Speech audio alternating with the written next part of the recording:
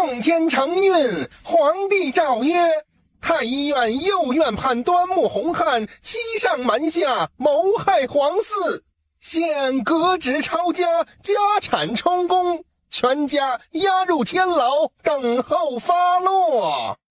被人用软轿抬着前来接旨的许清，刚要进入前厅，就听见一个尖细的声音已经开始唱上了。什么呀？革职抄家，家产充公，押入大牢，等候发落。我的个天哪！来到这里3日，病殃殃的一天好日子都还没过上呢，就要下大牢了。吓得他身子一歪，直接从软轿上滚了下来，顾不上屁股疼，卯足了劲儿，连滚带爬往他那便宜父亲端木洪汉的藏药阁狂奔过去。哎，三公子这是要逃命去啊！哎呀，不管了，那就赶紧跟上一起逃吧。跑到藏药阁，许清差点断了气，深呼吸2口，把气儿给续上，转身将木门反锁，走到阁楼的顶层里面，右手一挥，一块60英寸的淡蓝色电子光屏凭空出现。他快速的点了2下，然后搬起架子上的瓶瓶罐罐以及各种锦盒，一股脑的往光屏里丢。许清知道，端木家最值钱的东西不在仓库，也不在账房，而是在这藏药阁里。与其便宜了皇帝老儿，那还不如给他换积分呢。这个身子特别弱，又大病一场，尚未痊愈。他咬牙提劲儿，不停地搬，不停地丢，光凭右下角的积分增长速度快得令人眼花缭乱。直到用尽了最后一丝力气，他身子晃了2下，眼前一黑，倒地不起。给咱家把门撞开！嗖，一根草药叶子也不能留下。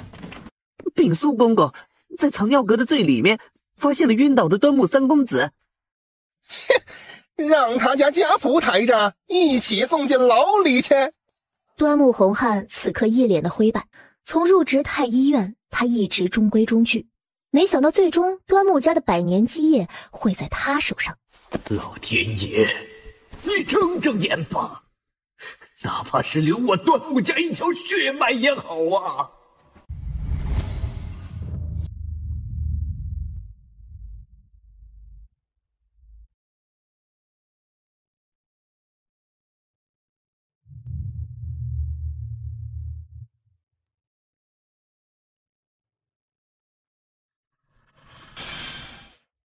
哎呦，老奴啊，给靖王爷请安了。发生何事？这回王爷，端木院判谋害了您的15皇帝，圣上啊心痛万分，让老奴啊把这端木符给抄了。小皇子归天，老奴也伤心过头，忘了今儿个您凯旋归来也走这条道啊。老奴疏忽，这就给靖王爷让路。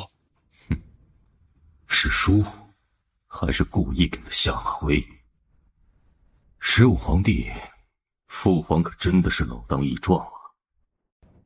求靖王开恩，收我三儿为徒，大恩大德，端木家永失铭记，来世再报。端木院判，端木洪汉吗？大胆罪民，胆敢阻拦王爷座驾，这是全家都活腻了，想早点死吗？住手！邹公公好大的架势啊，王爷面前也敢甩鞭子？哎，老奴不敢，只是这……请靖王大发慈悲，收草民三儿端木许清为仆。革职查办，贵妃一派容不得他。谋害皇嗣的罪名一旦落实，全家难免人头落地。三儿许清这样的情况，若是进了大牢，再加一个欺君之罪，那怕是要直接诛9族了。给本王一个理由。靖王爷云草民，上前一步禀明。三儿许清年17，尚未婚配，靖王爷收他为仆，是一门亲事。若是能生下女儿，将来定能为王爷所用。后面一向沉稳的尹楚科眼中有光，恨不得立马上前替靖王应。传言端木家的先祖是天山深处隐世的神秘高人，有着最纯净最神圣的血脉，因此端木家的女儿那是天生的圣洁之女，与之婚配的男人可百毒不侵，与之有过肌肤之亲亦可药到百病消，强身健体。并且这也不尽全是传言。当今社上纳了端木院判的庶妹端木若兰为嫔，已经证实过确有此事。只不过不知是不是端木家的好运气都用完了，不管是嫡系还是旁支，在端木若兰之后就再也没有生出过一个女儿来。准了。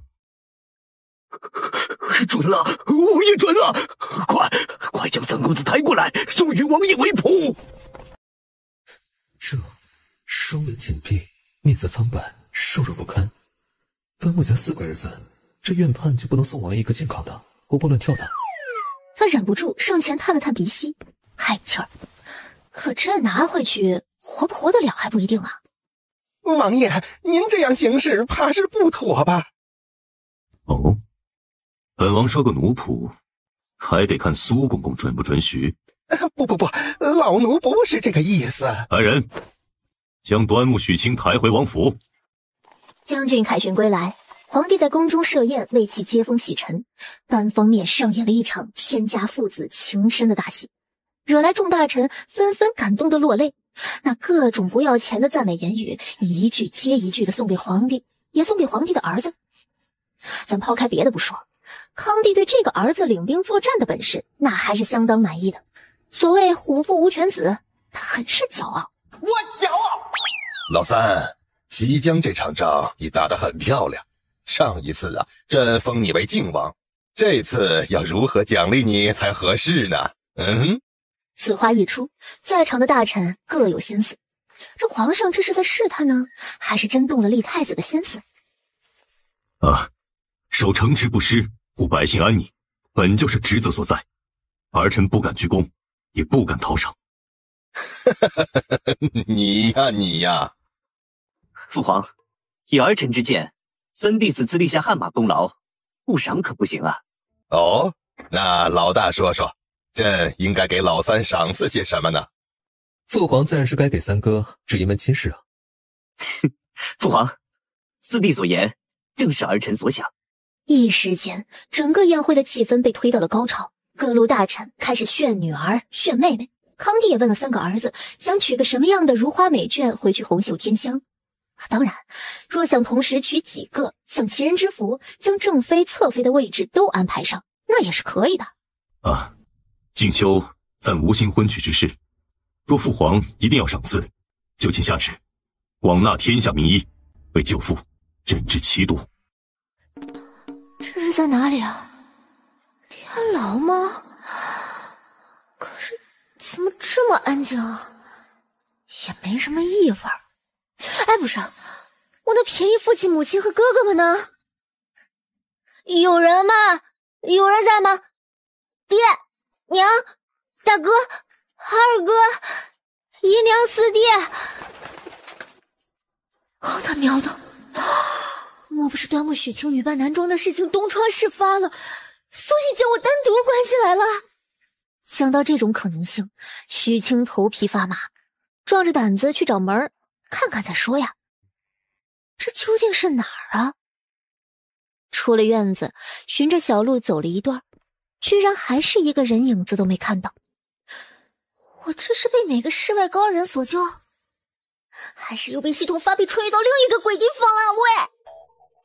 许清的记忆断片是在端木府的藏药阁，所以还不知道父亲为了保他女儿身份不被揭穿，已经将她送给靖王爷做奴仆了。终于，许清看到不远处荷塘边好似站着个人，应该是个人，赶紧上前问问去，起码得搞清楚现在究竟什么状况啊！只是还没走近，就看见三个突然飞出来的黑影朝那站在荷塘边的人袭去。那人好生厉害，以一敌三也游刃有余，很快三个黑衣人好像就顶不住了。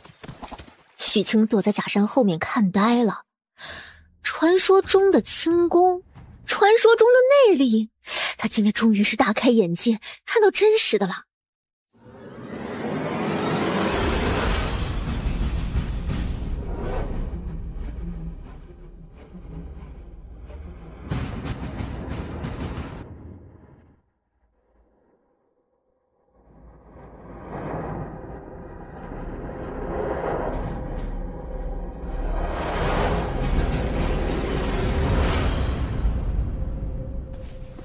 小心，你还好吧？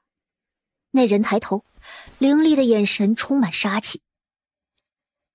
大侠别误会，我是路过，我跟他们不是一伙的。别动怒，别动手，千万莫要误伤我。大侠？在他靖王府的府邸喊他大侠，这是哪里来的傻子呀？我帮你看看伤吧，毕竟他刚刚救了我。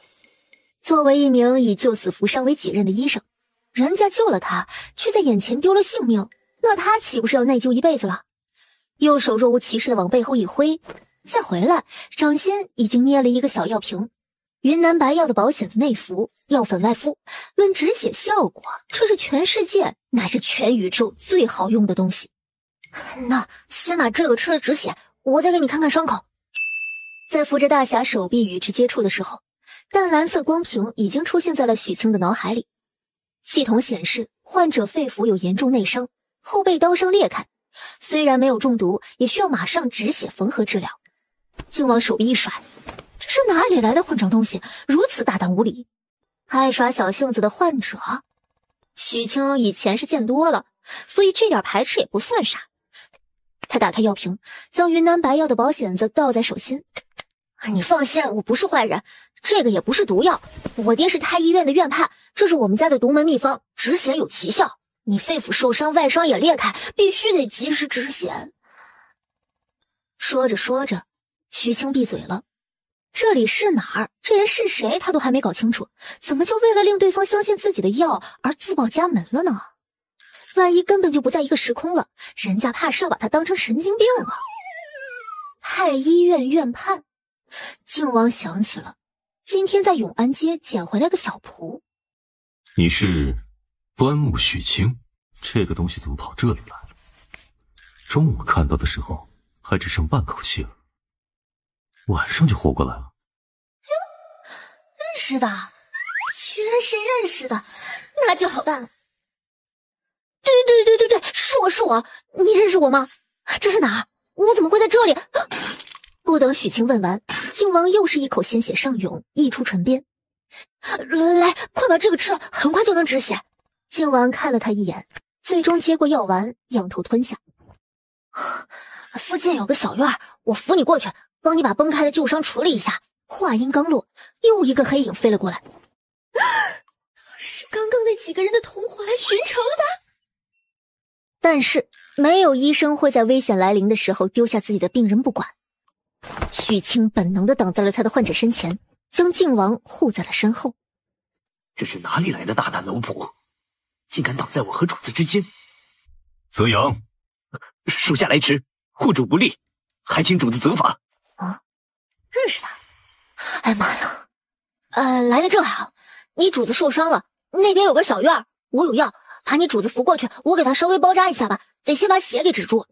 泽阳用看傻子的神情看了一眼许清，认出他就是今天主子救回来的那个端家小仆，既没礼数也没规矩，所以根本就不打算理他。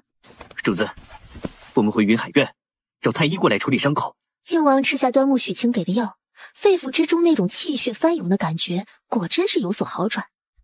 听他的。是。公子，能告诉我这是哪儿吗？看清楚了这人的年龄，他也不喊大侠了，古代称呼年轻男子都是喊公子的，这回应该是错不了。靖王府。端木家入狱途中遇靖王，你父亲便将你送与靖王做奴仆了。这句话信息量好大呀！便宜父亲是为了保他一命才这样做的，心中五味杂陈。这位大哥，麻烦你去找一些纱布来吧，我这里只有药粉没纱布。其实他什么都有，只是不想拿出来而已。现在就想赶紧把伤患处理好，然后打发他们走。他需要静一静，理一理麻线团似的思绪。脱去被鲜血染湿的衣服，一道狰狞的伤口几乎贯穿整个背部，除此之外还有很多已经愈合的疤痕。许清在心中敬这个人是条汉子，因为背对着拿东西也就方便很多。伤药可能有点痛，你忍一下啊。棉球、镊子、消毒水依次安排上。靖王只觉得一阵刺痛，自己竟然就这样将后背放心的交给一个初来乍到的小仆。许清看着已经撒好药粉的伤口，再看看系统那儿猛增了许多的积分，最后咬牙换了6个最贵的创可贴，无色透明，贴上左边右边一拉，就可以将裂开的伤口拉合。左右古代人看不懂也研究不出这高科技的创可贴是什么材质，问就是端木家的祖传秘方。刚贴好，泽阳就回来了。在他刚想要上前看看主子伤势如何的时候，被人一把推开。哎，祖传秘方不外传啊！泽阳气急，看向靖王。主子，疑人不用，用人不疑。许清在心中再次给这个人点了个赞，不愧是靖王手下的将军，很有大将风范。我这个药很是珍贵的啊，你18个时辰之后再换药，期间也不要把纱布拆开，要不然会影响药效发挥的。多谢端木三公子。主子说了姓端木许清，那他便以礼相待。举手之劳，你家将军失血过多，你们赶紧回去吧，好好休息，吃些有营养的东西补上。刚刚是公子，现在又是你家将军，泽阳觉得端木院判家的这个三公子可能神智有些问题。主子，刚刚偷袭的鼠辈已经擒住，交给羚羊处理了。靖王的5大侍卫，明阳、羚羊、泽阳、艳阳、墨央，个个武艺高强，各有所长。主子，这个三公子好像不知您的身份。不知便不知，稍后派人给他送些吃食与用度过来。小院子里只剩下许清一个人，他有些乏力地靠坐在床头。醒来的时候，就从系统里兑换了2只快速补充体能并提升精气神的口服液干掉。一番忙碌下来，这会儿子又是身子被掏空的感觉。许清，22世纪的一位精英医务工作人员，自愿绑定系统后，由高科技科研设备将灵魂投放到平衡的宇宙空间，时空和空间都是随机的，目的就是为了收集当地的本土药材，为22世纪的医疗研究做贡献。当然，系统也赋予了它超强外挂，不仅有扫描和检查功能，收集的本土药材还可以兑换积分，积分用于购买联网医院的各种药物以及医疗器械。可至于还能不能回去，他走的时候，专家教授们也没给他准话，还故作高深地说了一句随缘。几天前恢复意识的时候，发现自己是在落后的古代，瞬间觉得自己这是能走上人生巅峰了呀。只是这原主端木许清的身份和处境有点棘手，有点尴尬，令人头痛啊。端木家往上数6代都是行医的，所谓树大招风，不知道是从什么时候起，也不知道是从谁的嘴里传出了一个神乎其神的说法来。端木家起源于天山山脉，得天山圣女庇护。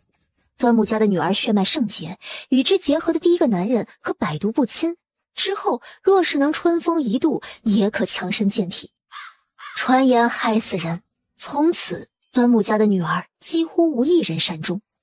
匹夫无罪，怀璧其罪的道理，端木洪汉懂。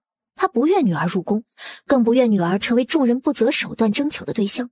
所以在端木许清生下来的那一刻，他就成为了端木家的三公子。前不久，皇后娘娘举办了一场美其名曰赏花宴的相亲活动，派了公公亲自到端木家通知端木许清参加。端木许清平常极少出门，即使那天有着大哥陪着，可最后还是出了事情。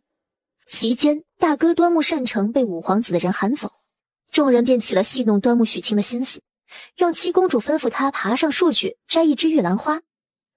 公主的命令，端木许清不敢不从，咬着牙抖着手脚爬上了树。可下一秒脚一滑，整个人从树上坠落下来，后脑勺着地。可怜端木许清失血过多，被抬回家之后一直昏迷不醒。最后在一个凌晨，人彻底就凉了，这才机缘巧合的有了异世的许清的到来，成了端木许清。许清的前世父母缘淡薄，也没有兄弟姐妹，在这一家子人身边，他感到了家的温暖。加之脑海里有原主的记忆，他真的很感动于家人对端木许清的保护，也唏嘘现实的扯淡。只是还不等他身体复原能下床，这抄家的圣旨就下来了。现在他就是端木许清，是端木洪汉在最绝望、最危险的时候也不忘去保护的人。端木家的人都下了狱，他觉得自己不做点什么，一定会良心不安。好在这个王爷是个忙碌又大度的家伙，除了派人给他送了些吃的用的过来，就没有人再管过他。所以他自己给自己打点滴，吃药休养了1天之后，再来到靖王府的第2天晚上，偷偷摸摸翻墙出去了。他要把自己暂时恢复成女儿身，换个身份进大牢去探望父兄。大公子，你受伤了。端木善成没有想到，父亲几乎是冒着砍头的风险才将三儿摘出来送出去，他不好好躲着就算了，居然还明目张胆的以女儿身跑来牢里。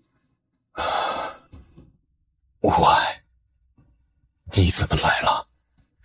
大公子，这是些外伤药粉，你们赶紧用些。多谢，你走吧，这不是你该来的地方。换了女儿装不说，还敢自称花船上的姑娘，说她是他的情郎。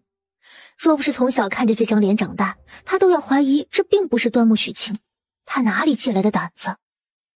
大哥，告诉青儿究竟是怎么回事，我能做些什么？说着，他看了发须凌乱的父亲一眼，或者说，我能求王爷帮些什么忙？什么都不用做，好好待在王爷身边。若是有机会求个恩典，讨要个自由身。皇权至上的社会，被指认谋害皇嗣，端木家的人已经认命，毫无悬念的全家砍头。好在还有青儿，端木家的血脉或许不会绝。大哥，我们是一家人，你们若是有事，我也绝不独活。你怎能如此辜负父亲的安排？然而，告诉他。端木洪汉轻声说道。爹，告诉他。是。然后低声将整件事情快速地说了一遍。皇后党中有一位妃子有孕，贵妃找到端木太医，叫他设法让那位妃子生不下来。端木洪汉哪里会做这样伤天害理的事，没能如了贵妃的意，所以在贵妃庶妹丽贵人有孕后，贵妃请求皇帝让端木太医照看丽贵人这一胎。可任谁也不会相信，贵妃居然买通奶娘和嬷嬷，以15皇子整日哭闹不安为由，找端木洪汉开药，然后污蔑端木洪汉在汤药里下毒，令15皇子夭折。端木许清听完，只觉得头皮发麻。这就是古代皇权，为了顾宠，为了私欲，他们可以无视人命，老的、小的、无辜的，只要是忤逆他们的，都要弄死。时间到了，赶紧走，我们头要来了。王爷，侯爷这毒我能解，但我薛某从不做赔本的生意，我也不差银子。今儿个跟着你的人来，只想做笔交易，我帮你救人，你也满足我一个愿望。请。传言端木家的女子都是奇女子，与之阴阳调和，能解百毒。众所周知，现在端木家的女子就只剩下宫中那位，我帮你们救侯爷，你们想办法让我进宫去，跟那位娘娘共处一夜，如何呀？放肆！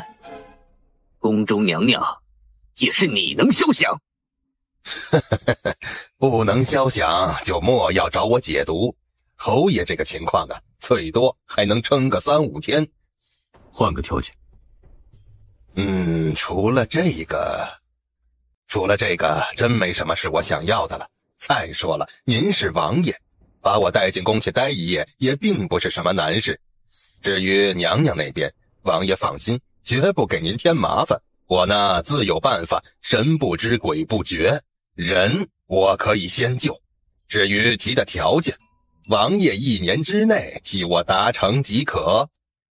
哼，这姓薛的真是目中无人，嚣张至极。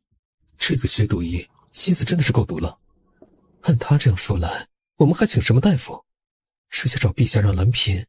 尹公子，慎言。玉衡，你的伤势如何了？前2日换过药了。前2日，王爷，您的伤势也很重，回来几日了，才换过1次药。快将衣裳解开，让我看看。龙敬修没有在意背后的伤势如何，救父的情况已经不容多等，可薛独一提出的条件实在是毫无道义的难。应下薛独一的要求，明日让他先替侯爷诊治。玉衡，你是说？尹楚客眼前一亮，对呀，先应下薛独一，救了侯爷的命再说。至于如何实现对他的承诺，反正还有1年时间，在意就是了。王爷不可，您将来是有可能问鼎那一言九鼎位置的人，绝不能留下这样的污点，也不能给世人留下把柄呀。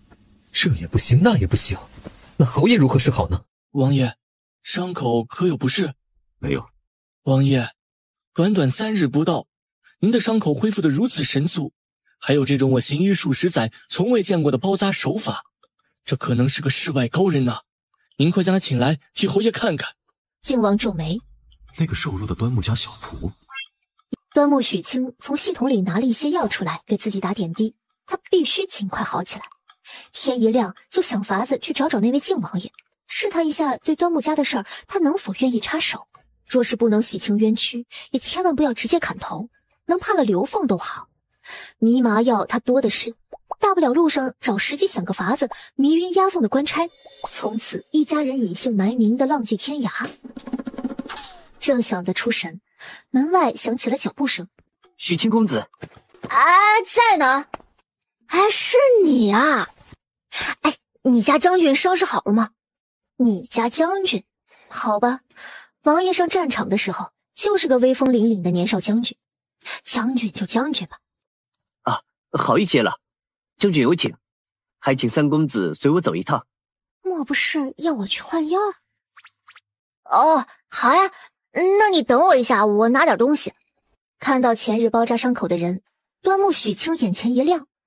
将军，你看起来比前2日好很多了呀。千穿万穿，马屁不穿，来就称赞一番，绝对是没错的。将军，燕楚客不解，还有那日奄奄一息的小仆，现在还真的就是一副生龙活虎的样子了。这是端木家真有什么灵丹妙药不成？端木许清可不管旁人怎么想，他现在就想跟这位将军打好关系，让他替自己引荐一下那位日理万机的王爷。将军，您这个时候让我过来是有什么事情吗？还是伤口有恙？靖王也没法去纠正他的称呼，直接起身，随我去看个伤者。虽不抱太大希望，但凡事尽力而为。好。许清将小包袱往肩上提了提，跟了上去。有求于人的时候，首先得态度端正。汞中毒，好家伙，再不想办法解毒，最多3、5天，那就得嗝屁了。这是毫无医德的大夫故意投毒的吧？好组织。殷楚客很急。侯爷情况如何了？他中毒了。侯爷确实是中毒，小公子，可知中的是什么毒？水银。侯爷之前身体很多地方应该受了外伤，那个大夫治伤的时候将水银渗在了伤口里，所以就有了现在的状态。他的话令在场所有的人都震惊了。靖王拳头紧握，语气中带着冰碴子。可有解毒的方法？将愈合的伤口挑开，清除里面堆积的水银，同时给药，一点一点尽可能的清除血液里的毒素。几分把握？端木许清回视靖王，心中飞快的衡量，是不是可以用救侯爷来跟这位将军交换条件，让他说服王爷插手端木家的冤案？这目的性太强，反而会引人反感。赌一把好了，赌这位将军是个知恩图报的好人，8成把握。清除伤口里包裹的水银是一场细致的外科手术，要完全恢复到以前的状态是不太可能，但命能保住。小公子，你说的可是真的？8成把握。另外，可否劳烦将军将靖王殿下请来坐镇，给许清一间小屋，没有我的允许，绝不许任何人进来打扰。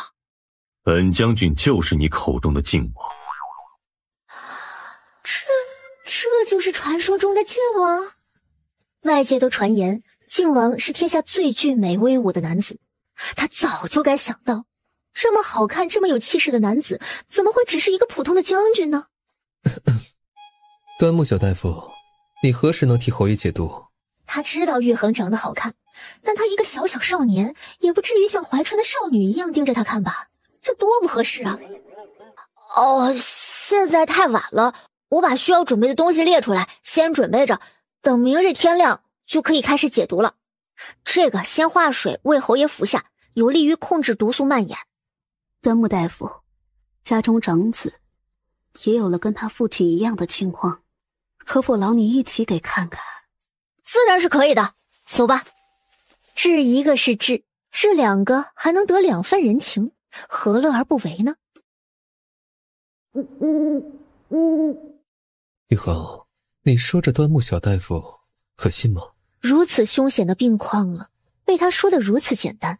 现在已经没有其他办法了，我们只能相信他，信苍天有眼，信端木小大夫能医好侯爷。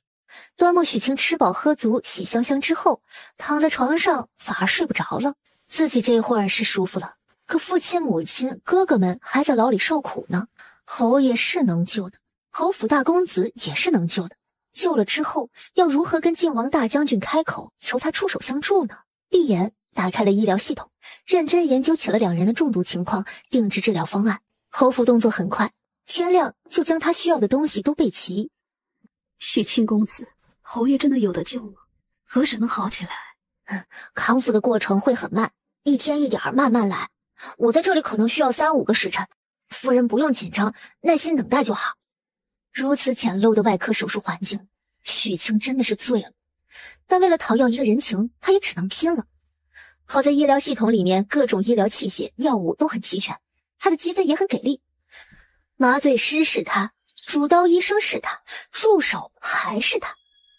从上午到下午，注意力高度集中5-6个小时之后，端木许清已经有些头晕眼花，总算是将能抽出来的水银都抽了出来。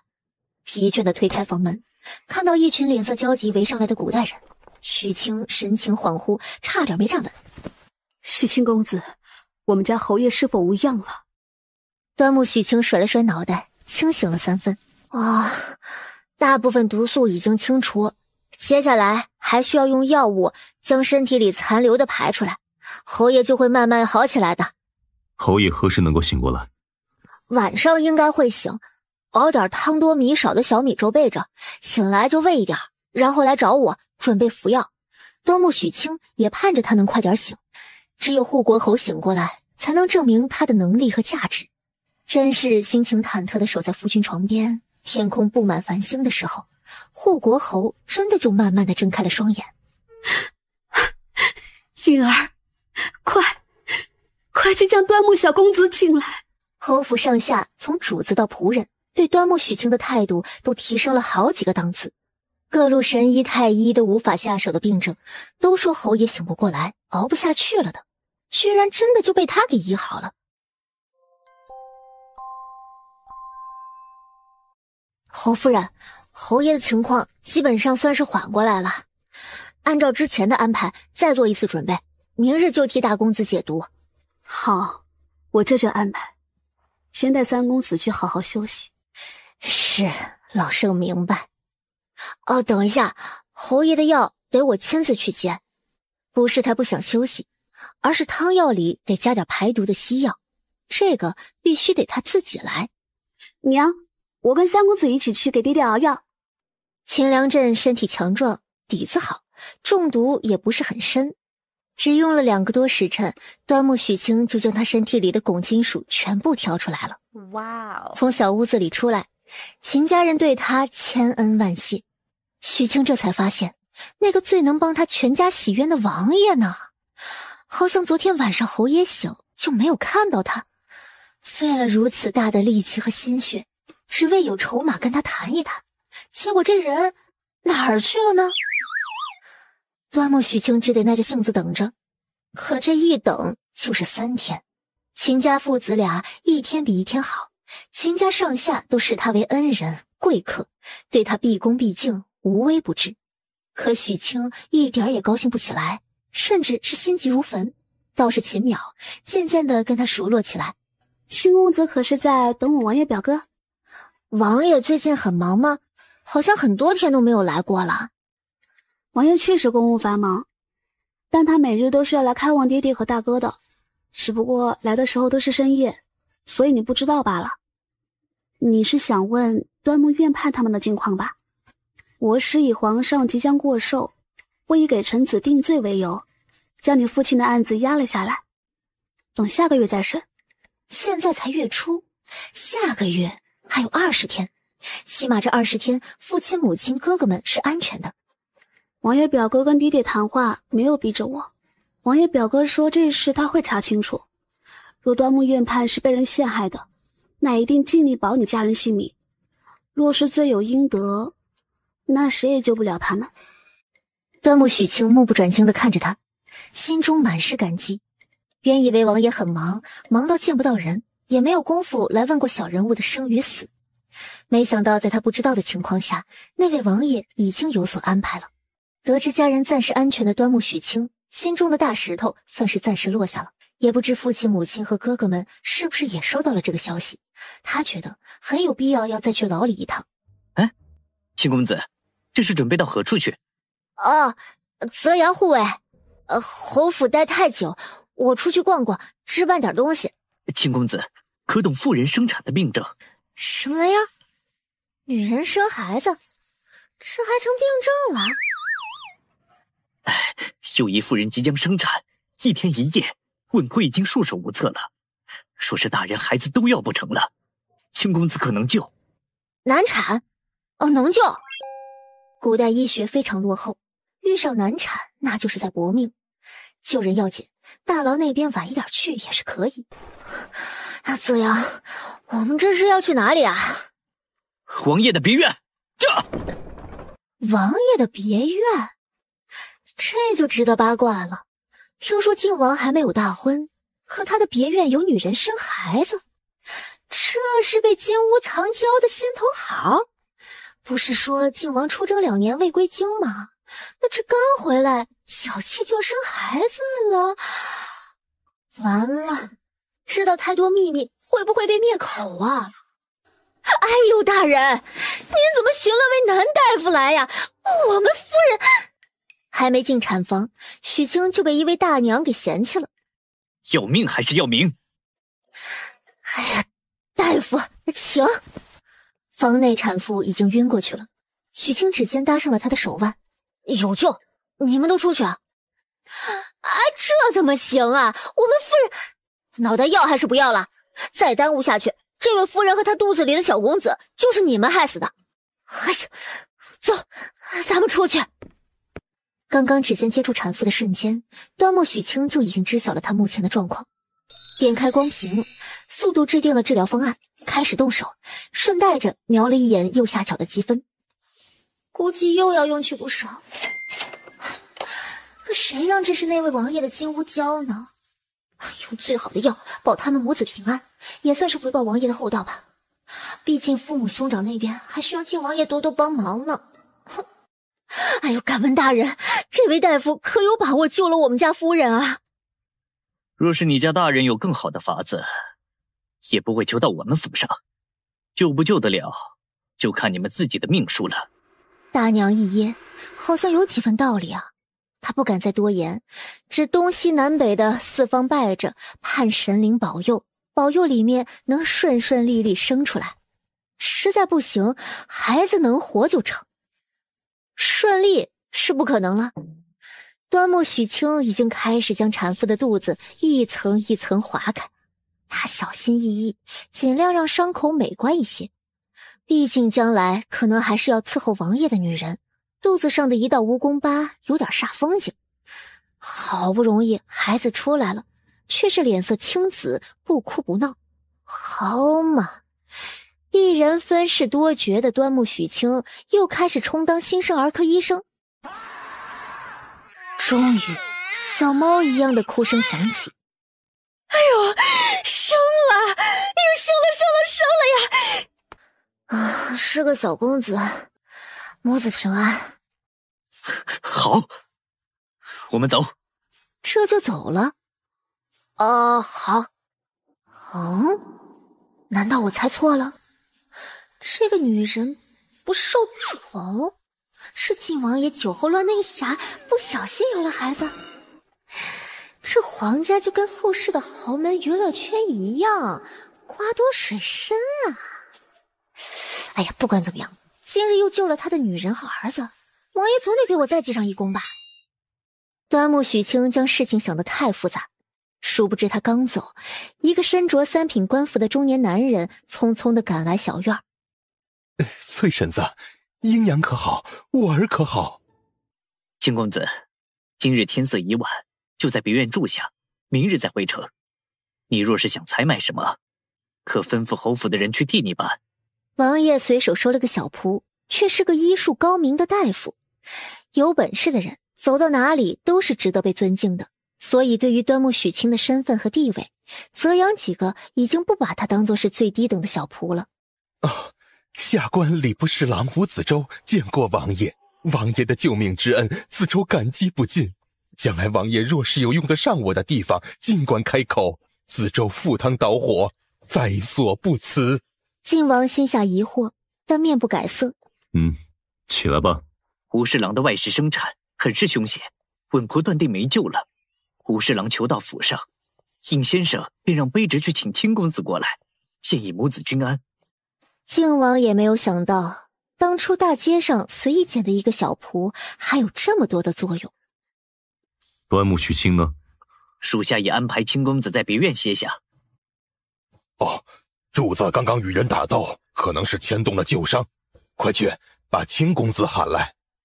靖王还没来得及说无碍，泽阳人已经冲了出去。王爷胸口有旧伤，还没完全好，今日又运气打斗，自然是会有些不舒服的。我一会儿开几副内调的药，好好养养，无大碍。王爷，那可要吩咐下去，今日就在别院安置。不了，回城。你女人刚才跟你生了一个好大儿，你不去看看？但也只是想想而已。皇权至上的社会，他还没胆大到要调侃一国王爷的地步。王爷要回城，可否带我一起？端木院判不仅让你学医，还让你学如何给妇人接生。医学本就是相通的，救人治病方式不同，但原理都差不多。侯爷和世子的病情可是无碍了。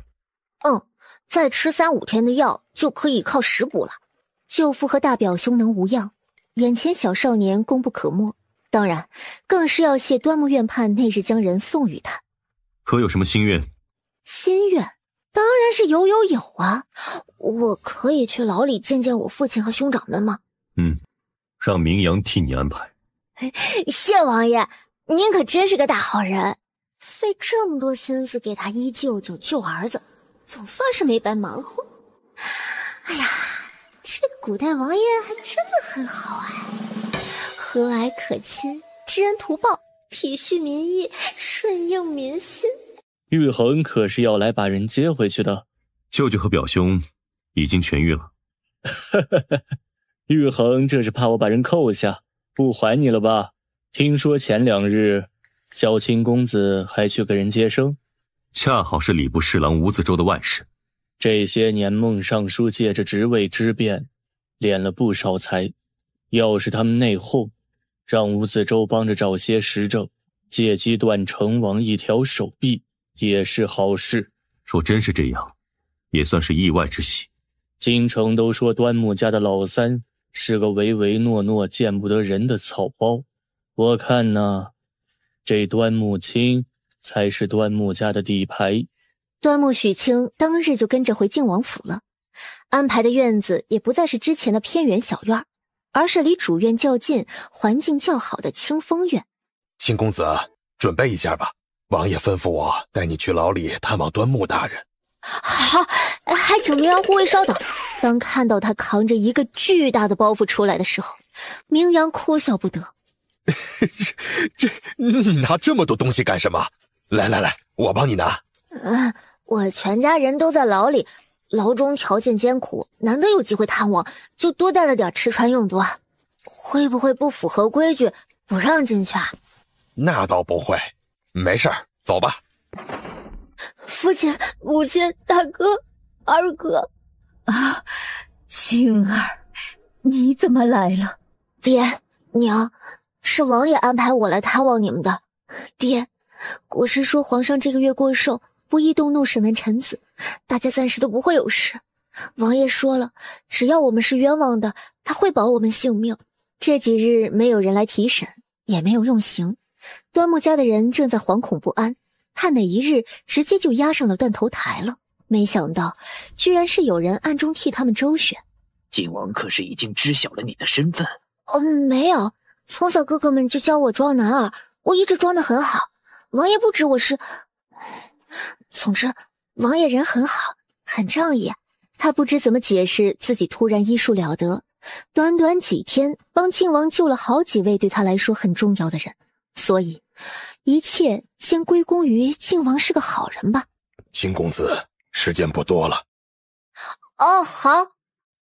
靖王大恩，端木家铭记于心。若是将来有机会再见王爷，你们呀可亲自谢过王爷。哎呀，这么热的天儿，府里的小厮丫鬟都找地儿躲凉去了。这个端木许清在这儿不热吧？他是不是傻呀？喂，端木家老三，要不要给你弄个铺盖卷儿？你在这亭子里住下好了。好啊，那我可谢谢你啊。嘿，你这人可真有趣儿，又傻。究竟什么事要找我们家王爷呀？给我说说，我帮你转告吧。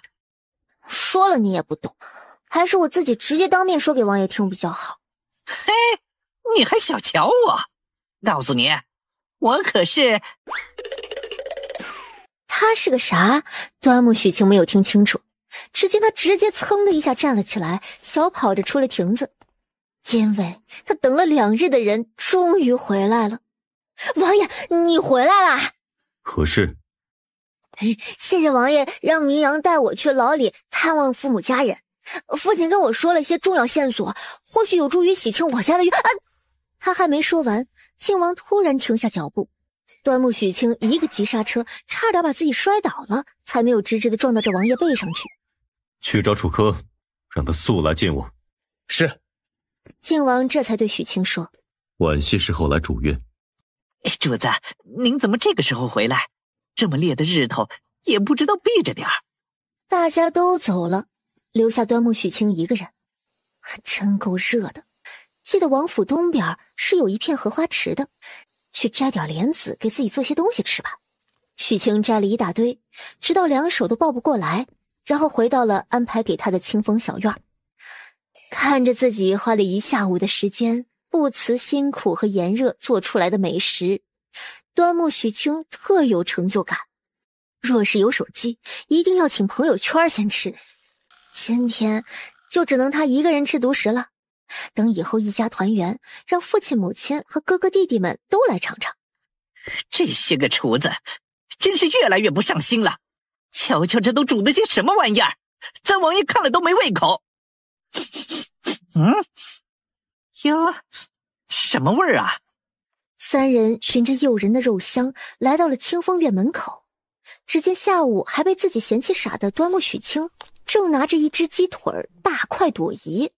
慢着，你怎么能够一个人吃呢？我不一个人吃，还能把我家人都接出来一起吃。小松子一噎，不搭理这傻子，向桌上的吃食看过去。对，这香味就是那烧鸡冒出来的。旁边的那盆菜，红的、绿的、白的、黑的，可真是好看。你这些东西哪儿来的？哼，哪儿来的？自然是我自己做的。明阳说过，我的吃穿用度都可以在府上拿，想要采买，也可以让府上的人替我跑腿儿。哎呦，不是，我不是说你不能用府里的东西，我是说这么好的饭菜，你怎能一个人享用呢？屋里还有吗？给我装上一份，送去给王爷，王爷还饿着呢。可这些是我的。你的？这王府上上下下所有东西都是我们家王爷的。哼，好吧，你是太监，你变态，你无敌。米饭、汤羹和炒莲子都有，鸡就只有这半只了。这个拿刀砍掉一半，其他的去厨房装上，给王爷送去。这烧鸡实在是太香了，也不知道一会儿主子吃过会不会给他留一个翅膀尖儿。哎，庆公子，你同我一起去给主子送饭吧。今儿一下午时间，他送了3次饭菜过去，都被主子嫌弃了。瞧着小松子脸上的笑，端木许清就知道这货不安好心。哎呀，罢了，去就去吧。王爷回府的时候说晚些时候过去找他，现在也差不多算是晚些时候了。主子，庆公子说有要事向您禀报，还送了饭菜请您享用。你说这是端木许清送来的？正是，小的路过清风院，闻着香味寻了去，所以就斗胆带他来了。看着还不错，一恒，要不尝尝？结果这一尝，就还有点停不下来了。烧鸡肥而不腻，蘸上这辣椒面儿，入口辣而鲜嫩。炒莲子爽口，米饭清香。那莲子刚入喉，整个人都感受到了一股凉意。就是少了点儿。端木许清还在外面？在呢，一直候着呢。把人叫进来吧。端木许清参见王爷，王爷吉祥。古装剧里好像都是这么问好的。你找我何事？端木许清也不拖泥带水，简单明了地将父亲提供的线索复述给靖王。你下去吧。王爷，斗胆问一句，你是不是也猜到了我父亲是被冤枉的？他想知道，在靖王的心目中，端木家这件事是如何定义的？是非自有公论，端木院判中的是君，并无过错。王爷，谢谢您。一句谋害皇嗣，可以要了端木家所有人的命。除了一句谢谢，他找不到语言表达此刻的感激之情。将来若是靖王有用得着端木许清的地方，我一定全力以赴。就算你想争皇位，我也一定帮你出一点点的绵薄之力。好。龙敬修应下，这小东西一身出神入化的医术，确实是令人信服。王爷，那许清就不打扰了，有事你再找我哈。只是没想到这么快，靖王还真的就有事找他了。第2日中午，龙敬修跟尹楚科一起用午膳，面对一桌子毫无新意的饭菜。怎么又是这些啊？昨天晚上那鸡就挺好的呀，怎么不继续做了呀？小松子，去叫厨房按照昨日端木许清送来的饭菜再做2份，1份留着，你下午随我进宫。主子是要请贤妃娘娘也尝尝。母妃已用药2日，牙病定有所好转。昨日的饭菜可口，送下去给他，他该是会喜欢的。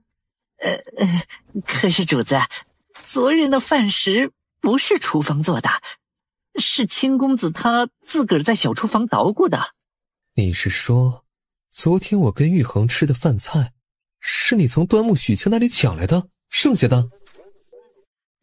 也不是吃剩的，那个鸡是小的自己用刀砍的，其他饭菜都是锅里装的。再说了，以前主子在边关的时候，跟将士们同食一锅饭，也没有不妥的嘛。嘿，你还有理了是吧？说着，做事就要打人。主子快救奴才！好了，去问端木许清，昨日那饭菜的做法，可否交给府上的厨子？若是可以，去支100两银子给他。现在除了盼着一家子团聚，端木许清也没什么事情可做。这身体太过瘦弱，他得吃好一点，再加强锻炼，把体质增强一下才行。中午炭烤猪蹄，晚上香辣片片鱼，配上带着荷香的大米饭，再来点素菜和莲子汤下火，美味又惬意。主子，那清风院又做好吃的呢，奴才光是闻着就差点把舌头都给香掉了。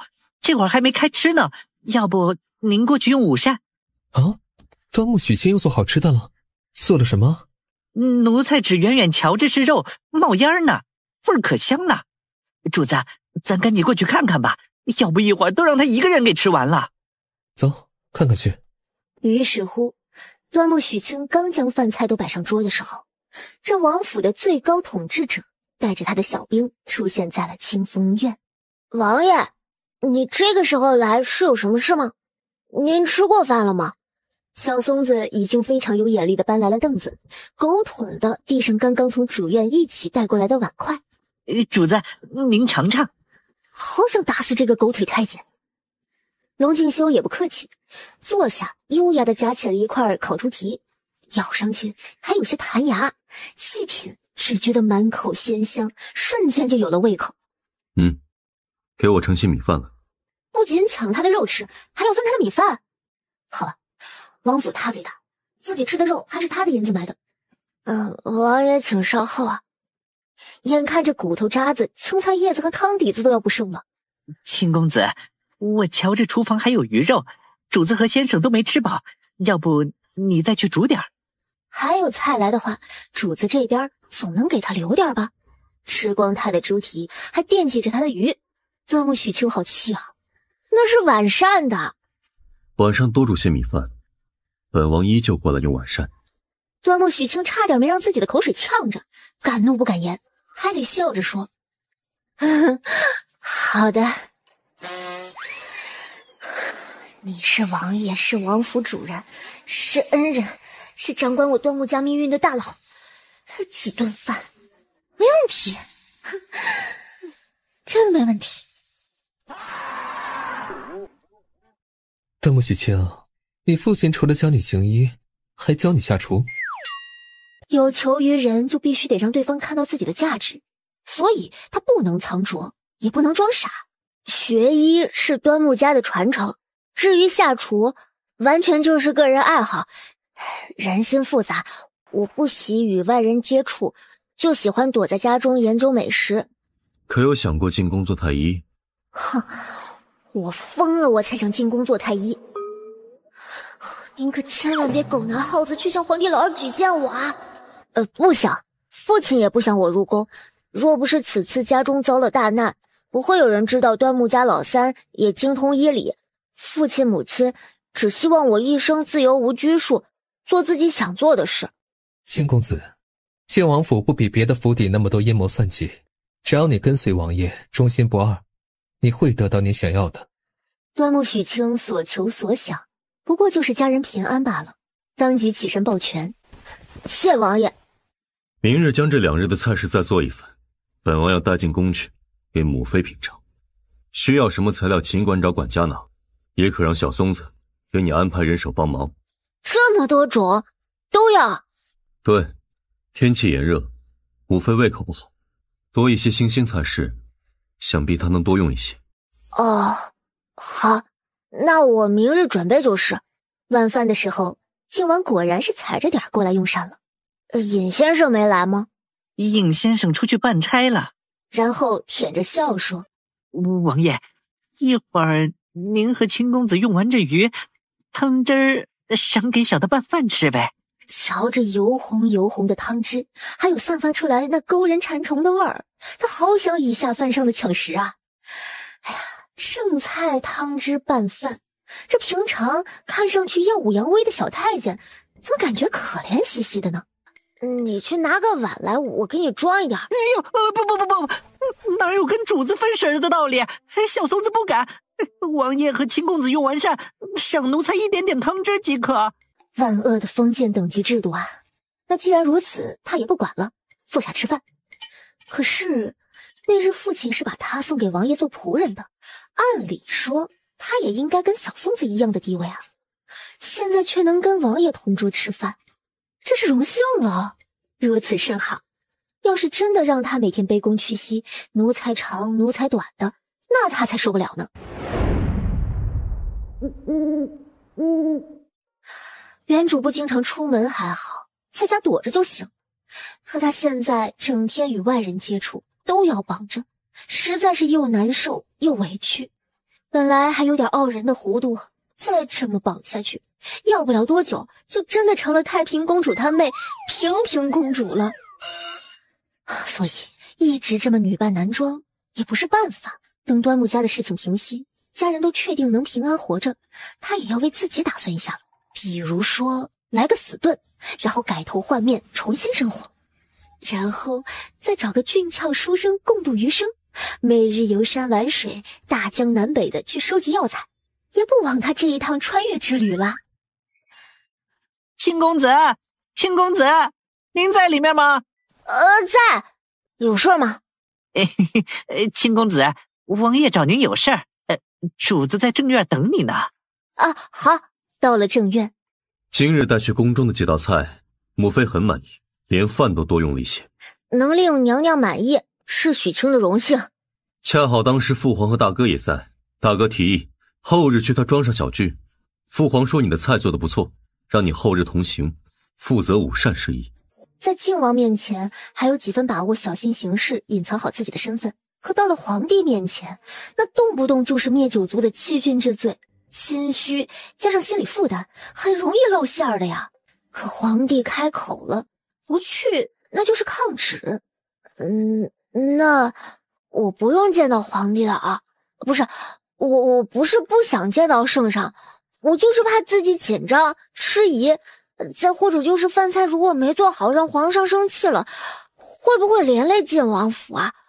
无妨，父皇没有指定菜式，你只需跟平常一样，按照自己的喜好做菜便好。至于面圣，若是无诏，是不用去的。知道推脱不了，端木许清也只得认命。是后天的午膳吗？那个庄子在哪里？若是比较远，最好是提前1日去做准备。出城后往西30里路，你只管想想需要些什么食材，其他的准备事宜，自有人替你安排妥当。那明日王爷也会同我一同前去吗？近段时间的相处，他已经将剑王划分成了好人，突然要去面对别的皇子权贵，似乎要有他在，自己才会更加安心一些。好。次日晌午之后，靖王府的马车出发了。要用的材料可都带好了？都带好了。可有想好做些什么菜式？荷叶鸡、烤猪蹄、莲子羹，再根据食材准备几个家常菜就好。端木许清不想锋芒毕露，过多的引起皇帝和其他皇子的注意力。你很聪明，知道有时候过于拔萃并非好事。王爷，以后贤妃娘娘想吃什么，你带她到王府来吃，不要再送进宫去了，可不可以？进了宫的嫔妃，若非有重要的事情，得到圣上的首肯，是不得擅自离宫的。许清忘了这一茬。无碍，过2日，母妃会派她宫中的厨娘来跟你学做菜，你用心教授，以后若是父皇还想吃，到母妃宫中即可。这是个好办法。王爷放心，只要那厨娘不是特别笨的人，我一定用心将自己会的都教给她。大哥，自家兄弟，玉衡不必多礼。玉衡是晋王的字吗？好像之前听尹楚科这么喊过他。玉衡呐，你说的那位会做菜的小友，可有同行呢？自然同行。许清，出来见过端王。草民许清见过端王殿下。之前他问过晋王，晋王并没有给皇上说做菜的是端木家的人。现在晋王只说他是许清，那他便只是许清。大胆！见了端王殿下，胆敢不下跪行礼？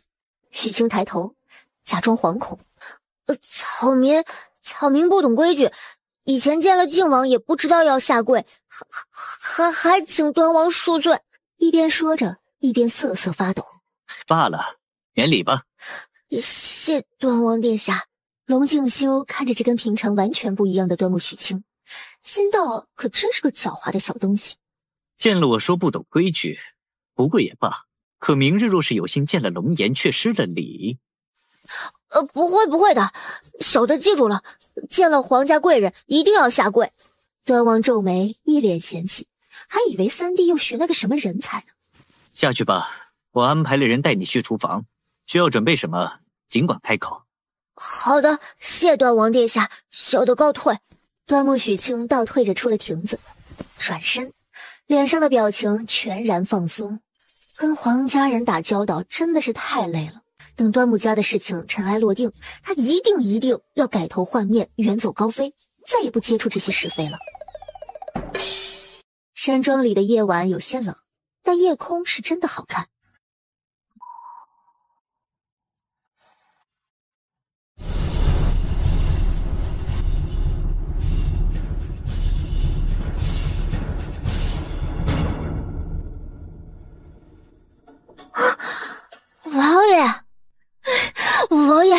谢谢你啊。夜已深，你不待在屋内，一个人到处走，还爬到山上去做什么？这里的景色很美，山顶看星星，一时思绪万千，想感悟一下人生，哪知道没站稳，差点就摔下来。万幸遇到了王爷你。感悟人生？就是回忆一些从前的人和事，想想有些什么不足的，回味一些值得纪念的，再或者就是憧憬一下未来。靖王点点头，大概明白了他的意思。那王爷你呢？你刚刚也在附近吗？靖王看了他一眼，指了指不远处的房顶。对，我也在感悟人生。王爷你还会爬屋顶啊？堂堂一国亲王，尊贵的王爷之躯，还有这爱好？那小时候不是也跟普通人家的小孩一样，上房揭瓦，上树掏鸟蛋？靖王哪里看不出这小东西眼中的戏谑，这让靖王突发奇想的有了一种想要捉弄他一下的坏心思。结果下一秒，手臂就被像拎小鸡一样的提了起来，双脚离地，整个人腾空而起，给他吓得差点就直接破音了。你为何总喜欢扯本王的腰带？莫名脸红，莫名心慌，妈呀，心跳好快，这是什么奇奇怪怪的感觉？对，吓的，一定是吓的。幼时不曾习武，不懂轻功，王爷突袭带我离地，我有些慌乱，随意抓个东西稳定自己罢了。随意抓个东西就定要扯本王腰带？幸好你是个男儿，若是个女子，你又该如何收场？怎么收场？收你个大头鬼的场！堂堂王爷，百姓们眼中的少年将军、战神，也有爬树上房顶的一面。若是被别人瞧见了，看你怎么收场。气势输不输不重要，嘴皮子不能输。王爷也好，将军也罢，终归不过是个普通的凡人罢了。凡人一个，无法安顿所有伤亡将士及其家眷，无法令天下百姓都安居乐业，从此不再流离失所，更无法阻止战争。不知道是不是错觉，端木许清从这位王爷的言语之中听出了落寞和无奈。你怎么了？我饿了。走吧，正好本王也有些饿了。你可还能做些吃食出来？你带我下去，我们去厨房，我还留了好东西呢。这是鸡腿？鸡腿还有鸡翅，你快趁热尝尝。端木许清一边说着，一边在靖王对面的石凳坐下，先拿了一个鸡腿递给他，然后自己拿起了一个鸡翅，毫不客气的咔嚓一口。久违的味道，在古代也能吃到鲜嫩多汁还酥脆的炸鸡，闻着味儿是挺香。再看对面小东西那副吃的享受的模样，龙静修也咬了一口手中的鸡腿。果然是他不曾体会过的美味啊！一口咔嚓，接着第二口又咔嚓。怎么样，王爷，好不好吃啊？不错。劳动成果得到肯定是件很令人愉快的事。端木许清很开心，看了一眼坐在对面的人，身份尊贵，位高权重，长相俊美，吃个鸡腿都这么优雅。据说靖王府还没有王妃，这样优秀的男子，从来也不知道便宜哪个女人。哎，王爷，您别院中的那对母子，一切都还好吧？龙静修看了他一眼，一时没明白过来，他的别院何时有一对母子了？倒是明阳知晓此事，明白他在说什么。不知，事后也没有过多关注过。王爷，您自己的女人和孩子，怎能如此的毫不关心？本王何来的女人和孩儿？明阳联想了一下，突然就明白了这混小子的意思。休得胡言，那对母子跟王爷毫无关系。主子霁月风光，洁身自好，岂是你能随意编排的？这话你还跟何人提起过？是自己误会了？没有了。端木许清皱眉，可这人刚刚吃了他的鸡腿，转眼就凶神恶煞，一副恨不得吃了他的模样。这好气呀！这也不能怪我啊。那天泽阳来侯府找我，匆匆忙忙说去王爷别院给夫人接生，你们又没有说清楚那夫人是谁的家眷，那事后也没有人跟我解释，我自然就以为那是王爷的女人和孩子了呀。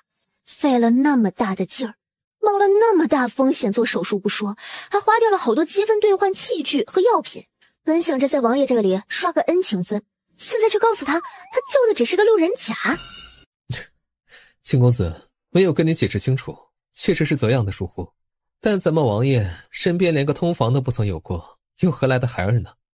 这误会你自己胡思乱想也就罢了，可千万莫要乱与外人说，免得坏了咱们主子的名声。端木许清对他点点头，然后抓住了重点，八卦之心大起。王爷连个通房都没有，府中也没有姨娘，也不知为什么，他问着问着就笑了。也就是说，咱们谪仙班的王爷还不曾被这世间的凡夫俗女们玷污过。靖王轻咳两声，有些尴尬。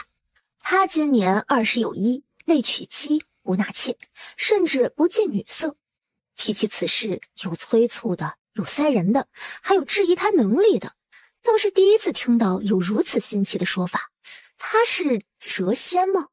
其实每每被塞人，对上那些女人的眼神，确实是有种怪异难受的感觉。现下这小东西这么一说，他突然就豁然开朗了。对，就是被那些胭脂俗粉玷污的感觉。八卦之心驱使着端木许清的胆子更壮大了一些。王爷，是不是啊？是什么？端木许清有种对牛弹琴的感觉，但他相信靖王爷肯定是听懂了的，不问出个确切答案，他可睡不着。您是不是从未被凡人玷污过啊？其实他更想直接问您是不是处男，可靖王也不知为何，面对这无理的小仆，他气不起来。一个男子怎么长成这样？但最终还是无奈地回了一个是字，意料之中的答案。但听他亲口承认，端木许清还是忍不住心中愉悦，看着他脸上的笑容更甚，然后就无意识地吞了一口唾沫。靖王不解，可是还没吃饱，还饿着？许清想装豆腐。是炸鸡太好吃，我还没吃饱呢。哎呦，我的亲小祖宗哎，你怎么就自己在这儿开吃了呢？怎么不在殿外候着呢？陛下让你去呢，可给我一顿好找。皇帝吃饭，御膳房的主厨都是要在殿外等候的，要么领赏，要么领罚，再或者就是要记下皇帝所提的意见，下次改进。但端木许清哪有这个自觉呀？我也饿呀，我也要吃饭啊！哎呦，赶紧的，收拾收拾，跟我走吧，陛下还等着呢。没有不妥呀，我要收拾什么？哎呦，瞧你这一嘴的油哎，擦把脸，漱漱口吧。这端木老大人是怎么教的儿子啊？什么都不懂，连御前不能失仪他都不知道。草民拜见陛下，愿陛下心想事成，笑口常开。哦，你这背词儿倒是新鲜，今日的午膳呢背得不错，朕很满意。老三说你是他的小友，朕给他面子，赏你个恩典。说说想要什么，或者是有何心愿？那他想要的可就多了，想端木家无罪释放，想要一卡车的金银珠宝，还想要皇宫里所有的高端药材。可这现实吗？完全不可能啊！小的在靖王府上有吃有喝，什么也不缺，谢陛下赏赐。若说心愿，那小的还真有一个。此话一出，几位皇子脸色各异。成王看向老三，心中讥笑，原以为是献了个宝，结果是个大草包。圣上说赏你个心愿，你还就真敢提呀？小松子站在后边，小心脏都跟着提了起来。主子特意含糊，没有说出端木许清的身份，这清祖宗不会要当面跟陛下求情，请他饶恕端木一家吧？主子已经暗查了些线索，并且做好了铺垫，这货要是开口求情，主子这边白忙活了不说，还可能触怒龙颜呢。康帝也难得见这么大胆这么直接的人，瞬间来了兴致。哦，你有何心愿？不妨说出来给朕听听。小民心愿，愿陛下万寿无疆，方可保我大钱永远国泰民安。玉衡啊，你这小友有些意思。他就知道这个小东西不会令他失望。父皇谬赞。可真的是狡猾的小狐狸。你的愿望啊，朕呢尽量满足。另外呢，再赏你黄金100两，白银1000两，将你会做的吃食法子都交给贤妃的工人，你可愿意呀？黄金100两，10斤啊！老天爷呀，咱们发财了！小民自是愿意的。好好好。康帝满意的捋着胡子。端王心中有些堵，原以为是个蠢货，却是个扮猪吃虎的。他费尽心思布置的庄子，就刚来的时候得了父皇2句夸奖，后面的风头都让老三一个人抢去了。父皇，儿臣还安排了一场别致的舞蹈，要不现在让他们上来表演？好。老子带着一群儿子看露腰露腿的艳舞，还如此津津有味。可要是在皇宫的时候有太后皇后管着，很少见到这么大胆的舞蹈，所以才会看得格外起劲嘛。瞧瞧，这一个个看得一脸的笑啊，还不住的点头。男人。端木许清收回目光，突然很想看看靖王是个什么表情，结果人家眼神都没有往舞池里瞟，在那儿自斟自饮呢。父皇小心！突然一道高声打破了这令在场大多数男人都沉醉其中的画面。端木许清还没有反应过来是怎么回事，前面坐着的靖王和身边站着的4个羊就早已经冲了出去。他的手一紧，被小松子拉着猛地后退，退到大柱子后边。多好！你家王爷在外面杀敌，你自己多好！哎呦，主子说了，这种时候咱们不会武功的只管多好，不要出去添乱，让他们分心来救，就是最好的帮忙了。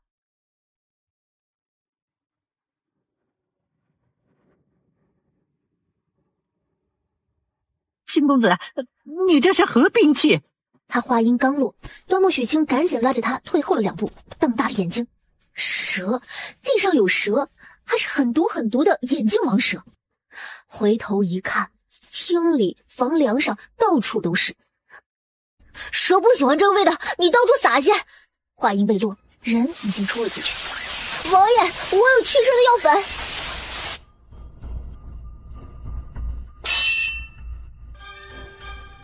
羚羊，护许清。羚羊，我们将艳阳拖到旁边去，他中了蛇毒，不处理很快就会没命的。秦公子，请务必保艳阳一命。端木许清下意识地回了一句，然后手就已经按在了艳阳的脖子上。检测结果如他所料，是眼镜王蛇所伤。许清快速拿出了一粒解毒的药丸，塞进艳阳嘴里，然后开始搜索抗蛇毒血清。当看到兑换所需积分的时候，他在心中卧了个大槽，要不要这么贵啊？也不知过了多久，皇帝和靖王这边慢慢的显现出盛世，直到最后一个黑衣人倒下，端木许清提到嗓子眼的心终于回到了胸前，整个人放松下来。10打10的刺杀，刚刚看到那么多的刺客，他真的好怕才没有来几天就下线，在这里领了盒饭，也不知道魂归何处，可不能浪费了那套高科技医疗置换系统。可还有要解蛇毒？你的人还有受伤的吗？中了蛇毒的就艳阳一人。那就没有解药了。龙静修明白了他的意思，若是靖王府的人中毒，他愿意救，可若是其他人，他就不管了。看着染了几滴血迹的脸，他心中好笑，小东西还挺顾家，既不愿意，他自是没有勉强的道理。儿臣罪该万死，没有做好山庄防卫，让父皇受惊了，还请父皇降罪，儿臣绝无怨言。传令下去，严查，一定要查出幕后的主使。他威严的下了命令，到底也没有说大皇子的罪是定还是不定，然后就是论功行赏的时候了。老三带着侍卫奋勇击杀刺客，赏。还有老三的这个小太监，你叫什么来着？奴才小松子。小松子，果然是主子英勇，奴才也跟着有胆识。若不是小松的机智，及时拿了雄黄药粉驱蛇，这后果不堪设想。也赏。不是，陛下。谢父皇。龙行修知道他家小仆本事大，但同时也是个不喜冒尖的，所以就不将端木许清推到前面去了。好好的一场出游，穿插了一场惊心动魄的刺杀，草草收场。回到靖王府已是深夜了，靖王身上的伤还得由他来处理。前几次包扎伤口没细看，今日才发现上衣脱掉之后，背部均匀的肌肉，前面排列整齐的8块腹肌，大腿上的腱子肉一看就是充满了力量的。哎呀，他怎么感觉又饿了呢？没吃饱，肯定是中午没吃饱的缘故。别饿，认真待会儿。你又发生何事了？我有点犯困了，摇摇脑袋，清醒头脑。今日那蛇毒很难解。很难。他没法说不难，因为被蛇咬了的除了大皇子和艳阳，其他人都已经命悬一线，命不久矣了。艳阳和大皇子一样，是因为救治及时，蛇毒没有攻入心脉。算是吧。本王见你给艳阳吃了个东西。这个人是属蜻蜓的吗？视线那么广，一边打架还能一边四处接受信息。祖传秘方的解毒丸，刚好就带了一颗放在身上保命用的。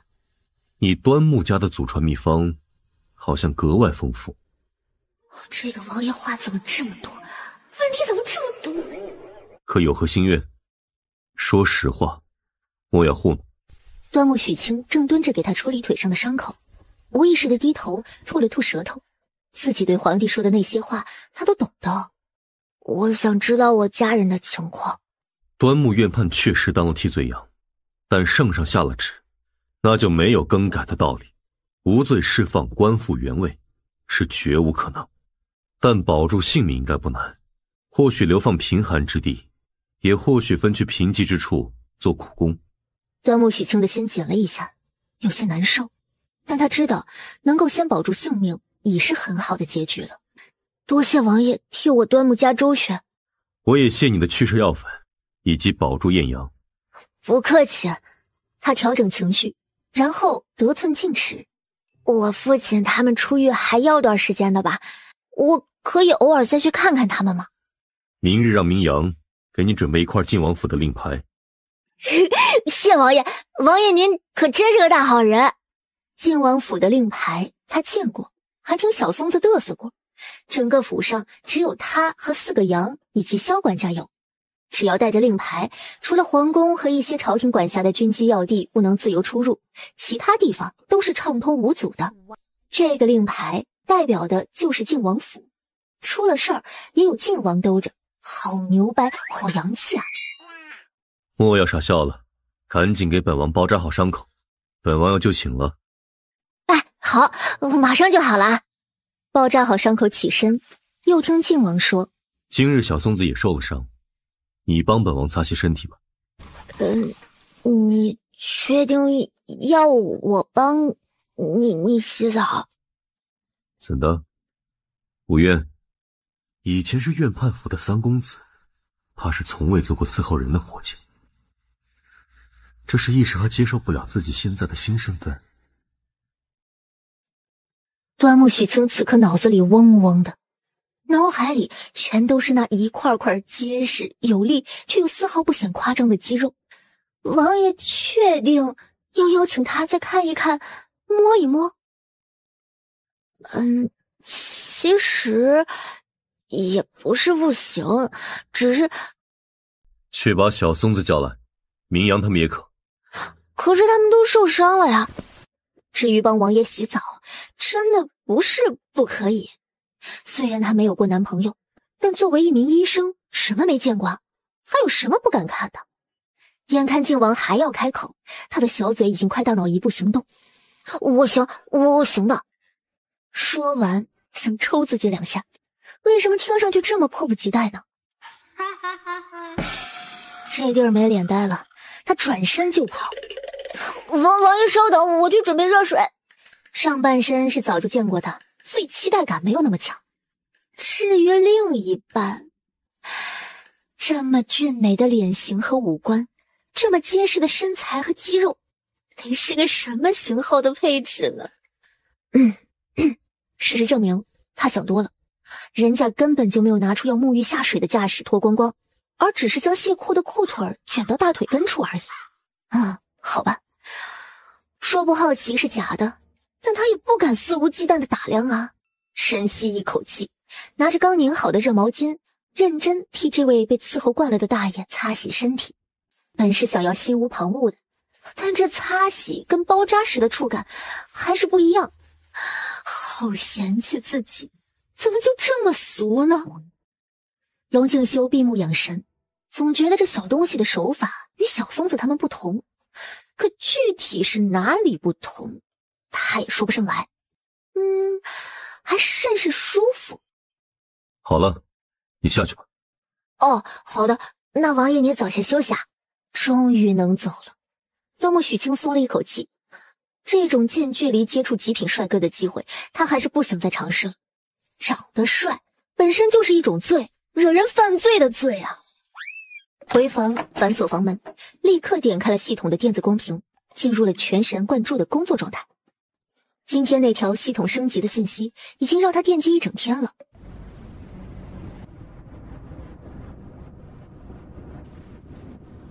这可把端木许清给激动坏了。升级，这必须得升级啊！端木许清坐直身体，一脸虔诚地点下了系统升级键，然后他就满心期待地等着，要在升级完成之后，第一时间进入新系统的操作间去看看。哪知道，随着进度条一点儿的前行，他逐渐地觉得头晕眼花，重心不稳，砰的一声，直接摔在了地上。端木许清，清公子，不会出事了吧？难不成他也中了蛇毒，发现晚了？想到这个可能性，小松子急了。你们怎么来了呀？我不来，你这还不知道要在地上睡多久呢？这是咋了？昨儿你也受伤了？来，扶你去躺好，一会儿后叶府上的孟大夫来给你诊治。要问端木许清最怕什么，那莫过于有真本事的大夫替他看病，绝对的穿帮啊！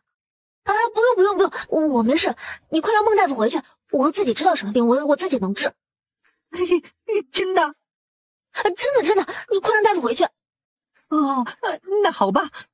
小松子这才一步三回头的出了房间，说去厨房给他拿点吃的。不想那么多了，赶紧闭眼，打开系统，眼前一亮，心中惊讶呀！哇，这10万积分没白花呀！储存空间变成了医疗操作间，更大了，更加明亮了。凝聚精神力，用意识控制着身体进入医疗间。曾经熟悉的各种机器映入眼帘。他人在医疗间里，往门口的方向走，整个系统空间都跟着移动。这也太牛了吧！也就是说，他只要进入系统，在外人眼里就是凭空消失了的。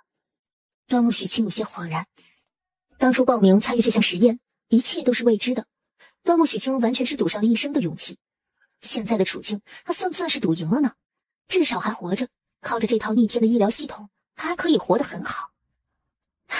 加油吧，既来之则安之，想要的生活要靠自己的双手去创造。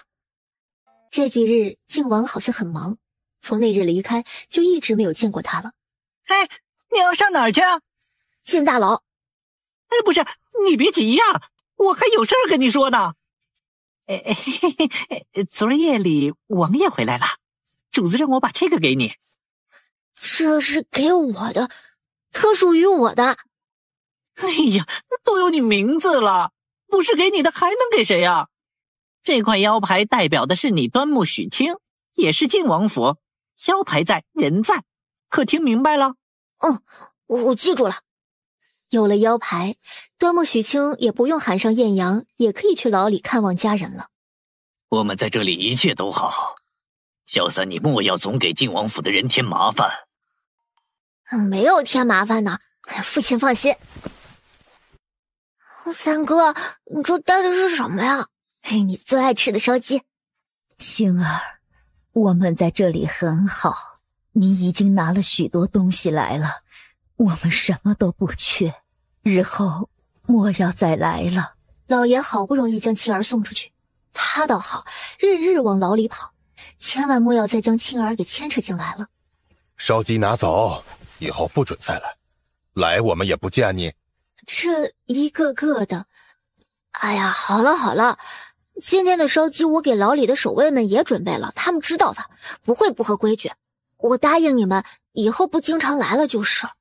好了好了，你们三弟也是一片心意，既然带来了，就吃吧。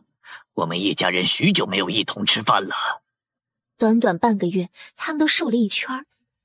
大家不去想眼前的困境，放下心中的不平，隔着栅栏，这顿饭一家人也吃得十分的开心。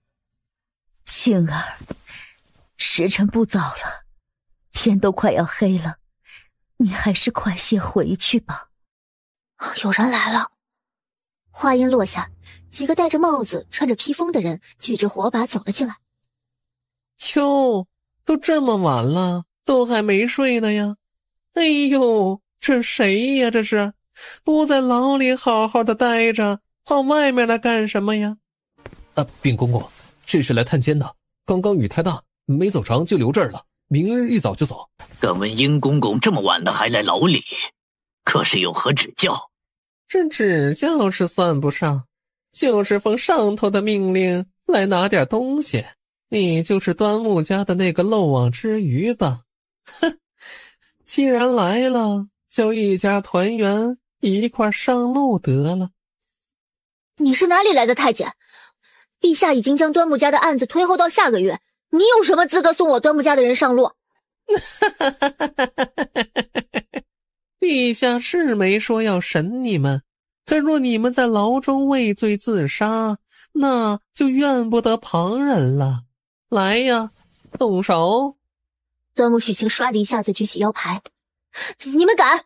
小松子说过，这个腰牌如何牛逼，能代表靖王，代表靖王府，也不知道有没有用。果然，殷公公看到腰牌，眼神一闪。靖王居然给了这小子靖王府的腰牌。靖王府的腰牌是陛下特许三殿下的，不仅代表靖王，还多少带了点圣上恩典的含义。殷公公迅速分析出了利与弊。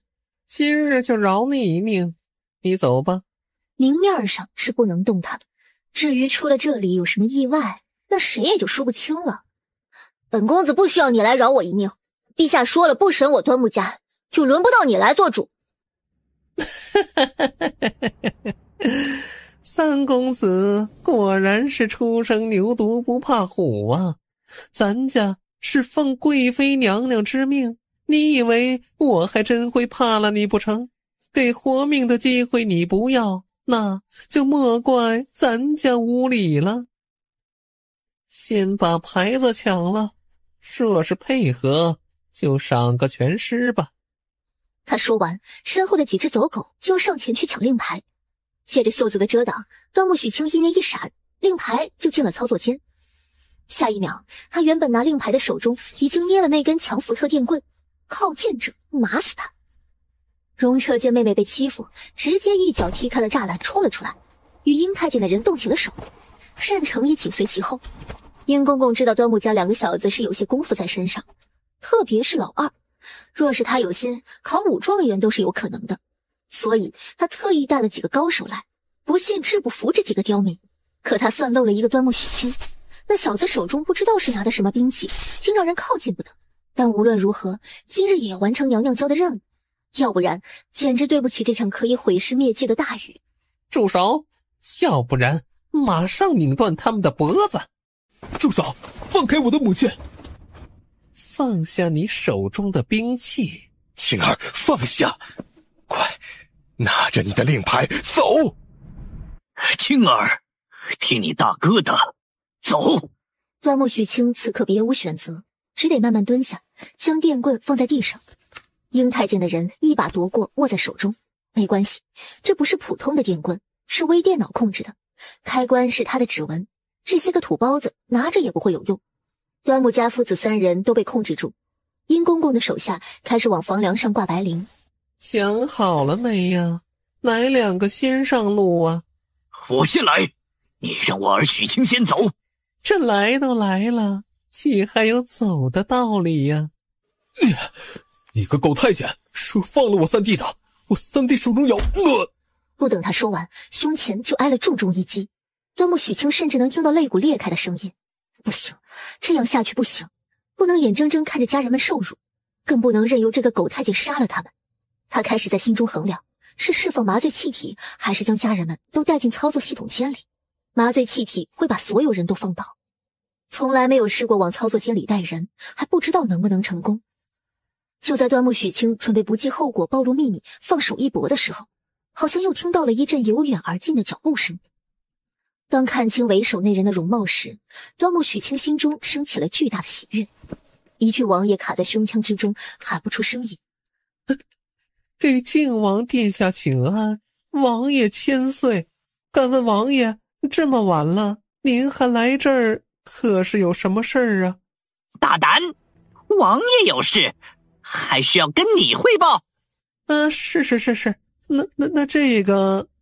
靖王一眼就看透了这里的情形，贵妃一派狗急跳墙，想要杀人灭口。殷公公，可是我府上之人有不敬之处，惹贵妃娘娘不喜了？没有，靖王殿下您多虑了。那为何要为难我的人？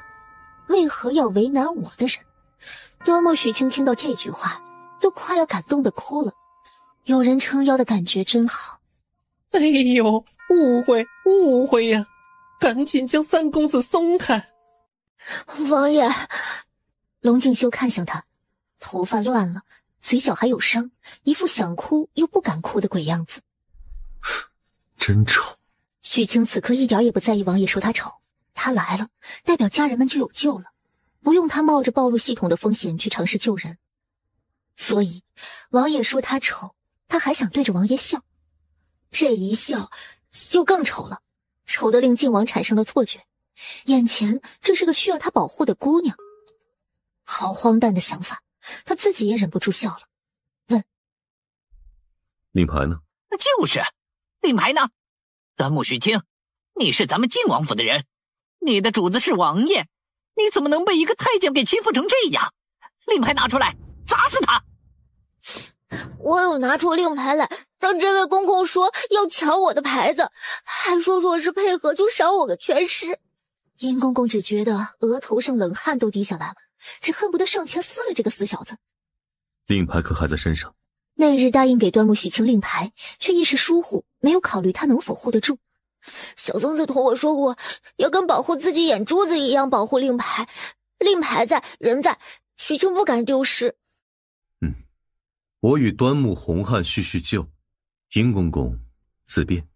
王爷，他们还抢了我的棍子。哦，殷公公如此稀罕我靖王府的东西？靖王知道这小东西有件很趁手的兵器，像根铁棒，使出来的时候一般人无法近身。那日在老大的山庄见他用过。将兵器还给三公子。王爷，您说这端木家三公子是您的人，老奴便不为难他。但今日啊，老奴是奉了贵妃娘娘的命令来惩治这些谋害15皇子的凶手，还请王爷莫要再为难老奴，好让老奴能够顺利的回去复命啊。端木许清紧张地仰望身边的男人，目光太强烈，靖王感受到了。连父皇都说暂缓审端木家的案子，贵妃娘娘为何要提前插手？莫不是怕夜长梦多？对呀，贵妃娘娘担心夜长梦多，怕端木洪汉还有同伙会谋害宫中的小主子们，所以让老奴过来连夜审问。我们家许清说了，殷公公您刚刚可是要赏给他一个全尸的，怎么现在又成了审问？这回去告诉贵妃娘娘，后宫不得干政，进了刑部大牢的人，罪行自有父皇和刑部定夺。靖王一锤定音，让殷公公没了说话的机会。既然王爷毫不担忧宫中小主子们的安危，那老奴也是无话可说了。回去之后定将这里的情形如实的禀报给娘娘。老奴告辞，王爷保重了。谢王爷大恩。不必多礼，碰巧路过，有些问题要问。王爷请讲，草民一定知无不言。靖王跟端木家父子3人去了解情况了。许清问三阳和小松子他们：“你们怎么来了？还来得这样及时？”我们同主子从城外回来，在外面刚好遇到小松子来接你，主子便说一起进来。我从主子别庄回来，见你不在府中，想必是被大雨困住了，所以过来接你。端木许清心中好暖，好感动，好想给这群可爱的人们一个大大的拥抱。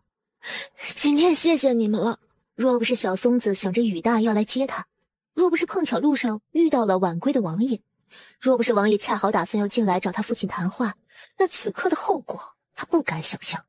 他自己或许是能躲过一劫，可是家人们呢？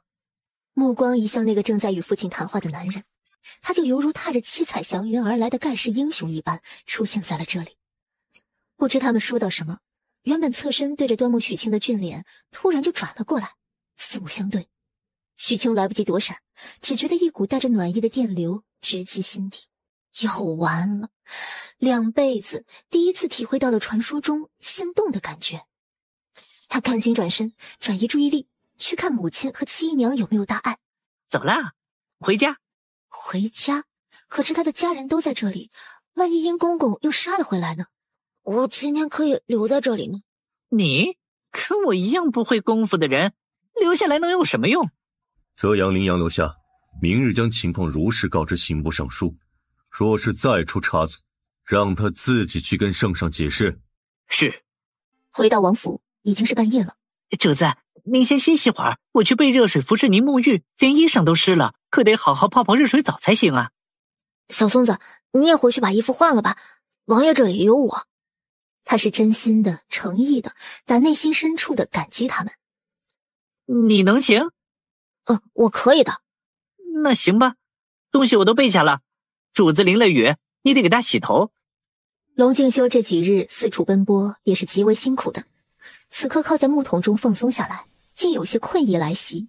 他闭目养神，任由身边的小小少年替他洗头、擦拭身体。今夜的端木许清没有了那日好奇八卦的心思，此刻的靖王爷于他而言是英雄，是恩人。他怀着一颗无比虔诚的心，认真替他清洗露在浴桶外的每一寸肌肤和每一缕头发。王爷，我给你按一按头部，促进血液循环。好。龙静修没想到小东西还有这本事，这么一按，让他整个头部都放松了许多，很是舒服。今夜在牢里，可有害怕？怕得要死，还好王爷你来了。端木家的冤案不久便会水落石出，我与护国侯定会设法保你父亲性命。谢王爷。除了一句谢谢，端木许清不知道说什么了。谢他，信他。靖王不再说话。没一会儿，通过平稳的呼吸声，许清判断王爷应该是睡着了。收了手，安静地坐在浴桶边，要守着，不能让桶里的水凉了。如此身份尊贵、有勇有谋、一言九鼎、长相俊美的男人，女娲娘娘在捏他的时候一定非常用心，将最好的资源都给了他吧。可他自己却不爱惜，瞧这一身的伤，一身的疤，多影响美观啊！端木许清甩甩脑袋，闭眼进入系统，开始查找去除顽固疤痕的药。可就是这价钱有点高，看看自己那可怜巴巴的4位数积分，实在是太穷了，要想点法子挣换积分才行。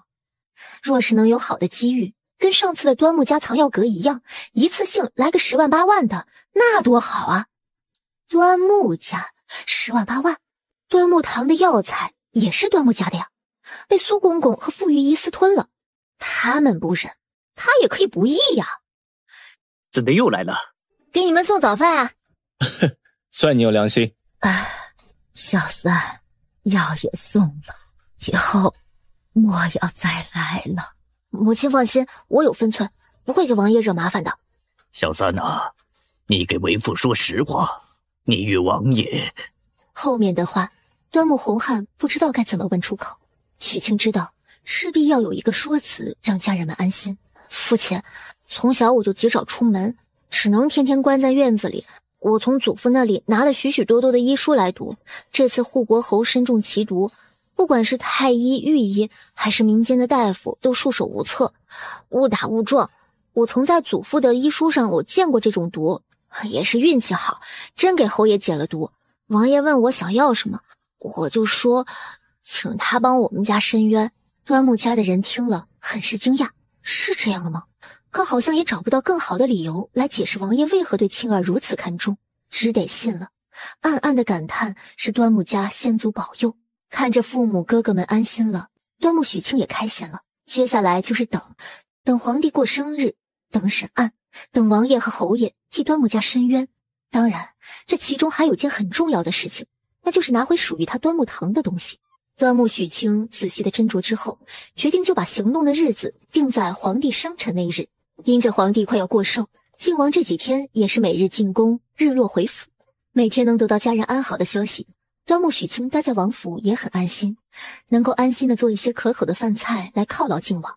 也不知道从哪一天开始，回府后直接回到清风院用晚膳就成了靖王的习惯。他依旧是不分尊卑的跟王爷同桌。一转眼到了皇帝生辰的前一日。明天你真不跟我们一起入宫去？陛下过寿可热闹了。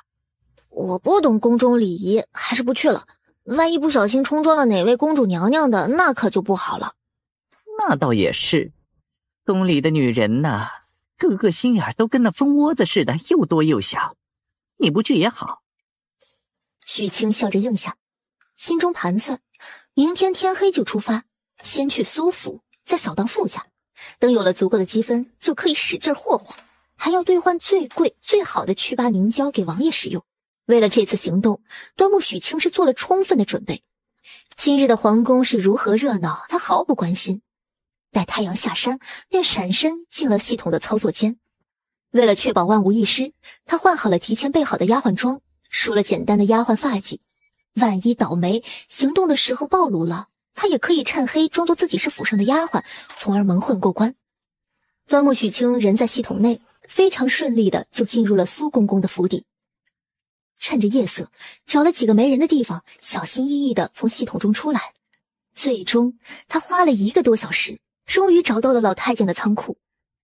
我这个狗太监，不知道贪了多少，这仓库感觉比靖王府的仓库还要饱满，各种金银珠宝、古玩字画，简直要把他的眼睛都闪瞎了。说不心动是假的，但许清告诉自己，君子爱财，取之有道，他只要拿回属于自己的那些东西就好。又转了好一会儿，终于找到存放药材的房间了，真的是满满的一屋子呀，箱子、柜子、架子上没有一个是空的。这下端木许清就有点为难了，他也不知道哪些原本就是老太监的，哪些又是后来从端木堂掠夺来的。站在架子前思量片刻，哎呀，不管了，那就全是我的，谁让他骂我爹打我哥，医药费和精神损失费不要给了吗？然后苏公公仓库里的所有药材一夜之间全部凭空消失，人参须都没有留一根的那种。完了，他还一口气跑出苏府，累得满头大汗，这才有空看积分，66600分。哼，果然是666啊，好样的！下一站傅府傅御医，期待你给我的惊喜哦。傅家没有苏府那么大，端木许清很容易就找到了药房所在。确定不会有人再来了，他才从系统里出来，啥也不看，直接开干。一顿操作猛如虎啊！端木许清将整个药房全部清空。傅家8000两买下端木堂，堂中所有东西都被他们收入囊中，不用补差价的吗？从傅家出来，看看积分，6万加8万，我现在是拥有近15万积分的土豪了呀！这就是一夜暴富的感觉吗？月朗星稀，凉风习习，心情好得很呐。伸了个大大的懒腰，这穿着女装不用束胸也不用裹腰，可比穿着男装的时候舒服多了。难得的自由，又是在这宁静的深夜，街上空无一人。穿着柔软的绣花鞋，踏着月光，他慢慢的往晋王府的方向走去，那里现在是他的家。突然，他听到身后方有动静，是一辆马车。再仔细一看，这马车怎么这么眼熟啊？我坐过呀，晋王的专属座驾。怎么这么晚了还在街上晃？赶车的小松子呢？端木许清思量的这会儿功夫，马车已经越来越近了。他看清楚，这确实是王爷的座驾，也确实是无人驾驶。正不解的时候，马车从他身边路过，一道痛苦压抑的低吟从马车里传出来。是王爷，他受伤了。事发突然，端木许清甚至忘了自己此刻穿的是女装，直接就冲了出去。靖王的状态好像非常糟糕，他的脸色很是不对，满脸充斥着痛苦的克制，好像是中了什么毒，整个人已经意识不清醒了。王爷，王爷！果然，这个人已经没了正常的意识，只闭眼咬牙，努力压制毒发。从未见过如此模样的龙静修，他莫名有点心疼。原来战神也不是无敌的。什么也顾不得了，手搭上他的手腕，然后端木许清脸上的表情一点一点裂开。谁他妈这么缺德呀？他以为是什么不得了会要命的剧毒，哪知道就是有人缠他的身子，想跟他这样那样的毒。我的个天哪，果然啊，不管是男的女的，长得太好看都危险。好吧，这也算中毒，也是需要解的。他闭眼开始看治疗方法，看着看着就皱眉了。两种解决方案：一，顺应药性发泄一下，无副作用；二，配合镇定或者麻醉类药物，静脉注射1300毫升促代谢中和毒素的点滴，8到12小时之后，毒素排出体外后就不会再燥热难安了。副作用：3天至5天的精神不佳。1300毫升点滴，这不得2-3个小时才能输完吗？平常不挺厉害的吗？大杀四方，气质昂扬，怎么也会被女人算计啊？还没吐槽完，男人突然就睁开眼睛，猩红的双眸盯着他，给许清下了一个机灵。现在告诉龙静熙我是男扮女装，他会不会信啊？可很明显，他的担忧多余了。靖王此刻意识和视线都是模糊的，在他眼里，眼前的只是宫女之类的人。他隐忍而又艰难地说了一句：“走。”今日父皇过寿，所有的皇子都留宿宫中。晚宴他多饮了几杯酒，就寝之前，洪嬷嬷送来醒酒茶。因这是母妃身边可信之人，他不做多想，喝完便歇息了。可没过多久，便全身似火烧一般的难受，只想身边有个女子可以任由他逗弄。龙静修知道自己是着了道，肯定后面还有阴谋诡计等着他，他必须尽快离开这里，直接一个提气腾空出了院墙，直奔宫门。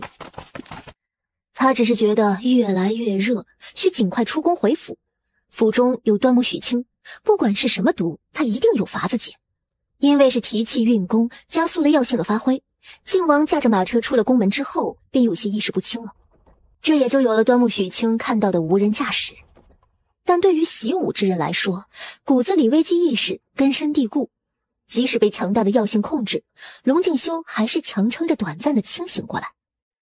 他清楚自己已经出了宫，是在王府的马车里，可车上怎么会有个宫女？王爷，王爷！这宫女的声音又怎么会有些像府中的那个端木许清？定是自己从发现中毒起想到的就是寻他，所以此刻才会出现幻觉。端木许清知道他意识模糊，便也壮着胆子顾不得许多。王爷，你听我说，我们先用些药。话还没说完，便被靖王一把抱在怀中。我靠，这是想将我当解药了呀！他是医生啊，医生可不是解药。清楚眼前的不是什么恶人，是个意志坚定的战神将军。端木许清还试图跟他讲道理，可刚发出一个音，一颗大脑袋就靠在了他的肩头。小东西，怎么是你？端木许清全身僵住，心跳加快。除了惊吓，还莫名透着点惊喜，是什么鬼？下意识的不再粗着嗓子说话，恢复了本来的声音。我是谁？他小声问着，完了还紧张的吞了口唾沫。是我府中的小大夫。龙静修知道自己此刻已经是意识不清楚，整个人魔怔了，竟会将这个不知道哪里冒出来的宫女认作是端木许清的脸。他努力想要克制住药效的发挥，可这太难了，身体已经不受他的心智控制。对于跟一个陌生人进行肌肤相亲的事，他心深处是拒绝的。可若是避免不了，那将这张脸当作熟悉的人，会不会容易接受一点呢？这个认知令龙静修觉得十分羞耻，可他已经管不了那么多了，顺心而发。许许，一句许许让端木许清心中掀起了惊涛巨浪。他甩了甩脑袋，告诉自己，靖王现在是不清醒的，喊的或许是徐徐，或是旭旭，总之不会是自己，因为完全没有可能性啊。肢体有了接触，他凝神闭眼，果然系统显示患者大脑受神经类药物控制，已经进入迷离状态，会出现视线模糊、玄幻异想、短暂失忆等状态。这哪个女王八给他下了什么药啊？简直他妈的比云南毒蘑菇还厉害！忽然，这个家伙居然开始动手动脚了！哎，你这讲不讲武德？你滚走！这两个字被他咬牙切齿的吐出来，看得出来，他真的是很想努力控制住自己。让我走，你都是松手啊！两只手大钳子似的抓住我，我怎么走？我飞吗？龙静修额头暴汗，双眼猩红，脖子上青筋暴起。滚！这副模样，端木许清真的是有些吓到了，下意识的提起裙摆就想下车。可是自己走了，他怎么办？爆血管、脑充血，还是独自在这狭小的车厢里痛苦煎熬一整夜？他是大前的战神，是百姓的英雄，是端木家的恩人，是……好吧，借口找了一堆，最重要的是这个男人哪儿都合他的心意啊！大前王朝尊贵的靖王爷，有钱有权又有颜，还洁身自好，现在就在他眼前，他只要伸手就可以得到他，并且他是第一个 ，the first number one 呐！这样的诱惑跟15万积分比起来，那简直是相差无几啊！好心动，好手痒，怎么办？要不还是给他输液解毒吧。可是输液最少要得2个小时，万一他中途好转清醒过来了，那我要怎么解释呢？天人交战的除了端木许清，还有龙静修。最后的理智让他想要克制住，让身边的女人快走，可他却没有办法控制自己的身体。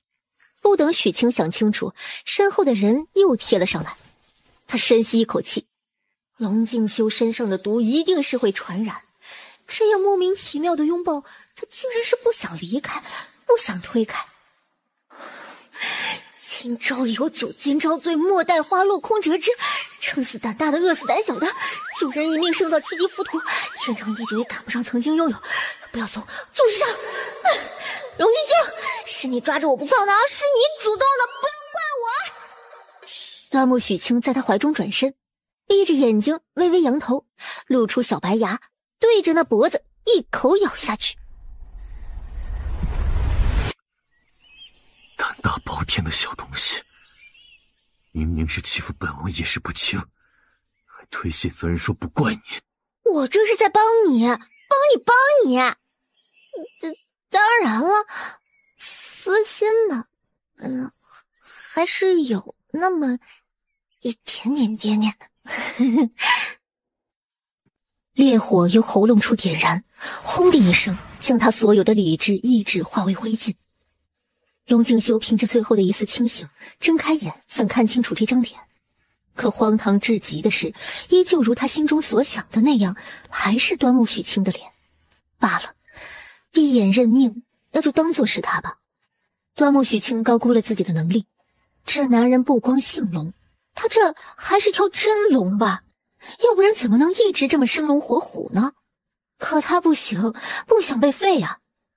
最终，在忍无可忍之际，端木许清拿起了镇定剂，准备对着那结实的臀肌来一针。怎奈肌肉太结实，扎不动。他抬起手臂，轻轻往男人手臂三角肌处抹了清亮的麻药，然后献上了一个无比温柔的吻。趁着他渐渐迷失放松的时候，将镇定剂注射了进去。可即使是这样，活力无限的靖王殿下依旧坚持到底，然后才满意的昏睡过去。被放过的端木许清有种劫后余生的感觉，突然就深刻理解了那一句话的意义：no作 no die。哎呦，这是怎么了？主子，您这是怎么了？王爷您醒醒！哎呦，主子您醒了，您这是怎么了？就在这个时候，靖王的意识也逐渐清醒。血！主子，您哪儿受伤了？靖王顺着视线看过去，果然地毯上有一处刺目的鲜红。王爷，您背上有抓痕，这里还有2排细小的牙印儿。主子，您昨夜是跟一女子在一起？王爷，究竟发生了什么事啊？明阳问完，将昨日陛下交给他的差事细细的跟主子汇报了一遍。其实就是贵妃听说那日陛下在大皇子庄上遇到刺杀，晋王府侍卫奋勇杀敌，今日见明阳进宫，想让他传授成王的侍卫一些御敌技巧，所以求到皇帝跟前来了。结果去了之后，被二皇子的侍卫缠着说了一夜的废话。今日看来，这事蹊跷得很。小松子也赶紧说，昨日半夜他被贤妃娘娘宫中的大宫女思巧叫走，说娘娘找他有事，可那思巧却是走着走着掉进湖里淹死了。昨天夜里跟在洪嬷嬷身后给本王送新酒茶的就是思巧。王爷，那女子是谁啊？可是贵妃一派安排的。本王不知是谁，但或许并不是贵妃的人。千防万防，没想过要防母亲身边的人，但是靖王很确定，在房内的那个女子是被他躲开了的，而且他是在出了宫门之后才遇上另一个女子的。王爷，您还记得那名女子有何特征？说起这个，龙静修想起了一张熟悉的脸，心底升起了一阵怪异的感觉，他不愿再提。这是何处？这是城外的一处林子。靖王皱眉，那女子究竟是谁？他恍惚中有些记忆，当发现车上多了名女子之时，他是赶她走的。断断续续的记忆中，那名女子不仅没有挣扎，整个过程还十分的温情。他迎合她，吻她，抱她，肩上的牙印和背上轻微的刺痛，更像是动情时的情不自禁。莫不是自己药性发作无法控制，强了他？他竟会强迫一名女子？这个认知让龙静修愤怒无比。先回府。是。靖王泡在温热的浴桶里，闭着眼睛细思整个事情的来龙去脉。母妃不会害他，此事定然和贵妃和成王有关，只是没想到他们的手已经能伸到母妃宫中去了。主子，许清来了，让他进来给您把把脉，瞧瞧那药。谁让你喊他来的？小松子话都没说完，就被靖王愤怒地打断了。他极力让自己不将昨夜的事情与那张脸联系在一起，可这狗东西一回来，就去将那人寻了来。奴才只是担心主子身体。罢了，本王无碍，让他回去吧。无照就不用来见了。提着药箱站在一墙之隔的端木许清将里面的对话听得清清楚楚，心中突然有一种被灌进冷风的感觉。听说他回来了，小松子派人喊他速速来看诊。他鼓起了好大的勇气，一路上设定了许多种见到他时该有的表情，可没算到站在门口就要被赶回去了，还附赠了一句充满厌恶的无照不得来见的话。许清告辞，王爷保重身体。这个声音，静修心中也是一惊，跟昨夜他想象出来的说话声音一模一样。主子身体可有大碍？不知，王爷大概是心情不好，没有见我。这个转交给王爷，每日睡前服用一粒，清余毒的。靖王沐浴过后，换了常服，坐在主位上，将事情大概经过给几个心腹说了一下，让他们分头去查找线索。王爷，这是许清刚刚走时留下的，说请王爷每日睡前服一粒，有助于清余毒。靖王点点头，没问那人是如何知晓自己中毒，想必定是小松子那个嘴上没把门的狗东西说的。看着药瓶，他有些头痛的按了按太阳穴，尽量不去回忆昨夜的幻想，可那张脸实在是清晰可见。好好的一个男儿，被他唤作妖娆女子，还共赴巫山云雨，一时之间他真不知该如何面对端木许清。主子，时间太紧，我没去让许清准备饭菜了，这是大厨房做的，您先随便吃点垫一垫，晚上……不等他说完，又被打断了。以后的膳食都由大厨房送来。啊！小松子简直不敢相信自己的耳朵，主子这是吃腻了小青子做的菜。飞哥传书给楚客，让他尽快收集其证据回来。端木家的案子该提上日程了。从这天起，端木许清连着许久都没有再见过龙静修，他似乎非常忙碌，没人找他看病，也不用每天费心思准备饭菜。除了隔上一天去牢里探望父母家人之外，他每天就是把自己关在操作间里，看各种医书，读别人的手术报告，模拟练习各种腹腔镜手术。可夜深人静，还是有失眠的时候。他觉得自己可能是中毒了，情花毒。所有的一见钟情都是见色起意，所谓的日久生情，那真的是日久生情。或许他早就对龙静修这个古代土著动了心，大不了一支麻药打进去，点滴挂2-3个小时，绝对是安安静静，药到病除。唯有那个人是龙静修，他愿意将自己当成解药，这不是明目张胆的觊觎别人，又是什么呢？细想之后，觉得靖王不见他是对的。动心这个东西就像是沼泽，相处越多，陷得越深。人家洁身自好了20年，守护了20年的清白，他不经允许就给人拿下了，还有什么脸去见他呢？可若是时光倒流，他依旧是执迷不悔，动心过，得到过，剩下的就随风而过吧。位高权重的王爷，将来哪怕不是后宫佳丽3000，也是妻妾成群。他一个带有议事重要任务的假小子，还是不去凑热闹了。端木许清不是恋爱脑，他认得清自己的定位。作为补偿，这些天他准备了许多的药，如小松子所期盼的那样，疗伤的、止血的、跌打的、伤风的、解毒的、下毒的，种类齐全。只希望龙静修再也不要中那种毒了，希望他的第2次能遇上一个能令他真心倾心的姑娘。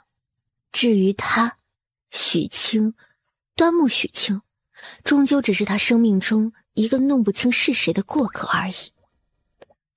7、8日过去了，龙静修将整个事情的来龙去脉都弄清楚了，唯有那天晚上那个女子是一点线索都没有。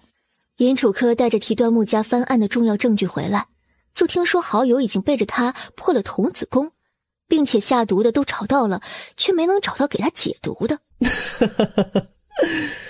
玉衡，我说你是不是黄粱一梦啊？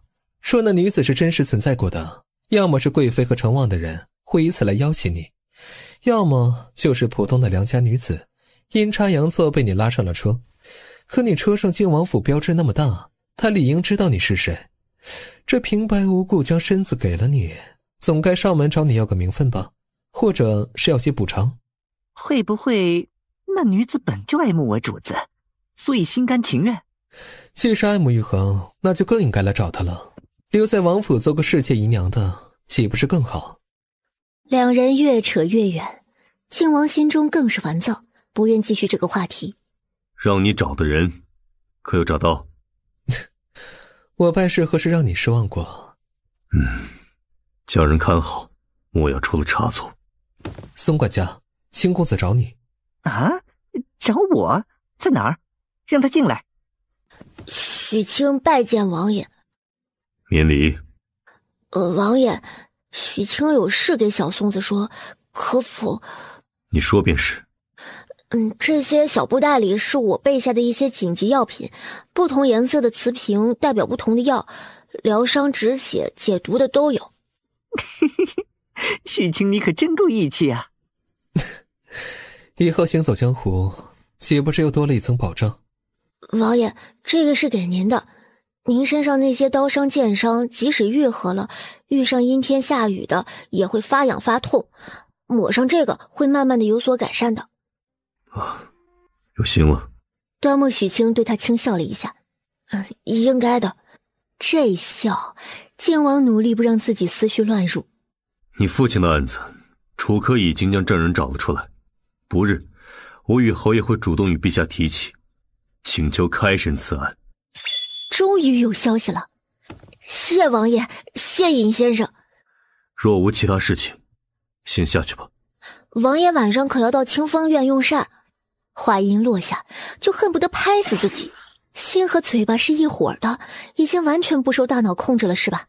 他赶紧补救解释，王爷和尹先生不辞辛苦替端木家奔走，许清无以为报，只能做几个可口的饭菜作为答谢。哎呦，您倒是快答应呀！他已经好多天没有吃小青子做的美味了。尹楚科知道岳恒捡来这个小仆很是有本事，医术了得，下厨也是一绝，也看向靖王，等他应下。好，我晚些时候过来。那许清就先告退了。楚科跟着靖王来到清风院，看着满满一大桌子的菜，瞬间就感受到了这个小少年想要感谢他们的诚意。这顿饭他是十分的用心。饭菜已备好，王爷请入座。靖王点点头，这一桌子饭菜比当日在端王庄子上还要丰盛些。阴阳，你们也坐。许清脸上的笑容更甚，他之所以准备这么多，就是想让四阳一起吃的。毕竟从他来到王府那日起，几个人对他都多有照顾，特别是艳阳，带伤还要去牢里帮他守护家人。谢王爷，谢清公子。靖王先动了筷子，其他的人也就跟着不客气了。王爷，许清以茶代酒，谢您。靖王点点头，端起酒杯，干了，算是接受他的谢意。一个男子还用什么茶来代酒啊？就是，还没有谁给咱们主子敬酒的时候喝茶水的。来，晚上重新敬过。这个小松子，端木许清好想打死他。王爷，敬你。靖王再次端上酒杯，许清也干了。这古代的酒水不太好喝，还有点辣嗓子。你还得感谢尹先生。我不急，晚些再喝酒，我要先吃菜。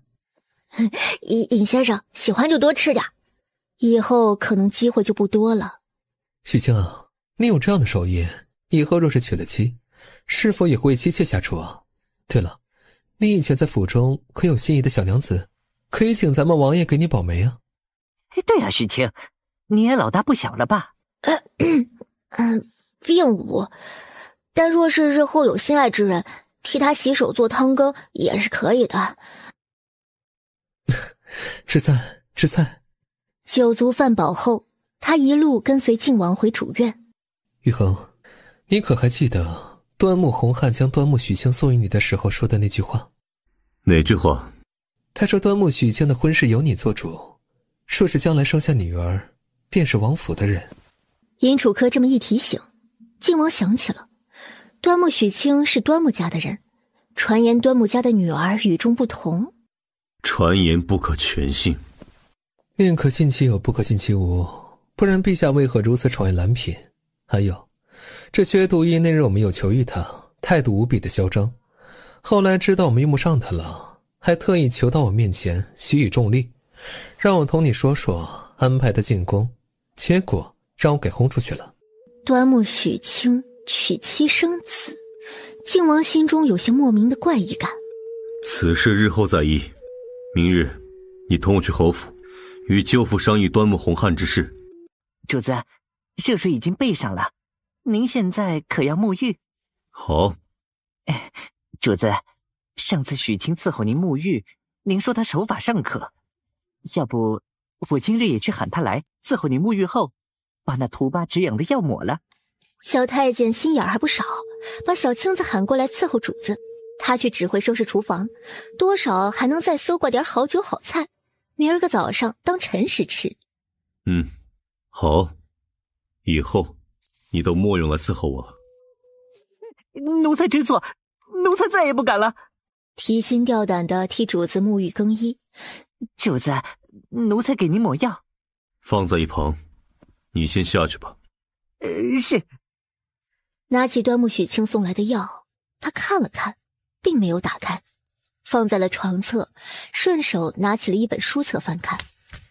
可不知怎的，今日看书总是走神，不知不觉到了亥时，有些困倦，便躺下。白日里不愿想起的事，到了深夜，自然而然地入了梦来。梦里的端木许清一身女装，双眼柔情似水，为他一人做了丰盛的饭菜，替他沐浴更衣，吻他唇角，一切水到渠成。龙静修醒来的时候，满身是汗，感觉背入一痒，掀开一看，脸都黑了。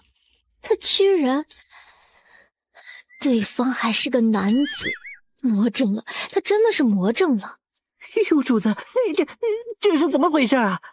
扔了。扔了？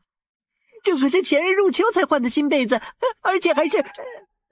说着说着，他就想起昨日多嘴被主子训斥，不敢接着往下说了。端木许清昨夜睡得很好，一觉睡到大天亮，整夜无梦。早上醒来还抱着被子不太想起来，对着天花板眉眼弯弯，唇角弯弯。因为他昨夜细思发现，跟龙静修的相处是一件令人愉快的事情。既然是能够让自己心情美丽，那又为什么要逃避见他呢？至于那天晚上的事，他是第一次，自己也是第一次啊，谁也不欠谁，扯平了。待家人平安，他也准备跟京城说再见，以后想起这段时光，也是一种美好的记忆啊。秦公子，刚刚松管家来过，说让公子您回来之后去主院一趟。哦，好的，我这就过去。来了，刚刚哪儿去了呀？小松子，你还会这个？府中没有婢女，主子不喜丫鬟伺候，这些事自然是我做，有什么好大惊小怪的？六子说你刚刚找我，什么事儿？啊，侯府四小姐给你的，说是谢你给她送药。给我的？秦苗那小妮子还蛮有心的。孙管家，早上给王爷将洗的被面和床单都晒好了，是拿进去还是放在此处您来收捡啊？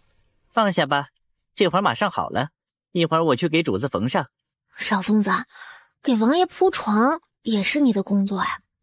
你们王爷多少岁了，怎么还不娶妻生子？哎呦，什么叫你们王爷？应该是咱们王爷。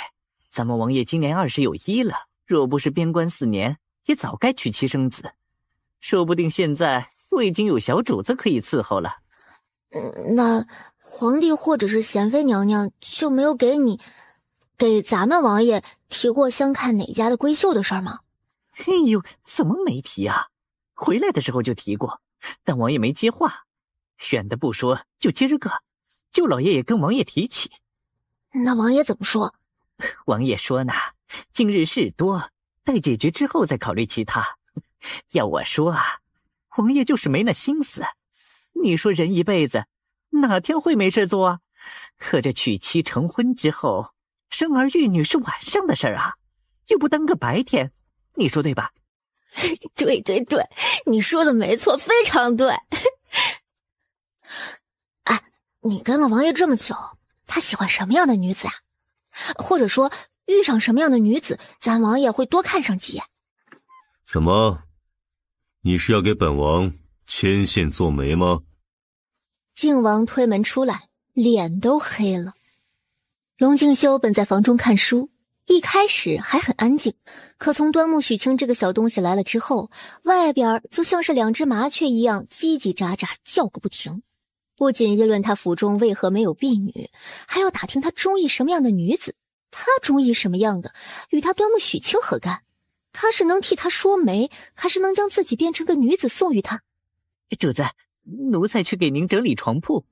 说完一溜烟就跑了，留下端木许清一个死没义气的狗孙子。王爷，我们打扰到您了吧？随本王去刑部。去刑部？可以探望父母家人了。次日上午，御书房，康帝脸色铁青。秦爱卿，你可知道，你说的这些若是编造，那便是欺君之罪。末将所言句句属实，请陛下明察。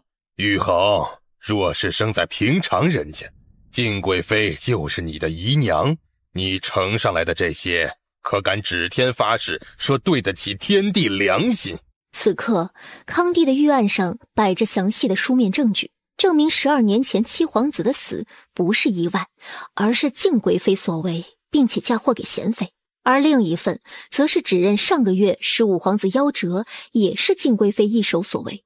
这次替他背黑锅的，则是不肯听从他吩咐谋害14皇子的太医院端木院判。两起案子手法极其相似，手段极其可恶。人证物证皆在，儿臣不敢妄言，只愿早日找到凶手，令2位枉死的皇帝能够瞑目安息。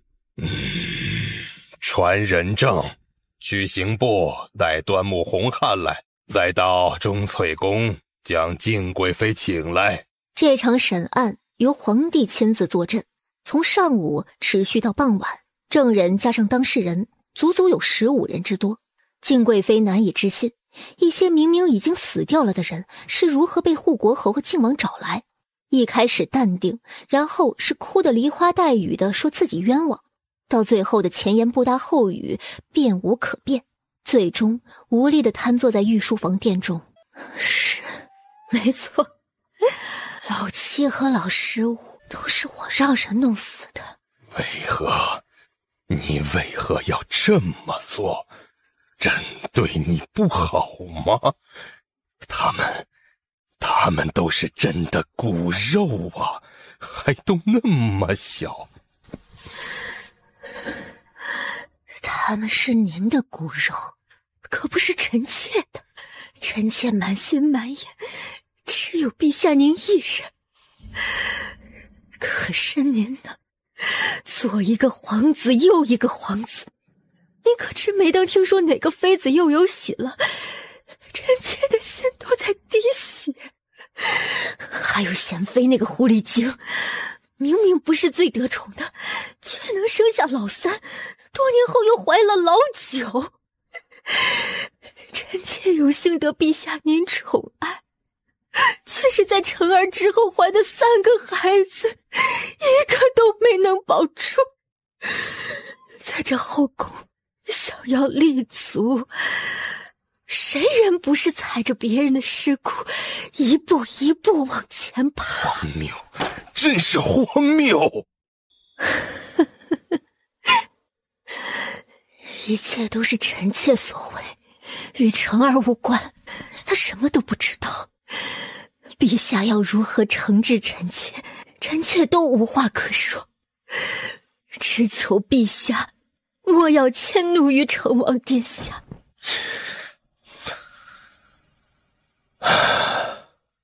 贵妃陆氏心狠手辣，胆大包天，褫夺封号，降为才人，即刻移居冷宫。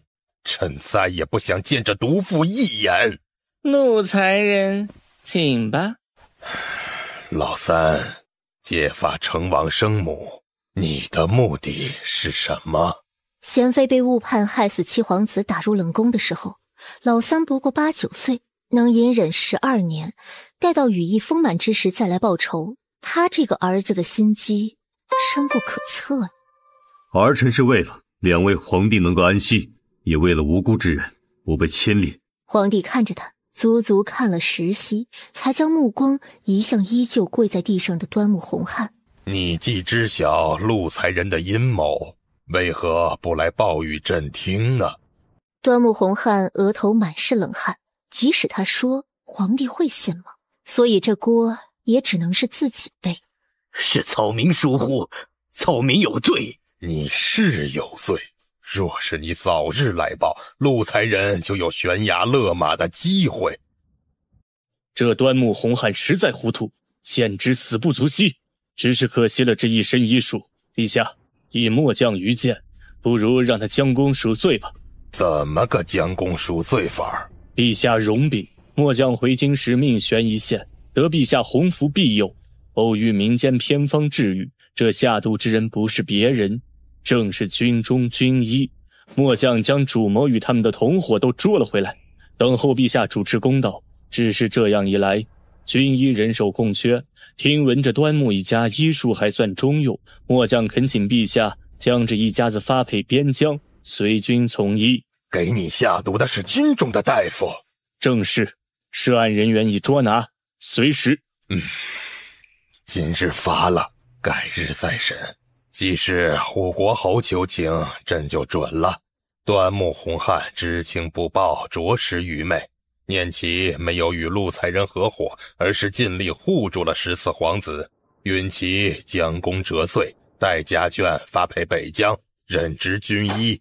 一锤定音，端木洪汉激动得浑身发抖。得靖王相助，全家人的性命保住了。谢主隆恩。王爷，晴儿，快随为父，谢王爷与侯爷救命之恩。成了，我父亲无罪释放了，谢谢王爷，谢谢侯爷。死罪是免了，但活罪还是少不了。不是受罪，不是受罪，能追随侯爷，追随王爷，是我端木家三生有幸。圣上免了端木家死罪，发配北疆做军医。做军医那也挺好啊，起码大家都活着，还能远离是非。许清，谢王爷，谢侯爷。当日你救我和我儿一命，现在我与玉衡救你全家，还是你受益颇多呀。听闻端木三公子不仅医术了得，厨艺也非凡。今日2顿没吃，一是饿得前胸贴后背了。不知三公子可否下厨给老夫和晋王做顿好吃的呀？啊，端木许清回到王府，水都没来得及喝上一口，就扎进厨房了。侯爷，今日时间有限，许清没有做得太丰富，你与王爷先吃些垫垫肚子，改日再做好菜给您下酒。秦侯爷笑着点头。果然，嫉妒会令人面目全非啊！谁能想到高高在上的贵妃是这样的心胸狭窄，不能容忍。贵妃在皇帝面前承认了吗？她已经不是贵妃了。对，不再是贵妃了，现在嘛，应该叫她陆才人。王爷，你能给我说说吗？陆才人不是第一次做这种事，他因擅妒谋害7皇子，嫁祸给我母妃，令我母妃在冷宫生下9皇帝，这次又故技重施。连王爷的母妃都被那个陆才人坑过，庆幸那日父亲将他送到王府，感恩靖王和侯爷愿意出手相助。唉，都是3妻4妾惹的祸呀。什么3妻4妾惹的祸？难道不是吗？若是一个男人只娶一个女人，没有这个小妾那个姨娘，也没有别的女人生的孩子，又哪里会来这么多的阴谋陷害？桌上的3个男人用看傻子似的眼光看着他。我只是随意感叹一下而已。王爷侯爷，吃饭，多吃菜。那许清以后可是只打算娶一个妻子，不纳任何妾室？那是自然，将来我只与一人恩爱两不疑，白首不相离。也是我没有妹妹，倘若不然，我一定将自己的妹妹许配给你。你小子呀，是太年轻，没试过其中滋味，不明白不同的女子有不同的好呢。唯有靖王看似淡然吃菜，心中却是在细想着端木许清的话。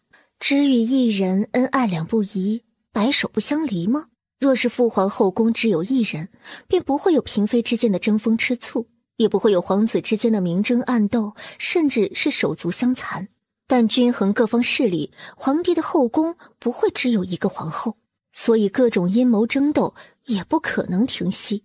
小东西的想法是不错，只是不切实际呀。父亲、母亲、大哥、二哥，朝将，吃包子，吃了这一顿，咱们就永远远离这个鬼地方。想到能沉冤得雪，离开大牢，每个人的心里都很高兴。可想到家产已经全部充公，端木家除了人已经一无所有了，许念慈又忍不住暗暗落泪。娘，别难过，我身上还有银钱，一会儿就出去先买个小院，我们一家人不会无家可归的。不可，青儿，哪里能用女儿的银钱？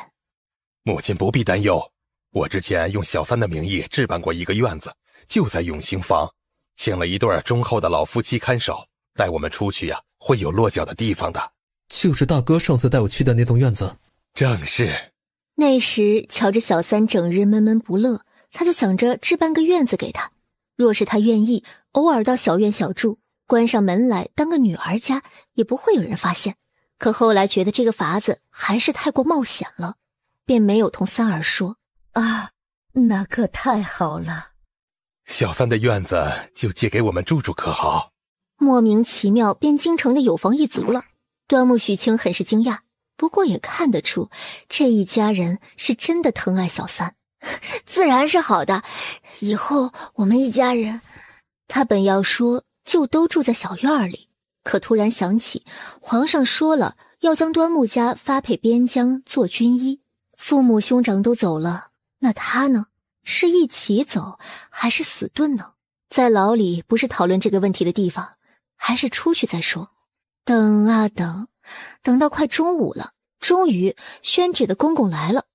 一番各种下跪磕头之后，端木洪汉颤抖着双手接过了圣旨。从即日起算3天后出发，用得着这么着急吗？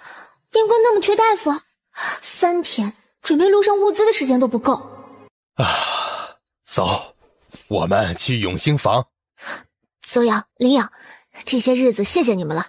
我大哥说有落脚的地方，我先同他们一起去看看。走吧，我们同你一起。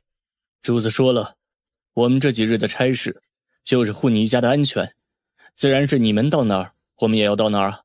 王爷怕你们没有地方去，安排先到王府，其他的再做打算。现在既然你们有落脚地，那就直接过去吧。王爷人可真的是太好了，明阳、林阳、泽阳、艳阳、小松子也都好。你一家团聚，我们也就不多打扰了。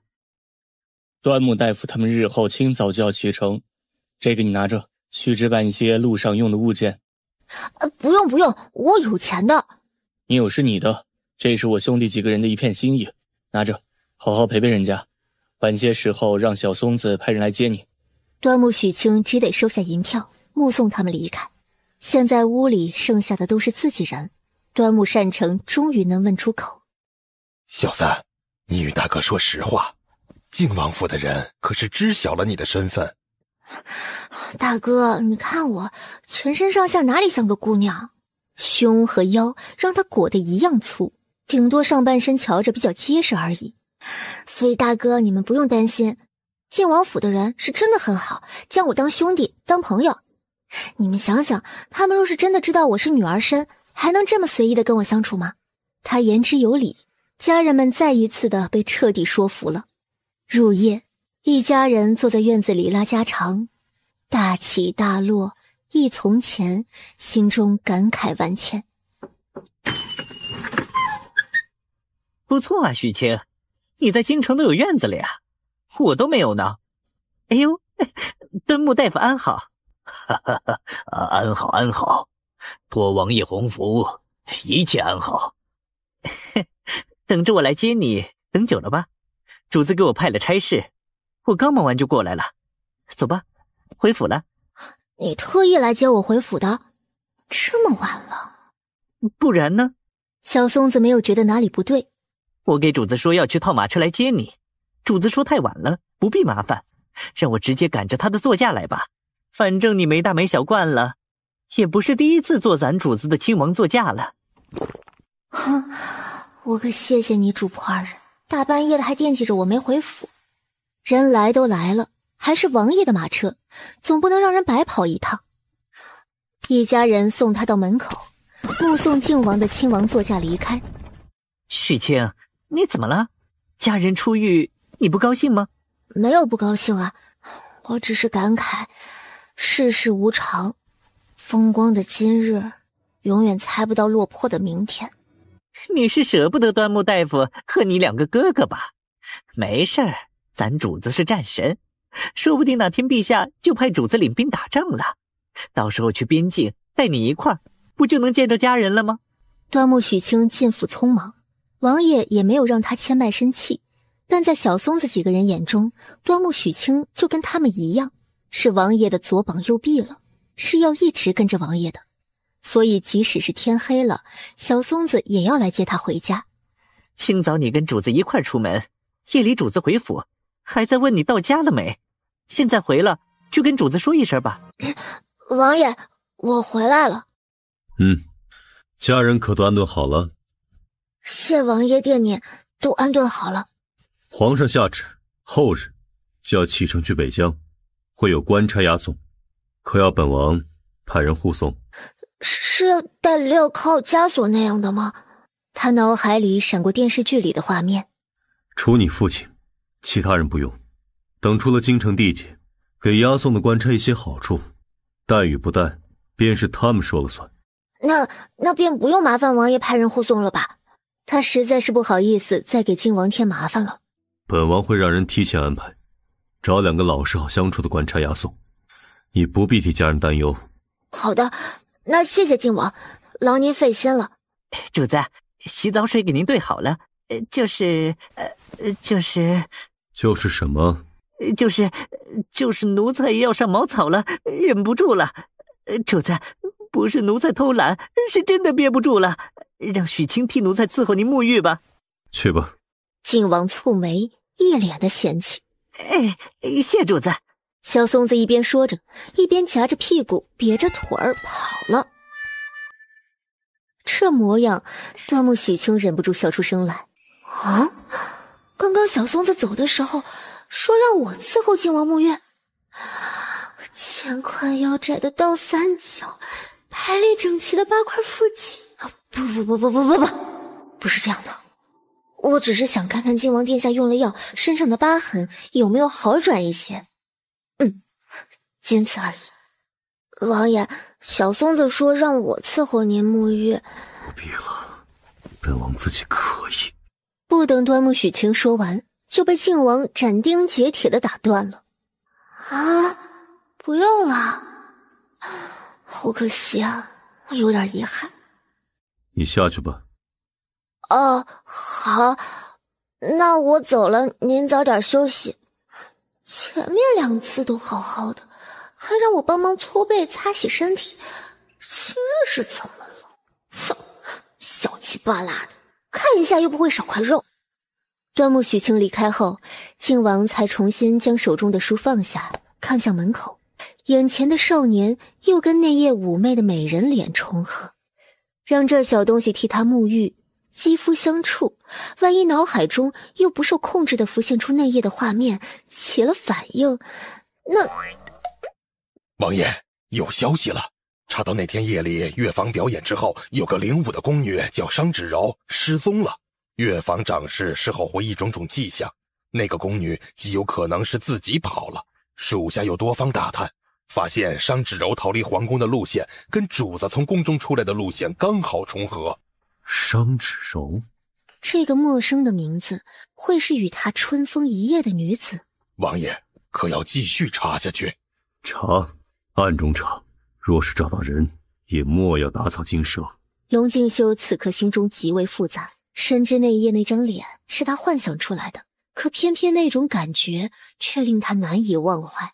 既想知道那夜带给他极致愉悦的女人是谁，又不愿真的见到时是一张陌生的脸。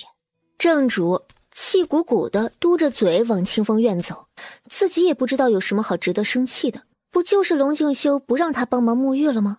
他看不懂自己的心，但隐隐觉得是有些贪心了，会忍不住的想多跟他相处，会不由自主的想到一些令人脸红心跳的画面。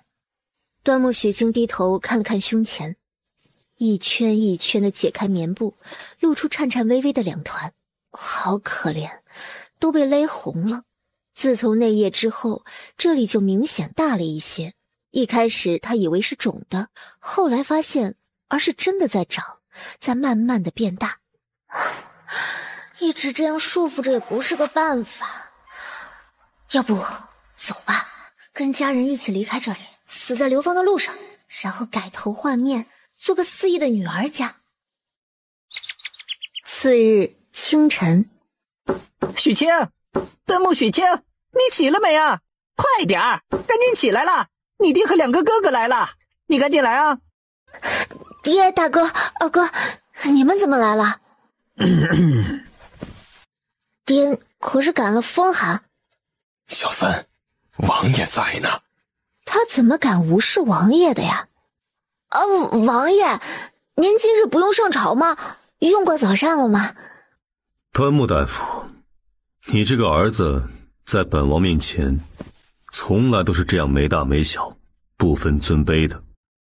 王爷恕罪，都怪老夫教子无方。起来吧。他其实没有怪罪的意思，只是阐述一个事实而已。用过早膳了，今日不上朝，准备出发去东魏营的时候，你父亲来了。这是回答他刚刚的问题啊。端木家的王爷相助洗脱罪名，于情于理都是应上门来谢王爷恩情的。王爷大恩，端木家永世难忘。龙敬修点头，算是成了他们的谢意。端木许清，你自己招待父亲兄长，中午在府中用膳。本王营中还有事，先走了。王爷请留步，老夫还有个不情之请。讲。此乃端木家相传6代的宝物，名唤赤玉，今日献给王爷。赤玉？王爷容禀，这赤玉乃是难得的试毒神器，这天下任何对人体有害的毒物，它都能鉴定。用赤玉接触毒物，若是慢性毒药，玉由红色转为深色，直至变黑；若是立即起效的快速毒药，玉则是变浅，直至白色。颜色越是黑越是白，就说明毒性越强。说吧，有什么条件？还有什么想要本王帮忙的？刚刚可是听到了4个字，不情之请。老夫想以此宝物换回三儿许清。当日走投无路，为了躲避欺君之罪，将他送给了靖王为仆，还许诺生下女儿归靖王府。现在端木家转危为安，他就马上想要背弃那日的承诺，这种行为实在是有些不耻。但与女儿的自由身和未来相比，他当这个无耻之徒又何妨？爹，你这是做什么？快起来啊！这么大的事情，怎么也不提前跟他商量一下？王爷，还请笑纳。龙敬修原以为端木家所求是到北疆后的一些庇护，哪知是想将端木许清换回去，可真是好策划，好心机啊！这小东西医术拔尖无人能敌，岂只是一块狗皮赤玉的用处？更何况他还有一手的好厨艺呢。两方人心目之中认识的端木许清根本就不是同一个人。端木大夫的如意算盘打得甚好。端木许清这会儿子心里也麻线一团，乱糟糟的，俊眉轻蹙，双眸盈盈，牙尖微微咬着嘴唇，不知道在想些什么。这副模样却是让龙敬修小腹一紧，有种他是个女儿家的错觉。他讨厌这种错觉。端木许清，你的选择啊？我能想一想吗？一直女扮男装，身心都是折磨。现在父亲提出这样的要求，靖王问他的选择，这是一个很好的契机啊，他不用死顿了。端木许清想顺杆爬了。龙敬修看出了他心中的犹豫。他想走，他不想留在我身边。本王彻查陆才人一事，不过是为了替母妃讨回公道。至于你们家，顺带而已，要走便走。靖王府不留无心之人，也不缺他人的传家之宝。你过河拆桥！你们戏墨杀驴！哎呦，呸！你们才是驴，背信弃义的驴！还有你，忘恩负义！来人，送客！很快有侍卫进来。秦公子，请吧。这王爷说了，人不留，玉更不留。秦公子，请。端木许清心中也有一撮无名火。爹，大哥，二哥，我们走。来的时候两手空空，走的时候依旧两手空空。回到永兴坊的小院，小三，你不用过意不去。父亲愿意拿赤玉换你自由身，只是入不了王爷的眼而已。大哥，我没有过意不去。明日就要出发，你快去跟母亲一起准备东西吧。吃了要经得放，衣服也要多备一些。入秋了，越往北边越冷。好，大哥知道了，还去给你买些爱吃的糕点可好啊？许清努力地挤出了一丝笑容。好，谢谢大哥。其实他并没有自己表现出来的那么洒脱，只得安慰自己倒是分别来得太突然，没有做好心理准备而已。时间距离会淡化一切。来了，莫要拍了。两位大人，找我家三公子。端木许清呢？三公子在房里呢。端木许清，你要走？是王爷同你们说的，我要走。他明明只说了要想想。小松子说的，我也没说，但很生气，定是觉得自己养了个白眼狼。泽阳阴阳怪气的，给端木许清气得不轻。对，我要走，我的家人都不在京城了，我留在这里做什么？是我们对你不够好吗？小松子6岁跟随王爷，我们几个在王爷12岁的时候追随他，尹先生5年时间才获得王爷的信任和我们的认可，唯有你仅仅2个月能与我们称兄道弟，在主子面前不分尊卑，还敢一个人做王爷的亲王座驾。王爷对你是如此的宽容，你还有什么不满足？是啊，来到这里，除了血脉牵绊的家人，对他最好的便是靖王府的人。可是背负着一个天大的秘密，跟愿意交心给自己的人相处，是件多么为难的事。我不想为奴为婢。你何时为奴为婢了？主子有含你钱卖身契吗？端木许清被他吼得想哭，噌的一下站起来。对，我就是不知好歹，我就是忘恩负义。我对你们好，只是想让你们帮助我救我家人而已。现在家人平安了，我自然是要跟他们一起的。走，你们走，我不想看到你们靖王府的人。大家将他当兄弟，他呢，只将他们当作利用的工具。端木许清，后会无期。没关系，我不难过，我一点也不难过，我就是心里空空的，有点漏风。王爷不能让端木许清走啊！要走便走，一个奴仆，还要本王留他不成？他是端木洪汉当街送给王爷的，此人医术了得，厨艺精湛，主子身边需要这样的人才。人在王府，心不在，留他何用？那待明日就让他签了卖身契。龙静修何尝不知道端木许清去与留，生与死不过是他一句话之事，但因为心底那个秘密，每次见他心中都有种怪异的感觉，这种感觉让他既讨厌又喜欢，矛盾得很。端木许清整日在他面前晃来晃去，晃得多了，夜里做梦都是他。偏偏那小东西医术超群，让他又舍不得弄死，那干脆放了他吧，滚得远远的，眼不见心不烦。端木许清一开始真的还下不了决定，可现在他想好了，反正人已经得罪了，反正京城是不能久留的，那就快刀斩乱麻，山高水远，有缘再见吧。只希望下次见面的时候大家都好好的，别的他也给不了，那就多准备些行走江湖的药片药丸吧。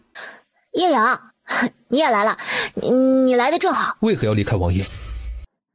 为何？哪有那么多为何？总结一句话就是天下无不散的宴席。端木许清，你清醒一点。是跟着去北疆是能够一家团圆，可好男人如何能够永远的活在家族的庇佑之下？唯有跟着王爷才能够建功立业。你莫要看我与明阳等人在王府中只是侍卫，到了军营，我们那都是正六品的校尉呀。行，小松子是没有官职，但王爷给他的赏赐是普通人几辈子都花不完的富贵啊。我又没有想过建功立业。朝中太子之位一直未定，我们主子夺得大位的可能性极高啊。若是真有那一天，你作为跟着主子一路走来的人，是何等的风光。主子人品贵重，对待下属更是和善，岂会亏待你不成？正是你家王爷人品贵重，待人和善，位高权重，颜值爆表，我才不能留下呀。要不然等你主子荣登大位，后宫佳丽3000的时候，我就会化身成柠檬精，一把毒药带你们所有人同归于尽，比陆才人还恐怖的那种。好不容易下定的决心，端木许清不想动摇。这些是我给你们和王爷准备的各种药丸，以后我不在王爷身边。真的要走？我想同家人一起。我不是无情无义之人，只是我也不能抛下家人不顾。入夜的时候官差来通知了，明日卯时就要出发，我便不去与王爷道别了。将来若是有缘，还是会再见的。许清祝王爷余生平安喜乐，事事顺心，早日取得如花美眷。越说心越堵。你走吧。端木善成的屋子就在妹妹隔壁，晋王府的人几番劝说，他都听见了。若青儿真的是男儿，那绝对没有比留在晋王身边更好的前途了。大哥出去后，整个人无力地瘫倒在床上。他好难啊，性别问题要瞒着外人，魂穿问题要瞒着家人，要不还是去浪迹天涯吧。次日清晨，端木一家7口人踏着月色准备启程了。到了中午便出了城。端木善成使了银子，想让官差把枷锁给父亲去了，但官差不同意，说这里离京城太近，若是被查到，他们就有失责之罪，要远离京城才可通融。于是一行人加快了脚步。晋王回到王府是在端木许清全家流放的第2日，算着脚程，他们应该已经出了京城的地界，入了邵州府。那真是个无情无义又胆大包天的小东西，说走就走，连个头都不来给主子磕就跑了。这若是换了别的主子，跑到天边也要抓回来8层皮下来。可他是端木许清，因为那张脸，他有些舍不得。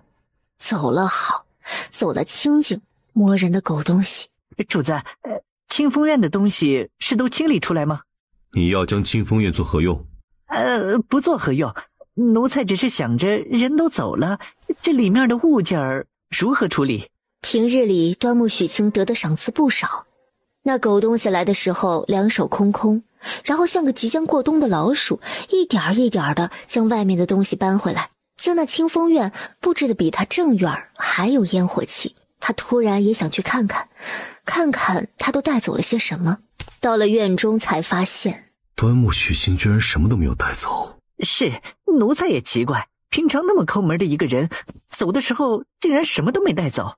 靖王心中无名火更大了，这里的一切他都不要，是急着跟靖王府划清关系吗？王爷，宫中红嬷嬷来了，我将她引到正院，正在等您呢。她好像很是着急的模样。一切留着不动。三殿下，老奴可等到您了。娘娘病重，宫中太医、御医都没得法子了，您快随老奴进宫看看娘娘吧。是何病症？小松子，备马。咸宁宫，太医站了一排，在激烈的讨论贤妃病症。这段时间，贤妃一直在断断续续的吃药，牙疼的病症也是时好时坏。可突然之间，症状来得如此之急，如此凶险，太医们束手无策。母妃，母妃，殿下，娘娘还发着高热。娘娘病成这样，为何没有人报与我听？是娘娘不准。娘娘说殿下公务繁忙，不许惹您劳心。红嬷嬷前2天几次想出宫找殿下，都被娘娘拦下了。娘娘还说，若是我们当个殿下正室，就将我们赶出咸宁宫去。太医怎么说？陛下可曾来过？陛下下朝来过一次，那时候娘娘还清醒着，但说自己面貌有样，不宜见皇上。皇上隔着帐子同娘娘说了几句话就走了。本王不想听你们废话，立刻拿生平所学出来，让贤妃娘娘退烧消肿。要不老夫先开一剂退烧的药，可有副作用？王爷，是药3分毒。你们可还有其他更好的法子？师父曾教过下官一套针法，能够控制高热。你师父是谁？禀王爷，下官的师父是原太医院院判端木洪汉。去做准备。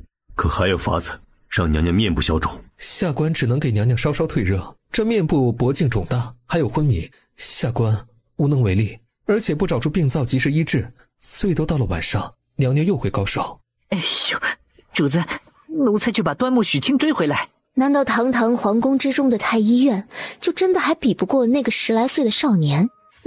请主子准许奴才去把端木许清追回来。去吧，他此刻应该已经到邵州府了。让泽阳、艳阳随你一同，将本王的黑药带上，找到他，让他沏上黑药，用最快的速度赶回来。是。为了早点能让端木洪汉将身上的假锁镣铐取下来，端木一家子都是加快步伐，急着赶路的。再过上半日，就能出这邵州府地界了。何人拦路？宫中的主子有事吩咐给端木洪汉。王公公，许久不见，不知兰嫔娘娘有何指教？兰嫔，端木许清有印象了。按血缘关系，他可以称其为姑姑，父亲的庶妹。得知端木大人要远行，娘娘特意派了咱家来送送。谢娘娘惦念。大人入狱，娘娘在宫中是寝食难安。现在大人全家无罪释放，还能继续去那北疆做军医，这不准备了许多路上能用的物件呢。王公公说着，胖手一挥，后面的马车上抬下了2个箱子，漆都掉了许多，一看就是廉价货。兰嫔娘娘心意我等领了，至于路上用的东西已经准备得很充分，什么都不缺，还请公公都带回去吧。大胆！娘娘赏赐是给你一家的荣幸，哪里有你说不要就不要的道理呀？既然如此，那就收下吧。那我等就先行一步了，公公保重。嘿嘿，这就想走啊？我说端木大人呐，娘娘挂念着您，您也得替娘娘着想不是？端木家被抄家，药材、银钱、房契、地契、家谱全部都充公了，想必兰嫔也是知道的。我即使有心，也无力呢。公公请回吧。哎呀，还真是惨呐。不过你们一家子的处境娘娘确实知晓，所以呢也没提什么为难你们的要求，不过是要个药方而已。回去告诉你们主子，死了这条心吧。无论我们一家如何落魄，这端木家的家主也只能是我父亲。娘娘的吩咐你们都敢不听，找死是吗？我早就劝过娘娘，但谎言换来的荣华又究竟能富贵得了多久？请公公转告娘娘，端木洪汉能力有限，日后请他自求多福。大人，我们启程吧。端木洪汉，莫要敬酒不吃吃罚酒，今日不留下药方，我让你全家没有一个能活着走出这邵州府。这位公公口出狂言，当我等是死人吗？郭头领咱借一步说话。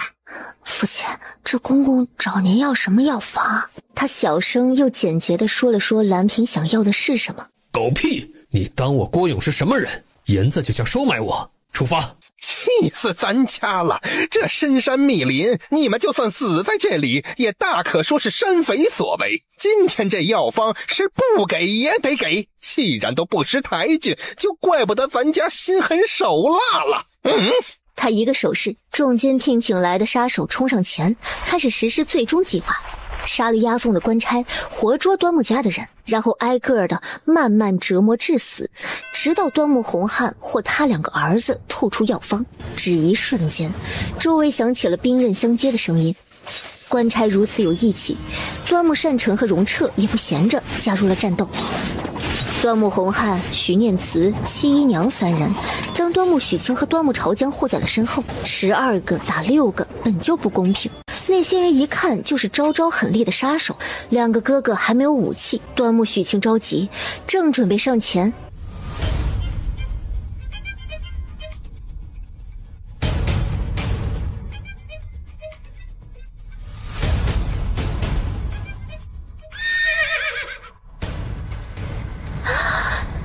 泽阳、叶阳，发生何事了？那个公公说是蓝嫔的人来找我父亲要传家宝，我父亲不给，他们要硬抢。端木许清口中的传家之宝是药方，而艳阳他们理解的则是赤玉。王爷都不忍心夺他人之好，一个嫔位妃子的狗腿儿还敢来放肆。交给我们，回去告诉你的主子，做宫妃就该有宫妃的规矩，若是再将手伸到宫外来，小心陛下治他的罪。滚吧！多谢2位大人相助。你们怎么在这儿啊？哎呦，这儿血腥味太重了。端木许清，你说没有我们，你早死了多少次了呀？端木家其他几个人也对着泽阳、艳阳道谢，2人没有回应他们。因着要拿赤玉换端木许清自由身的事儿，晋王府已经将端木家的人定义为了无信小人了。贤妃娘娘病重，宫中无人能医，你可愿意随我们回去？娘娘病重，是什么病症？昨日起了高热，中午就昏迷不醒了，两边脸颊肿得很高。太医诊治过了吗？可又说是什么原因引起的？哎，你跟不跟我们回去？给句准话。跟他们回去就自己骑马，不跟他们回去就打晕了，绑在马背上。爹，贤妃娘娘好像一直有牙疼的毛病，你替她诊治过没？贤妃娘娘牙疼的情况已经许多年了，用些清热解毒的药能压下去，只是近2年发作越来越频繁了。王爷他是不是很着急？哎呀，你觉得呢？随不随我们回去？快点下决定。爹娘、大哥、二哥，许清怕是暂时不能随你们去北疆了。青儿，贤妃娘娘生病，自有太医院，找你有何用？是啊，青儿，你回去有何用啊？爹娘，贤妃娘娘的病情容不得耽搁了，青儿没有时间跟你们慢慢解释，你们先去北疆，你随泽阳和小松子回京，我替你护送家人去北疆。若是他们路上有了闪失，我提头来见你。谢了。小三，你糊涂了吗？贤妃娘娘生病，你回去了能有什么作用？其实这不怪他，因为端木家的人都不知道，现在的端木许清可以称得上是这个朝代最厉害的神医。但晋王府的人都知道，他的医术无人能敌，所以认为端木家的人是在故意反复阻拦。泽阳直接剑指荣彻，荣彻也不甘示弱。二哥，不可！泽阳，这是我二哥，嫡亲的二哥。阻碍医治娘娘者，杀无赦。小三，一定要回去吗？他隐约知道，晋王府看重小三，好像就是因为小三的医术。虽然找不到合理的理由来解释，可事实就是小三的医术极有可能在他与父亲之上。大哥，王爷对我们家都有救命之恩，你们先继续往前走，我先随小松子他们回京。好了，就这么决定了，赶紧上马。爹娘、大哥、二哥、姨娘、朝江，保重。泽阳，你们先往前，我有几句话跟艳阳说，一会儿来追你们。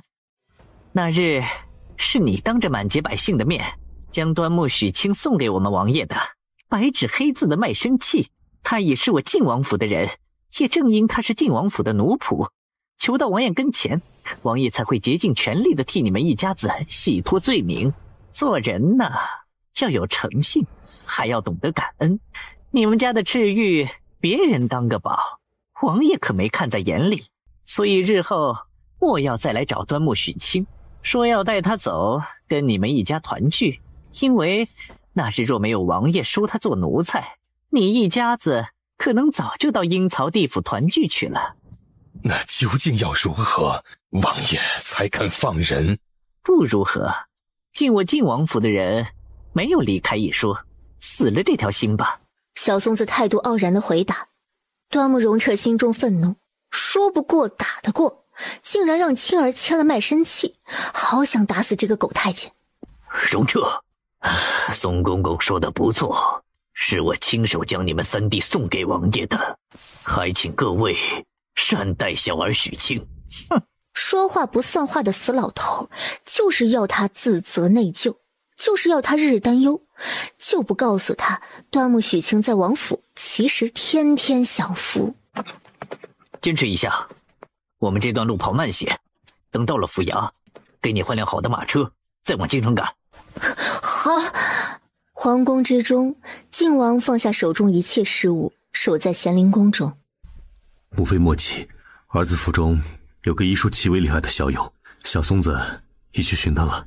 他不似这些庸医无能，定能够医好母妃。医好，母妃怕是不能看着你娶妻生子了。待母妃去了，就将洪嬷嬷接去王府照料，让她替我看儿媳，带小孙孙。你的几个哥哥弟弟都不是心慈手软之人，随你舅舅去边关，不争不抢，只努力保护好自己，照顾好小九，去将小九喊来见见我吧。奴婢这就去，奴婢这就去。母妃莫要再费力说话，好生休息。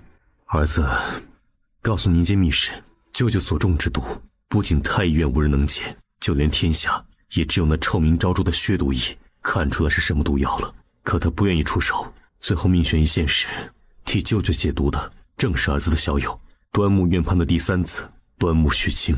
他此刻已在赶来的路上，母妃一定要坚持，儿子陪您一起等他来。贤妃惊讶，用了口型问了2个字：果真。此事儿子连父皇都没有告知，这些太医包括那傅御医都是庸医，只要等到许清来，您定会平安无事。贤妃眼中有泪，点了点头。她也不想死，她还这么年轻。哥哥照看母妃辛苦了，您到旁边矮榻上歇息一会儿，让浩儿陪着母妃吧。若是母妃醒了，浩儿叫你。好，浩儿守着母妃，为兄小憩片刻。靠在软榻上，靖王闭眼，却是毫无睡意。端木许清，你可是已随小松子他们回来了，莫要让本王失望。依照对端木许清的了解，龙敬修觉得他是会回来的，可若是遇到家人阻拦，那就有些难说了。皇宫之中水深火热，举步艰难。端木洪汉自己深知其害，连传家宝都可以不要，也要三儿子远离京城，又哪里肯轻易让他回来？小松子他们走的时候，他忘了叮嘱，若是不肯回来，就打晕了绑回来。端木许清，千万莫要让本王失望，你定要尽快赶回来，本王的母妃还等着你救命。只要你回来医好母妃，本王便不计较你时常在本王梦中作乱了。泽阳，还有多久啊？快了，再有1个半时辰就能进城了。天哪，怎么那么远啊？哼，这么远，谁让你要跑那么快的？龙敬修啊，我真的是想走的，离得远远的，不再招惹你。这可是你非得把我叫回来的。若是有一天我女儿身暴露了，你可不能任由你那皇帝老爹对我端木家喊打喊杀的。主子，主子，许清来了。进到贤妃寝宫，来不及多说，来不及多问，端木许清上前就将手指搭在了他的腕上。如何？你可有办法医治？有。几分把握？8分，跟上次替护国侯取水银一样。王爷可信许清？自然是信的。王爷知道许清的医疗方法与旁人不同，可否让所有人都出去？这里只留我一个。贤妃目前这个状况，必须得输液了。输液的东西都是这个朝代没有的，不能让外人看见。那怎么可以？无论如何，老奴也是要守在娘娘身边的。端木许清不理他，只是看着龙静修。依你，殿下，跟母妃的性命相比，一切都不重要。端木许清是我的人，我信他。本王立刻就去做安排，力保此事再无其他人知晓。胡嬷嬷，去将所有宫人都遣回各自房中。可需要留人供你使唤？不用留人，但要做些准备。一会儿我列个单子，王爷您找信得过的人去帮我抓药。但是许清要提前同你说清楚，我现在只能给娘娘消肿止痛降体温。她犯病的根源是2颗埋在牙龈里的牙齿，牙齿不除，以后牙疼的情况不会少。那埋着的牙齿可否一起除掉？这个要以后再说，我现在只能控制住病情，不能再往更坏的方向发展，让娘娘慢慢恢复原来的容貌。好。应下之后，出到隔壁的房间，一屋子庸医对他行礼。靖王见到他们就烦：你们都回去吧。敢问王爷，可是娘娘病情有了好转？除了方旭州，其他都可以走了。将太医们打发，工人们安顿。你看这些安排可还合适？合适，挺好。同洪嬷嬷一起去抓药回来的方旭州一直打量着眼前的少年。敢问阁下是端木许清？你是谁？这是你父亲的徒弟，太医院的方旭州。之前母妃一直高热不退，唯有他用银针能缓解一二。其实师父并没有正式收我为徒，只是平日里对我都有照顾，都有提点，孜孜不倦，在我心中一直将他当作师父一样尊敬。靖王一时不知该说什么好，好想揍人。原以为真的是端木洪汉的徒弟，结果只是个单方面的。难得父亲都被流放了，还有人记得他，感激他。那我应唤你一声方师兄。不敢，师兄在上，请受徒弟一拜。好了，以后再叙旧，我先做正事了，你们都出去吧。屋子里只剩下昏迷的贤妃还有靖王。许清到床边的圆凳坐下，抬头看向靖王，靖王也看着他。连本王也不可留下。王爷，我要替娘娘诊治了。本王的母妃便交给你了。说完转身，毫不拖泥带水的出去了。心中还暗道，这小东西秘密还不少。确定人都去了外间，端木许清拿出生理盐水、消炎用的头孢注射制剂、抗生素、退烧药、输液软管、针头等做好准备，找好贤妃手上的血管，扎针调速。可以了，接下来还要伪装现场，将洪嬷嬷和方师弟拿来的药材打开。好家伙，他点的出名的药材他们都找来了，品质还都是中等偏上的。这太医院的药品仓库得多肥美呀！不多要些珍贵药材，怎么能显得他医术高明，能治好太医院都无法医治的重症呢？许清将人参、鹿茸等拿来做样子的珍贵药材直接丢进系统换积分了。哥哥，那个许清大夫能医好母妃吗？浩儿信不过哥哥。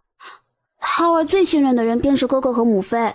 我们一起等他出来便是。里间，端木许清等着输液输完，收好瓶子和管子，看了看，确定没什么不该出现的东西了，这才走了出去。如何？今天的治疗结束，热度退下去了，过一会儿应该会醒。明天可还要治疗？明日午后开始。有地方给我休息吗？几天晚上没睡好，奔波到大半夜，这儿又快熬了一个通宵，他是真的累了。你不守在娘娘身边？从来没有哪个太医在主子还没有醒的时候就敢说要去休息的。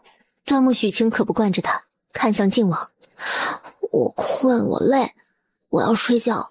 这模样，龙静修都不知道如何形容了，莫名觉得像是个没长大的孩子，有些可爱。洪嬷嬷，让人带许清大夫去我房中休息。可是没有可是，许清不是宫中的太医，是我请回来替母妃医病的，是咸灵宫的贵客。哎呦妈呀，这气势我可太喜欢了。方旭州，下官在。娘娘这里你守着，有事随时禀报你师兄。是。王爷，房间已备好，我同你过去。好。这是你的房间啊？姬少来住。许清，可知我为何将方旭舟留下？为何？若你不愿宫中人知晓母妃的病是你医好的，大可以都推到方旭舟身上。端木许清细细品了一下这句话，恍然大悟。王爷是想让方旭舟领功？你若不愿，便不这么说。龙敬修自己也不知为何，不愿外人知晓他靖王府有个这么厉害的大夫，就是想将他私藏。可或许许清他是不愿的。不，我愿意，非常愿意，就这么说。你还要跟方旭舟说好，别让他露馅了，要不然我端木家就把他逐出师门。你愿意？当然啊，多亏你想得周到。端木家本身就是戴罪之身，我不想惹人关注。稍后有人送吃食过来，用些再入睡。天哪，这个男人怎么可以这么体贴，这么周到啊？端木许清觉得他1秒钟也不想再跟他多相处了。谢谢王爷，那您也去休息吧。许清躺在床上看了帐顶发呆，听说他需要帮忙，自己什么都不想，不管不顾的就跑了回来，还能鼓起勇气再离开一次吗？端木许清睡了2-3个小时，就起来列了个单子，让咸灵宫的人去给他准备东西。果然如他所料，下午到贤妃寝宫内室的时候，他已经醒过来了。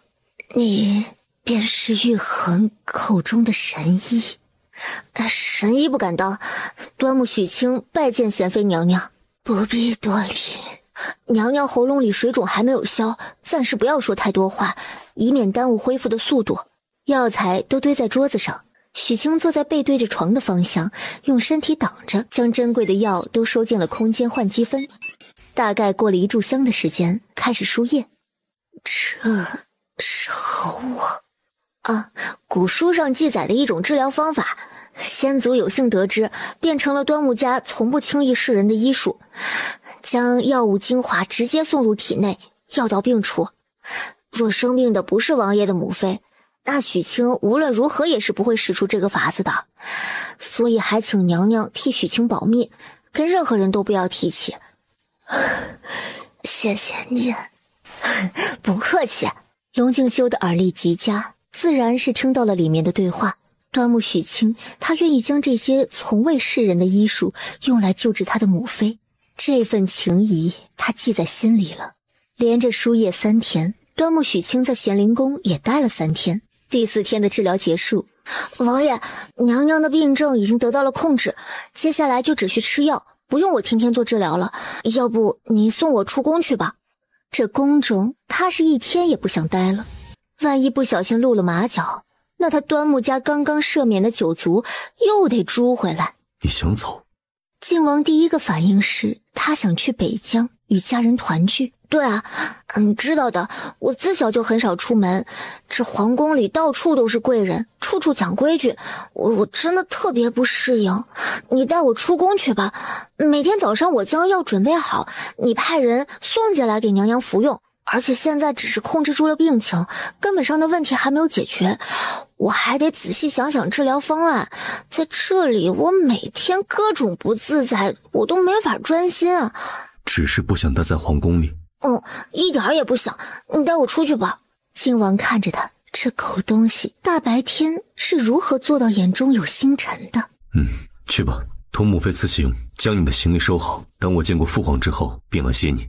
好，我这就去。听说他要走，红嬷嬷最是惊讶，说娘娘病都没好，他这个大夫怎么能走呢？好在贤妃很是通情达理，不仅同意他离开，还赏赐了许多金银珠宝，再加上前面4天从太医院忽悠来的珍稀中草药，换了不少的积分，他这一趟皇宫之行真的是收获满满。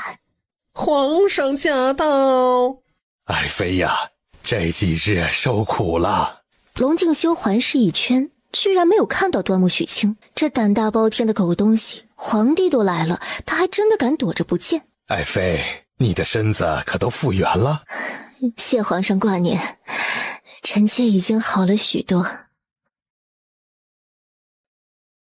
贤妃一脸愁色，她一直中意淼儿做玉衡的正妃，但皇帝的意思是不用考虑了，最后最好的好像就只有夏丞相家千金夏清。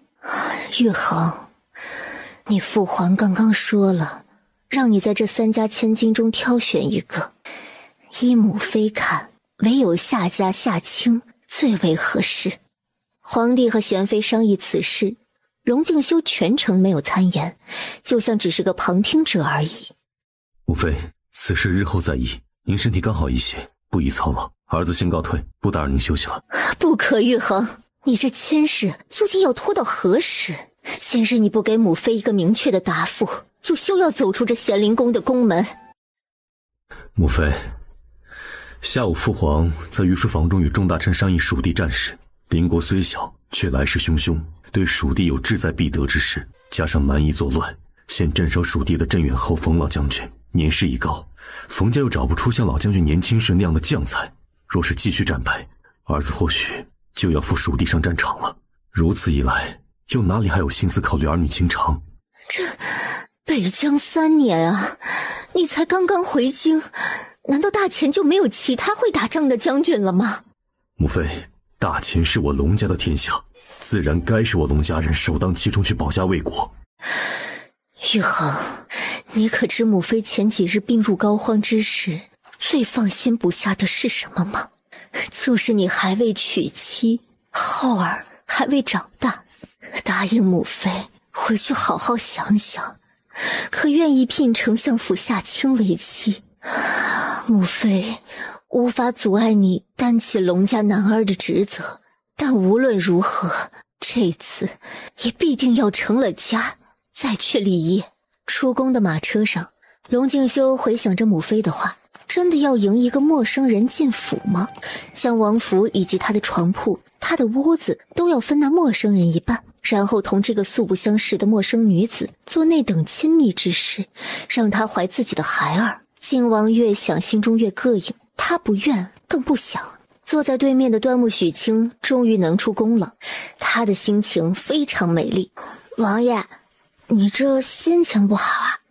靖王看着他，这张脸越看越刺眼。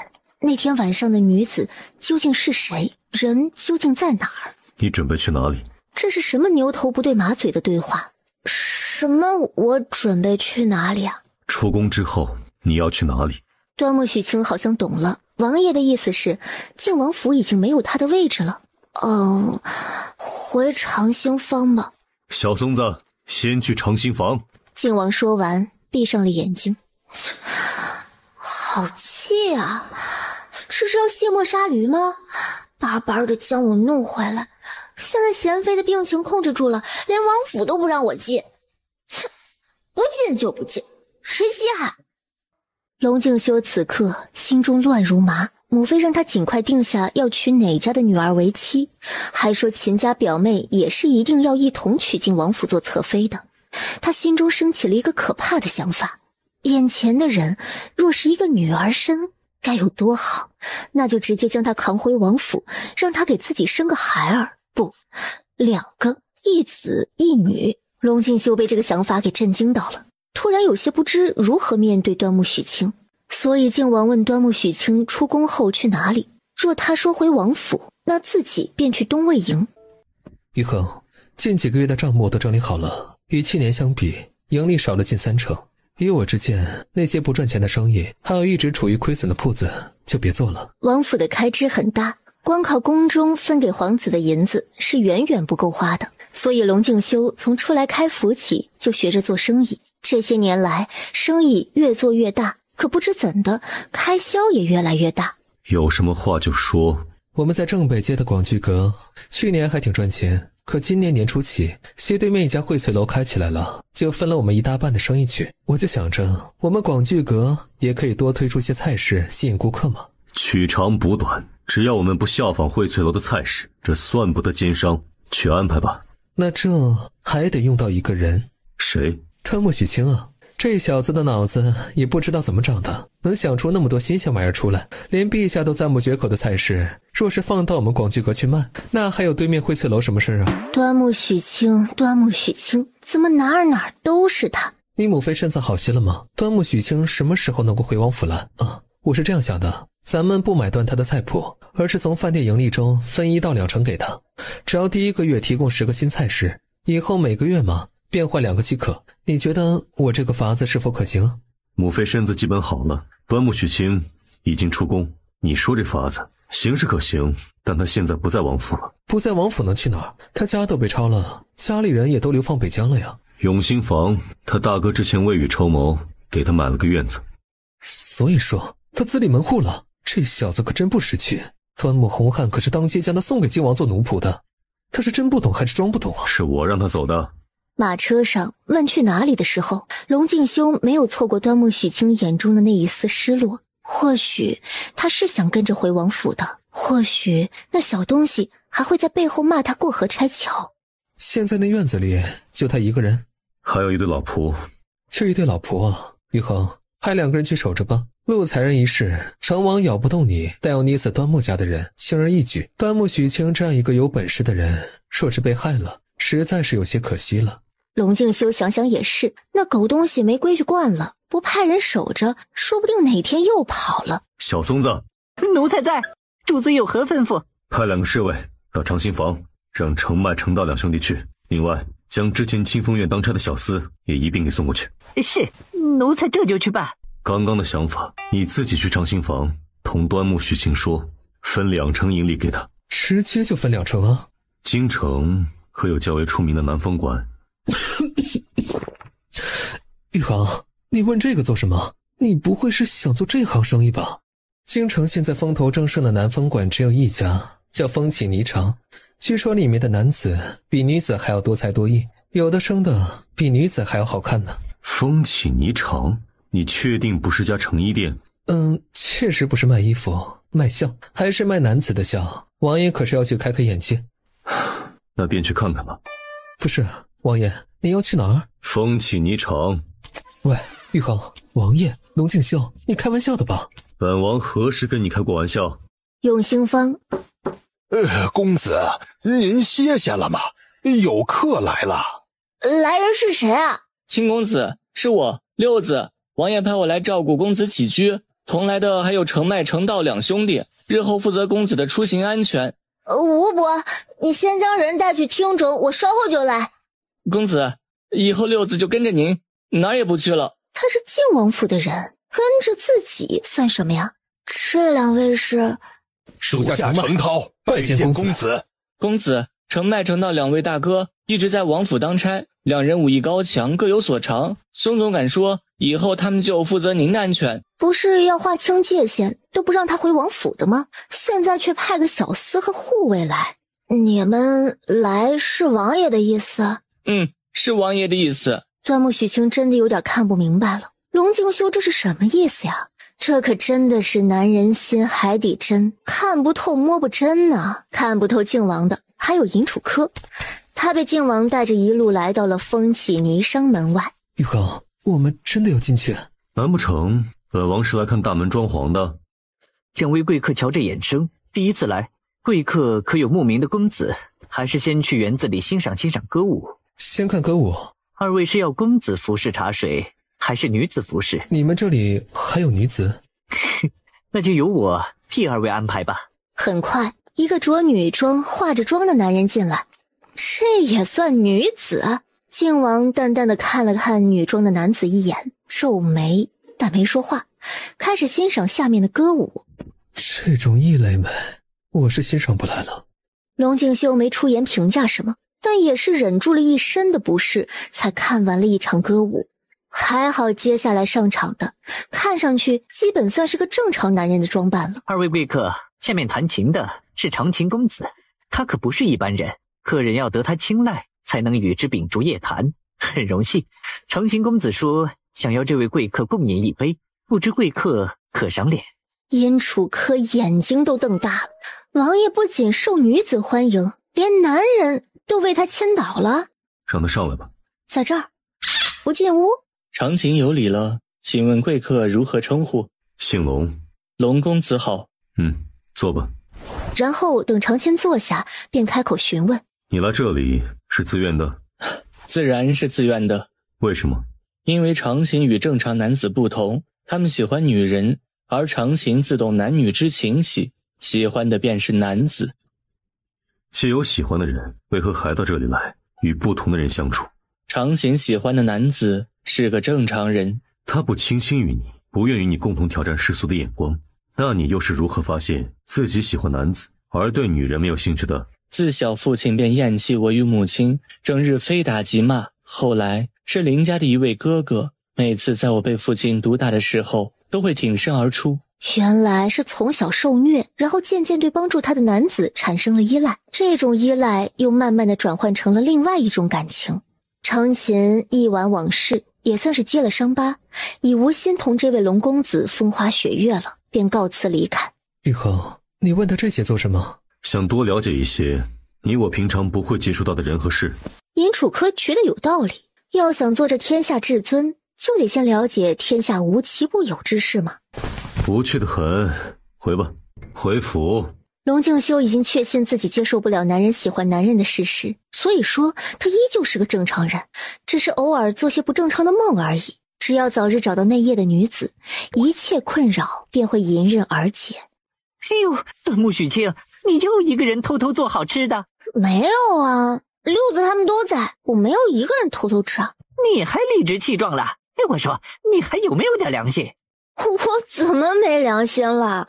就因为早上没跟你说晚上有好吃的。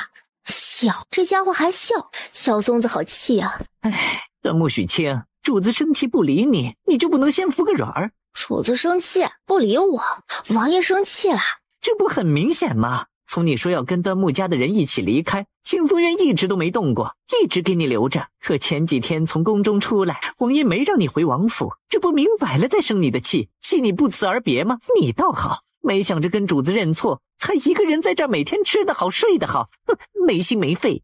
是这样吗？王爷真的是在气他不辞而别，所以才没有邀他回王府住。当然是这样了，若是王爷真的不管你了，还会安排六子过来听你使唤，会派麦城道护你安全。王爷这几日可还好？不好，一点都不好，吃不好睡不好，整夜的看地图和兵书，不久之后可能又要起战事，咱们王爷又要上战场了。龙静修又要上战场了，端木许清也想起了那一身的疤痕，也有些心疼。王爷现在在哪儿啊？在兵部，回府应该很晚了，但明日一定会在府中，因为明日是王爷的生辰。明日是王爷的生辰？对呀，趁着这大日子，你表现表现，然后给王爷道个歉，说自己呀，以后一定不到处乱跑了。跑肯定是要跑的，我又不是他的谁，还能一辈子守在他身边不成？可出征在即，又刚好赶上生辰，还是庆祝一下吧。我能怎么表现？准备生辰礼物，王爷那么有钱，什么都不缺。你最大的优点呢，就是会做吃的，亲自下厨煮一桌生日宴呢，礼轻情意重嘛。你都安排好了，我还能说不吗？当然不能，那就这么说定了，明儿个一大早我来接你回王府啊。主子，您去哪儿啊？东魏营，你不必跟着。不是，王爷，今儿是您的生辰呢。你今天格外啰嗦。王爷，端木许清来了，在清风院给您准备生日宴呢，好歹你也用了午膳再去办正事成不？端木许清来了，还在给他准备生日宴。靖王心中莫名喜悦，但面上却不显，反而是黑着脸问：谁让他进府的？昨日去永兴坊给娘娘取药，奴才嘴多，无意提起今日是主子的生辰，结果今儿一早端木许清就来了，说要做顿生日宴给您赔罪。他手里有咱靖王府的令牌，奴才拦也拦不住啊。这会儿正在小厨房里忙得热火朝天，要是您不喜，那奴才这就去把人赶走。说着还就一副真要去赶人的样子，心里却祈祷：主子留他，主子留他。果然他的主子听到了他的心声。罢了，让他动作快些，本王午后还有要事。奴才这就去，主子您稍等啊。生辰快乐。今年比去年的有新意。若是你明年大婚，我还能送更有新意的生辰礼物给你。这几日都没见你回府，可是事情不太顺利。准备出手的2间铺子，价钱还没有谈妥，想改行的一时也想不出改行做什么生意好。你若是今年要出征蜀地，我怕是不能跟你去了。无妨，一旦开战，军需开支颇大，你留在京城也好，粮草、商药都断不得。从古至今啊，我就没见过你这样的将军，替朝廷打仗，花的却是自己私库中的银钱。照此下去啊，待到迎娶王妃之时，怕是连聘礼的银子都不够了。对了，你这次若是去蜀地，可会将端木许清带上？蔡一，那小子不用在王府当差，一天天内不知道野哪儿去了。按照泽阳给的地址，季永兴访寻他，可家中只有一对老仆，说他家公子大清早上就带着侍卫出去了。端木许清清早便来了王府，说是要给本王筹备生辰宴。许清拜见王爷，祝生辰快乐，略备薄酒，还请王爷移步清风院。待寿星入座动了快，尹楚科、小松子和三阳也迫不及待地品尝美味。今日主子生辰，特许了他们同桌吃饭，人多了才热闹。王爷尝尝这个，里面是什么？流鲜奶黄，好吃吗？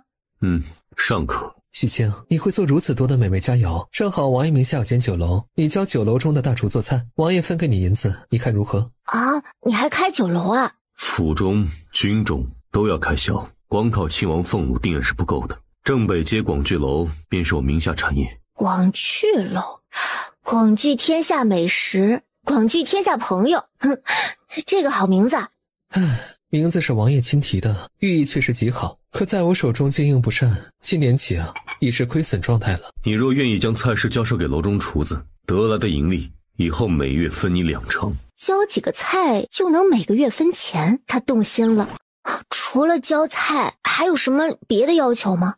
你随我去楼中看看，先将招牌菜都换掉，以后的每个月教2个新菜式，如何？那再加一条，若是多个月之后我想不出新的菜式来，那就不用给我分钱了。他是在为以后做打算，若是离京了，没道理还让王爷名下的产业白白分钱给他。那用过饭，下午你就随我去楼中看看。下午许清去同我进宫，给母妃看诊。娘娘的病症已经控制住了，不用我去，方旭舟他们应该也能诊断得出来，真的都好了。本王只信你。我可谢谢你的信任，但我不想进宫。为何？外男到了后宫，行动不便不说，还时时刻刻被人监视，我不喜欢这种氛围。这个好办啊，反正你骨架子小，拿身宫女的衣服也能穿得下，那就男扮女装跟主子进宫去，这样那些个嬷嬷公公的就不会时刻监视你，怕你勾了小宫女儿的魂儿去。桌上的其他人都看向端木许清，好像是在构思她穿女装的样子。许清这张脸啊，要是穿上女装，再描描眉，抹些口脂，定是能蒙混过关的。哎呦，这酒有点上头，害我都有些热了。我才不装女人呢，走路得扭屁股，不会。既然王爷只信我，那我去就是。那倒是进了宫，一直跟在王爷身后不乱走，便没人能为难我了，对吧，王爷？是。唯有他自己知道，心中已经是不似面上的平静。小东西穿女装，描眉抹口脂，某处不受控制的有了反应。他动了动腿，令坐姿更舒适，告诉自己只是巧合。他是个正常男人，他不喜男子的。好了好了，开个玩笑罢了，谁还这样你穿女装不成了？吃菜吃菜，今日王爷生辰，我们不醉不归。母妃，近日可好？好得很，胃口也比以前好了许多。许清小大夫，本宫可得好好谢谢您啊！您是王爷母妃，替您看诊是许亲分内之事，娘娘不必客气。那日你说，若是以后想要都不发病，还需如何治疗，也细细说来。娘娘牙龈的尽头各长了一颗祖生齿。端木许清一边比划一边说，尽可能的简单一些，让母子俩都明白他的意思。这要如何医治，能让牙齿同正常人一样？拔掉，而且拔牙的过程很难。三弟带着弟妹游御花园，果然这开始移亲的人呐，瞬间就开窍了呀。大皇子，靖王排行老三，三弟自然是他，那弟妹是谁？大哥莫要胡言。大哥哪里胡说了，是吧，淼儿表妹？护国侯府齐淼参见端王殿下。谁开始议亲了？靖王吗？哟，端木三公子，许久不见呢。许清见过端王殿下。见过，确实见过。只是那时候啊，本王还不知道你就是端木家最有本事的那个小子。我说的可对，三弟？余弟还要去给太后请安，大哥请自便吧。那我兄弟二人改日再聚。三弟要移亲了，做大哥自然要同你好好说道说道。好好的逛个御花园，但因着遇见端王，加之听了他的话，端木许清的心情瞬间就不美丽了。但他知道自己没有立场开口问什么。你回来了？听工人说给你送饭，你都不曾开门。哦，那可能是我睡着了没听见吧。一直在睡觉。可以出宫了吗？今日留宿宫中，你随我一同去灵德殿。灵德殿是成年皇子们留宿宫中时所住的地方。今日延英殿赐宴，不仅是护国侯在，还有夏丞相带了妻女一起。皇帝的意思已经很明显了。宴席散去之后，皇帝提议让龙敬修送夏丞相一家回府，他以不胜酒力为由，请求父亲今夜准许他留宿宫中。今天不回去了呀？可是没吃晚膳，饿了？饿了。本王也没吃饱，你去母妃的小厨房做些吃的。皇帝赐宴你都没吃饱啊？御厨做的饭菜不及许清做的可口。那就去小厨房看看有什么食材吧。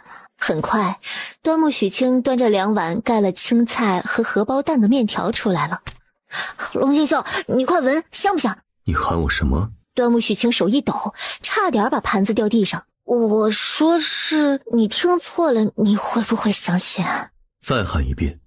这是要生气还是不介意啊？名字取出来本就是给人喊的呀，要生气就生气好了，还能砍他的脑袋不成？龙敬修，生辰快乐！我亲手擀的长寿面，好香的，你尝尝。生辰吃了长寿面，身体健康长寿，事业风生水起，爱情长长久久。以后私下无人之时，准许你直呼本王名讳。夜里腹中太饱，不利于入睡，可要到处走走。好，这么晚了，到处走没有关系吗？白日不是说想去永寿塔？带你去第7层。站在塔顶，端木许清看向身边的男人。上次我不是故意不辞而别，我只是不喜欢分别的画面。你们待我太好，我怕自己舍不得，再加上不可控制的，慢慢的对靖王产生了不一样的情愫。他是真的怕自己贪心，想要更多，从而割舍不下。等靖王娶妻生子的时候，他还能不能潇洒转身？艳阳飞鸽传书，再过2日，你的家人便能到达北疆。这么快？不是说要走20天吗？艳阳备了马和马车，你父亲兄长骑马，母亲乘坐马车，脚程自然快了许多。他与我在北疆守边关4年，衣食住行皆会替你家人安排好，你不必担忧，以后安心留在王府便是。今日的生辰宴，父皇撮合他与夏家，想让夏家小姐做他正妃，秦淼表妹为侧妃。他心中不喜不悦，甚至心中反感，说不清也道不明是什么原因。他宁愿与端木许清这个男子相处，也不想去体会旁人眼中的左拥右抱、温柔乡。龙敬修，我也不能一直住在王府，永兴坊那边才是我们的家。即使父母兄长不在京城了，但还有我得守着家。以后我王府住几天，永兴坊住几天，可以吗？我住永兴坊的时候，你若是要来吃饭，只要派人提前说一声就行了。当然，如果你愿意，我可以在永兴坊那边也给你准备一个房间。然后，怎么好像搞得跟龙敬修2个难舍难分似的？怕是脑子进水了吧？好。你说什么？不是你说要在永兴坊家中给本王也设一间房，我说好。好，那我回去就试着准备。本王不日可能要去蜀地，你可愿同行？是要去打仗吗？龙敬修厌烦打仗，可要保国土不失，要护黎民安宁，战争就在所难免。你希望我跟着你一起去吗？龙敬修看着他不说话，眼中2个字：废话。他看懂了。那大概什么时候出发呀？不定，许是下个月，许是年前。王爷要大婚了吗？你听谁说的？下午端王说的。父皇亦属夏丞相嫡女，为晋王府正妃，表妹秦淼为侧妃。那我就不跟你去蜀地了。为何？你娶妻，我就不留在王府，也不随你去蜀地了。为何？他娶妻与端木许清留不留在王府，跟不跟他随军有何冲突？小松子说过，其他几个有了王妃、侧妃、侍妾、姨娘的王府都是乌烟瘴气的，各种争宠，各种陷害。总之，女人多的地方就是纷争不断。我喜欢同你在一起，但我不喜欢以后还要伺候你的妻妾，还要做饭给他们吃。快点说我的要求无理，快点拒绝我，这样我就有正当理由死线离开了。龙静修觉得今夜这小东西格外的奇怪，他很想说他去蜀地又不会带妻妾，哪里用得着小东西伺候他们，可出口却成了：那本王若是不娶妻不纳妾，你是不是也一辈子不成婚？是。这一刻龙静修说不清心中是什么感觉，像是羽毛划过心尖儿。疯狂作死吧，惹怒靖王好赶自己走，就不会舍不得了。靖王府永远有你的位置，除了本王，无论是谁也不能随意使唤你，可好？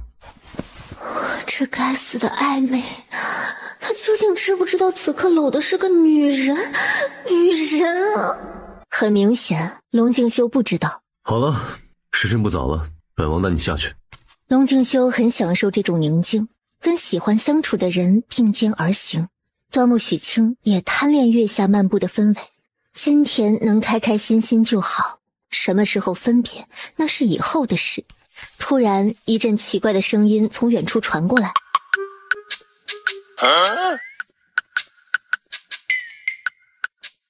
这声音好梦浪啊，这对野鸳鸯的胆儿可真是够肥的。你这是为何？嘘，你如果出面，两个人都活不成。谁在那边？段郎，可是有人。去世那宫的猫跑出来了吧？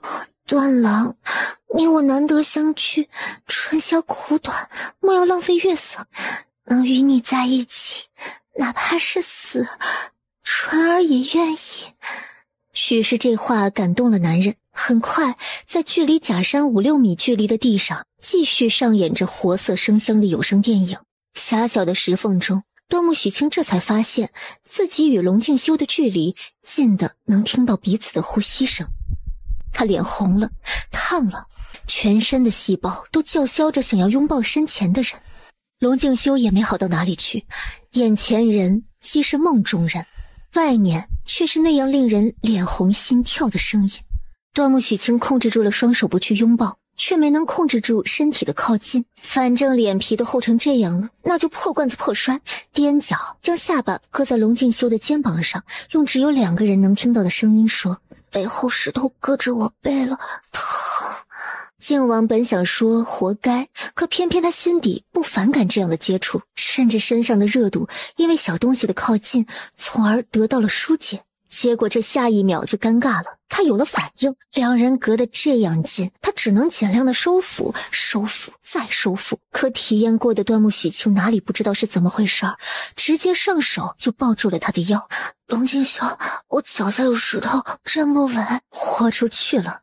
这样奇怪又尴尬的画面持续了好一会儿，直到不远处有了嘈杂的声音，像是御林军巡逻发现了什么在追捕。他们的动静惊动了这对刚刚还说不怕死的鸳鸯，两人赶紧收拾跑路了。世界终于安静了。你还要抱本王到何时？何时？若是可以，我希望是天长地久之时。王爷，对不起，我刚刚许清唐突了，你骂我吧，赶我走吧。主子，跟上去查是哪个宫的人。是。林阳一直跟着我们，不然本王还不知道要被你拉着藏多久。瞧着那两鸳鸯的动静，一时半会儿不会收场。幸得林阳聪明，将御林军的人给引过来，却没有暴露这边。某人开始装绿茶。我也是第一次遇见这种事情，我吓到了，我惊到了。再说我们要是冲出去看到他们，那是啥？那不是好尴尬的吗？靖王气得没脾气了，心想本王被你拉到角落抱抱摸摸，那就不尴尬了吗？深吸一口气，你今夜便在此处安歇吧。说完大步离开，只差没起飞了，不治我大不敬之罪了，不计较刚刚的拥抱了。龙静修居然接受我的抱抱。终于到了灵德殿，登山路骤，我一会儿给你在殿下门口铺个地铺。是让我跟着来灵德殿是来打地铺的？他不是守夜的侍卫，再拿床新的棉被来。端木许清最后被靖王安置在房间内的软榻上。你可要沐浴？不用，因为要给你过生日，我早上出门之前就洗过了。靖王点点头，准备进浴室。王爷，可要许清伺候您沐浴？不必。哦。没一会儿，里面响起了水声。他的脑海中闪现出完美的身材和结实的肌肉，身体有些难受。原来情欲这种东西不光是男人有，女人同样也会有。许清赶紧脱了外套，将自己埋进棉被里。靖王从浴室里出来的时候，只见他露了一个脑袋在外面。可是冷？不冷。那为何裹得如此严实？从小养成的习惯，睡觉要把自己裹严实。靖王点点头，没再多问。时辰已经不早了，各自上床入睡。哎呀，若是能一直这样下去，相互陪伴在彼此身边，那多好。龙静修，晚安。逐渐平稳的呼吸声，龙静修知道软榻上的人睡着了，深吸了一口气，回忆假山石缝之中自己居然对他有了反应，实在是难以启齿。小东西在那样的情况之下竟然敢抱他究竟知不知道自己在做什么？还有塔顶，他很坚决地说，若是王府娶妻，他便不留。综上所述，端木许清他不会对自己。靖王不允许自己再想下去，荒唐，简直是荒唐至极。偏偏这荒唐至极的想法，他却一点也不讨厌。疯了，他定是疯了。龙静修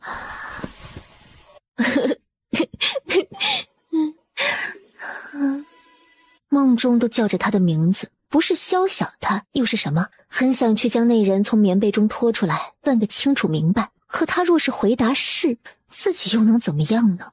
训斥他痴心妄想，然后赶他走，还是顺应本心，不顾道德人伦的回应他？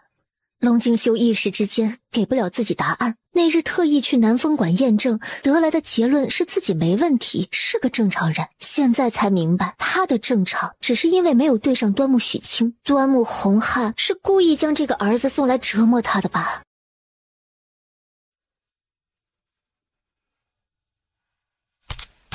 主子下朝了。昨日进宫，怎么今日才出来？许清，你现在没事了吧？我们一起去广聚楼。你还有事吗？无妨，先陪你去用饭。到厢房没一会儿，菜就一样一样端上来了。后厨有几位大厨？3位大厨，帮厨杂役婆子共12人，掌柜1人，店小2 6人。喏，许清，你尝尝。王爷，你也吃。如何？一般。可以饱腹，但不是那种特别惊艳味蕾的，也不会让人念念不忘。正是这样，所以才让你来改变一下菜式。尹先生，您是仅仅想改变一下菜式，还是将广聚阁整体都做一个提升？如何提升？许清将现代餐饮业的营业方式简单给他介绍了一下。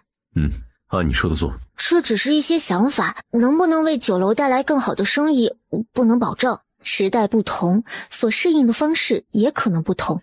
本王信你，即使没能令酒楼的生意更好，也不怪你。这该死的无条件信任。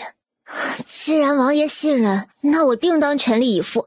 王爷可知城中哪里有好的木匠师傅？本王名下就有个庄子能做木工，以及一些简单铁具。那正好。端木许清想做几张可以旋转的木桌，将店员们的服装都统一了，然后把饭店的装修稍微翻新，改变一下布局，最后才是菜式的更新。许清准备何时去庄上找木匠？我陪你同去。下午可以吗？下午啊，我约了个商人谈铺面转卖的事，谈妥了便去。铺面转卖？什么铺面？是母妃名下的一家胭脂铺，母妃不能出宫，便交于我打理，但我与楚科皆不擅长，胭脂铺一直处于亏损状态，思量再三，准备转卖出去。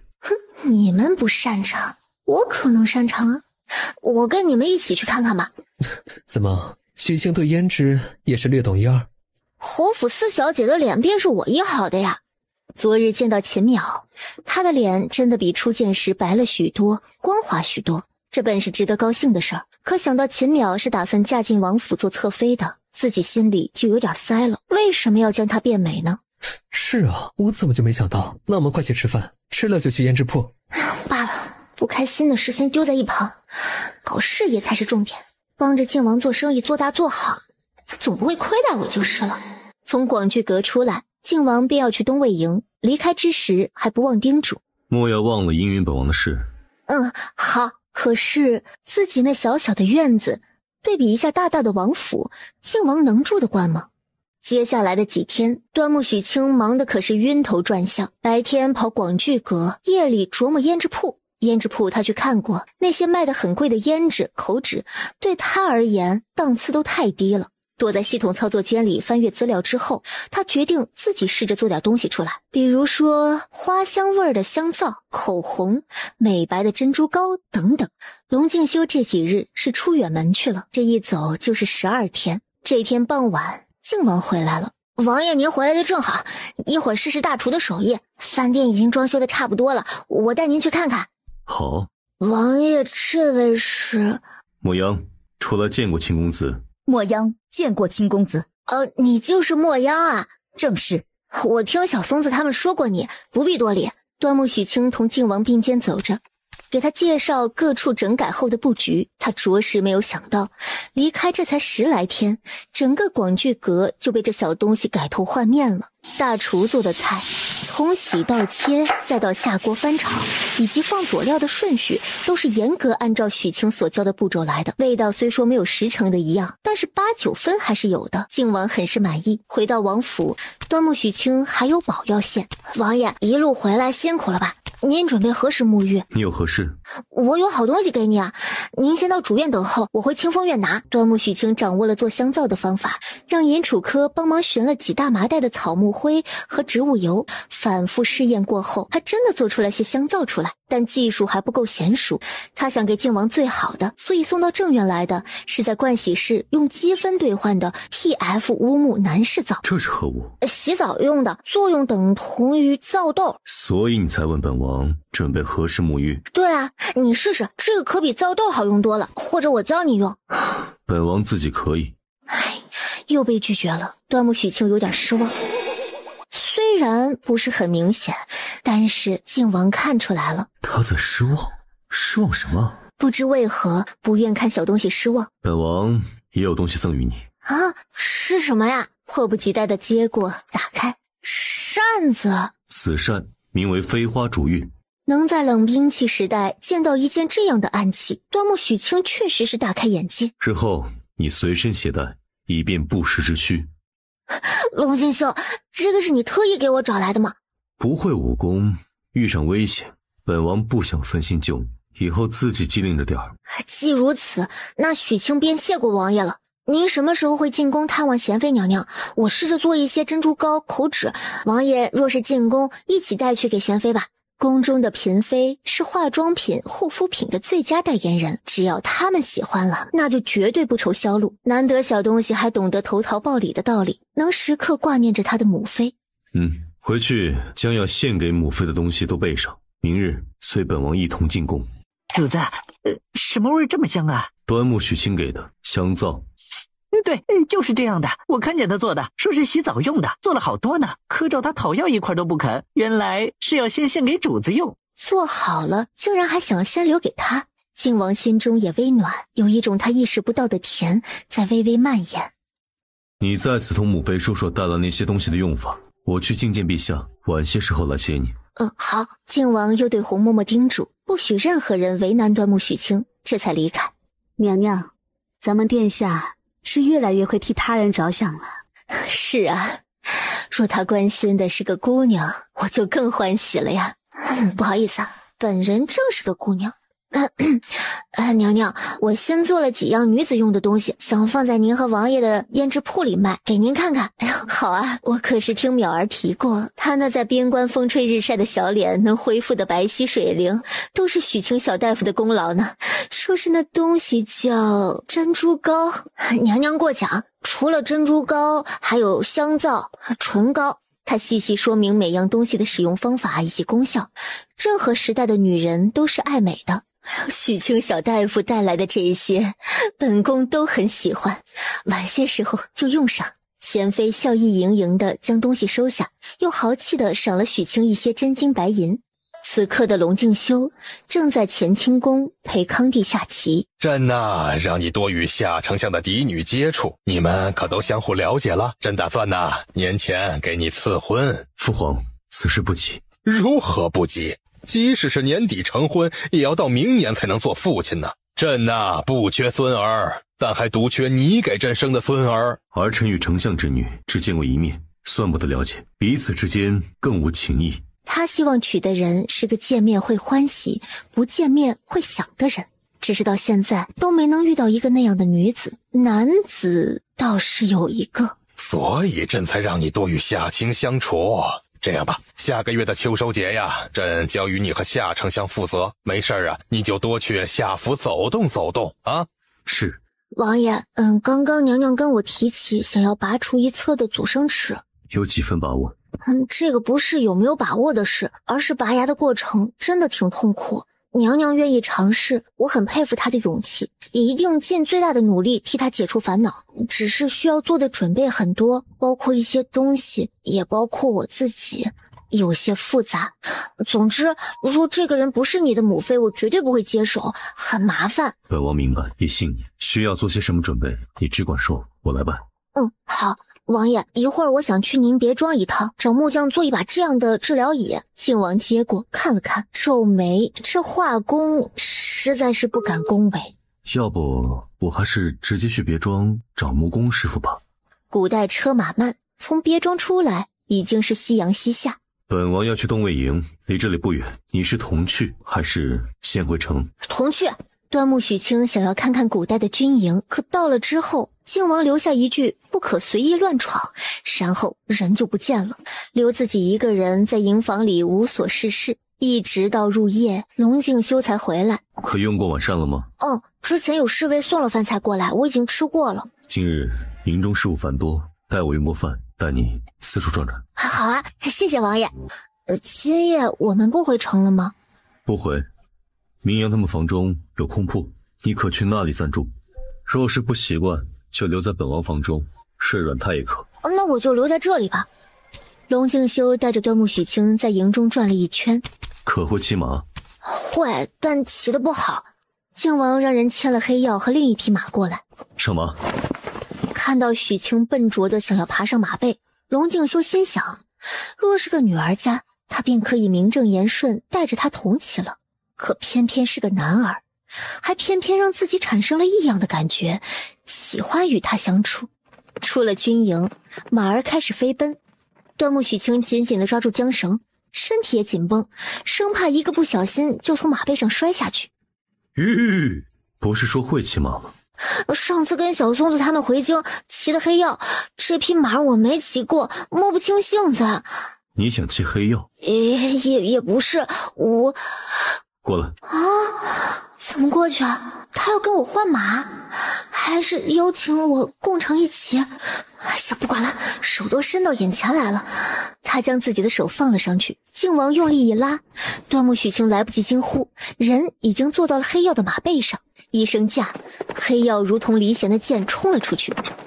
两人都没有说话，但心跳都加快了。龙敬修是在试探小东西能接受到他什么程度。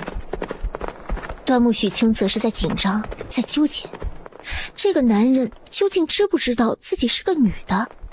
要不要干脆对他摊牌？我其实是一个女人，一个对自己未来另一半要求很高的女人。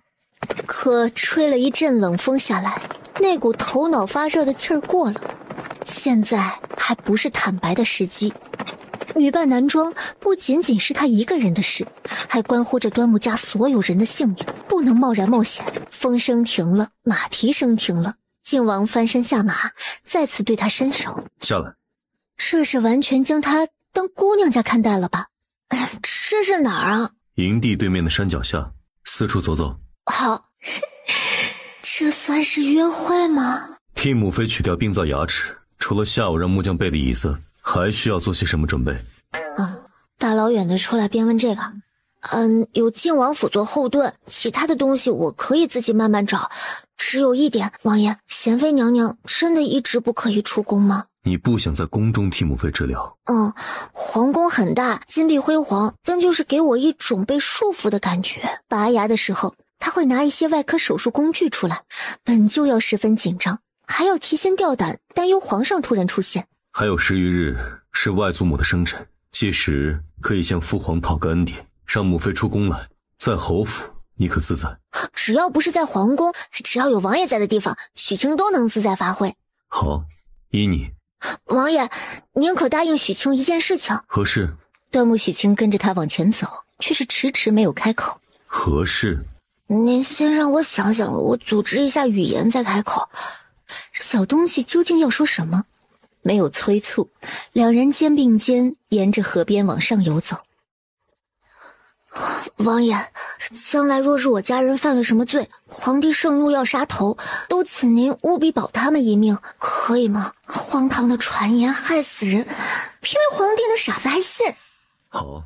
龙敬修，若是有天端木许清也犯了错，你可不可以不要迁怒于我的家人，也请给我个解释的机会。你有何事隐瞒本王？何事？那事情就有点多，有点大了。说话，说实话。君子一言，驷马难追。王爷，您答应不迁怒我的家人的。端木许清，你可知道自己在做什么？知道。端木许清，你自己想下地狱，为何还要拖着本王？他没生气。王爷可是有了跟许清一样的心思啊。靖王眼中闪过一丝慌乱，转身就走。龙敬修，你说话，你回答我呀！松手！不松！你要我松手，你甩开我好了。你甩开我，我就死心了。最好将我赶出王府，我以后看不见你，端木许清便不会痴心妄想了。龙敬修只觉得自己的人生、信仰和认知都乱了套，他居然真的对一个男子动了心。舍不得责骂他的无理，舍不得训斥他痴心妄想，也舍不得甩开他，让他死心，更舍不得以后见不到他。端木许清，你自找的。说完，低头想要寻那一抹嫣红，尝一尝是不是跟梦中一样的味道。明白他的意图，端木许清暗道糟糕，玩大了，偏头躲开。我还没准备好。不行，现在还不是时候。就算真的要脱马甲，也要等到出了京城。看他的反应，或许已经接受自己倾心于一个男人的事实了。低着头忍住笑，控制住自己不要得意忘形。靖王却是被自己的鲁莽惊到了，松手往前走，真是生气了，赶紧2步上前追到他，高高的踮起脚尖，对着他的俊脸亲了一口。大胆！我就大胆了，你要把我怎么样吧？端木许清，本王给不了你想要的。许清想要的，不过就是跟现在一样，可以时刻陪伴在你身边罢了。既然已经动了心，也有了一点点的回应，那就没有退缩逃避的道理。他若是去蜀地，自己便陪他一起去。离开了京城，寻个合适的机会，告诉他自己其实是女子。他如果愿意接受，只与他一个人恩爱两不疑，那他便与他白首不相离。龙敬修盯着他的双眼看了许久，从挣扎到认命到接受现实。以后人前不可对本王动手动脚。那没人的时候便可随心所欲吗？回营就回去了吗？所以你为什么带我出来啊？是啊，为什么要带他出来？若是不出来，不听他说这些胡言乱语，便还可以控制自己的心。可现在想控制都难了。原来南风馆的存在不是没有道理的。哼，龙敬修这是难为情，不好意思了。也是，要接受自己是断袖的这个事实，确实需要点时间和勇气。斜跨一步靠近他，牵住那温暖干燥的大手。虽然已经接受现实了，但龙敬修还是很不习惯，想要挣脱开。说好了不可以甩开我的，你也说了人前不能对你动手动脚，可线下私下无人，连马都离我们好远。不想情绪外露，龙敬修不说话，只得任由他牵着。掌心的小手为何凉凉的、软软的，有点像女子的手。也是咱们可怜的靖王殿下没有牵过别的女子的手，要不然一定会捏得出，这明明就是个女子的手啊。我呢？上另一匹马。可是我不会骑马，骑马腿疼。多加练习便会了。那我还是走回去吧。某人恃宠而骄，有恃无恐的狗东西。靖王只觉得自己迟早要被他气死，一个附身将人拉起来丢在了身后。抱稳了。好。伸开双手，紧紧地抱住身前男人精壮的腰，脸贴在他宽厚的背上。只可惜胸前的布绑得太结实，龙静修感受不到背后的柔软。主子，您让再多拿一床棉被来，奴才给您放床上了。主子，许清也在营中，他晚上同奴才一起睡，还是跟明阳他们一间房啊？端木许清晚上睡我房中软榻。那奴才去给您准备热水。可要沐浴？不用。可是早上要进宫，所以沐浴过了。对啊。靖王似笑非笑地看着他，我真的洗过了。再说今日也不热，没出汗，我不脏，不用洗。许清以前伺候本王沐浴，伺候得甚好，什么时候让本王回报于你？不用，哪有您伺候人的道理啊？好在小松子及时出现，替他解了围，王爷又恢复成了那个清冷高贵的王爷。本以为这就完了，结果洗了澡出来，靖王又开始发问：许清晚上睡床还是榻？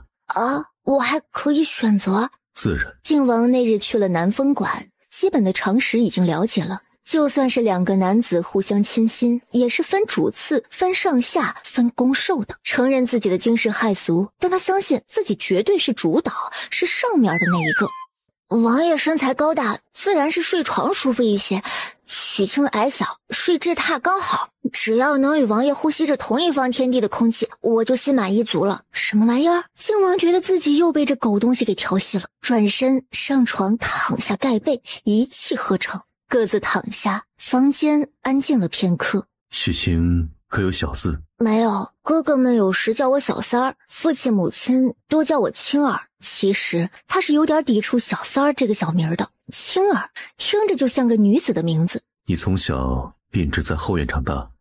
极少出门，没有朋友，也没有自由。端木许清长大的环境真的是过于残酷了。但靖王联想到的却是17年如一日不能出门，没有朋友和自由，还要每日被端木洪汉逼着学习各种本领。小东西也真的是有些可怜。靖王心想，以后定要多带他出去走走，增长见识。可有见过春耕秋收？现代机械化的种植，许清是见过的，但古代人力版的，还真没见过呢。父皇今日说，将秋收节的事宜交由我办。届时带你一同去。秋收节是个什么节日？什么时候？下月中旬，为期7日，上到父皇，下到重臣家眷都可参与，到皇家农场收割粮食，享受丰收喜悦。这不就是一群高管下乡体验生活吗？古代别的朝代都兴打猎，到了这儿可好，秋收挖红薯、拔萝卜、割稻子。听上去好像挺有意思的。皇帝也要亲自下田吗？那是自然的。农家的先祖便是农夫，即使富贵了，也不能忘根忘本。你也会去收稻谷吗？等去了，你便知晓。好，那我去。早些睡觉，明日一早起来操练。操练？操什么练？你身体太弱，需要勤加锻炼。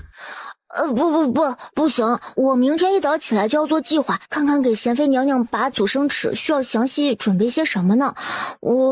待医治好母妃，以后每日清晨我教你5剑练拳。既已确定心意，日后定是要将这小东西带在身边的。作为皇子，他未来的路注定是不会好走。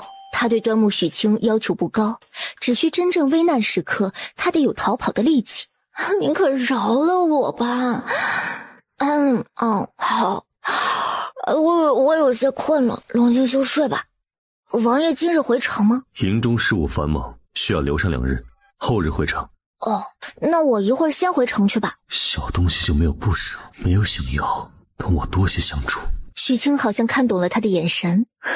我要回城赚钱啊，以后我们花钱的地方还很多呢。以后我们这2个词很令龙静修满意。广聚楼重新开业，是否要选日子？那是自然的。等我后日回京，带你去找国师算。国师开个饭店，去找国师算啊？我与国师的嫡传大弟子是好友。那你去就好了。算好了，告诉我日子便是。好。王爷，建阳的信。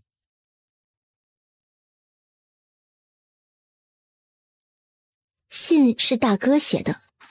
王爷，能认识你们是许清之幸。靖王点点头，算是接受他的谢意，心里赞艳阳这次事情办得甚好。家人们平安，许清便能安心搞事业了。之前给靖王和贤妃的香皂都是用积分换的成品，现在他自己做的也都成型了。端木许清，你可真是个不可多得的人才，还有什么是你不会的吗？当然有啊，比如说武功。这为何与上次你送与本王的有所不同？一个是积分兑换的高档货，一个是他自己琢磨着捏出来的，肯定不同啊。给王爷的是原材料十分难得，工序也十分复杂，这些用来卖的自然是要简单一些，价钱才能定在多数人能接受的范围之内。原来许清给自己的是特制的，独一无二的，靖王很是满意。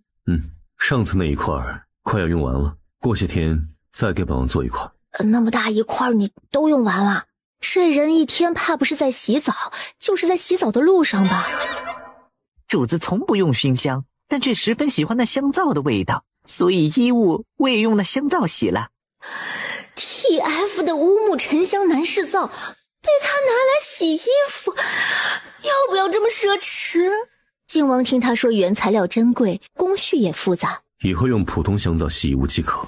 好嘞，这种小的我要20块。这些可不能给你，要送到胭脂铺去。从明日起，在咱们胭脂铺买胭脂水粉的顾客，消费满5两银子就送一块香皂。啊，送啊，不是拿来卖的吗？一种新的东西出来，要顾客接受，最好的办法就是让他们试用。所以说，这些小块的都是用来钓鱼的。可以这么说。包上几块香皂，午后我要进宫，给陛下带些。你下午入宫，若是有空，记得去寻南巡。南巡是谁？他便是我同你提起过的当朝国师的嫡传大弟子。国师的大弟子啊，高人。对这种可能有特异功能，能看透世间万物的人，端木许清敬而远之。当日能令陛下同意延后审令家的冤案，便是南巡从中助力的。那要不你也给他带几块吧。端木许清一出手，广聚阁和胭脂铺都迅速有了成倍增长盈利。饭店每次到饭点儿，大厅都坐满不说，还有顾客等着下一桌。胭脂铺的顾客为了得到送的香皂，更是连店里仓库的存货都给买完了。尹楚科算盘噼啪噼啪的一打，仅5天时间，2家店铺的收益都能顶上之前1个月赚的银钱。玉衡，你说端木家祖上都是大夫，他一个太医院的太医，瞒着天下人，偷偷在深闺培养这么一个无所不能的儿子，是想干什么呀？端木洪汉想做什么，靖王不关心，他只想知道端木许清这几日都在做什么。除了胭脂铺做买赠活动的第1日，以及饭店重新开业的第1日之外，之后他都没有见过他出现。端木许清何在？前2日他带着程迈、程道2兄弟，说是要去搬些什么东西，今儿个好像是去主子庄上看什么椅子去了。2家店铺的生意加上母妃的事情，小东西近日确实很辛苦。备马去别庄。从那夜将话说开，2人便再也没有单独相处过。哪怕是洒脱如他，也想每日见见他，同他说说1日发生的趣事，将心中的烦闷也说与他听。可那端木许清呢？日日不见人影，是故意躲他，还是那夜的话都是假的？那小东西是在故意的哄骗他。靖王决定去将那人给抓回来，问个清楚。其实许清不是不想见靖王，相反，喜欢一个人，自然满心满眼都是他，恨不得日日相见。但是他不行，他现在身份不对，离得近了难免会露馅，而且能将直男掰弯，虽然是件很了不起的事儿，但若是以后掰不回来了，那他找谁哭去？只等着以后出京就跟他坦白。你来啦？椅子可做好了？师傅还需要打磨一下就可以了。饭店和胭脂铺的生意都很好，你很厉害。意料之中的事。许清这样厉害，要我如何感谢你？尹先生已经说了，2成的盈利都归我啊。一开始尹楚科觉得2成多了，现在他是真心觉得以端木许清的才能，完全不是2成盈利就能匹配的。端木许清就像是明白他心中所想，2成对我来说已经足够了。王爷为国为民，要用银钱的地方很多，日后若是去了蜀地占士起，更是少不得要用许多银子，所以帮王爷多赚些是许清的分内之事。这话靖王听得心中十分受用。这2人用的可还顺手？莫央近日都在府中，以后让他跟着您。谢王爷。六子和程迈、程道两兄弟都挺好的，有他们帮我做事就可以了。以后公子的安危便交于你等，若是公子有何闪失，你们自尽谢罪。属下定当竭尽全力守护亲公子安危。想去哪儿？王爷暂时没公务了吗？那可否陪许清去永兴坊给你看样东西？龙静修看小东西满眼星辰的样子，知他是想同自己独处。小松子去永兴坊。哎，好嘞。小松子愉快地应下。你们都回去吧。不仅是小松子，连明阳他们也懵了，莫名觉得自己这是被主子嫌弃了。是。王爷要喝水吗？这里没有外人啊，那我就不跟你客气了，要喝水自己倒啊。龙静修没说话，果真自己倒了一杯茶水。如果说之前还在想这小东西是不是在故意哄骗了他，所以躲着他，但见了面那种疑虑又都消除了。端木许清看他的时候，眼中那种欢喜的光芒也盖不住。这几日可是十分忙碌。是啊，挺忙的。在马车上说有什么要给我看。你是不是也有跟尹先生一样的疑问？明明香皂的销量很好，为什么我却说每日只能卖20块？可是所需的材料难寻，或者是消耗极大。做香皂需要大量的碱，你手下能人多，可以派人四处找找，留意一下哪里有碱矿或者是碱糊吗？许清说着，将碱矿和碱糊给他普及了一下。小松子说你的香皂是用草木灰做成的，为何要碱？草木灰里能够提取碱，但不多，若想要大量的生产售卖，还是要找到碱矿或者碱糊才行。这些你都从何处学来的？书上看来的呀，你没听过书中自有黄金屋，书中自有颜如玉吗？还想要颜如玉？你就是我最想要的颜如玉，我们还要赚许多银子，以后一起建座黄金屋可好？顽皮！过2日我给你找几个可靠之人，你将要寻的东西细细吩咐给他们。还有之前说的沙漠植物和虫子，他们找寻东西的本事很强，应是能替你找到的。那再好不过了。走，我先带你去看做香皂的原料。端木许清带他到后面的柴房，房里堆了20个大麻袋，这里面装的可都是草木灰。许清上前解开一个麻袋，露出一层厚厚的油纸，油纸里面装的是货真价实的氢氧化钠，不是草木灰，是碱。当然，这些氢氧化钠都不是这个朝代的产物，是他用积分兑换出来，费了好大的力气伪装一番，放在端木家后院废弃的柴房里，然后前2天晚上带着程家兄弟2人千辛万苦去偷回来的。如此之多，从何而来？我在书上看到制香皂的法子，我就试了，成功后便请大哥帮忙留意着，机缘巧合之下买到了2马车的碱，只是还没有等大干一场，家就没了。不过还好，苏公公他们抄家的时候看不上这一堆东西，划破几包后就没管了。青儿啊，这是龙静修第一次这样叫他。日后王府便是你的家。好。这些碱你花了多少银子？从王府账上支。刚刚你不是说了王府便是我的家吗？为何还要分得这么清楚？一码归一码。多少银子我不记得了，若是王爷一定要算，那便以身相许吧。端木许清啊，你龙静修，几日不见，我有些想你了。龙静修的手抬了3次，最终拍了拍他的肩膀。本王也时常想起你。他内心深处有些矛盾，喜欢跟端木许清的独处，也习惯了梦中梦到与他各种缠绵。可梦中的那个他是个女子，此刻站在眼前的却是个男子。要他同一个男子亲亲我我，搂搂抱抱，龙静修觉得他也许还需要很长一段时间来接受和习惯。做香皂除了碱还要植物油，另外熬制也需要人力。龙静修，你可有适合的地方用来做工厂？手中还有2个庄子，明日带你去看看。需要多少人？暂时先20人吧，不需要去找人牙买人了。以前跟你上战场退下来的伤兵，若是有信得过的还能劳动的，你便找过来。如何安置伤残老兵，一直是他心中的石头。许清随意的一句话便解了难题。若是找到碱矿碱糊，日后扩大制作，便可以安置更多的人。这样一个懂他知他的人儿，即使是个男子，也让他忍不住心动。若她是个女子该多好。八抬大轿，明媒正娶，许他一生仅1人，也是值得的。哎呀，好好的，干嘛动手动脚啊？靖王心想，他对自己动手的还少了吗？青儿很好，以后没有外人在场的时候，准你这样唤我。以后唤我玉衡。龙静修、玉衡，其实哪一个名字都好听。饿了吗？晚上想吃什么？随意都好。要不我们还是回王府吧。那日你说替本王准备住处的，这里这么小，哪里容得下你这尊大佛呀？哎呀，走了，回王府。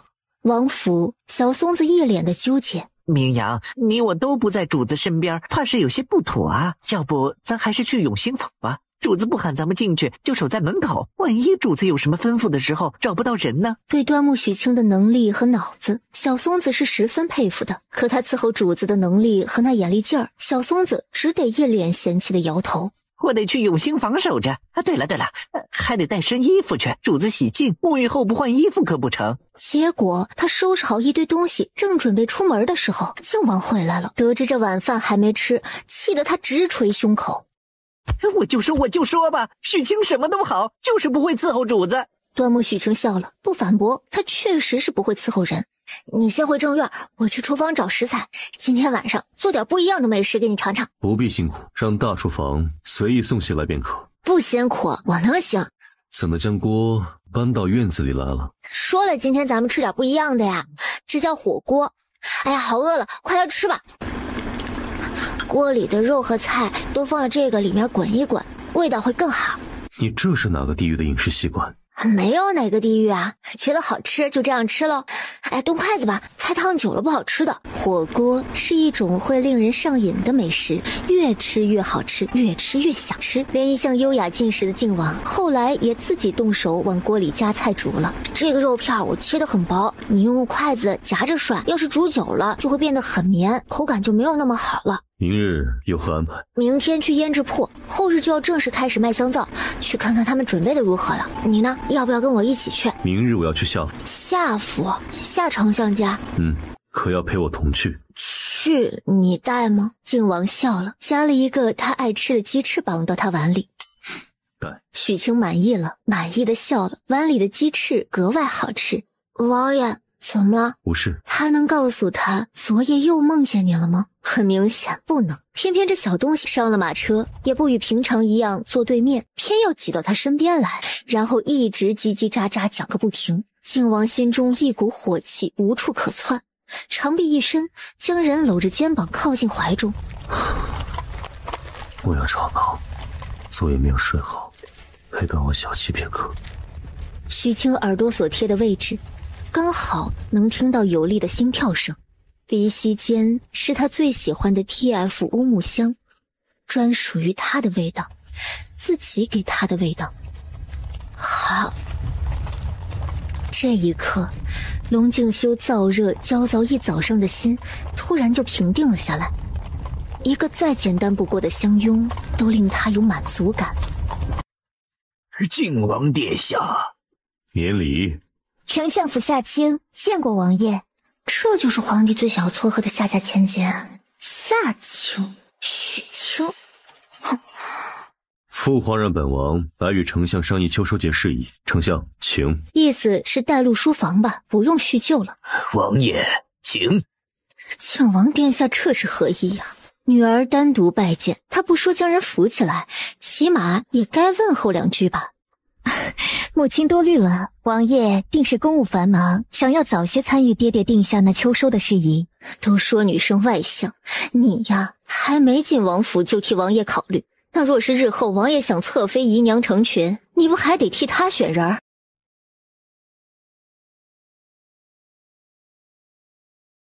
王爷，青儿还想与您下一局。改日吧，今日还有要事，相爷在待客，本王便不去告辞了。还请夏小姐代为转告。青儿可否与王爷单独聊几句？靖王看向端木许清，在此等我。然后率先出了房门。夏小姐，请讲。夏青没想到靖王竟只是走到了这空旷之地，确保私下无人，也确保正大光明。王爷，陛下有意将夏家嫡女许配于您，青儿也十分仰慕王爷。谢夏小姐错爱，本王暂时无心婚娶之事。是因为蜀地的战事吗？青儿听父亲说起过，若是蜀地战事不稳，王爷会披甲上阵。青儿愿意的。本王心中有人，此生只想与他相伴。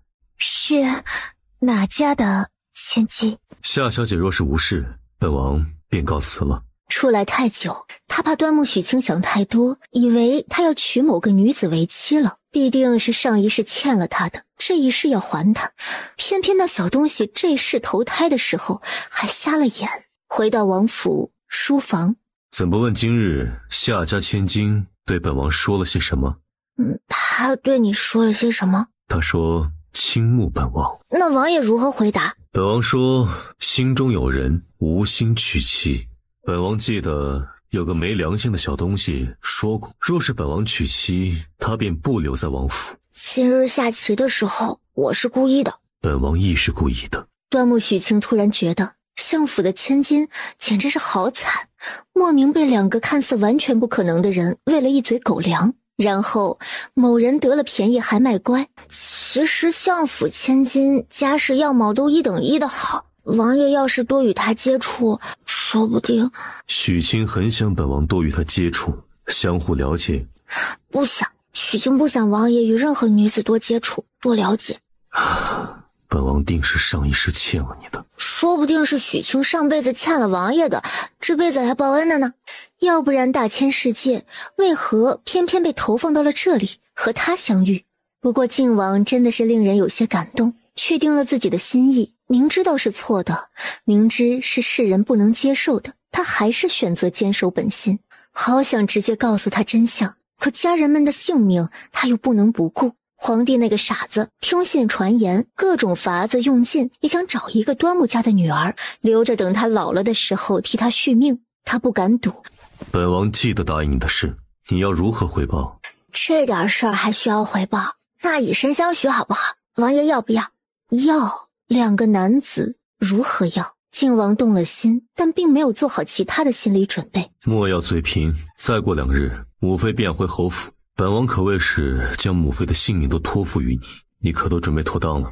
我什么时候让你失望过？一转眼到了贤妃被恩准回娘家的日子，端木许清已经在侯府安排好的小屋外等候多时了。拜见贤妃娘娘。端木小大夫不必多礼。科普开始了。娘娘请。娘娘，您可否答应许清一件事情？请讲。我现在还没想好，但一定是不违背道义、不损害他人利益之事。若是本宫不应，你便不替本宫医治了不成？那倒不是，只是本宫应你便是，那得是本宫能力范围之内的事。否则你若是要那天上的星星，本宫可没法摘给你。谢娘娘恩典。其实他能有什么坏心思，不过就是馋贤妃娘娘的儿子罢了。若是以后两人能在一起，不会允许他有3妻4妾罢了。只要和龙静修达成共识，那有了贤妃今日的承诺，就可以断了他日后往儿子房中塞人的路。这路是不是铺得有点远了？过于深谋远虑了。娘娘，我们现在要开始了，您把嘴最大限度地张开。如何？挺好的，牙齿顺利取出来了。靖王见他额前的头发都湿了，脸上还有溅的血点儿，手都抬起来一半了，又放下，只能道一句辛苦了。许清对他笑笑，封老太君又上前向他询问了一些照顾贤妃的事宜，并请他今日暂且留在侯府，依旧是上次的客院，依旧是最好的待遇。靖王还有事情要办，叮嘱他照顾好母妃，有事找世子帮忙，便离开了。谁啊？端木许清，是我齐淼。四小姐。四小姐何事啊？祖母要过寿辰，府中来了许多平日里少见的瓜果，你尝尝。这些都是给我的。我特意拿过来给你的。谢了。不用客气。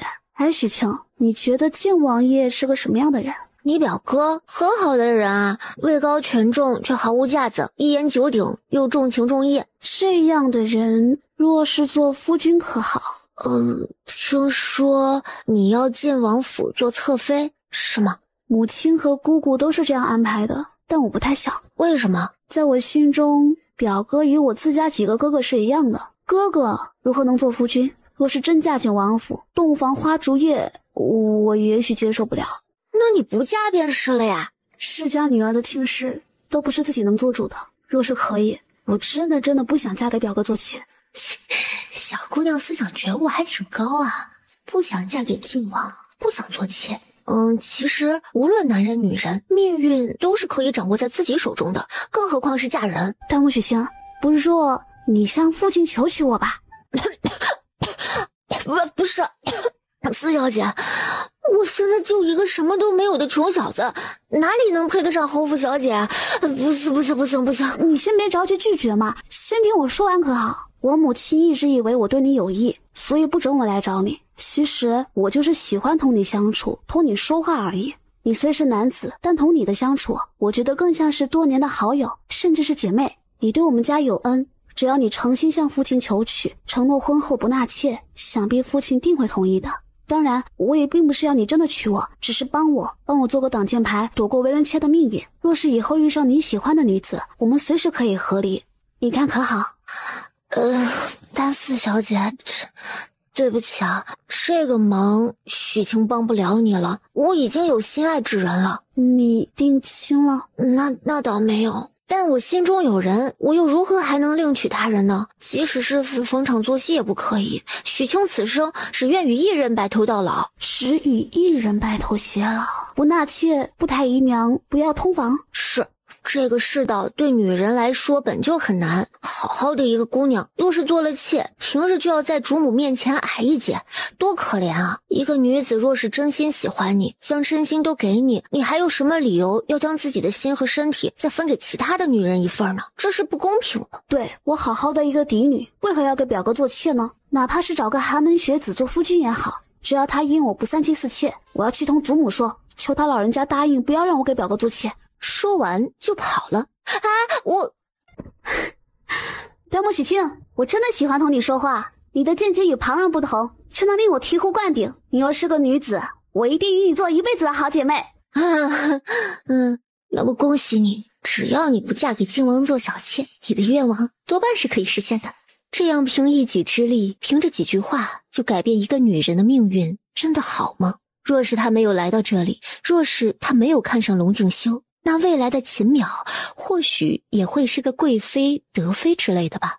只可惜她来了，她的爱情观里从来没有分享一说，在靖王身边替他出谋划策赚银子，替他医治重要的人，还每天换着花样给做好吃的，真当他是活雷锋，不计较报酬做好事儿的吗？其实他的心可大了，金钱、名利、仕途这些虚的东西他都不稀罕，他要的是龙静修这个人以及他的全部。所以今天算不算是解决了一个小麻烦？安心睡觉，晚上斩情敌，白天赚大钱，他可是真忙。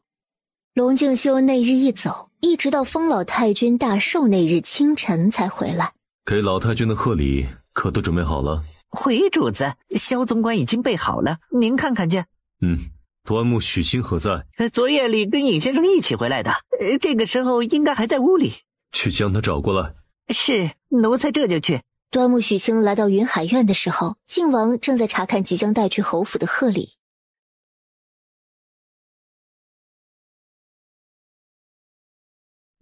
靖王比我想象的有钱太多了吧？看上哪样了？没看上，不是没看上，我只是觉得王爷准备的贺礼都是极好的。说看上不对，说没看上也不对，好难啊。这夜明珠可喜欢？在这天黑满眼黑的古代，夜明珠谁不喜欢呀？但这东西据说极为稀有，只有贵族才能用得上。喜欢。萧总管，去将立刻取过来了。这是要给我吗？果然，萧总管拿过来之后，龙静修直接递给了他。六子说他家公子时常到了夜里也不点蜡，屋子里漆黑一片，日后就将这个放在房中。真的给我啊？这么大一颗？既然不喜，那便不给了。没有，我哪里说不喜欢了呀？谢王爷。拿在手中，一脸欢喜的欣赏。靖王则是一脸宠溺笑容的看着他。许清小大夫，你快看看，我这脸为何没有如你所说的肿大不堪？可是有何处不妥？娘娘，脸没肿，这是好事儿啊！说不定啊，就是老天想着今日要给老太君过寿，不能让娘娘戴着面纱，要美美的出现在宾客面前，所以不能让你的脸肿起来呀。你这个猴，比玉衡和浩儿还会哄本宫开心。能令娘娘开心是许清的荣幸，小东西能将母妃哄得如此开心，靖王心中也微暖，嘴上却假装严肃。好了，莫要嘴贫了，快去替娘娘查看伤口。玉衡，不可将你对下属那一套用在许清身上。然后转头对许清说，你家王爷就是这板正的性子，你莫要同他较真。王爷是好人。娘娘，我帮您瞧瞧伤口。好。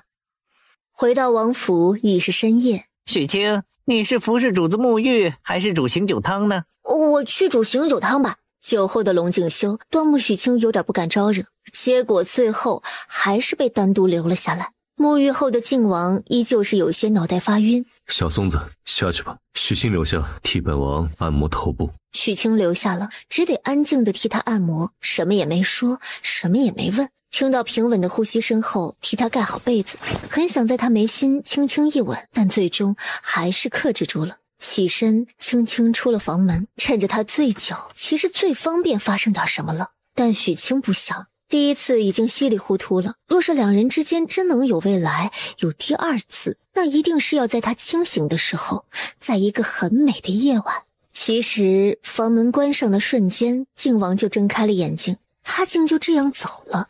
酒不醉人人自醉罢了，走了也好，或许其实梦中那个才是他最想要的。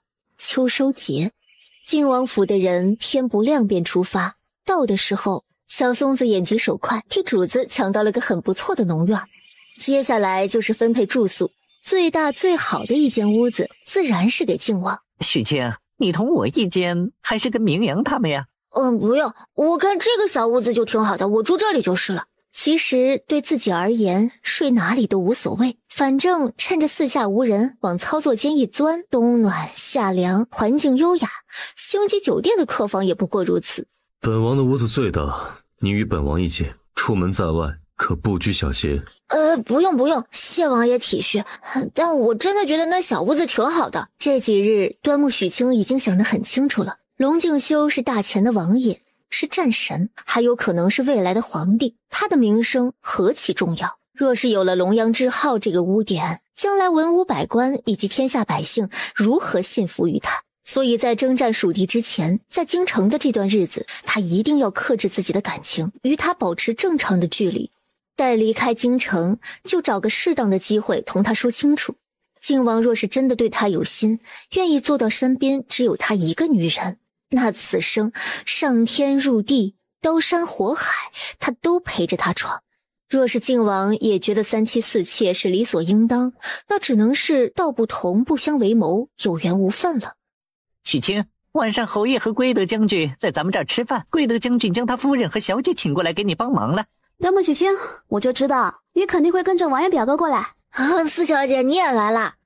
公子，是您。公子，数月前在原端木堂，我与母亲想买一株人参，被店小二呵斥，不买就不能碰药材。是你出面以同样的方式替我们解围，让他成了大家的笑柄。你看还有印象？当时在药店的恰好就是你和将军夫人。对，正是我与母亲。公子可想起来了？想起来了，还真是巧呢。原来你们见过呀。许清、燕儿，快同我说说究竟怎么回事啊？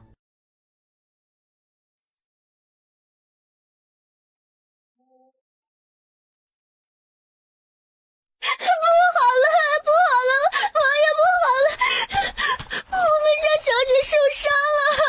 你是哪家的丫鬟？我家小姐是丞相府嫡女夏青，王爷，小姐不小心伤了手，出了好多血，你快去看看吧。许清，随本王去看看。是。让一让，王爷来了。哪儿受伤了？回殿下，夏家小姐伤了手指。端木许清仔细一看，我靠，还好来得快，要不然这伤口马上就要愈合了呀。去一旁休息吧。然后转身就走。夏青瞬间绷不住了，眼泪大颗大颗的落下来。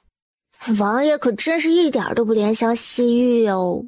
你很希望本王怜香惜玉？我也是香，我也是玉啊，所以王爷不许怜惜别人。王爷中午定是没有吃饱吧？夜里想吃什么？一会儿我早点回院子去做。边缘试探一把，马上就跑，能不能理解就看他的悟性了。不过龙静修刚刚表现得非常的好，值得加鸡腿。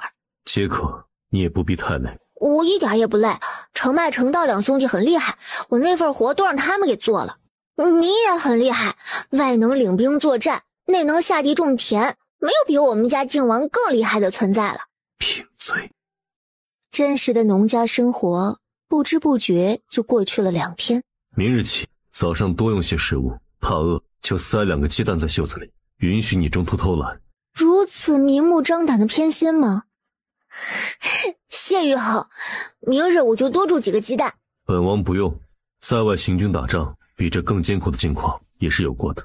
一位位高权重的亲王，享得了荣华也吃得了苦，这样的品质真的是好难得。好希望在京城的日子可以过得快一些，好希望他可以早日成为自己名正言顺的男朋友，这样就可以随时亲亲抱抱举高高了。你近日都在做些什么？为何从不来询本王？我每日都在王爷眼前晃啊，只是王爷好忙，每天晚上也不知道何时才回的院子。前日夜里父皇召下棋，昨日被父皇用晚膳。昨天皇上请你吃饭，那你还特意从田里回来吃我做的？父皇那里的饭菜没有许清做的好吃。不管是不是真，这个态度都很令端木许清欣喜。这么美的气氛，若是可以牵牵小手就好了。你近日好像同秦府4小姐还有归德将军之女走得很近。许是年龄相当，他们又没有其他世家大小姐的交通，时常来找我玩，一来二去便熟悉起来。你知道的，我从小被父亲养在后院，是个女儿家性子，所以龙静修突然哑口无言。第一次听他承认自己是女儿家的性子，莫名有些心疼，又莫名有些欢喜。晴儿，在本王身边，允许你做自己，允许你结交喜欢的朋友。龙静修，你真好。之前舅舅一直想将秦淼表妹送进王府，或正妃，或侧妃，但后来他自己不愿了，倒省去了我不少麻烦。我知道啊。你知道？我知道。贤妃娘娘拔智齿那夜，我住在侯府，秦淼夜里来找我，说只将表哥当兄长，苦恼兄长如何做得了夫君。我就跟他说，女人一生艰难，不必为难自己，做想做的事就好。若是一定要嫁人，那不仅是要嫁自己喜欢的，还一定要做正妻。青儿可是在为自己扫清障碍。许清说过，不希望王爷身边有别人。日后本王身边若是还有桃花，都交给你处理了。此事责任重大，得有个名正言顺的身份才好。王爷何时离京去蜀地啊？主子，您快回去，国师大人和南巡公子来了，正等您呢。南巡来了，青儿，我们回去。南巡一直问他心仪之人是谁，今日就带给他看吧。国师和弟子，那可能是有火眼金睛的危险人物啊。我还想去那边走走，玉和你先回去吧，我稍后再回来。莫要走太远了。女儿身的身份，魂穿者的身份，我身上的秘密好多好多，什么时候才能全部坦白都告诉他？玉衡，听说陛下要给你与夏家小姐赐婚，夏家小姐没有奉命，不仅如此，她如何？本不是八字硬的刻薄之命，可偏偏要给自己安上一个，她定会如愿的。不出3年，若是嫁人，可夫嫁；若是不嫁，可自嫁。玉衡，千万莫要与她扯上关系才是。南巡的话，我记在心上了。其实，就算南巡不提醒，他也不准备与夏家小姐有任何的瓜葛。小姐，你是来找机会跟靖王殿下多些相处的，我们总是躲在这小溪边，也不是办法。我是再也不要下地去，到处都是黄泥，那稻子和叶子还扎手。若是早知这么艰苦，我便不来了。找其他的法子同王爷接触也是可以的。青儿，这声音是靖王殿下的，他唤青儿，是靖王殿下，他是在唤小姐吗？青儿，殿下不是在唤他，还能是在唤谁？定是他走得太远，殿下在田地那边没有看见他，着急了，所以这才紧张的出来寻他。夏青就是这么自信，他的家世和自身条件都如此之好，哪里会有男子对他不动心呢？让未来姑爷多紧张一会儿。我们躲好一些，莫要出声，且莫要让他轻易发现了。我在这儿呢。端木许清特意同你说了不许走远，你一人跑这林子里来做什么？他总不能说自己是来小姐的吧？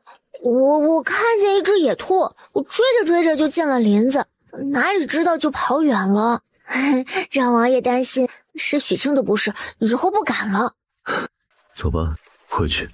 若是喜欢野兔，待我空了带你去狩猎。好，谢谢王爷。王爷口中的青儿，原来是3点水的青啊。你说靖王与那端木许清是什么关系？自然是主仆啊，小姐不是已经打听过了，端木许清是在端木家被抄家之时，端木洪汉送给靖王做奴仆的。我瞧着有些不像。有之，回去之后你将消息传开去，就说靖王身边的随从不简单，有龙阳之好，好断袖之癖，但一定要记得将自己摘出来。小姐，你是说端木许清与王爷？王爷是顶天立地的男子汉，怎可能有那样的癖好？定是端木许清不知廉耻，不知用了什么法子魅惑主子。青儿，如此好听的名字，那个低等的贱奴怎配拥有？端木许清，不管你与靖王是何关系，我也容不得你留在王爷身边了。老三果然有本事，不仅能领兵打仗，现在领着一群娇生惯养的富家子弟收粮食，这也一样指挥得当啊。父皇过奖了。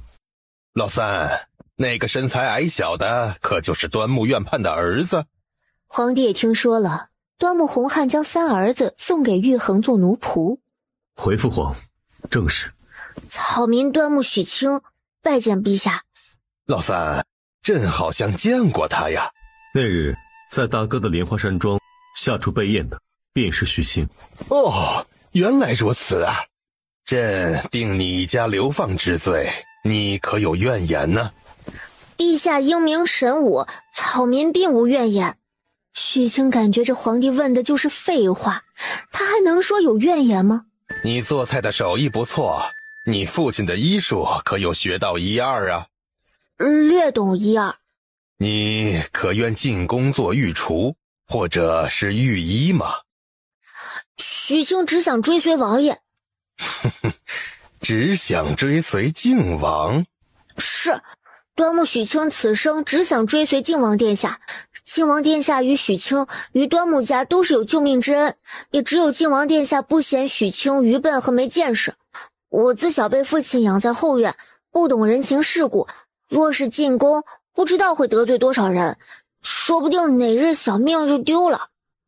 父皇，您宫中能人无数，还要与儿臣抢人不成？好了好了，不愿进宫便不进宫吧，日后你好好跟着靖王，不得背主。是，谢陛下恩典。许清前日答应帮本王医腿，准备何时去端王府小住？这个人脑子怕是有病，许清连同他狡辩的心思都没有了。大哥，莫要强人所难，太医院御医都无法医治的完整，许清如何能替你医治？是吗？大哥的顽疾许清治不了，余弟还要下地劳作，力争第一。大哥请便。为兄虽然腿有些不好，倒也不是就一定争不了第一。老三，鹿死谁手，拭目以待。烦人的苍蝇终于走了。王爷，我前日回小院的路上遇到端王，他就和我提起治腿的事儿，我并没有答应他什么。本王信你。还有，王爷，端王他……许清想告诉靖王，大皇子的腿没有问题。靖王笑着打断他：好了，有何事晚上回去到本王房中来说。好吧，那便晚上再说吧，先干活。许清也觉得端王的事情在这里说确实不妥。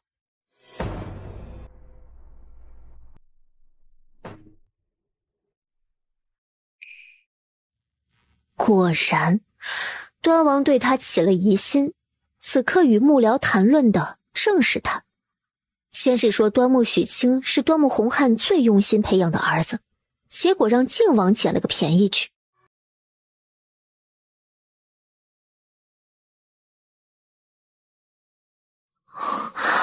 所以说，那日在莲花山庄的刺杀，极有可能是端王安排的。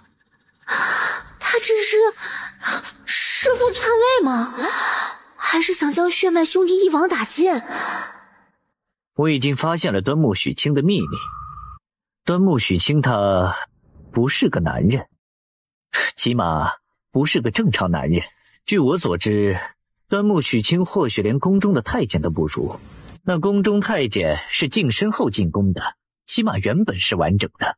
可那端木许清就是个不男不女的怪物。殿下是如何知晓的？莫要管本王是如何知晓的，你只知这消息绝不会错便是。或许正是因他天生有隐疾，端木洪汉才将他养在后院，不敢放出来见人。王爷几次对端木许清示好，他都不领情，以属下愚见，此人顽固不灵，不如就放弃，重寻其他法子吧。不行，本王不想一直被人在背后骂瘸子，既知晓他有通天的解毒本事，定要让他心悦诚服的来替本王试试，看看这毒能不能解。可那端木许清已是王爷的心腹，王爷还如何能说动他？陛下给了他个恩典，明日让他同我们一起去享温泉汤，届时找个机会将他的裤子扒了。本王倒要看看这端木许清究竟残成什么样子，也要看看靖王知晓他不男不女，是否还会将这么个怪物带在身边重用。只要靖王厌弃了端木许清，届时自己再出现，许他个大好前程，还怕他不忠心于自己吗？哼，姓龙名端宠的，这梁子算是结大了，想用腿疾掩盖自己无能的事实。哼，看我不揭穿你！我是说他今日怎么那么好心，与皇帝同汤泡温泉的好事也要想着我，结果是想让我出丑。可既然龙端宠已经有了这个打算，就算我明日不去泡温泉，也还有后日、大后日，他总能找着个借口，寻了个机会扒我裤子。不行，只有千日做贼，没有千日防贼的道理。这事儿还得想个办法解决才行。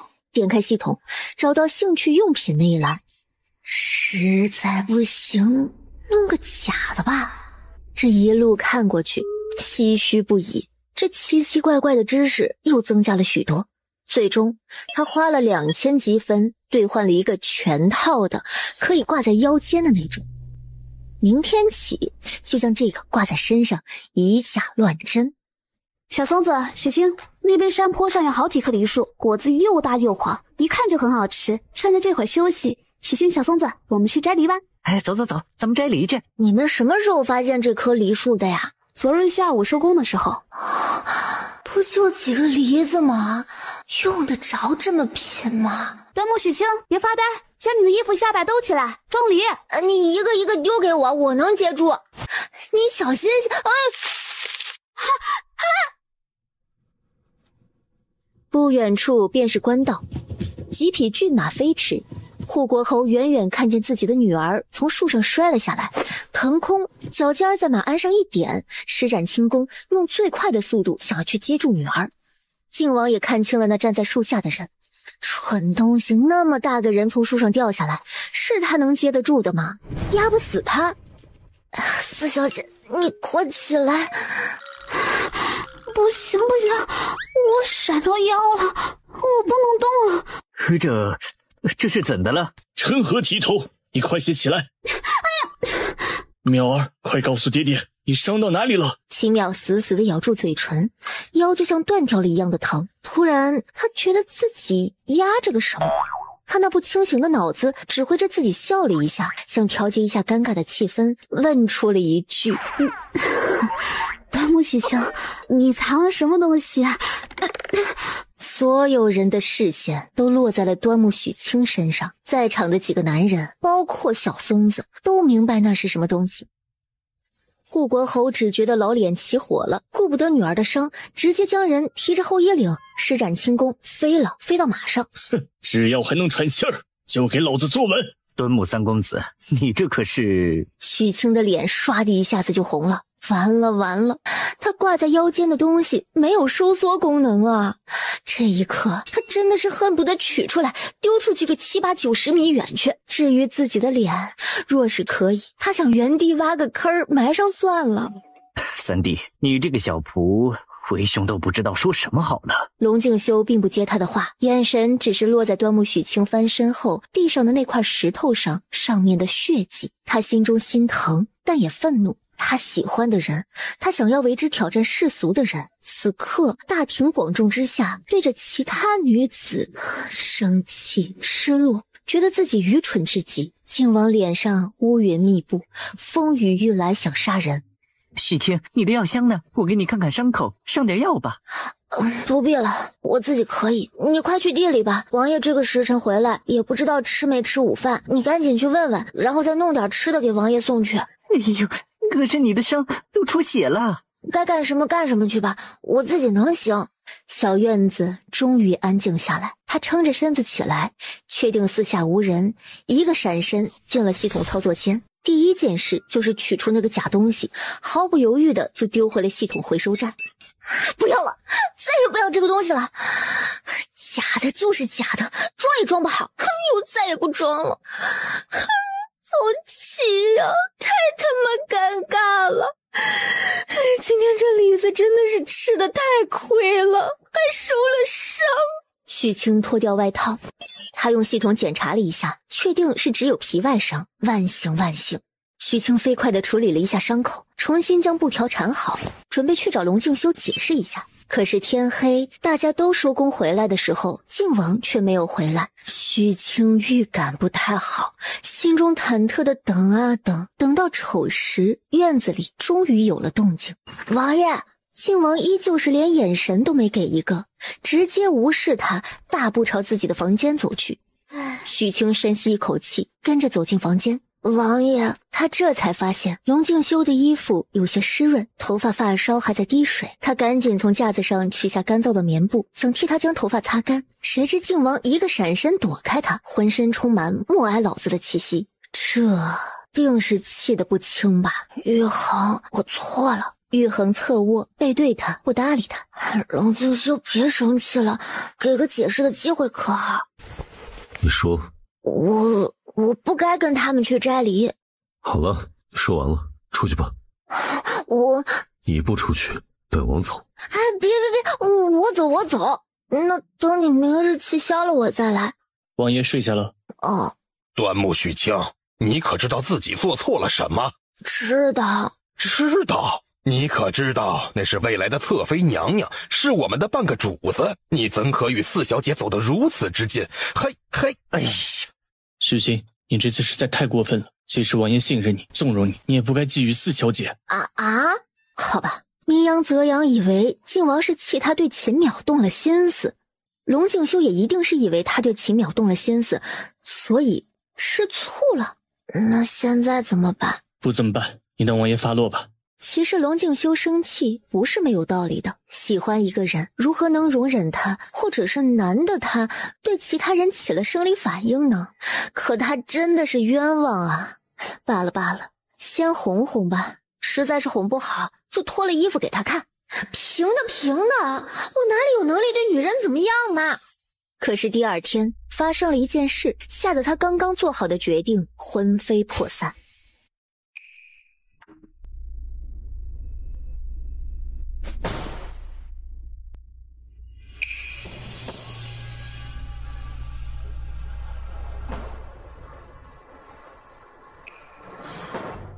好好的一场秋收节已经到了尾声，结果这田地之中突然就成了成王揭发他人罪行的现场。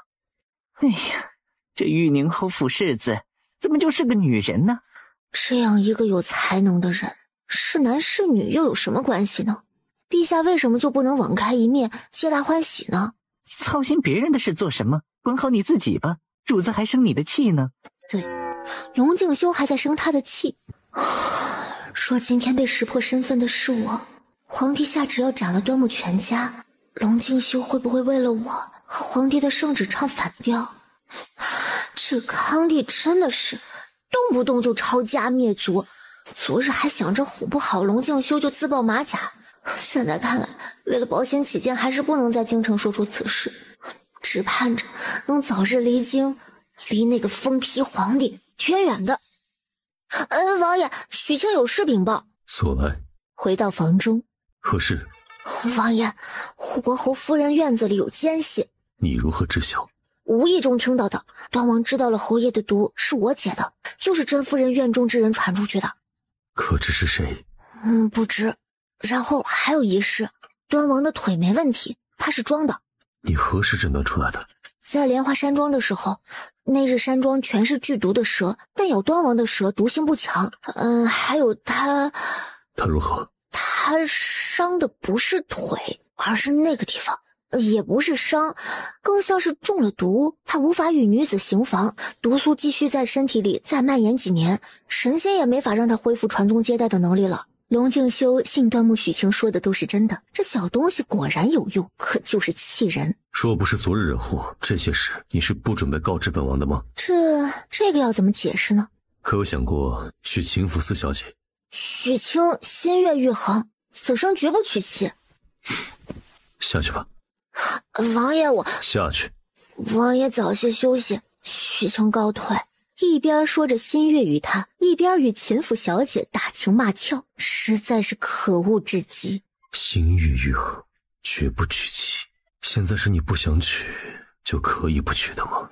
龙静修昨日几乎一夜未眠，一直知道这段日子自己魔怔了。从父皇过寿那日起，惊世骇俗的喜欢上一男子，甚至想过与他厮守。可昨日那一幕才让他清醒过来，这无稽之谈的感情又怎会有结果？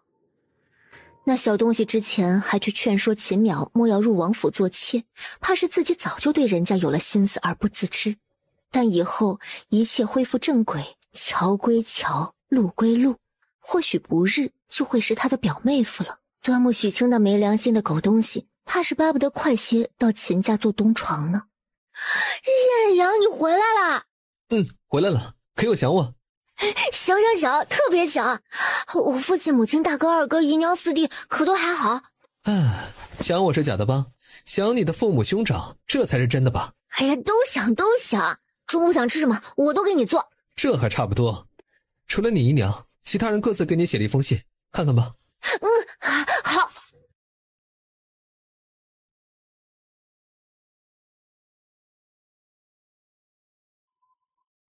王爷，属下归来之时路遇变故，带回一人。何人？商芷柔。什么？艳阳如何遇到他的？大家似乎都将此人此事都忘记了。商芷柔，她会是那夜给他极致愉悦的女子吗？只听艳阳娓娓道来。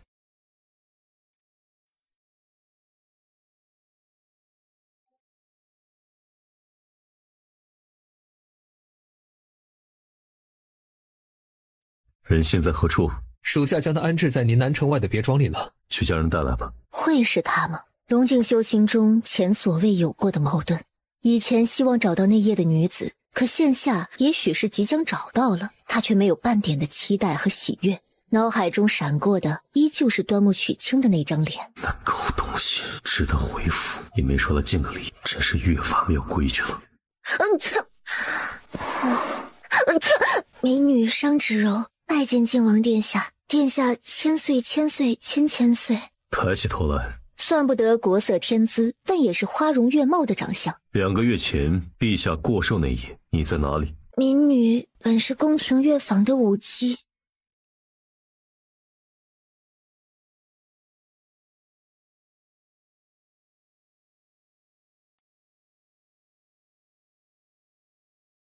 商芷柔一边说着经历，一边轻轻擦着眼泪，好一副我见犹怜的模样。那你可记得那夜将你掳上马车的是什么人？不知，当时我又急又怕，一心只想脱离魔爪，因为刘医师被何人欺负了去。小松子，将人带下去安顿。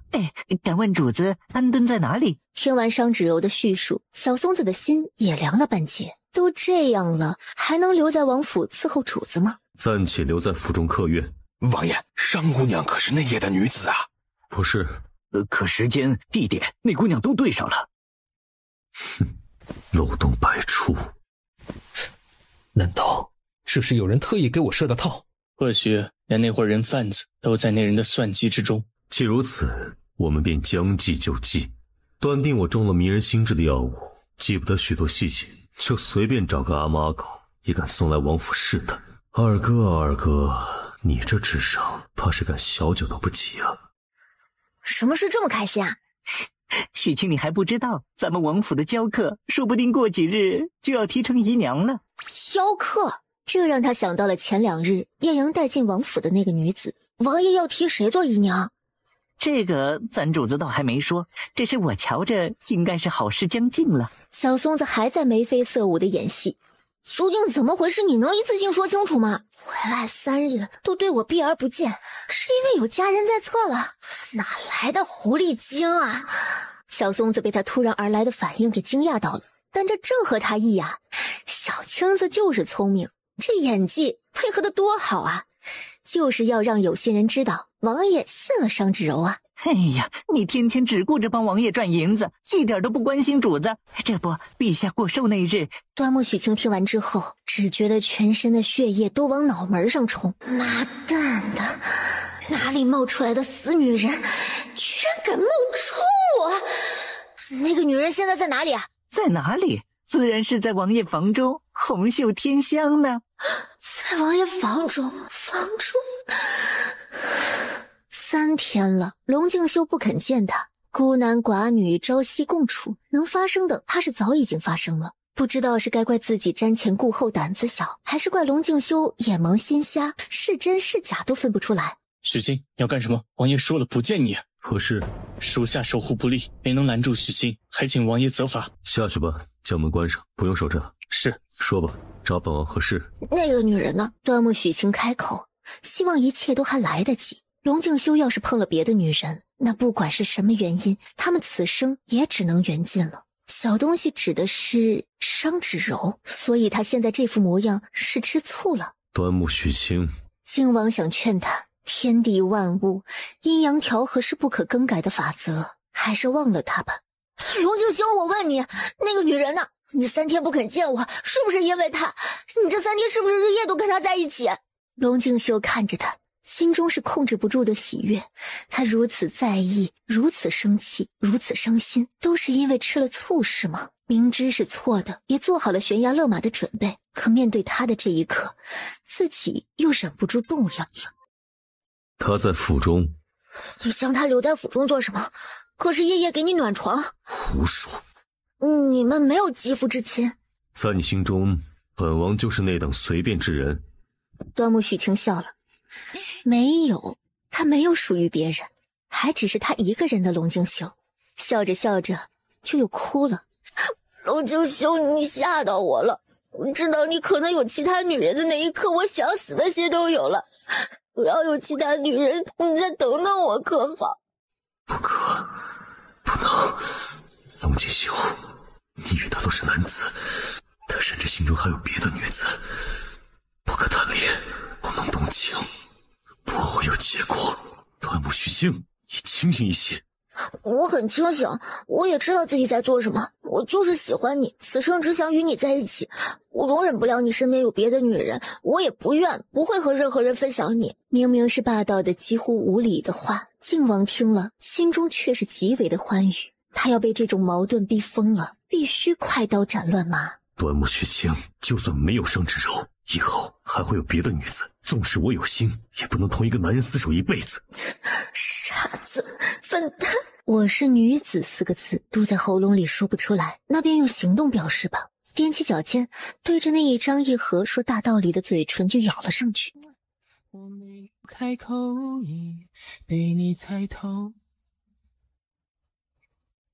还是没把握，还是没有符合你的要求，是我自己想的太多，还是你也在闪躲？端木许清，你可知继续走下去，前面便是万丈深渊，你可愿同我一起跳？端木许清再次扬头，用行动告诉他愿意。动情吧，推倒吧，那就什么都不说，也能知道他的身份了。再多的烦恼和担忧，就都交给龙静修，让他自己去跟那个疯批皇帝老爹解释去。靖王确实动了情，有了反应，想着或许这最后一步迈开，他便能坦然接受两个男子相爱了。主子，不好了！你是哪里来的山野精怪？怎可亵渎我家王爷？可伤到。伤到腰了。小松子是真的满心满眼将王爷当做他的全部，比他自己的生命都还要重要。这一掌下去，要是坏了主仆情谊，那就是他的不是了。不要！滚下去！王爷，洪嬷嬷派人来传话，娘娘又病重了。如何又病重了？来人没说，只说洪嬷嬷请王爷速速进宫。你先回清风院休息，我进宫一趟。我同你一起。可还痛？我爱，能走。匆匆赶到咸灵宫，许清小大夫去旁边客房休息吧，娘娘只请殿下一人进去。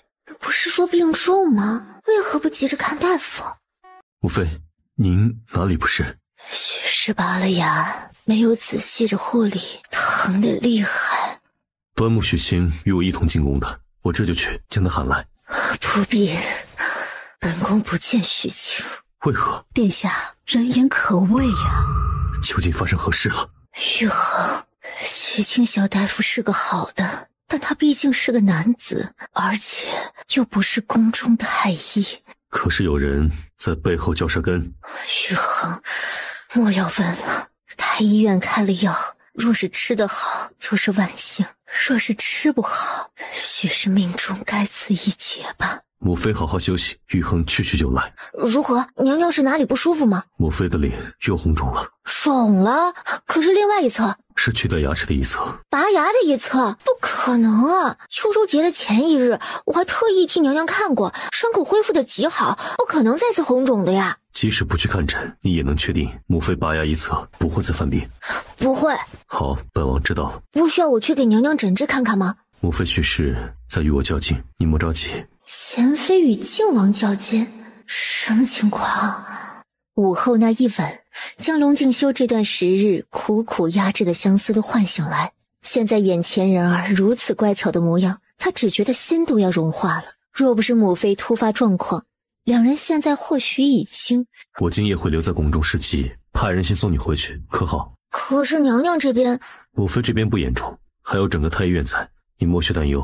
若实在有事，我再派人回府接你。好。母妃，父皇给儿臣派了差事，这一走，说不定就得10天半个月。若是情况紧急，也许就直接去蜀地了。您身体这样，让儿臣如何放心得下？为何这么急？娘娘，洪嬷嬷也急了。若是殿下马上就要离京，娘娘忍着痛被蜜蜂蛰着嘴，不就百寿了吗？玉衡，去夏府提亲吧。母妃最大的心愿便是能看到你成家，有个知冷知热的王妃在身边照顾你呀。儿臣不喜欢夏府夏卿，可是放眼京城，没有比她更适合做靖王妃的适龄女子了。一个苦劝，一个坚决不妥协，母子俩谁都不让着谁。贤妃都快被气哭了，开始耍无赖。玉衡若是不答应去夏家提亲，母妃从今日起就不吃不喝，饿死算了，病死算了。母妃可知儿臣为何这么多年身边没有一个女子吗？为何？因为儿臣在战场上伤了根基，对女子起不了反应。对着母妃撒谎，还是承认这样的话题，靖王忍不住的耳根发烫，但他也是别无他法了。到夏府提亲是不可能的，他只不过接了颗棋子进府，端木许清都差点上房揭瓦了。若是他要娶别的女人进府，那他端木许清还不得将王府给他拆了？更何况他也不喜那夏清，见了就心烦。我的殿下哟，这事可不能随便说呀。本王没有随便说，若不是这个原因，本王身边怎会从未有女子近身？可有找大夫看过了？母妃以为玉衡是如何与许清相交的，正是因他医术高明，儿臣才如此看重于他。许清小大夫他医术高明，定是能医好我儿的。我儿要好生听许清小大夫的话，配合他好好用药，早日好起来。儿臣每日都按端木许清所说用药，莫非儿臣现在是真的不愿娶妻，不想让外人知我隐疾？好，不娶妻，不娶妻，连你淼儿表妹也先不要进府，就说战事要紧。出宫的靖王自己都有些哭笑不得。为了不娶妻，为了让端木许清安心，他可真的是什么都豁得出去。端木许清狗东西，敢抢我！是时候该回去找他算账了。侯爷好，世子好，这么早来王府是有什么事吗？昨日贤妃娘娘身子有些不适，王爷进宫去了。我与凤儿今日前来是找你的，许清可有想过考取功名？小时候念书不多，考功名怕是不行的，还是不浪费时间了。哎，许清，你上有两兄长，下有一幼弟的，若是入赘侯府，你父母可会同意呀？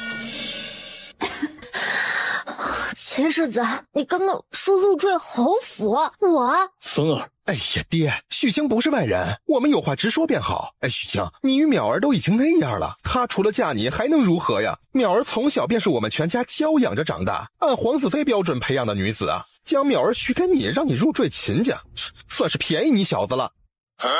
便宜，在这碰碰小手都有可能负责的古代，惹了这么大个麻烦，人家找上门来要他入赘，哎。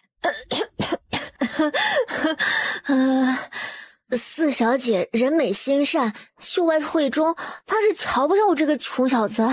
这个你不必担忧，若不是淼儿非你不嫁，我们又如何舍得她将来跟你过苦日子呀？啊，淼，你怎么回事啊？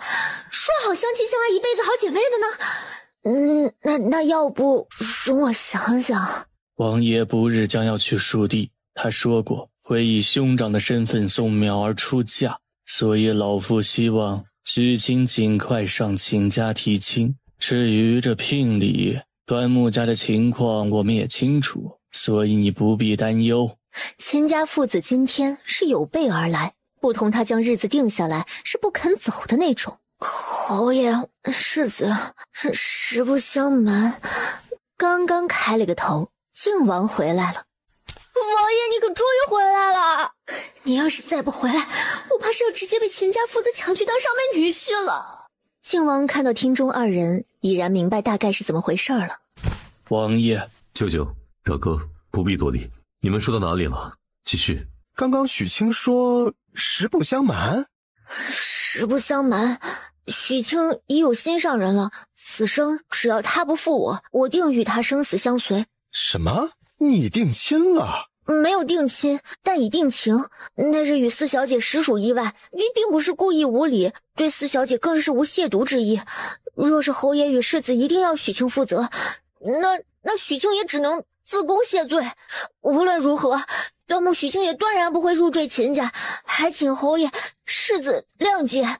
你那便不让你入赘了，但你要保证此生不纳妾，不抬姨娘，一生只得淼儿一妻，和和美美的白头到老。谢秦世子抬爱，但端木许清真的已有想要与之共度余生之人。我的心很小，除了他容不下任何人。四小姐才貌双全，难道一辈子只能跟一个心中完全没有他的人虚度光阴吗？玉衡，你怎么看？靖王一脸漠然，心中却是自己都无法抑制的欣喜。怎么看端木许清怎么顺眼。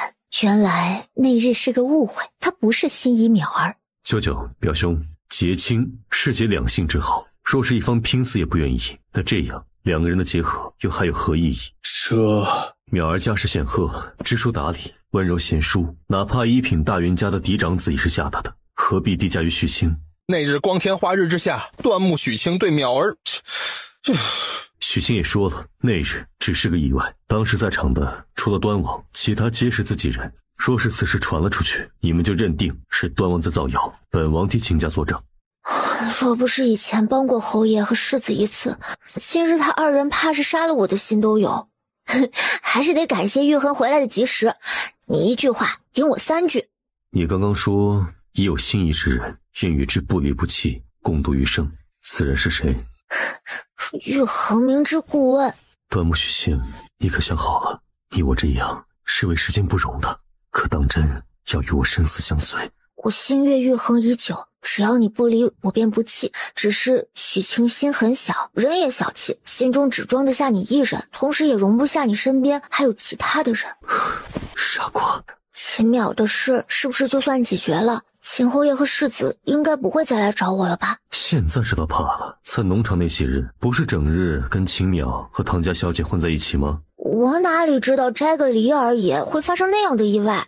以后除了咱们王府的人，外面的不管男的女的，我都一定离得远远的，谁也不招惹。我保证。靖王心中满意，骄傲地哼了一声。清冷王爷秒变傲娇精，然后看了看院子里没人，踮起脚尖，飞快地在他脸上亲了一口。龙静修哪里看不出他小心翼翼的模样，有些心疼。晴儿，这几日我会很忙，你老实待在府中，过些天就要去蜀地了。不管去哪里，我都跟着你。等出了京城，你便可自由自在，做自己想做的事，不必再遮遮掩掩。我想做的什么事啊？莫要以为本王不知你心中整日想些什么。这小东西定是日日消想他，要不然昨日怎敢那样的大胆？等我出了京城，给你个惊喜。是何惊喜？现在说了，到时候就不是惊喜了。端木许清，我有话同你说。你说。我从未想过你会对王爷起这样的心思，你若真心爱慕主子，更是应该将这种心思藏于心底，不对任何人提起。主子贵为亲王，将来还有可能是这天下之主，若是有了这样的污点，如何让天下臣民幸福？所以小松子觉得我应该怎么做？远离王爷吗？今日侯爷和世子来，就是想让你娶四小姐为妻，你为何不应？我又不喜欢四小姐，如何能娶她？而且娶了四小姐，王爷去蜀地，那我就不能跟着了。上了战场，刀剑无眼，要是王爷受伤，谁管？总之，以后你不准亲近王爷，不许胆大包天，对主子做一些越矩之事。好。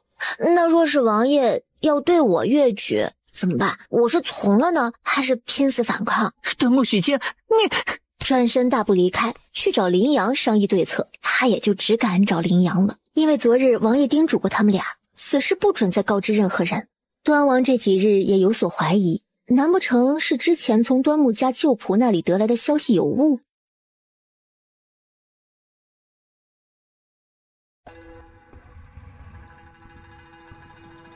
此刻他正在与谋士商讨要事，有人来报，说是从丞相府下卿处传出一重要消息。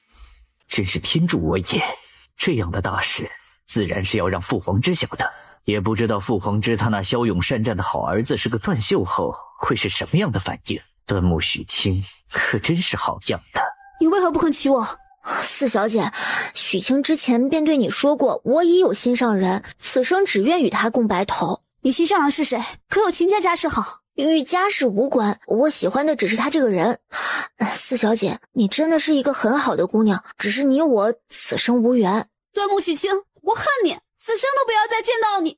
说完转身就跑。端木许清想追，可追上了又能说什么呢？这坑爹的女扮男装，误会一个接一个。玉衡啊，你我父子许久没有好好说说话了。父皇操劳国事，日理万机。再忙啊，儿子的事情该管还是要管的。朕同你提过，应下府嫡女为靖王妃的事情，过去这么久了，你可考虑清楚啦？儿臣，莫要说你无心儿女私情，为了你的亲事，你母妃是整日操碎了心呐。蜀地那边朕斟酌许久，只有派你去最为合适，朕最放心。在出发之前，你的亲事一定要定下来，朕准备直接给你与夏家夏卿赐婚。父皇，不可，儿臣不愿娶夏卿为妻。那我儿中意哪家闺秀啊？说出来，父皇帮你看看，可还合适？儿臣没有中意的闺秀。没有中意的闺秀，那可是中意了哪个男子吗？端木老三。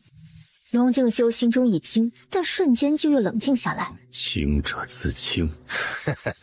朕也不信，朕那战场上勇猛无比的儿子会喜欢男子。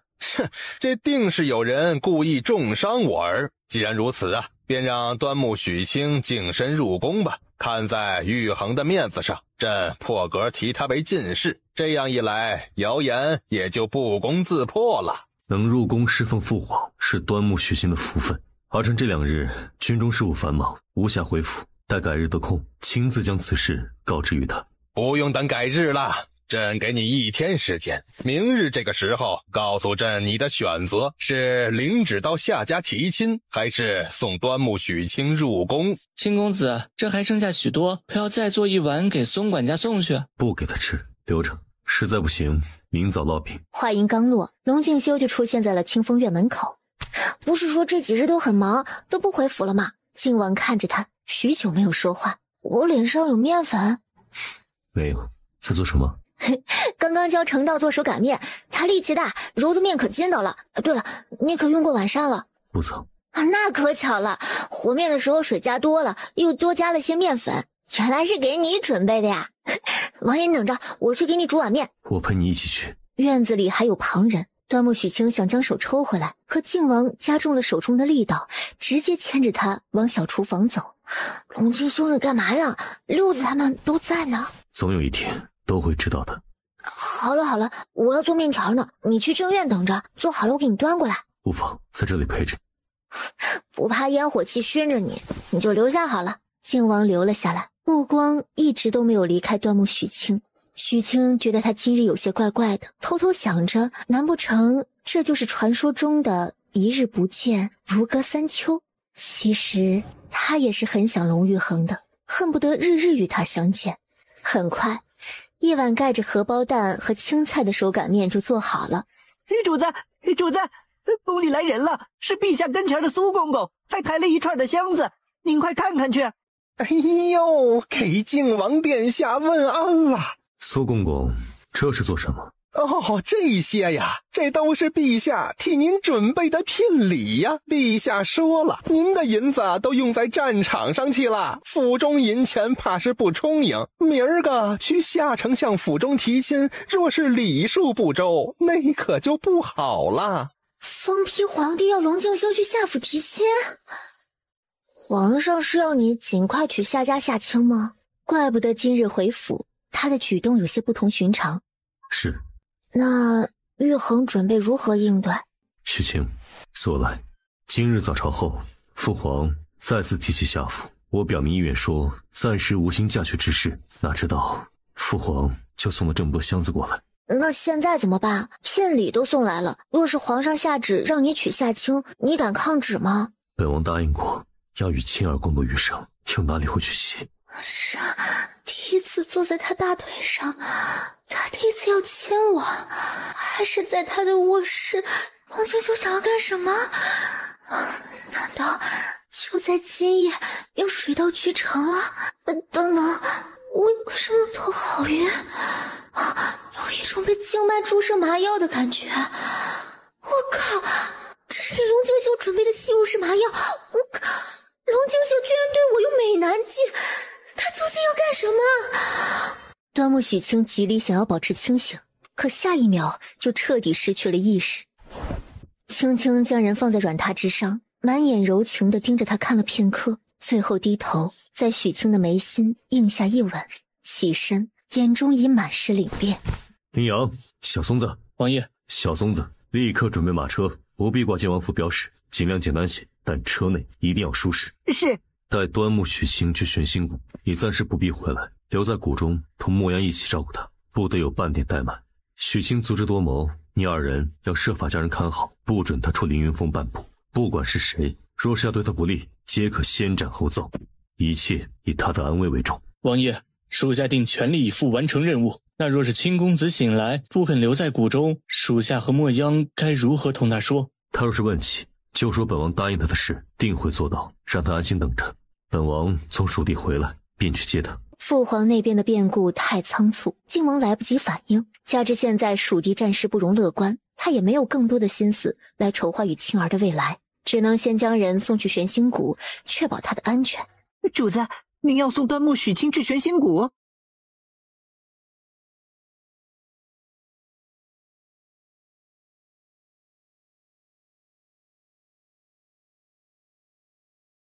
你跟随本王的时间最久，本王知你忠心，但许多时候错与对并不是世人定论的，才是绝对。之后莫要针对许清，他与本王而言非常重要。是。林阳，本王将人交给你，定要护他周全。属下定当全力护清公子安危。去吧。靖王点点头，然后目送4骑1马车消失在夜色之中。醒来莫要怪本王，本王应你之事定会做到，你也定要安好。小松子看着心里有些难受，主子心中就如此放不下舍不得端木许清，可他终究是个男人呐。我家神仙一样的主子，您是怎么想的呢？世间环肥燕瘦的美人应有尽有，您为何要如此在意一男人呢？王爷，属地密信10万火急。靖王接过信，飞快地看完，一脸的凝重。这是要谋反自立为王，还是想要带着蜀都投诚南滇？之前就收到消息说曾思谋此人野心极大，但因暂时拿不出确切证据，无法令父皇相信，这个理由足够了。之前靖王也估算过，最多不过3、5天，父皇就会下旨让他驰援蜀地。可没想到父皇会让他在此之前先到夏府提亲。今日这突如其来的消息也算是正好解了他的围，加之已经将端木许清送走，龙敬修有了足够的底气拒绝皇帝。王爷，属下刚刚回府的时候，四周有一队御林军的人。御林军？父皇这究竟是要逼他娶夏青，还是对端木许清势在必得？谁人愿意领兵解蜀都之急？最终归德将军唐大山领了这份差事，率5万大军奔赴蜀都。父皇，儿臣请求先归德将军一步出发，潜入蜀都府探个究竟。最好是能救出被软禁的冯将军，再活捉曾思谋。玉衡这是想好不去夏府提亲了？国事当前，玉衡不急着娶妻。康帝定要靖王与夏家联姻，其实是有目的的，但这个目的与蜀都之急相比，确实不值一提。既如此，我儿准备何时出发？今夜。归德将军是明面上的，玉衡必须要早他一步到蜀都。此行你定是要日夜兼程的。端木许清不会武功，就不要跟着去了，直接将他送进宫来吧。启禀父皇，许清已不在府中。管家说他昨日清晨就离府了。离府？他能去哪儿？皇帝昨日派了御林军去王府外守着，就是为了以防端木许清狗急跳墙。不知是何人重伤，说端木许清与儿臣有别的情愫，许是为了维护儿臣名声。端木许清留书去了北疆，说要与家人团聚。他进府之时没有钱买身契，算不得王府奴仆，儿臣也只得随他去了。竟是如此的巧合，巧合的像是故意为之。偏偏蜀地之事还需重用玉衡罢了。只要端木许清不跟着玉衡，不会再有靖王是断袖的闲言碎语传出，他也就睁一只眼闭一只眼罢了。蜀都之事事关重大，康帝特赐了靖王尚方宝剑，许他对曾思谋先斩后奏。太阳落山之时，靖王带着泽阳、艳阳快马加鞭直奔蜀都。而玄星谷则刚好是在与蜀都相反的方向。林阳谨记王爷吩咐，要算着时辰给端木许清喂下一粒药，要不然等他醒过来，自己看不住他。林阳大哥，为何停下？连夜赶路，大家辛苦了，稍作歇息吧。许清，端木许清，快醒醒，王爷来喽！本以为昏睡之人不会有反应，结果看到他皱眉了，吓得林阳赶紧拿出药，掰开端木许清的嘴就塞了进去。水这一个字给林阳吓得瞪大了眼睛。端木许清这是嗓子坏了吗？这说话声音怎么跟平常不一样啊？许是药物重新起效，端木许清安静下来，再次陷入了昏迷状态。他看了端木许清一眼，可就是这一眼，林阳就看见了端木许清脖子上有一块皮微微翘起来。这脖子还能脱皮啊？还是喉结的地方？出于好奇，他没忍住伸手，用指甲尖捏了一下那一小块皮，结果还扯动了，皮裂开更大了。这完了，他将王爷心头好的皮给扯烂了，王爷会不会打他板子呀？这端木许清怕不是贴了一个东西在喉咙上吧？这个时节还算不是很冷，普通男人穿衣服不过一身亵衣加一件袍子，可端木许清这锁骨下边还缠着白布，是什么东西啊？这天人交战之后，林阳举起了一根手指头，小心翼翼地戳了戳那露出来的白布边缘，然后嗖的一下就收回手。脑海中的第一个想法是，王爷知道吗？下一刻便肯定了，王爷定是知道的。这样一来，那天他和小松子在书房里看到的一幕就有合理的解释了。端木许清或许是个女子，好不容易到了谷底。请先将青公子送去你房间，打些热水替公子擦拭一下吧。你为何不进去？一会儿仔细着替公子擦拭一下脖子。莫阳没理他，端着热水就进去了。按照林阳所嘱托的，拧了热毛巾替青公子擦拭面部、脖子，再往下锁骨。青公子的喉结，还有这锁骨下的白布。一瞬间，他好像明白为何从头到尾林阳只准他一人碰触端木许清了。他可没有林阳的顾忌，直接将端木许清的衣襟再拉开了一些，直接露出了胸前紧紧裹住的棉布条。他惊得捂住了嘴，转身推门出去。你发现了什么？林阳，青公子他是女儿身。果然是啊。究竟发生何事？青公子极有可能是你我未来的女主子。怪不得上次在王府，王爷就让我追随公子。可为何当时王爷不同我说清楚？若是早知道青公子他，那我早就可以留在王府了呀。王爷应当是自有打算的。那现在如何？你我是将青公子当女主子伺候，还是先装作什么也不知？还是装作什么都不知道吧。究竟发生何事？王爷为何要将公子送来玄心谷？他何时才能醒来？陛下要青公子净身入宫做内侍，王爷定是为了保护他。一路上，林阳已经想通透了。端木许清是端木家的女儿，因为一个传言，端木家的女儿成了被世人不择手段争抢的对象。端木大人定是为了保护女儿，所以从小就将她当男子养。此事若是爆出来，那毫无疑问是全家砍头的欺君大罪。这样一个本身就是宝的奇女子，还医术、厨艺、生意样样精通，现在爱慕他家王爷，还成了王爷的心爱之人。林阳真心替主子高兴。青公子是端木家的女儿，那我们王爷日后不是能百毒不侵了？其实也没有人知道陛下究竟是不是百毒不侵。一定是的，真是天助我们王爷。你在这里守着，我去潭中抓2条鱼熬鱼汤，一会儿公子醒喝。天色渐渐暗下来，端木许清悠悠转醒，这一觉睡得可真沉。我不是睡觉，我是被龙静修使用美男计迷晕，然后就什么都不知道了。龙静修想要做什么？这里是哪里啊？青公子，您醒了。莫阳，这是哪里啊？这里是王爷最重要的精英训练营玄心谷。公子昏睡2日，是林阳护送您过来的。头还是好痛啊，昏迷2日，迷迷糊糊好像有人喂我吃什么，定是龙静秀干的，给我喂了什么药啊？公子不必担忧，王爷给您用的药是从南巡公子处寻来的，十分珍贵，除了会令人昏迷之外，没有任何危险。端木许清好气呀，那还得谢谢他不成？您现在身子有些无力，或许是因为躺太久，又没有吃东西。莫样备了鱼汤，您看可要先用一些？我可以先洗漱一下吗？自然是可以的，属下这就去给您备热水。端木许清感觉得出，他对自己的态度跟上次在王府的时候不一样。加之刚刚给喉结沾胶的时候发现了异常，莫央可是发现了什么？莫央将鱼汤放在桌上，退后2步，微微低头，也不说话。刚刚他与林阳约定，装作不知的。平日里衣服都是我自己穿的，若是被动过，我定是知道的。莫央未经允许动了姑娘衣服，还请姑娘责罚。我只是问了一句，你怎么就跪下了？数月前，莫央去替姑娘取竹叶扇后归府，王爷就提过让莫央日后追随姑娘。那时莫央不知您是女儿身，可现在知晓了，日后便是姑娘的贴身侍女。这就收获贴身侍女一枚了？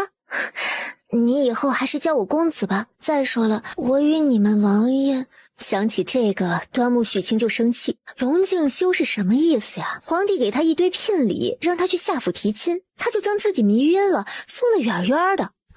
日后我们的相处还是随意些的好。是。林阳呢？他可是也知道了。林阳不知，他并不是有意欺瞒，而是因为林阳是男子，主子既没有打算告诉他们。若是说林阳先发现的，怕日后王爷心有芥蒂，所以此事就当只是他一人知晓便好。许清点了点头，知不知道其实已经不重要了，重要的是现在终于出京城，远离了疯批皇帝。公子喝汤吧，再放下去就要凉了。好。谢谢莫阳，这个是你的房间吧？是属下的屋子，还请公子莫要嫌弃简陋。我们的相处能正常一点吗？你不用对我自称属下，实在是有些不习惯。而且现在他跟龙静修以后会怎么样，谁也不知道。提前在人家面前一副女主子的模样，最后却啥也不是，那多丢脸啊！好，林阳呢？公子醒了。你家王爷这是有什么打算？为何将我送到这里来？林阳一噎，走得急，他忘了问王爷，公子若是问起来为何要来玄心谷，他如何回答？看他样子，许清就猜到了，这是不能说。那他可有让你在我醒了之后对我说什么？王爷说他应你的事儿一定会做到，让你安心在谷中等候，待他从蜀都归来便来接你。这是确定他不会飞就绝对走不出这里了吧？见他没有闹着要走，也没有闹着要回去找王爷，林阳和莫央都松了口气。这山谷很大吧？我能私下走走吗？自然是可以的，公子请。林阳对我的态度也变了，应该也是知道我是女儿身了。不管了，现在最重要的是打探这玄心谷的地势和路线，怎么可能真的一直困在这里呢？一转眼到这里3天了，端木许清似乎已经完全接受了靖王的安排，恢复了以前阳光开朗的性子，每日跟着林阳和莫央在谷底穿梭，摘野花野果，采草药，丢系统换积分，有时候还到潭水里抓鱼，日子过得很是有趣。皇帝让龙静修娶夏青，龙静修连夜将自己送走，这是要谋划什么？是怕他大闹触怒龙颜，还是准备将夏青娶回家做摆设，怕他不同意？3天了，端木许清觉得自己算是给足了龙静修信任，该回去看看了，看看他究竟是如何解决此事的。若是已经有了别的转机，那龙静修值得嘉奖，也值得自己为之赴汤蹈火。若是靖王府已经张灯结彩贴喜字儿了，那他定是要让王府闹几场鬼，然后再一把火烧了婚礼现场，从此跟龙静修山高水远，永不再见。次日清晨，公子可起了，我发现个好地方，有点远，你准备点干粮，今日我们带公子去游玩。玩什么玩？一大早公子也不知道去哪里，你快同我一起找找。你早上可见过公子？没有。那昨日夜里呢？可是服侍公子睡下的。我别你呀我的了，赶紧四处找找。此刻的端木许清正站在谷底的吊篮这里，仰头一脸无奈地看着上面飘渺的云雾。那个篮子什么时候才会下来啊？又什么时候才会上去呢？他已经从早上快要等到中午了，当然是在系统的操作间里等的。这里来来回回巡逻的人都是看不见他的。这几日看似没心没肺的跟着林阳和莫央到处玩，实则他已经将这玄心谷的情况打探的差不多了。系统操作间十分强大，他人在里面能隐身能穿墙，唯一的不足他就是不能飞，所以只能等着，等吊篮下来，在有人上去的时候，他隐身在操作间里跟着上去。这里有封信。端木许清信上说他要回京去看看靖王府，可是张灯结彩，准备请大家喝喜酒了，还说自己已经有了出谷的法子，让林阳和莫央不用担心。2页纸，第1页是信，第2页是一幅画。公子这是画的什么？小人胖胖的，怪怪的，却有些可爱。这幅画的场景是公子与我们一同在端王山庄遇袭斩杀毒蛇的画面。这个是艳阳被毒蛇咬了脖子，他正在救治。这个是我挡在他们前面杀敌。公子是想告诉我们，这封信是他自己写的，没有人胁迫于他。你们在谷中继续找，我出谷去到凌云峰四处看看。这可是方便了端木许清，终于等到了一个要上去的，他终于可以离开这美丽的山谷了。很快有人拿着一封信来报，说是在下峰的途中找到的，信上依旧是林阳莫央亲启。林阳拿到信的时候，信中只有一幅画。公子是想告诉我们，他确实出谷了，我要立刻出谷去追公子。我同你一起去。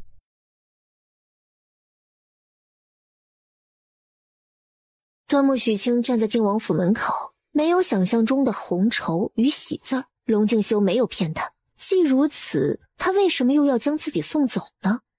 意念一闪，从操作间里出来，然后大摇大摆地往正院走去。小松子正在整理药材。这上战场呢，那我见最是无眼了。要是端木许清也跟着王爷去蜀都就好了。哎呀，想着这个，小松子又心塞了。该死的小青子，魅惑主子，该打！我怎么惹你了？你骂我干什么？你从哪儿冒出来的？你没关门，我就走了进来啊。墨央在找你，你如何一个人从玄心谷底上来的？就这么上来的呗。哎，王爷呢？许是你爱慕王爷的好事被陛下知晓了。陛下要你进宫做他的内侍太监，还要下旨让咱主子娶夏府千金。为了你，王爷不肯，所以连夜将你送去玄心谷。你倒好，打不死的程咬金，一个转身又回来了。龙敬修将他迷晕送回玄心谷的原因，居然是皇帝要他进宫做太监。这狗皇帝还能想出更损的招吗？那娶夏府千金的事，王爷是抗旨了吗？王爷英明神武，才不会为了你色令智昏抗旨呢。哎，不对，你哪儿来的色啊？哎，你能直接说重点吗？哎，也是机缘巧合，送你走的当天夜里，蜀地来了紧急军情，蜀都知府作怪，不仅将重伤的冯老将军软禁，还将蜀地四方城门封闭，瞧着要准备干什么大事。陛下明面上派了归德将军唐大山带兵援蜀，可暗地里还需有人潜入蜀都探查城内情况，所以咱们主子第2天就出发了。王爷先军队一步去了蜀都，蜀都城内境况不明，王爷还要进城，那得多危险！哎，可不就是危险吗？明阳、泽阳和艳阳都跟着王爷吗？泽阳、艳阳在，我与明阳明日出发。端木许清点点头，转身准备出去。哎，你上哪儿去？你明日跟我们一同去蜀都吗？你觉得王爷会让我去吗？不会。那王爷不让我去，你和明阳敢带我吗？不敢。那不就得了？可你现在要去哪儿啊？陛下要你净身入宫，主子说你一个人跑北疆去了，若是有人看到你向陛下汇报，那不就是欺君之罪了吗？哎，放心，欺君之罪不会是这个，我们蜀都见啊！蜀都见？嘿，这个小青子，人呢？说出现就出现，说不见就不见。哎，对了，得赶紧跟墨阳说一声。哎呦，你们可回来了！墨阳，我派人出去找你，没找着。小青子回来了，公子回来了。公子在何处？要走了。你怎么能让他走啊？这腿长在小青子身上，他要走，我还能拦得住吗？哎，对了，他走的时候说蜀都见。青公子说蜀都见，那我们现在就出发。对，快点出发吧，早点走，便能早点到。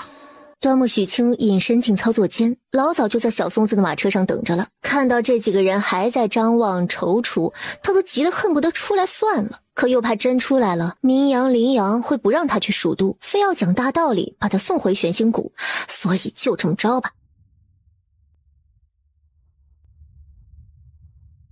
远远的就看见了扎营的归德将军大军，明阳等人上前求见唐大山。你们来得正好，王爷已经进城好几日了，昨日深夜送来一封信，让我在此处扎营，另外还有这张布防图，也不知道王爷在城内可还一切顺利啊？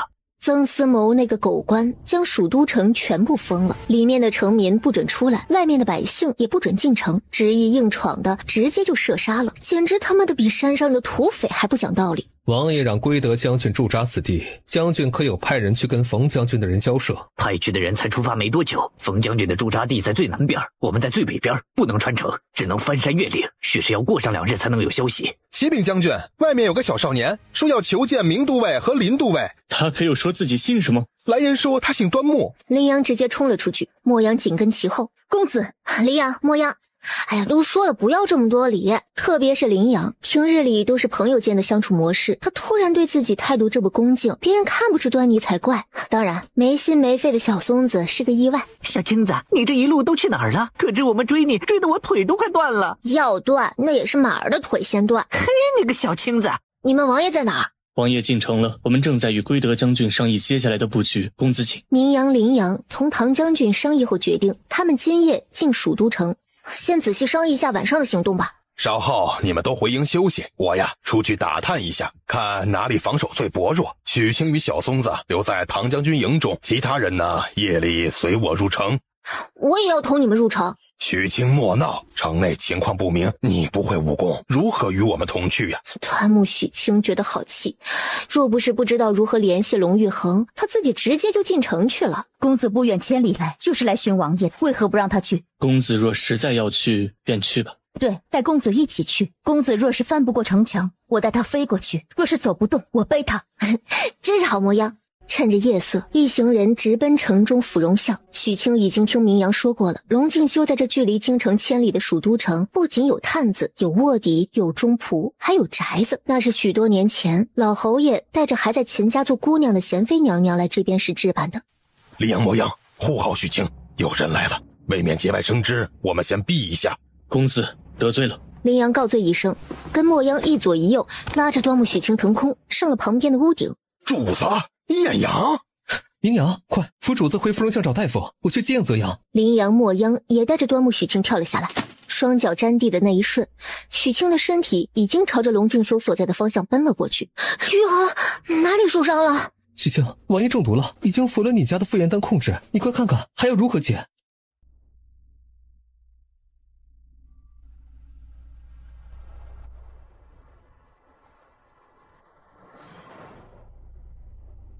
毒素蔓延的不快，靖王此刻还有些意识，可看清眼前人，他反而觉得自己是幻觉了。晴儿，我在，莫要说话，我先看看你怎么了。说完就闭上了眼睛，握住他的手贴在自己的脸上开始检查。见他又受了伤，许清是真的担心，决定暂时不跟他算用迷药迷晕自己再连夜送走的事儿了。许是见了端木许清，龙敬修很是安心，此刻意识中已经放弃抵抗毒素，保持清醒，放心的昏迷过去了。无碍，只是神经毒素，会令人昏迷不醒的，解了就好。话音刚落，巷子一头传来了大量人马的脚步声，走，五人往另一头撤，可很快另一头也传来了动静。我们这是被包抄了，左边20来人，右边30多，一边20，一边30，这得打到什么时候呀？明阳、林阳，你带着玉衡暂避，莫阳跟我躲到那里去。公子可有把握？早点脱身，便能早点替王爷解毒。先智去，不行你们再开打。刚刚明明看见2人进了这条巷子，定躲在暗处，搜，尽量抓活的。官爷救命！官爷救命啊！仔细一看，2个穿男装的女人一路追过来，明明是2个大男人，怎么就变成女的了？你等是何人？小女子与妹妹进城来寻亲，心没寻着，这城中不知为何就突然封了，有姐妹2人回不得家，身上的银子也被偷了去，没了栖身之所，刚刚还差点被几个歹人掳走，好不容易脱身躲到此处。前面有家客栈，拿去住上几日。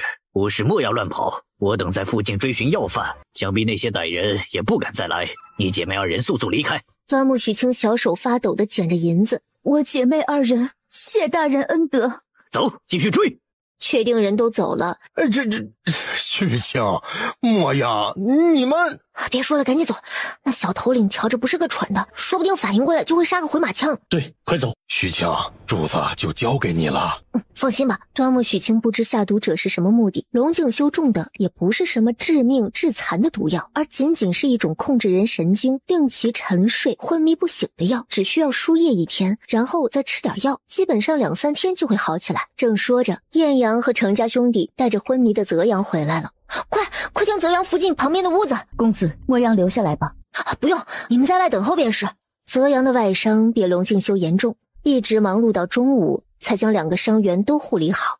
端木许清没好气地捏了捏龙敬修的俊脸，仇敌这么多，想要害你的人也这么多，每次都是我替你解毒。我告诉你啊，下次遇上困难你再敢送我走，那我走了就再也不回来了，让你彻底失去我。哼！许清，这姓吴的将老将军遗体挂在北城门上，我们晚上去将老将军的遗体带走吧，看是送回军营之中还是如何。公子可是已经有了万全之策。万全之策算不上，但定要将老将军接回来，不能任由那姓吴的羞辱他老人家。端木许清将自己的打算同他们说了一下，城内城墙上他负责将老将军遗体带下来送出城门，城外就需要他们将老将军送回军中或者是京城入土为安。你一个人不需要接应？莫阳城外城道依旧留在府中照顾玉衡和泽阳，你们3个出城去接应。哎呀，不是，我不是说出城去接应，而是在城内。你确定不需要人帮忙吗？城墙上全是真刀真枪的侍卫，你一个人能应付吗？明阳，我不知道要如何同你解释，一个人要躲过那么多侍卫的眼睛，众目睽睽之下将老将军带下来，想着确实挺让人难以置信的。但我可以很负责任的告诉你，我可以。段幕府10几年，我从不轻易出门，每日就是研究祖上传下来的秘术，有些事我父亲和哥哥们都做不到，但我可以。行，我信你。我也信公子可以。公子又不带墨央，因为墨央有更重要的事啊。对我而言，月恒才是最重要的，你要守好静府才是。艳阳也留下。计划就这么定了下来，明阳与林阳即刻出发，他们还需去联络些人才行。傍晚，端木许清也准备出发了。在他走后没多久，靖王就醒过来了。主子，你醒了？我昏迷多久了？走样如何？您昏迷2日了，许清说走样跟您中的是一种毒，只是身上的伤要重一些，所以可能要得明日才能醒来。主子，这刚熬好的药，您趁热喝。你说谁？许清？正是许清，这几日都是他照料着您。丽阳说是许清自己从玄仙谷出来了，他与墨阳都没有拦住，然后他一个人跑来数毒，他们一路猛追也没能追上。玄仙谷都管不住那小东西，可心底又透着莫名的喜悦，黑着个脸问：人呢？许清有事出去了，主子，你先喝药。他走时说了，这药得按时喝，以便清除您体内的余毒，早些恢复。龙静修看了他一眼，接过药碗，一饮而尽。艳阳这才敢将这2日发生的事情和端木许清此刻的去处简单明了地说给王爷听。起身更衣，他此刻必须立即赶去城墙。主子不可，您身体还没有完全恢复呢。可靖王要做之事，又哪里是艳阳能够拦得住的？最终他只能提了剑追上去。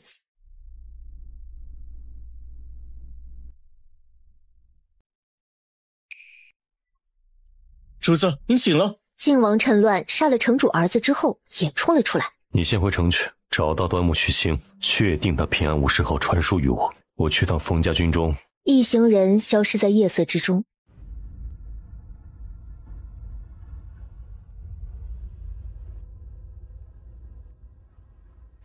刚刚在城外，端木许清看明阳接过冯老将军遗体时，便转身回城。穿越人群的时候就实在撑不住，直接从操作间里弹了出来，双腿无力，头还疼得厉害，强撑着穿过2条街，找了一个相对安静的巷子休息。今天这个系统真的是关键时刻有点掉链子呀，下次要系统维护的时候能不能先发个通知啊？公子，林阳，你怎么回来了？主子醒了，与明阳一起送老将军回营，走前吩咐我要找到您，然后同他报平安。公子，您怎么了？我有点累，你来的正好，扶我回芙蓉巷。林阳为难了，瞧着公子这样，定是刚刚送老将军出城，耗费了大量的心血和力气。可这男女有别，他也不敢抱他呀，更不敢背啊，那就只能再用1枚信号弹了。墨央一直关注着城北的方向，看到信号弹迅速赶过来，将端木许清背回去。还在墨央背上的时候，许清就沉沉地睡了过去。这一觉直接睡了2个晚上1个白天，醒来的时候已经是第3天早上了。一边喝着墨央给他煮的粥，一边听林阳说这几日城中和城外发生的事情。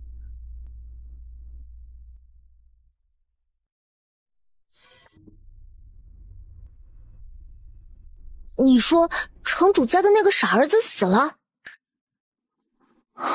龙静修这个男人够凶残的呀，凶残的令人敬佩，对敌人真是毫不手软。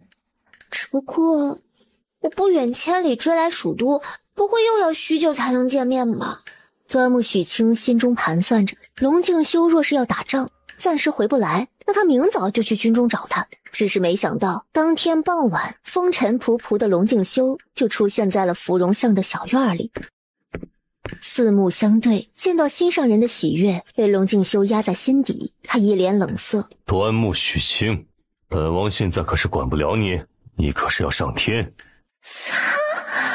这人一回来还凶到前面去了，你不经允许将我迷晕送回玄星谷，不听遗嘱醒过来就乱跑，我都没有给你算账，你还先问我是不是要上天？若不是考虑在属下面前要给王爷留面子，端木许清直接就怼回去了。他轻哼了一声，骄傲地翻了个小白眼儿。小东西这模样是不服气了。龙静修差点气笑了。跟我进来。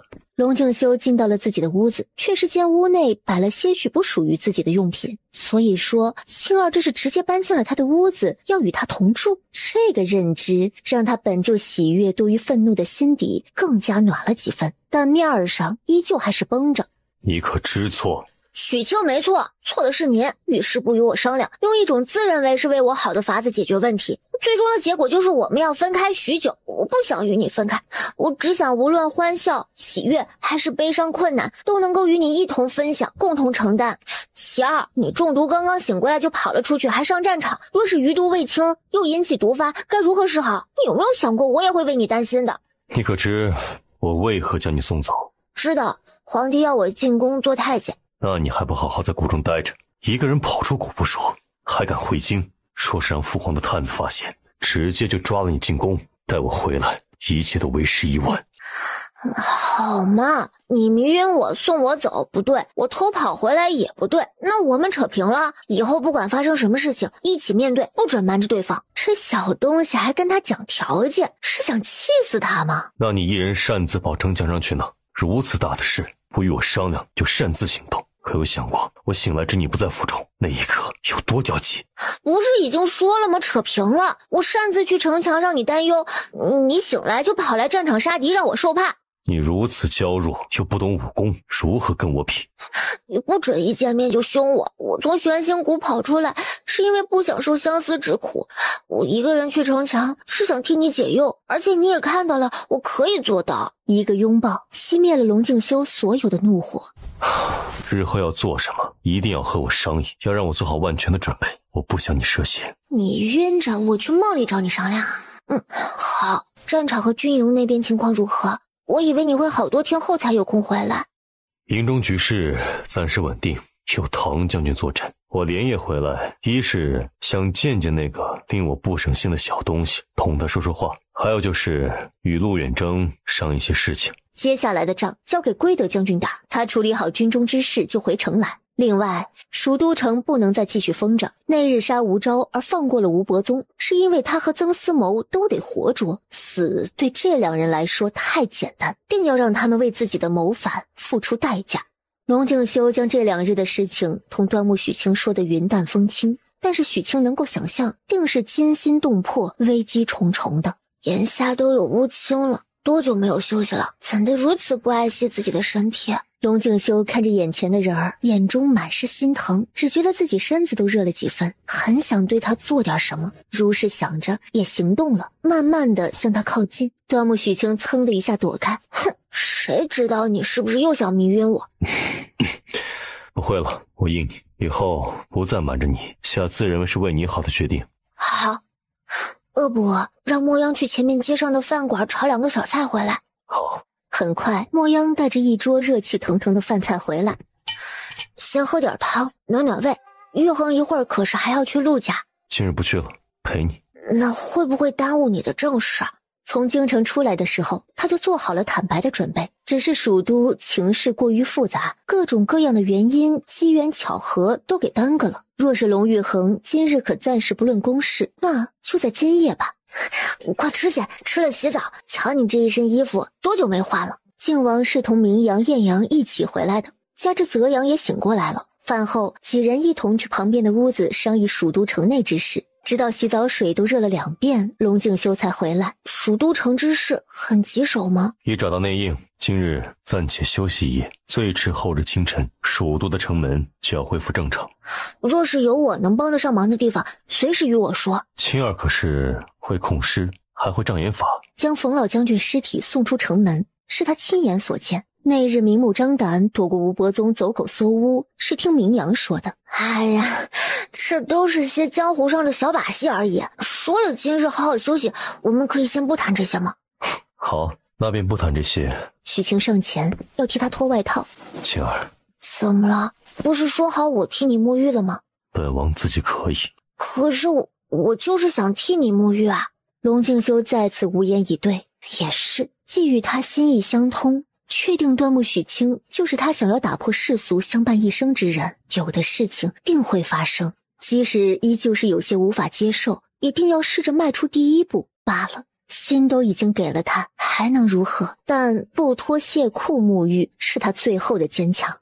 这是在强迫良家妇女。哎呀，不脱就不脱嘛，反正也不急着这一会儿。我给你的祛疤药，你是不是从来就没有用过啊？很难看？倒也不是很难看，以后我会每天督促你抹药。龙静修沉默不说话，只知道自己心跳很快。青儿已经搬到他房里来了，今夜可是要同床共枕了。可为何今夜的青儿有些强势？他不会是想在上面做主导吧？这个是他绝对不会妥协的。龙静修，有件事我需同你坦白。何事？你说。以后我对你来说可能是一个很大很大的麻烦。此事我早有预料，青儿，只要我活在世上一日，就定会拼尽全力护你安危一日。若是玉衡不在了，端木许清也绝不独活。肌肤相触，生死相随的话语，龙静修觉得有些。青儿，今夜可是打算与我定终身？两个男人如何定？靖王一噎，难道是他想错了？小东西，敢戏弄他！直到再从浴桶里出来，他都没有再说一句话。回到房中，冷冷道：“你出去吧，本王要换鞋裤了。”我去洗漱，你不准偷看，回来给你个惊喜。你有的我都有，有什么好偷看的？要看也是正大光明的看，招惹了他想逃。端木许清，你最好今夜别回来，否则我定要让你哭。听说过两男子也是很痛的。操作间，盥洗室内，端木许清洗漱后，看着镜子里的自己，深呼吸，等了好久，终于等到这一天。不知道龙静修知道她是个女儿家，是会惊喜，还是气他瞒了她这么久？可不管是惊喜还是生气，都要去面对。至于以后，就交给他去操心好了。再次回到房间里，龙静修已经穿了白色的里衣，拿了一本书在看。知他回来，靖王故作淡定，眼神都没给一个。本王要歇息了，你还有何事？这几日你不在，我都是住这间房。小月不是王府大，现在只有莫央一人住一间，那我去与他同住。熄灯。不急。看他此举，像是有话要说。龙静修重新坐好。于恒可还记得许清请求过你，若是有一天端木家犯了错，惹了陛下大怒，还请王爷力保家人无恙。那日东魏营河边，小东西确实说了这话，可现在提起是何意？说下去。若是家父所犯，又是欺君之罪，王爷可否还能网开一面？见他一脸神情，不像是说笑。那要看是何事。若是通敌卖国，鱼肉百姓，不用父皇定罪，即便是我，也定不会轻饶他们去，哪怕那是你血亲之人。所以，你父亲与兄长究竟又犯了何罪？他是真的希望一生有许清作伴，可若他家人是触碰了底线，不愿继续猜想下去，只想端木许清快些明说出来。没有鱼肉百姓，更没有通敌卖国。是。王爷请自己看吧。此刻上前2步，在离靖王1米远的位置取下了自己的喉结。假的！靖王大惊，一时不知道该说什么了。然后见端木许清解开腰带。静儿，你可知道自己在做什么？是的，玉衡对许清恩重如山，但许清情深意重。他后面说什么，龙静修已经听不清了。那种脑子嗡嗡作响的感觉又来了。端木许清喉结是假的，所以说。只见眼前的人脱下外袍、里衣，锁骨以下到腰腹全部紧紧裹着白色的棉布。许清双手护着布条，不散不落。王爷，端木许清是女儿身。一道不同于端木许清平常说话的女声响起。看着眼前人的脸，龙静修心中惊涛巨浪。所以说，青儿口中的欺君之罪，是指端木洪汉瞒着天下所有人说的端木家无女子吗？他听闻过父皇多年前是何等希望端木洪汉生出个女儿来，给他赐药、赐妾、赐金、赐银、赐宅子，可最后端木洪汉却是坏了根基，从此不能生育，办法想尽，但就是生不出一个女儿来。如此看来，端木家真的是下了好大的一盘棋。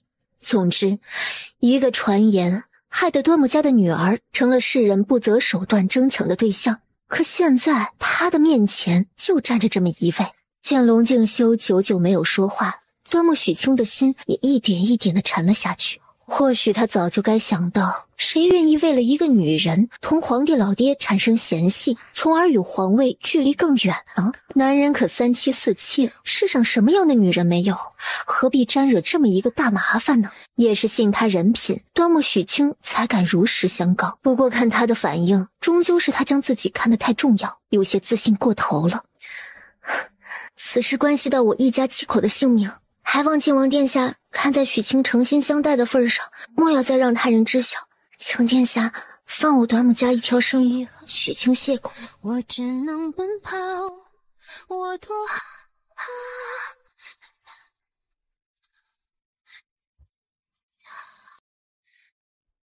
微笑，越美好越害怕得到。你还想去哪里？我第一次喜欢一个人，第一次很努力的想要和一个人在一起，要离开真的是十分舍不得。龙静修此刻心中的喜悦与激动无法用言语形容，从相遇到相知，到对他有了别的情愫，一边喜欢一边克制。爱慕他是真的，可心底接受不了2个男人恩爱缠绵也是真的。就在他下定决心要突破底线的时候，他告诉自己，他其实是个女儿身，这比他被父王封王时还要令他喜悦。可小东西招惹了他还想走，他一个女儿家，端木家的女儿能走到哪里去？这是怎么了？怎要哭了？王爷松手，端木许清自知是个天大的麻烦。对我说你最爱的故事，我想了很久，我开始慌了，是不是我又做错了什么？你哭着对我说，童话里都是骗人的，我不可能是你的。刚刚可是去洗脸了，以前在脸上涂抹何物了？端木许清拉起被子盖住脑袋，本以为自己可以很潇洒地对他说，龙静修，其实我是个女的。可真正到说出来之后，他突然发现自己变得矫情，不知道该如何跟他相处了。青儿，快出来，莫要捂着自己。我要冷静一下。龙静修有点为难了，此刻他若是强行将被子掀开，他会不会生气呢？正想着，端木许清突然自己掀开坐了起来。你把衣服拿给我一下，我今天还是去跟墨阳同住吧。靖王不动，只是看着他。那日农场梨树下，你与秦淼是怎么回事？喉结、胸肌、粗腰，男性特征，走路说话的姿势，小东西模仿的惟妙惟肖，以至于他从未想过他会是女儿身，甚至还以为自己喜欢上了一个男子。我就是想体验一下做个真正的男子，所以塞了个胡萝卜。你，靖王被他整得不会说话了。半晌后，哪有主子跟属下同住一屋的？刚刚不是还大言不惭地说这几日都住在我房中的吗？现在怎么要走了？睡吧，本王守着你。端木许清又哪里能睡得着？不让走，那就好好聊一聊。王爷是如何打算的？靖王仔细斟酌片刻。待蜀都之事得以圆满解决，击退南滇作乱小贼，本王便带你去北疆探望家人，再同端木大人提亲。亲王可是有一正妃两侧妃，侍妾若干，你准备将我安排在哪个位置上？小东西的小心思明明白白的写在脸上。靖王偏不顺意回答：青儿想要哪个位置？皇权至上，你是皇帝的儿子，是我想要哪个位置就能要得到的吗？莫要装了，也不知道是谁，早就霸道的说过，绝不与人分享我。我若是还纳侧妃侍妾，以那小人的本事，怕是要将我王府拆了。所以你是准备此生就要我一个人？本王的心也不大，装你一个刚好。龙清修，你想好了吗？我的家世可能对你没有任何帮助，我的身份可能会令你将来麻烦不断，甚至连皇上那边……傻瓜，还有什么是比当朝王爷喜欢上一个男人更麻烦的事？你是个男人的时候，本王都想将你占为己有，与你厮守。现在知你是个女儿家，还怎会放手？安心待在我身边，其他都交由我去处理。只是父皇那边可能需要一些时间筹谋，若实在解决不了，晴儿可愿随我浪迹天涯，做对平常夫妻。你是王爷，我就做王妃；你是农夫，我就做个农妇。只是，若是有天玉衡变心，遇上更喜欢的女子，一定要同我说。我不会与人分享丈夫，但我可以成全他们。这两字还没出口，小嘴儿就又被堵上了。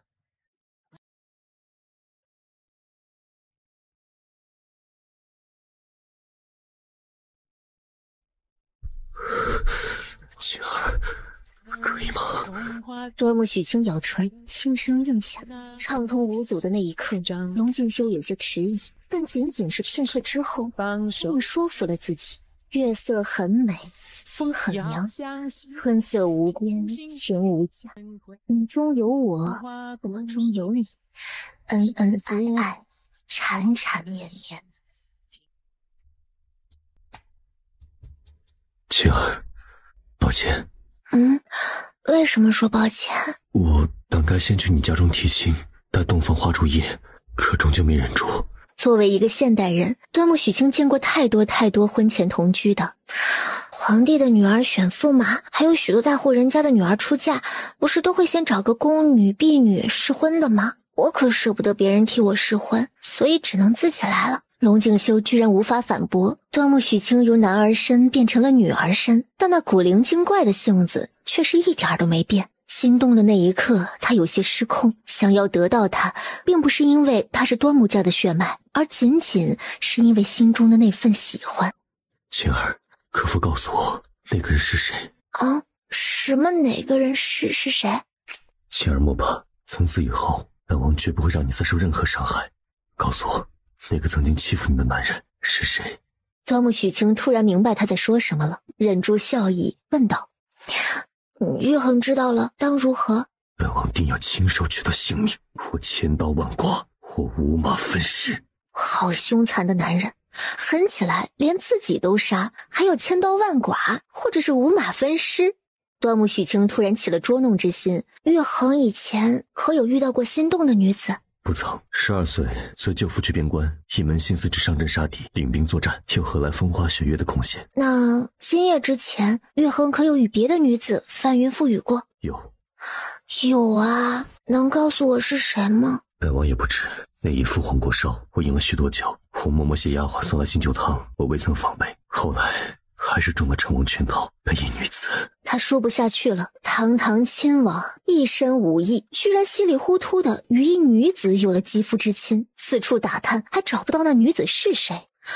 玉衡是不是想说，你我今日都不是第一次，所以扯平了？王爷真不嫌弃许清？本王不怪晴儿，也不嫌弃晴儿，只恨自己没能早些成为端木府的依靠。晴儿，可愿信我，此生定会竭尽所能护你。许清相信。那现在可否告诉我，那个男人是谁？青儿只能是他一个人的，胆敢碰过他，必须死。玉衡真的要杀他？端木许清一脸为难，细看那眼中甚至还有些不舍。靖王自然是没有错过他的情绪，那个男子莫不是端木家的旧识，或者是他在府中救心仪之人。既如此，那人更是不能留。青儿已身许于他，日后心中也只能存他一人。是，不杀可不可以啊？不可。既然我阻止不了，那玉衡便杀了你自己吧。至于是千刀万剐还是碎尸万段，你喜欢就好。青儿所言何意？你我何事？正北街马车上，也不知道谁一口一个许许。龙静修被这接二连三的惊喜给砸晕了。是你，竟然是你！那夜的女子，果真是你！马车上那团鲜红，到现在他还记忆犹新。那居然是青儿，青儿就是他的许许。怎么不希望是我啊？希望？如何那么希望？我做梦都梦见那夜的女子是许许，可那日你不是应该在王府，怎的一个人跑了出来？那等夜深还在正北街。还有，你如何一个人从玄心谷出来的？又是如何一路到蜀都，却让明阳等人无论如何也总是慢一步的，都说与我听。玉衡，许清是个有许多秘密的人，一时之间不知如何说起，日后慢慢的一点一点告诉你可好？但请你相信，我是真的愿与你生死相随，一身才能，只要是玉衡需要，我定会为你发挥到极致。还有一件事情，我需提前同你说明白，我这身子确实是端木家的亲女儿，但那个传言说与端木家女子阴阳调和能百毒不侵、强身健体是假的。对于龙静修来说，今夜的惊喜是真的，但被他气得不轻也是真的。隐瞒自己的女儿身，他可以理解，可明明都已经有了肌肤之亲，还不肯全身心交付于他。看明阳四处寻人，最后带回来个冒牌货，这小东西还不知道躲着笑了多久。现在又说这样的话，是觉得自己与他亲近，只是因为她是端木家的女儿吗？他对自己就如此的不信任，这让靖王殿下很生气，后果很严重。可舍不得打，也舍不得骂，便只能你深深的救我，想要清醒却冲昏了头。我的胸，24小时没有分开，那是第一次知道天长。初次的时候就知龙静修体力非凡，今日再次经历，到最后端木许清真的是求饶了。一直到黎明快破晓，风雨才停息，端木许清又困又累，龙静修却是无比的满足，依旧将人抱着不松手。以后我既唤你青儿，也唤你许许，可好？梦中的人与现实的人重合，青儿是他，许许也是他，这叫他如何不欣喜若狂？好，都行。现在可以睡觉了吗？我眼睛都睁不开了。好，许许快睡，我抱着你便是。怀中的人儿很快呼吸平稳，掌心下是细腻的肌肤，如何能想到他一身男装之下却是这样的美好？看着他的身子有些心疼，每日要用布条紧紧地裹着，青儿他是何等的受罪啊！以前不知道也就罢了，日后绝不允许他再用那些乱七八糟的布条。前面几日没有好好休息，回来时已经是疲惫不堪，可这一夜过去，他却是觉得精神饱满，神清气爽。或许传言也并不只是传言吧。靖王捏了捏怀中人的鼻子，你又不是男子，怎能体会到传言真假？公子，您醒了。莫名的，端木许清觉得他眼中有八卦的小星星。昨夜那么大动静，他们都是习武之人，也不知道是多少人听到了。都怪龙静修，都不能轻点儿，动作小些啊！行了，你家主子呢？主子带三阳出去了，咱们的人昨夜起陆陆续续进城了许多，今夜有大行动。主子走时吩咐了，让咱们关好门，无论外面发生何事，也莫要管。许清点了点头。公子定是饿了吧？是先洗漱，还是先吃些东西？先洗漱吧。墨央这就去给您打水。公子辛苦，可要墨央伺候您沐浴？不辛苦，不用，你出去吧。墨央忍着笑退了出来。这突然一下子，怎么好像什么都变得不一样了呢？第二天清晨，百姓们欢呼声震天，关了近20天的4个城门终于开了。这几日主子可好？总的来说还算挺好的吧。墨央、林阳，你们给小松子说说吧。小松子听得一惊一乍的。菩萨保佑，如此重要的行动，你身上又没伤，为何不跟主子一同前去？是啊，林阳，你去主子身边当差吧，这里有城道城脉，我们又不出去，安全得很。可是主子走时吩咐了。哎呀，你就说是我不放心，所以让你去帮忙的。好，那我便听公子的。墨央，要不你也去？我要留下护着公子。王爷同他和林阳说了，端木许清定会是他们的主母，是王府唯一的女主子，她的使命便是护王妃。再说王爷那夜跟公子都是吧，说不定公子肚子里已经有小主子了，他哪里还能离开半步啊？直到厅中都无人了，小松子还沉浸在自己的脑补世界中无法自拔。他不在的这几日究竟发生了什么？成脉成道也就算了，可刚刚林阳对端木许清一副恭敬的态度，还有墨央，他的职责是保护未来王妃，他端木许清算个什么？女人都算不上，做姨娘都不可能的人，这墨央他是不是脑子进水了？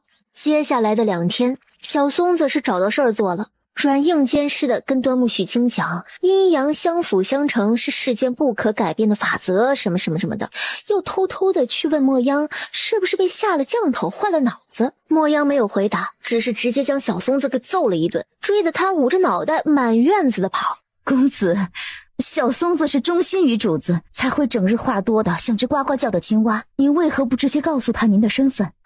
还是等玉衡回来再说吧。龙玉衡回府已经是2天后了，一脸欣喜，满腔思念。在看到端木许清一身装扮的时候，黑了脸。他怎能依旧这样虐待自己的身子？不疼不难受吗？那夜记忆中的美好，又让他如此狠心的给包裹起来。光是想着，靖王都觉得很心疼。墨央，陪你主子去更衣。没有弄脏啊，倒是你身上还有血迹，我先去给你备热水，快去洗澡更衣。2日不见，满是思念。一回来就见他像小媳妇儿一样替自己忙碌，龙静修心中甚暖，想抱抱他，可这一身污渍确实需要先洗一洗。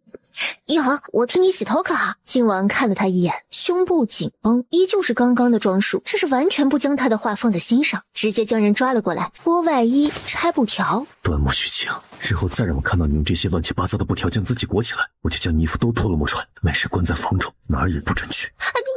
你别，我自己来，我自己来就好。本来只是心疼他，不愿他如此束缚自己，可衣衫半露之时，龙静修红了双眼，嗓子也干哑了。晴儿，我的须须。知他意图，英明神武的靖王殿下，现在还是白天，不用小迷，管不了白天还是黑夜了，就一次可好。晴儿乖。吻一点一点落下，脸红带片。龙静修闭着眼睛认真感受，真的和那夜一模一样。明明说好一次，浅尝即止，许清都不知道何时转战到床上了。落花是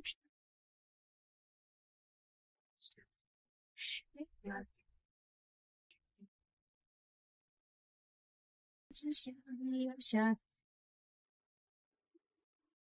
世界。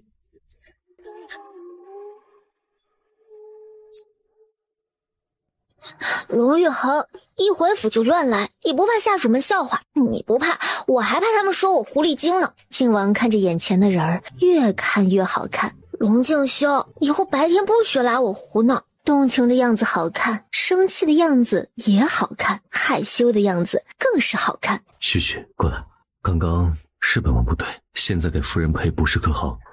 你说什么？我说因这3日未见，甚是想你。为夫刚刚梦浪了些，夫人莫要生气可好？什么为夫人呢？此生无论是天下至尊的位置，还是普通的贩夫走卒，端木许清定是龙静修唯一的妻。晴儿在我不知的情况下，便将我的清白拿了去，现在还不肯给个名分，不肯承认我这个夫君。这种事哪里是我承认就可以的？我向晴儿保证，3书6聘，明媒正娶都定会有，只是需要些时日。可若是让我在这段日子里都不碰你，那本王做不到。既已身心都属于彼此，你我日后便夫妻相称。开过荤的人便不想再一直素着，而且我也不信许许能每日只看着而不对我动手动脚。我才不会呢。靖王知他是不好意思承认，日后莫要再绑布条了。可是不绑的话，我的身形遮不住啊。遮不住便遮不住，从此做回自己。不可玉衡，一旦知道我身份的人多了，传到皇上那儿，我家人们来之不易的安稳定会灰飞烟灭的。恢复女儿身后，可戴面纱，除了回到府中，其他时候都莫要摘下便是。许许不必整日担惊受怕，此事定能有万全的法子。若父皇要诛九族，那本王是端木家的女婿，龙家也受牵连，一同诛了便是。好嘛，那以后我不裹胸不束腰就是了。那玩意儿将自己绑住，真的是不舒服。明阳等人都是信得过的，晴儿在他们面前也可放心做自己。墨阳是培养出来释放我妻子的，日后他便跟着你，或者我再给你挑2个机灵的婢女。墨阳挺好的，婢女暂时就不需要了。以前我都是自己的事情自己做，日后也可以。晴儿自己可会穿女装、挽发？穿衣服是没问题，挽发可能是不太熟练。打开看看，喜不喜欢？什么呀？端木许清一边问着，一边拆开。这是我见过最精美的衣裙，我很喜欢，这就去换上看看。玉衡这几日一直忙着收拾知府和那个城主搅出来的烂摊子，自己一身衣服脏了都没有顾得上换，还不忘给他带回来一套如此好看的衣裙。这句话令靖王有些心疼，正是爱美的年龄，最好的年华，端木家也算是富足，可他的许许却是连一件漂亮的裙子都没有穿过。许许莫急，先陪本王说说话。好。龙静修拉着他一同躺下，要将人抱在怀里。不要了，不许胡闹。许许乖，不闹。他是真的想要先放过他，好好将人搂着睡一觉的，可再这样下去，恐怕又会……端木许清也怕将火点燃，老实了。要不我起来坐着，你靠在我腿上，我替你按摩一下头部。小妖精按头很舒服，这个靖王体会过，只是以前碍于现实和梦境，他也不敢招他。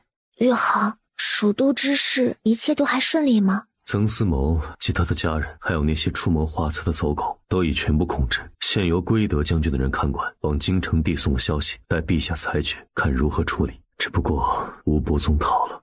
玉衡不必自责，你是人又不是神，哪里能事事都算得周全？武家数代人都在蜀都生活近100年了，以前还是一地之王，既有些谋法，其势力、实力和背景定是我们这些外地人比不上的。现在是跑了，除非他日后都夹着尾巴苟活，如若不然，只要他还敢冒头，玉衡一定能将他头敲爆。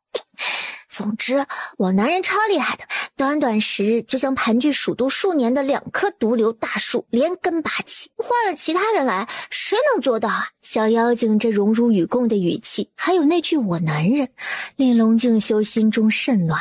世人只道他是战神，其实他也只是一个普通人，并不是永远都战无不胜的。每次在出现失误的时候，属下们多是沉默，父皇和长辈多是责怪，从来没有人心疼他累不累，心中难不难过。唯有青儿抱着他说，一时的失误没有关系，还可以继续补救，还夸赞他已经做得很好。如此善解人意的人儿，定是老天特意送予他的。男人心中激动愉悦，最好的表达方式就是狠狠去爱这个女人。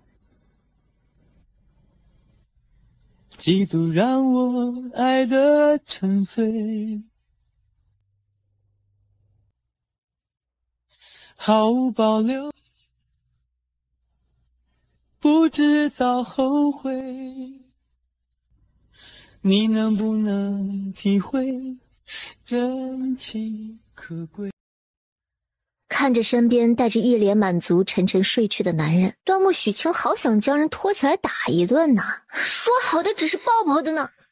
夫人，您醒了，莫央可以进来了吗？啊，夫人，进来吧。龙玉衡让你改口的啊。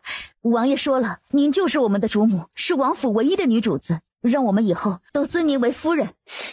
都没有拜堂成婚呢。夫人是着急穿喜服了。莫央可是有中意之人，我明日就去买最好的红布，让你学着那些女子绣嫁衣。不要不要，莫央错了还不成？夫人可莫要折磨我。哎，莫央可会穿这种繁琐的衣服，你来帮我看看怎么穿才对。主子早就料到夫人不擅长穿衣打扮，所以请了陆府一位手巧的妇人过来候着。夫人您稍等，莫央去将她叫来。玉衡好看吗？晴儿，我的许许。人家蒙着面纱呢。那就先去掉。靖王说着自己动手，然后吻了下去，心想以后许许出门都要戴面纱，她的美自己一个人知晓便好。别亲了，一会儿又肿了。龙静修这才松开。暂且放过你，走，与我到前院去，让莫央陪着你。好。许清点头，想着一会儿这些几乎是朝夕相处的兄弟们都要得知她是女儿身了，突然很期待他们会是什么表情呢？阴阳、羚羊、泽阳、艳阳、小松子、程迈、程道，你们都是本王的左膀右臂。今日本王有件十分重要的事要告知你们，即日起你们有主母了，晋王府王妃人选已定，日后你们要像追随本王一样对她忠心不二。这话令所有的人都惊讶了，当然除了羚羊。羚羊心中是激动，他果然是没有猜错，端木许清是他们未来的主母啊！敢问王爷，我等主母是哪家闺秀啊？每个人脸上皆是喜色，唯有小松子扑通一声就跪下了。小松子求主子收回成命，求主子收回成命，求主子收回成命。你这是做什么？快些起来！王爷，不可啊！您是龙之子，不能执意妄为，令天下人笑话您啊！王爷今日这个决定，定是被端木许清蛊惑的。明明一男子，不能替王爷生儿育女，还想做王府主母。哎呦，林阳，你倒是说句话呀！怎可让主子一错再错？这话简直就是大不敬。林阳狠狠的一拍脑门，觉得小松子这个蠢货又蠢又忠心的。林阳，将小松子先拉到一边去，让他先闭嘴。是。林阳应下，上前2步提起小松子。闭嘴吧你！先听王爷说。你若还是咋咋呼呼，我便将你敲晕。小松子，莫要胡闹，听主子说话。莫阳，将夫人请进来。所有人的目光都朝着大门处看过去。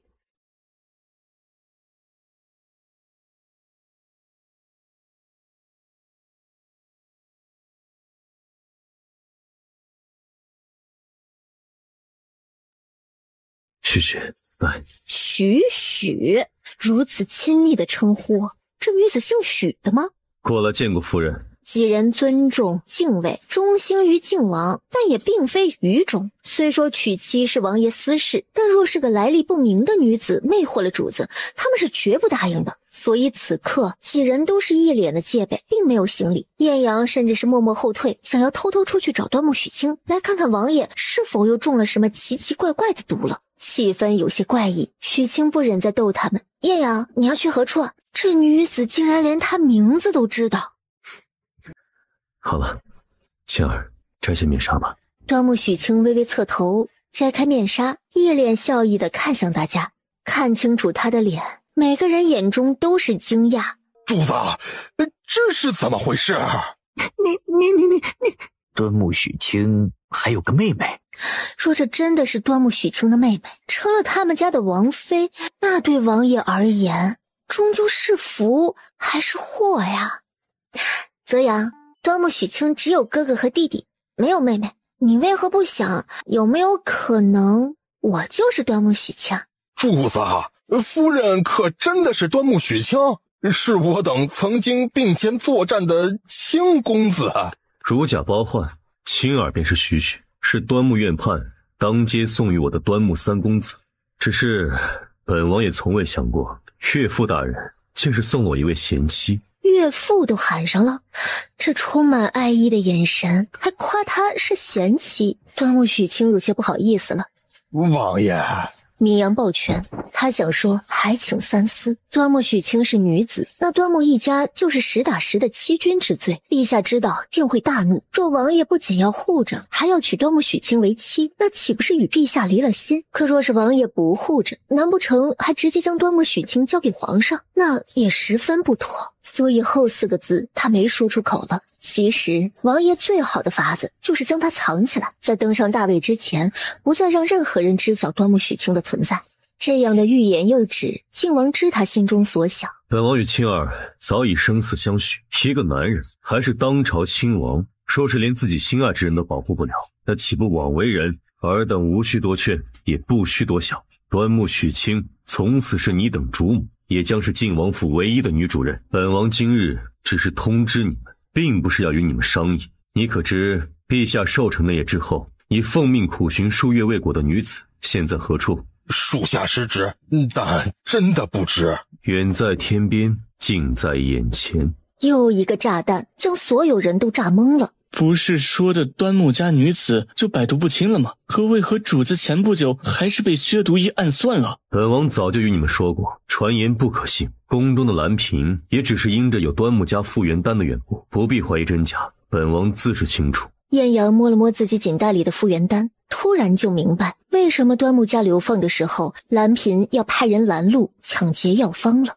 王爷如此坚决，话也说得如此清楚了，如此的巧合，端木许清与王爷可谓是天作之合呀。除了一时还有点接受不了端木许清是女子之外，其他一切都好。几人相互看了看，最后由明阳带头，双膝跪地抱拳道：属下拜见夫人。端木许清知道这些人与玉衡而言不是普通侍卫，而是不可缺少的左膀右臂，他们对王爷绝对的忠诚。大家请起，我知道在你们每个人的心中，王爷都是重过于自己生命的存在。我无法否认自己或许是个大麻烦，但请你们放心，端木许清不是个没有自保能力的人，绝不会时时刻刻都只是王爷的拖累，并且我也会同你们一样，做那个拼死都要保护龙静修的人。龙静修无法用言语形容自己此刻的心情，他是战神，从来都是他保护世人、保护百姓的存在。可现在，一个小小的人站出来说，拼死都要保护龙静修，这叫他如何不感动？没有遇见端木许清，没有对他动心之前，他以为妻妾只是王府中可有可无的存在，无论是谁，只要是个女人就行。在意识到自己心悦于他之后，才明白，只要是端木许清，那无论是男是女都行，余生只想与他白头偕老。当然，现在这样能生儿育女更好。小松子呢？小松子，喂，醒醒，松子。他不会是吓晕过去了吧？我看看，一边说着，一边替小松子把脉。许是激动过度，掐肢受了刺激，小松子这是晕过去了，无大碍，稍作休息就会醒过来。叶阳将人扛回他自己房中去。他怎会有如此蠢笨又不中用的奴才啊！回到房中，小松子跟着我的时候，自己也只不过是个5、6岁的孩童，无论是富贵之时，还是母妃被打入冷宫的岁月，都不离不弃。他除了人蠢笨了些，也没有什么大的缺点。望看在夫君的薄面上，夫人稍稍包容他些许可好？龙静修哪里没看出来，那个蠢松子是不知道该如何收场，故意装晕的。玉衡不必担忧，不知者无罪，我不会同小松子较真的。在主子走错路时，敢于站出来劝谏，可见他是真的忠心于你。走错路时，究竟谁的错？我的错，都怪我没有早早的告诉你实情。现在也不晚，我们的将来还很长很远，有一辈子的时间。我可不可以再贪心一点，继续预定玉衡的下辈子、下辈子？小妖精现在真的是每句话都能烫进他的心里。好，生生世世我都是亲儿的。大白天的你少来，你就是想将我牵迷糊了，一会儿好拖到床上去。靖王哈哈大笑，青儿果然不是个普通女子，如此大胆的话也脱口就出，偏偏让人听了心中愉悦。知我者许清也。你今日没有公务要办吗？这刚被激活启动了功能的男人啊，真的是有点惹不起。下午要去府衙，上午无事。夫人可想出府去逛逛？为夫陪你。逛街啊？只要不耽误你正事就好。那我可以就穿女装出去吗？自然是可以的，戴上面纱即可。端木许清开心的应下，他以为龙静修是怕人认出了端木许清是女子，殊不知王爷只是想将她的美藏起来，自己一个人欣赏即可。听见两位主子出府了，昏迷的小松子终于悠悠转醒。泽阳，刚刚我这是怎么了？脑子被门挤了，失忆了。这些人究竟还是不是他兄弟啊？就不能给他个台阶下？王爷出门的时候让他们不必跟着，稍后直接去府衙，所以这会儿子四阳都在府中。别装了，还是想想一会儿夫人回来你该如何见礼吧。这也不能怪我呀，谁能想得到端木许清是个女的呀？是个女的，她怎么就能是个女的呢？你得谢天谢地她是个女子，否则你今日怕是只能学那朝中文官以死明志了。你呀，自求多福吧。你们别走啊！你们去哪儿啊？别啊，跟我一块商量商量啊！就你话多，就你眼瞎。不管了，小松子就是失忆了，什么都不记得了。龙静修处理完一部分公务，决定歇息一天，要不然青儿也日日跟着他，忙得不分昼夜。端木许清在现代的时候看过许多的刑侦电影和推理小说，没想到到这儿了，还真就协助着龙静修破解了许多曾司谋遗留下来的案子。此刻的靖王正一脸凝重地与两位将军商议战事。边陲南滇虽然只是一个小国，但着实够顽强的，野心也够大。这次似有破釜沉舟的决心，想要与大钱决一生死。龙敬修一点也不惧打仗，只是可怜了百姓。可南滇现在的态度是非战不可，那便速战速决吧。南滇皇室奢靡无比，皇帝皇子整日酒池肉林，压榨自己国家的百姓不够，现在还想扩大领土，占大钱的城池，以便有更多的百姓供他们吸血。王爷的意思是，不爱护百姓的朝堂，也就没了存在的必要。王爷英明。经商议，三人初步拟定了2个方案。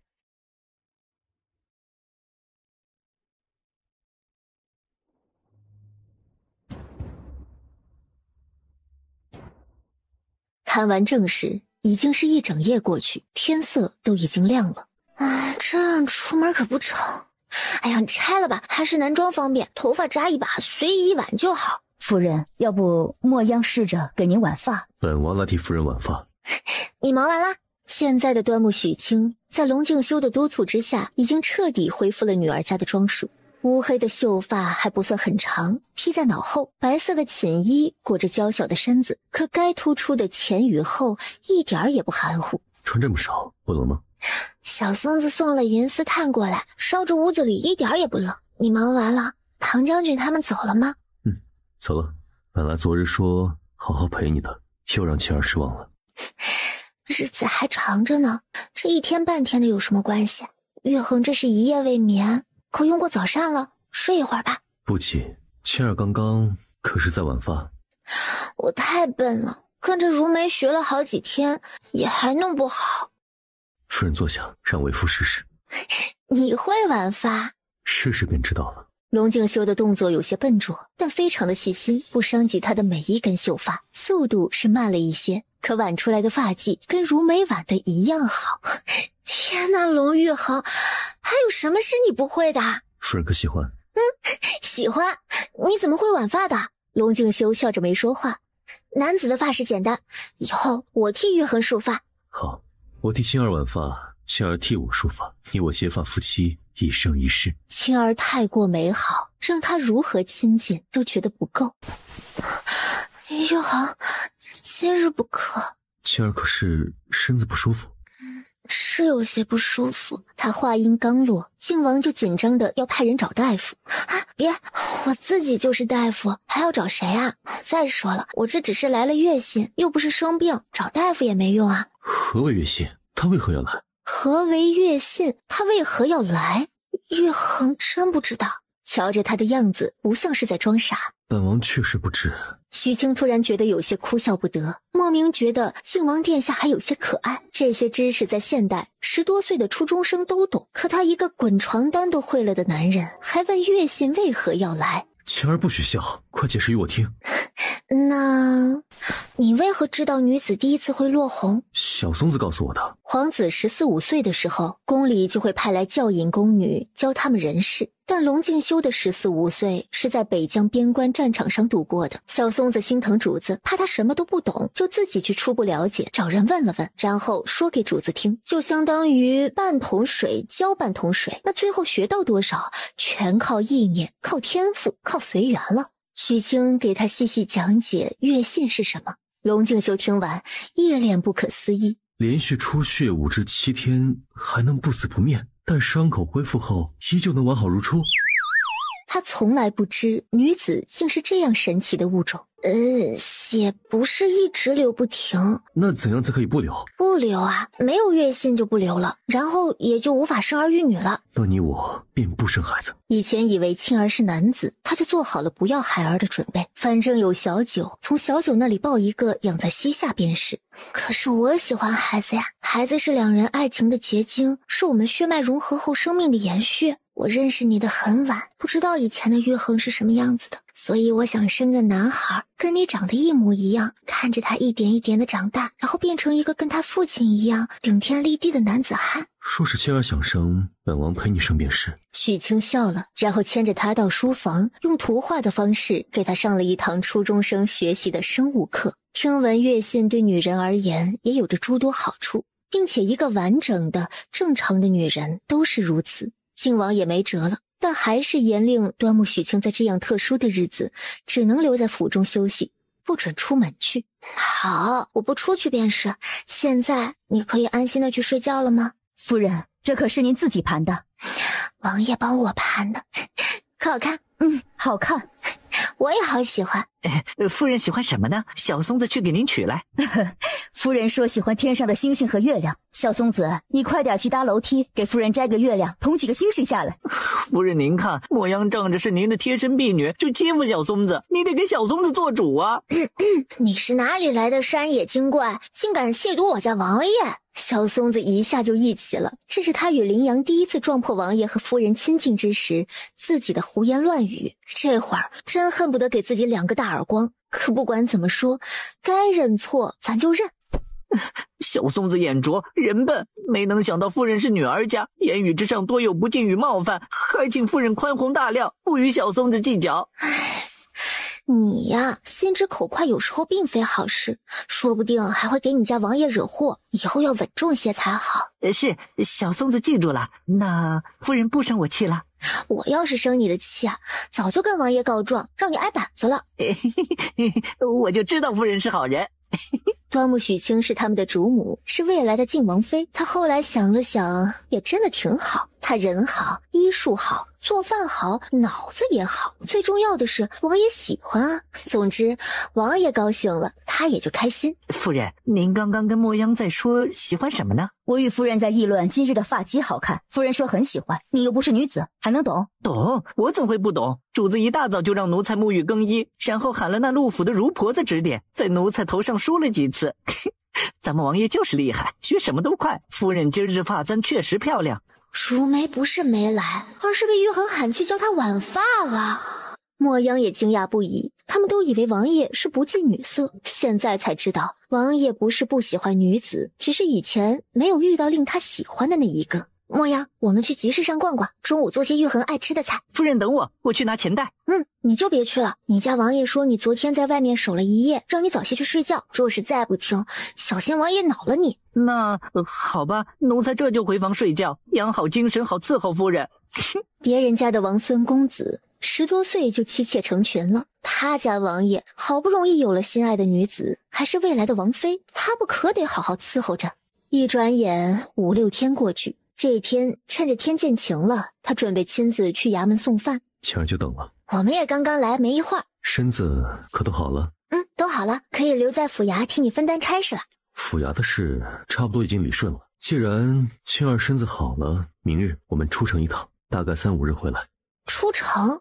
去哪里呀？一边吃饭，龙静修一边告诉他，出城是要往西南边走，他要去见一个人，潜伏南滇许久的重要探子，然后还有一事，就是他要找的寻的仙人掌，刚好也就在那个方向发现了一大片，可顺路去看看是不是他所需要的。来到蜀都这么久，终于微微松懈了一下，可以出去散散心，而且有仙人掌的地方就可以找到胭脂虫，他就能试着做漂亮的口红了。玉衡，府衙很多都是曾思谋的旧部吧？刚刚我与莫央进来的时候，遇到了那天夜里追你与艳阳的人。你说的应是孟乔，他原是府衙侍卫统领，因着母亲在吴家做工，后被吴家要挟，要他协助曾思谋，最后曾思谋被活捉，他也功不可没。原来还真的是个好人。那他母亲现在何在？被陆远征之子陆毅解救了出来，听说是受了些惊吓，性命无忧便好。不过是个侍儿，一面之缘，许许便记下了他。许清一时还没有品出酸味来，不是我记得他，是他认出了莫央，还特意跑来问莫央是否在哪里见过。原来如此，龙玉衡点点头，不是亲儿记得那侍卫就好。听说要出城3、5日，最激动的要数小松子了，立刻就去准备路上用得着、吃得着的东西，压根也不用许清操心。夫人，北疆来信。北疆来信？大哥他们怎知我在蜀都？离开京城之前，叶阳便与大舅爷通过信了。大舅爷？你说我大哥？王爷说了，您是夫人，您的娘家人，我们都要按岳家尊称。也不知道大哥得知他升级为大舅爷会是个什么表情。这锦盒之中是随信一起烧来的复原丹。有劳艳阳。夫人不必客气，那艳阳先退下了。您若是还有什么吩咐，可以随时叫我。跟大家的相处终究是回不到从前了吧，但跟龙静修的相处却是突飞猛进了好多好多。拆开信封，依旧是跟上次一样，家中一人写了1页纸，每一页纸都充满了家人对他的关怀。提笔回信的时候，他却有些迟疑了。自己恢复女儿身的事，还有跟龙静修定情的事，要不要跟母亲和大哥二哥说一声呢？思量许久，也没有想好如何下笔，那这次便不说了。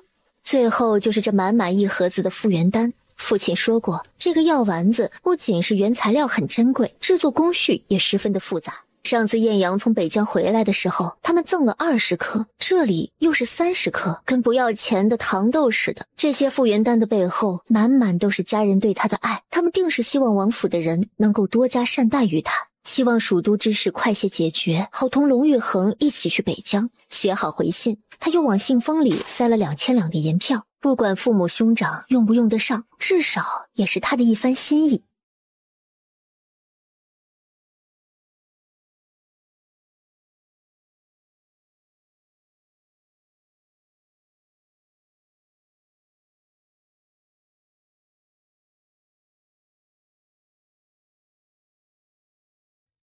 端木许晴看完之后，只觉得脑子一阵紧绷，引爆芯片，那得多疼啊！他开始飞快地回忆自己来到这里之后做的这些事儿，看看有没有不道德的行为。积分都是自己家的药材，自己家是被陷害的，这个不算是强取豪夺的啊。利用空间之便，一次是救木叶荣，一次是做好事夺回老将军尸体，都不算越线。至于杀人，好像也只有在救木叶荣的时候放火烧了个狗仗人势的败类，这不能算是左右朝政吧。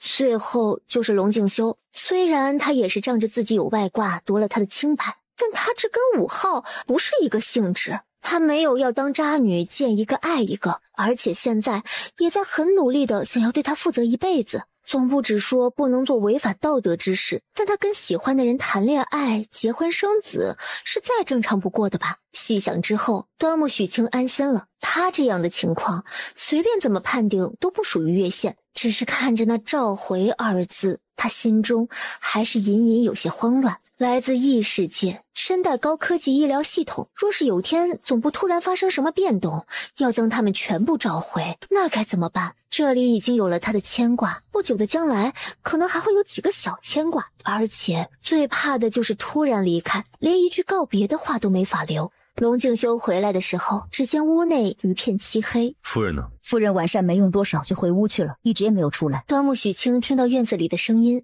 赶紧从操作间里出来。玉衡回来了。在做什么？为何不掌灯？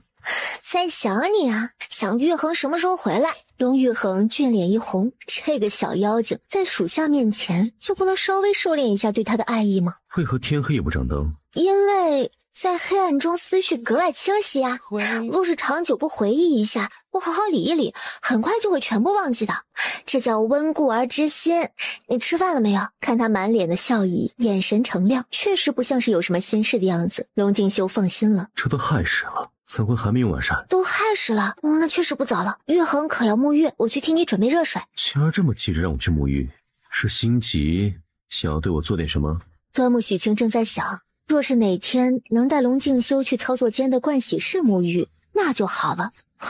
我才没有心急呢，不要沐浴算了。晴儿身子可都大好了，可否？明明就是你心急了。是我心急。今夜可以了吗？松手，我去给你准备热水沐浴。许是隔了多日，今夜的端木许清格外热情。太想爱你是我压抑不了的念头，想要全面占领你的喜怒哀愁，你已征服了我，却还不属于我，叫我如何不去猜测你在想什么。太想爱你是我压抑不了的折磨，能否请你不要选择闪躲，只想你的我，太想爱你的我，难道只能在迷雾中。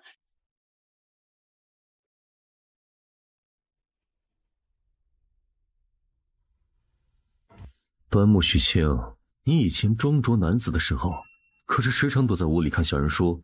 什么是小人书啊？就是教人人伦的书，男子娶妻，女子嫁人前，长辈都会相赠的书。这不就是小黄书吗？没有啊，我看那些干什么？那你为何懂得如此之多？因为喜欢玉衡，许多技能便是不学也能会，出于深爱一个人的本能。龙静修确实被他的话打动了，红着脸。本王很喜欢晴儿如此待我。玉衡，若是有一天我突然不见了，你会怎么样？龙静修还沉浸在愉悦的幸福之中，突然听到这么一句话，全身血液都冷了一个度。何为你突然不见了？青儿想去哪里？他一直知道端木许清是有个许多秘密在身上的人，他不说，他也不问，愿给予他完全的信任。可明明人在身边，此刻却有一种不真实，甚至是抓不住他的感觉。他不喜欢这种感觉。端木许清，你也是我心中唯一的妻子，此生都不许离开我身边。说你想要孩子，我现在就给你，过几日我们就回京，先大婚。我只是说说而已，玉衡不必放在心上。世事无常，谁也不知道明日会发生什么。我不敢想象有一天，若是要与你分开，动了心，有了牵挂，便最怕离别，最怕不告而别。所以陷入爱情中的人，或许都会有这个通病，患得患失。青儿莫怕，龙静修此生绝不负你。他不会太多感人的甜言蜜语，能令青儿安心的也不是那么一两句话，只能用日夜积累的行动表示了。此生许清也不想与玉衡分开，我们一定能幸福长长久久的。青儿医术了得，那日在马车上定是有法子用药物替我解毒的吧？许清皱眉，为何要翻旧账？假装没听见，不回答。青儿可是早就对我动了心。那你呢？你什么时候对我有想法的？那夜我并不是全然没有意识的，但从未想过你是个女儿身，所以即使当时看到的是你的脸，后来梦中也出现过许多次，我都以为是幻觉。我每日都很矛盾，一边想要接近你，一边又努力克制自己。青儿也是坏得很，看我如此矛盾，都不与我说真话。哪有啊，我暗示过很多次，明明都是你太笨。后来那日我是准备与你说的，结果让你使了美男计迷晕了。靖王笑了，现在细想，青儿确实是暗示过。在京城人多耳目多，全家人的性命深系一句话，他不敢说也是情有可原，的确是怪他自己太笨。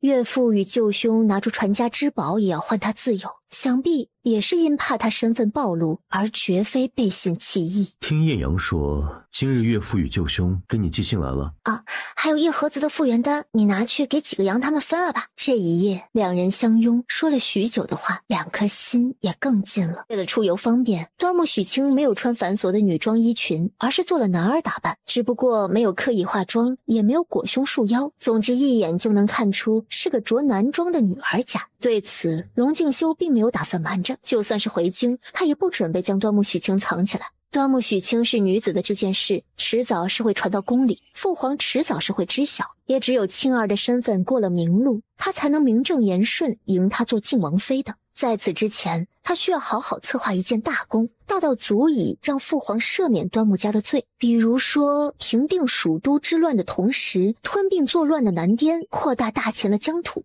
端木许清不知道龙静修已经默默地策划了许多，他只告诉自己要开开心心地过好每一天，绝不能因为一些未知的可能性而让自己每日担惊受怕，还影响他人。下午跑累了，刚好路过了一条小河，许清提议停下来休息一会儿。龙静修在河里抓了条鱼烤给他吃，许清刚刚接过，脑海中就响起叮的一声，系统的紧急提示音：警告警告，发现异世界未知病毒，系统将立即进行分析检测，直径30米远范围内有毒气蔓延，请立即采取措施。雪雪，怎么了？每人吃一颗复原丹，快！服用复原丹。靖王先为了端木许清服用，然后才自己吞下。五羊拔剑对四周，二成护在端木许清身后。龙静修也感知到附近有人，不多，就一个。他立刻就猜到了是谁。薛毒医既然来了，为何不现身？学那乌龟缩头缩脑作甚？龙王殿下，别来无恙啊！龙王殿下还真的是神通广大呀，薛某秘制的毒药都能让您给解了，可否告知是谁这么大能耐呀？龙王放心，薛某并无恶意，只是想与那解毒之人相互了解，切磋一下而已。想知道是何人替本王解毒？对，只要王爷告诉我替您解毒之人是谁，薛某保证以后都不找您麻烦了。无可奉告。既然今日遇上了，本王倒是可以为您出个害。这个薛独一十分善于用毒，到处惹是生非不说，还一门心思惦记着端木家的女子，唯有除之以绝后患。王爷，您要杀我？这世上除了我自己，我压根儿找不到能杀我的人呐！我求求你了，杀了我吧！我来会会你。阴阳，退后！哎，别走啊，别走啊！来呀，一起上啊！老子前几天刚练了一种毒，有个好听的名儿叫九步阎王殿，还没来得及找人试试呢。你们来了正好。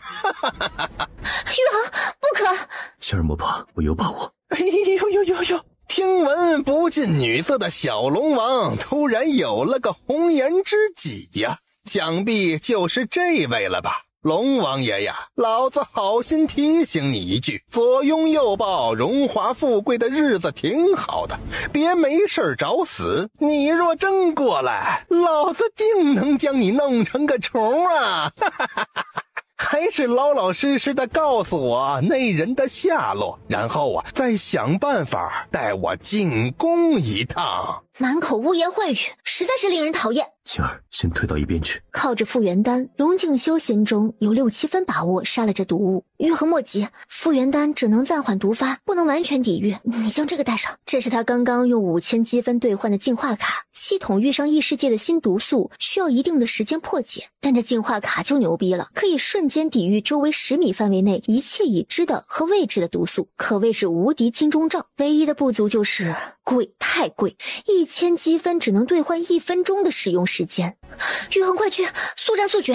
薛独一看到两人的互动，大笑着说：“龙王爷要打架了，还要在婆娘怀中赖着舍不得走。”结果下一瞬间，一把长剑直击他面门，险险躲开后，给他惊出一身冷汗。这龙王爷速度可真是够快的。他也不敢再玩笑了，打起了精神，一边应敌一边搞小动作。先是放出了无色毒气，本能令人全身脱力的，可对靖王一点影响也没有。又撒出了一把粉末，接着扬起一阵粉尘，这些平常只要沾上一点就立马生不如死的毒药，对靖王好像完全失效了。薛独一慌了，龙王爷修炼了什么邪术，百毒不侵了？哎呀，龙王爷饶命！龙王饶命啊！开打之前有多嚣张，现在就有多狼狈，手忙脚乱地将自己背上的葫芦、腰上的布袋、腰带、外衣、靴子都脱了扔出去老远。没了，真没了！龙王饶命，薛某服输，以后愿为龙王所用，还请龙王爷高抬贵手，饶我一命啊！已经不知道多少年没有体会过这种离死亡如此之近的感觉，薛孟昌心中又怕又喜。怕的是这位龙王爷真的一剑了结了他，喜的是终于是有对手了，有人不怕他的毒了，有人有真本事能杀他了。所以丢开身上藏毒的所有物件是他最大的诚意。哦，还有裤裆里还有，他准备脱裤子。四周彩色毒烟散去，看清烟雾之中两人的状况，明阳等人心中大喜，王爷制服薛独一了。端木许清想捂眼睛，只听说过打牌输了脱衣服的，原来古代打架输了也会脱衣服吗？夫人莫看，莫要污了您的眼睛。他这是做什么呀？怕死！同王爷投诚，脱了衣物丢开，是为了表示诚意。他的所有毒物都藏在那些葫芦、布袋和衣物里。薛独一此人虽狂妄，但真本事还是有的。若是能为王爷所用，那也算是件好事。他人品如何？回夫人，薛独一亦正亦邪，平日会做一些鸡鸣狗盗之事，但也算不得大奸大恶之人。他会见死不救，但若有人出高价请他杀人，他会先掂量那人该不该死，然后再看接不接活。可若是有稀有毒物做交换，他就顾不得那么多了。他说的话可有信誉？这个属下不知。玉衡，青儿，站我身后，此人诡计多端。哎呀，不，龙王，您瞧我将身上的毒都丢远了，我是真心诚意的愿意追随您的。我薛孟昌对天发誓，日后效忠大前靖王，绝不再对靖王府之人下毒。若违背誓言，天打雷劈，死无全尸。此刻这个毒誓，薛孟昌是真心的。一是他不想死，二是龙王爷竟然不怕他的毒，玩了一辈子的毒了，找对手是他的执念，找不到对手他死都不能瞑目，所以他决定赖上龙王爷了。龙王爷背后肯定是有高手。许清见龙静修没有直接下手，说明是在考虑这个薛独一的建议。凡成大事者，身边什么样的人都要有，他只能救人，不能随意杀人。薛独一若是真的能臣服于玉衡，做他手中的一把剑，那确实是好事。玉衡，许先生替你解毒的时候留了几粒药丸，说是可以控制不忠之人。现在薛独一既然想要投诚于你，不如就给他一个机会吧。青儿，此人品行不良，皇帝也不能保证他身边都是品行优异之人啊。对，我品性不良那只是对外人，我对自己人那绝对不会的。龙王爷，您就收了我吧。见玉衡蹙眉没再说话，许清拿出2粒很苦的强效降压片，想要让王爷看到你的诚意，去把这个吃了，然后去找吴城主抓活的带回来，王爷再去替你向先生讨解药。正常人吃这个药会有头晕、头痛、心慌、乏力的症状，不知情的就跟中毒差不多。敢问姑娘口中先生是谁呀？这个就不是你该管的事了。这药你是吃还是不吃？龙金霄真好。莫要惹我。薛孟昌猜到了，这女子口中的许先生定就是替龙王爷解毒之人，靖王能抵御他所有的毒物，定也是那位先生的本事。好，我吃。记住了，你只有1个月时间，若是1个月后还没有解药，这毒就会慢慢发作。龙王爷，这女子说的话可算数，若是我1个月内将吴城主给你活捉回来，你就替我找那位先生要解药，日后当我是自己人。他说的话便是我说的话。好，龙王后会有期。那个薛独一为何要称你为龙王爷？龙王爷还蛮好听的。许是因为我姓龙，亲儿可知这薛独一不是什么好人，他一直惦记着要进宫与兰嫔共处一夜。又是因为那个传言，那个扯淡的传言说端木家的女人有解毒功能，而薛独一恰好是玩毒的，所以出于钻研精神，他想亲自验证传言真假。薛独一确实是个狠角色，夫人能如此轻松地钳制住他，几个阳都是十分的震惊。现在不知他是真心诚服还是假意求饶，若是那人有天知晓夫人也是端木家的女子，会不会对夫人不利呢？玉衡不必担忧，我今日能防了他所有的毒，下次遇上也一样。这次就算是给他个机会，若是日后他真的能为你所用，也是好事。要是他敢阳奉阴违，那下次见到杀了便是。唉，这人呢，还得是有个家。外边的世界虽然很美好，但还是得回到家里最自在。谦儿已将这里当做自己的家，可是因为喜欢首都这个地方。一路上青儿看山看水，他看出来他也是很喜欢这里的，只是战事紧急，这次无法带他好好游玩。只要是有玉衡的地方都是我的家。等战事结束，我们一路游山玩水去北疆，北疆的山水也很美，青儿定会喜欢。好。玉衡，复原丹不能解百毒，那日你能忽视薛独一的所有毒物，靠的是另外一个东西，只是时效很短。此事你务必要告知明阳他们，这个是一定要说清楚的，要不然再遇上什么危机，光凭着复原丹就上去搏命是有危险的。我知道。青儿朝我怀中塞了东西，只是青儿没提，他也就没问。许清不知道该怎么接话，他的秘密实在是太匪夷所思。本王知青儿不会害我，能全身心信的。龙金霄真好，莫要惹我。考虑一路奔波舟车劳累，今夜是不打算再让他辛苦的。可若是青儿故意挑逗，那就怪不得他了。玉衡与林阳等人说，你很早便知晓我是女子了，早到还在京城的时候。夫人就当是可好，无论如何在属下面前也要给为夫留点面子不是？总不能说本王一开始就喜欢上的是个男子吧？好吧，那我便不去揭穿你了。只是还有一事，你没有与我交代清楚。何事？娘子尽管问，我定当知无不言。那个姓商的女子冒充我，你信了吗？当初还将她安顿在府中，现在我们都走了，你晋王府不会是她做主了吧？不是与你说了吗？那夜我并不是完全无意识，又怎会认错人呢？那姓商的女子现被安排在程家的一处农庄之中，明阳派了专人看管，他翻不出花样。我本意欲顺藤摸瓜，确定幕后之人，但遇上蜀都曾思谋作乱，便将此事先放一边了。所以说，那个女的可能是受人指使，故意的。玉衡觉得是谁？还有那天夜里的事，那背后要害你的是谁？二皇子成王。龙敬修将事情细细的说给许清听。贤妃娘娘的亲信，你肯定是不设防的。不过万幸，最后你是被我捡到的。许你我就是缘分天定。是啊，宇宙那么大，平行空间那么广，他却独独来了这里与他相遇。这成王真的是个臭虫，坏事做尽。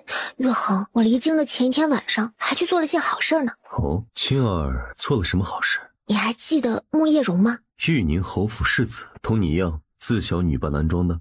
皇上最后将他交给成王处置。成王是个混蛋，用穆叶荣的祖母做威胁，让他每日捡一件衣服游街不说，还想对他那啥。我看不过眼，就偷偷潜入成王王府，放火烧死他府中一走狗，将穆叶荣换了出来。你竟然一人潜入成王府？我连士兵把守的城墙都敢闯，成王府算什么？玉衡不必为我担心，小女人胆大包天，偏偏本事也大。日后要做什么，一定要提前与我商议。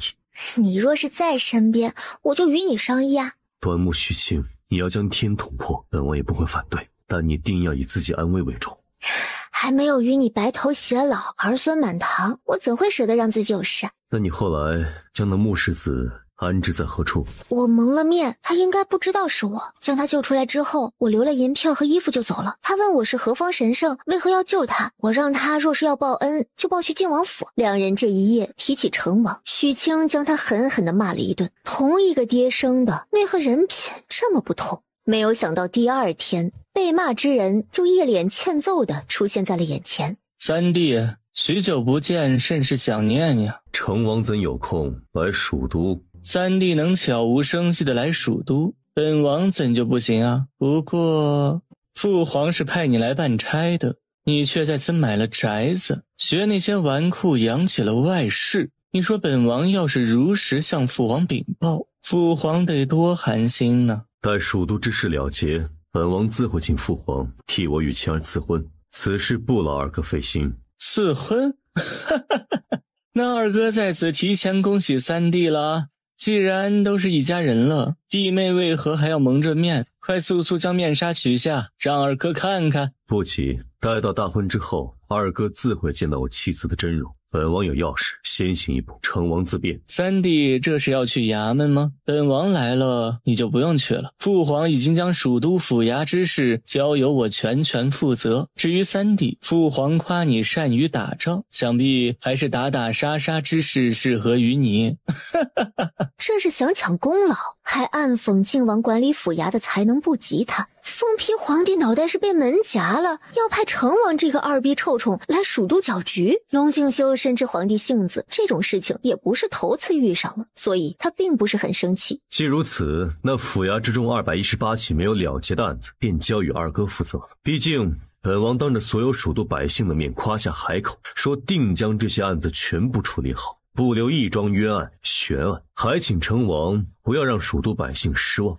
玉衡，你不是说空闲下来便带我逛蜀都的大街小巷，买金银珠宝，吃美食小吃吗？现在成王殿下来接手差事，你可要说话算话啊！好，本王依你便是。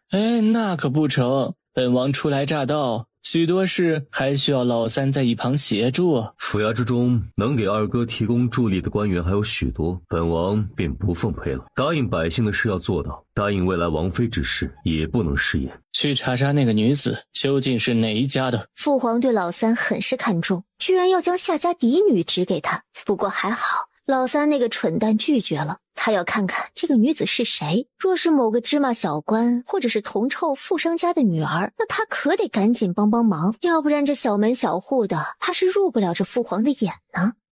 青儿，这是怎的？这小嘴儿都能挂油壶了。龙玉衡，你爹是不是有毛病啊？明知道你与陈二哈不和，这个时候还将他派过来，事前蜀都还不够乱吗？夫人，慎言呐！敢直言不讳指出当朝皇帝有病，他家夫人果然是女中豪杰。他一向善于平衡各方势力，不会让谁一人独大。京中传来消息，杜才人已从冷宫中放出来了。从冷宫出来了？他可是杀了皇帝的2个儿子呀，这也能既往不咎啊！怪不得成王现在这般嚣张，原来是他那个蛇蝎母妃又给放出来。前朝与后宫的关系千丝万缕，盘根错节，皇帝的儿子活下了不少，没活下来的更多。2个已经死去了的又算得了什么？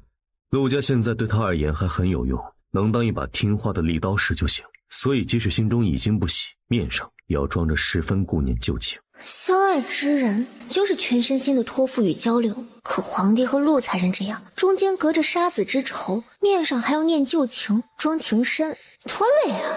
龙静修，你不要做皇帝了好不好？青儿何出此言？做皇帝好累，要平衡那么多的势力，还要睡那么多的妃子，喜不喜欢的都要去睡，我不要玉衡那么累。青儿说了一大堆道理，其实就是舍不得与他人分享本王罢了。我说的可对？对啊对啊，我的男人只能属于我一个人，若是被其他女人碰了，我便不要了。他声音不算小，习武之人隔着马车走到旁边都能听得到。莫阳捂着嘴偷笑，另外4阳的心都提到了嗓子眼儿。小松子目视前方，他老早就预料过了，端木许清迟早要骑到王爷头上去。靠七族巩固的江山，注定要受制于人。本王若是要了这江山，定不屑父皇左右逢源，我此生就要青儿一个。端木许清一人，能顶后宫佳丽3000。一个土生土长的土著人能说出这样的话，端木许清很是感动。青儿，可想做皇后？端木许清抬头看他，心底深处其实是不想的。生在龙家，本王若是不争，不见得有好下场。为了我想要保护的人，本王必须全力以赴，争上一争。他想保护的人有青儿，有母妃，还有小九。现在最为重要也最为危险的就是青儿。传言不可怕，可怕的是全天下的人都盲目信从。而且多日的相处，他已经逐渐意识到端木家的女子确实是奇女子。青儿不愿说，他也不多问，但他知现在看到的或许还不是他全部的本事。龙静修十分庆幸端木许清一开始遇上的就是他，并且信他，已经开始在他面前一点一点展露真实的自己了。这样的女子，世人若是嗅到一点风声，便会不择手段的去争夺，唯有成为这天下之主，方能护她一世安宁。玉衡说话可算数，即使当了皇帝，后宫也只有我一个，你确定不会像你爹一样左右为难又左右逢源吗？端木许清这么好，有了你，我还要其他女子作甚？玉衡此生只要你一个，我的人和我的心永远都只属于端木许清一人，无论是什么身份地位。事关天下苍生的大道理我不懂，端木许清心不大，只能装下一个龙静修。但龙静修心中若是想争天下，那我也只能将你与天下一起压了。好狂妄的口气。好，天下听皇帝的，皇帝听皇后的。他看上的女人果然不是那个深闺小姐能够比拟的。青儿，从今日起，院内主屋你住，我夜里睡书房。为何？成王来了蜀都，不日整个京城都会知晓你是本王要明媒正娶的妻子。虽然本王也不想与你分开，但不能给别人留话柄。古代不似现代，婚前同居是会被人嚼舌根说不检点的。他知道龙静修这样安排是为了他好，也难得他细心至此。夫人夜里若实在睡不着，便替为妇留窗户即可。端木许清笑着应下，心中又将陈二哈给骂了一顿，然后突然又想起一件事。小松子，奴才在呢。你和艳阳还有泽阳去城中人群聚集多的地方宣扬一番，就说王爷放出话来，要弥补曾反贼的过失，大肆整顿蜀都城，有冤案悬案的都可以去找王爷，无论大小，王爷定当亲力亲为。那谁家丢了一只狗，掉了一只鸡的，王爷也管吗？管。谁家白菜少了一颗，王爷都管。陈二哈不是喜欢管闲事儿吗？那就让他管个够。是，属下这就去办。只说王爷，又没说哪家王爷。陈王这一下可有的忙了。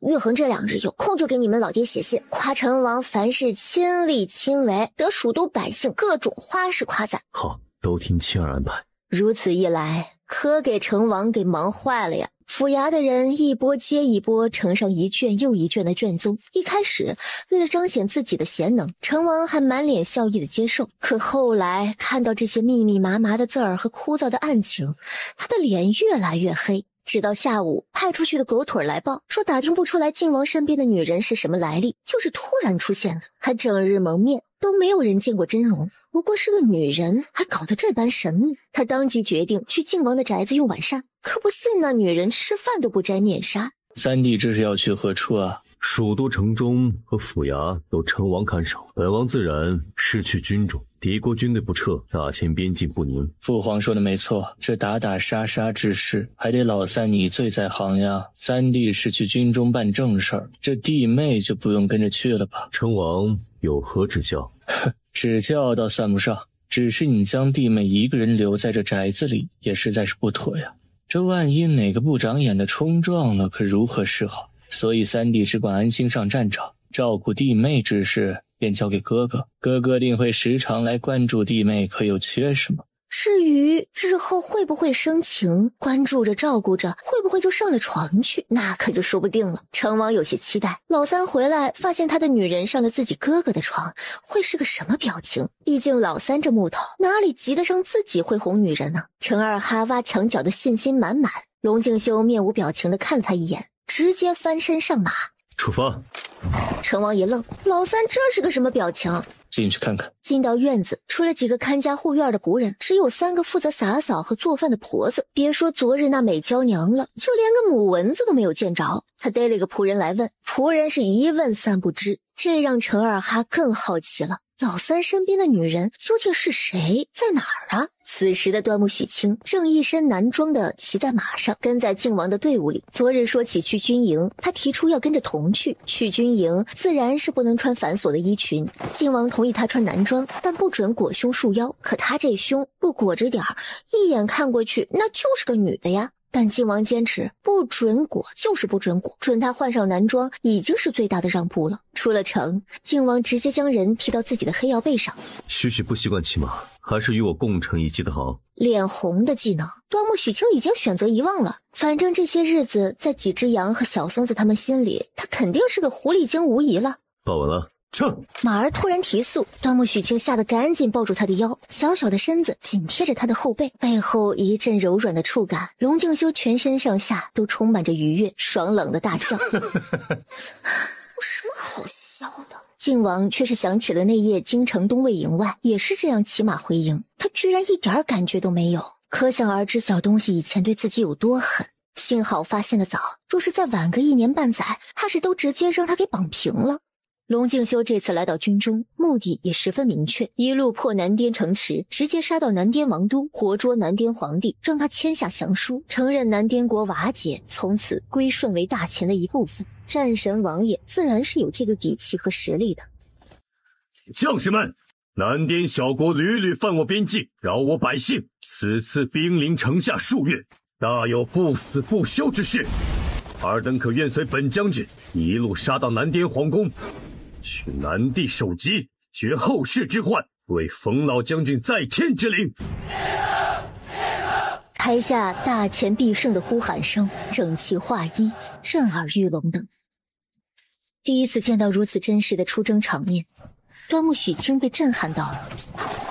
很多时候战争都是不可避免的，是为了更长远的安宁。战争一旦开始，就免不了的流血，免不了的牺牲。看战场厮杀，端木许清很快就找到了自己的定位。伤兵营有他的用武之地，系统不能用于杀人，不能干政，他救人总是没错的吧。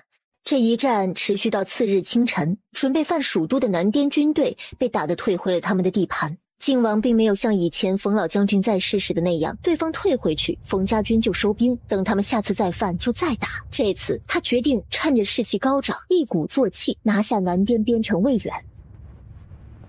远远看见势如破竹的大前军队，魏远守城慌了，好像从立国以来都只有南滇宣战大前主动出击蜀都城的。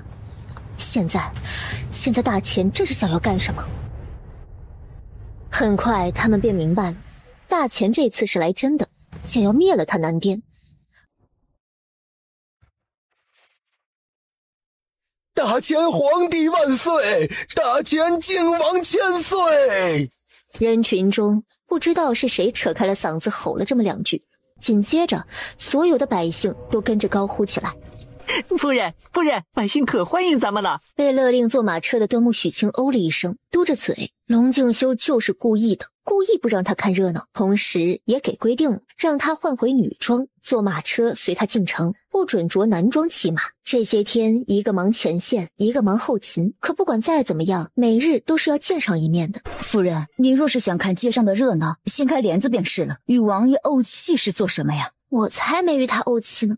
许清说着，掀开帘子，热闹的气氛迎面而来。群众们的眼睛是雪亮的，心是透亮的，定是被南滇君主压迫到了极限，才会在异国军队入驻之时，展现出如此高的热情与期盼。远在京城的康帝数日后收到了这个消息，我儿英勇，我儿英勇啊！儿子如此英勇，康帝龙心大悦，当即就下令从北疆、岭南、东域再集5万大军赴蜀地，供他的玉衡调遣。龙敬修拿下魏远之后，在尽可能不影响百姓生活的前提之下，大肆整顿魏远官场。此刻离南滇帝都还有2座城池，澧水和西通，下一步的计划就是拿下澧水城。夜深了，龙敬修还在营中看地势图。王爷，夫人求见。许许来做甚？这些日子他都尽量与端木许清保持距离，能看到他好好的便安心，不敢离得太近，更不敢半夜与他独处，怕自己控制不住儿女私情，误了白日里的大战。端木许清这个小妖精对他而言可真就是那蜜糖般的折磨。玉衡天天满心满眼只是战事，是怕我来打扰你了吗？不是怕许许打扰我，而是怕我自己定力不够。一边说着，一边将人牵到椅子上坐下。听冯小将军说，上边隐隐着你的存在，连惨烈的教统声都少了许多。许许，多谢。古代冷兵器战争时期，将士们受的伤很多时候真的是惨不忍睹。许清兑换了许多消炎药和镇痛药，为他们减轻了许多的苦楚。谢谢就不必了。玉衡记得在军靴里多给我报些止血的、化腐生肌的药材。好不容易积累了20万积分，总不能全部白白贡献出去吧？所以他得用国库的银子换多多的药材回来补充积分才行。许许放心，需要什么药材，你只管拿，只管用。皇帝对本王攻打南滇的此举十分赞同，5万援军已在路上，各种军需军粮都是优先供应。国库还拨出3万两银子，让我大军需要什么可就近购买。你上次报上的药材清单，许是过2天就能送来了。皇帝这么支持你的？不是支持我，而是南滇疆土原本就是我大钱的，后来失了，现在我若是能将其收回，陛下又怎会不支持？身上的伤可还疼，可有按时吃药？娘子派了小松子整日监视着我，为夫哪里还敢不按时吃药？玉衡，刚刚可是在为澧水守城将军一事苦恼。澧水守城魏愣是个很不错的将才，待澧水的百姓也是极好。许是自知最终挡不住大秦大军，抱了必死之心。可我若是真的杀了他，不仅可惜了这个人，澧水的百姓许是也不会如魏远城百姓一般心甘情愿归顺大秦。所以玉衡想将人活捉，与之交手2次，此人武艺高强，若是强行活捉，他怕是会鱼死网破。那若是将人敲晕带回来，玉衡可有把握说服他归顺？7、8成把握。魏愣身姿灵活，警惕性也极高，再加之场上四周都是士兵，就算是用迷烟，成事的可能性也不大。迷烟的成事性大不大，端木许清不关心，玉衡能有7、8分把握说服他归顺便足够。玉衡以前不是问过我这个是什么兵器吗？今日我教你使用可好？本王用惯了剑与长枪，这个许许留着防身即可。不是说想要活捉魏愣吗？我教你用这个，按这里可伸长1倍，对着他的马屁股一扎，魏愣和他的马瞬间就会倒地。靖王眼中满是惊讶，这铁棍子还能这样用？在我心中已经认定你做夫君，只要你不见异思迁，我们便会一辈子恩爱不移，所以我的东西就是你的。小女人的小嘴儿巴拉巴拉说个不停，每一字每一句都烫进靖王的心里。龙敬修俯身将人狠狠地稳住，直到体内的热气快要炸开，快要忍不住将人抱走，才松开了他。许许，你就是本王的福星，是上天送给我最为珍贵的礼物。我哪有这么好呀？许许很好，只是我今日要忙于战事，不敢分心。待拿下南滇，本王再好好疼爱许许。怎么感觉这话带了点颜色呢？谁要你好好疼爱呀？那是本王需要夫人好好疼爱，可好？来，我教你用这个。在京城的时候，靖王就看过他这个武器，当时只是接过大致看了一眼，此刻听他细细讲解，只觉得十分震惊。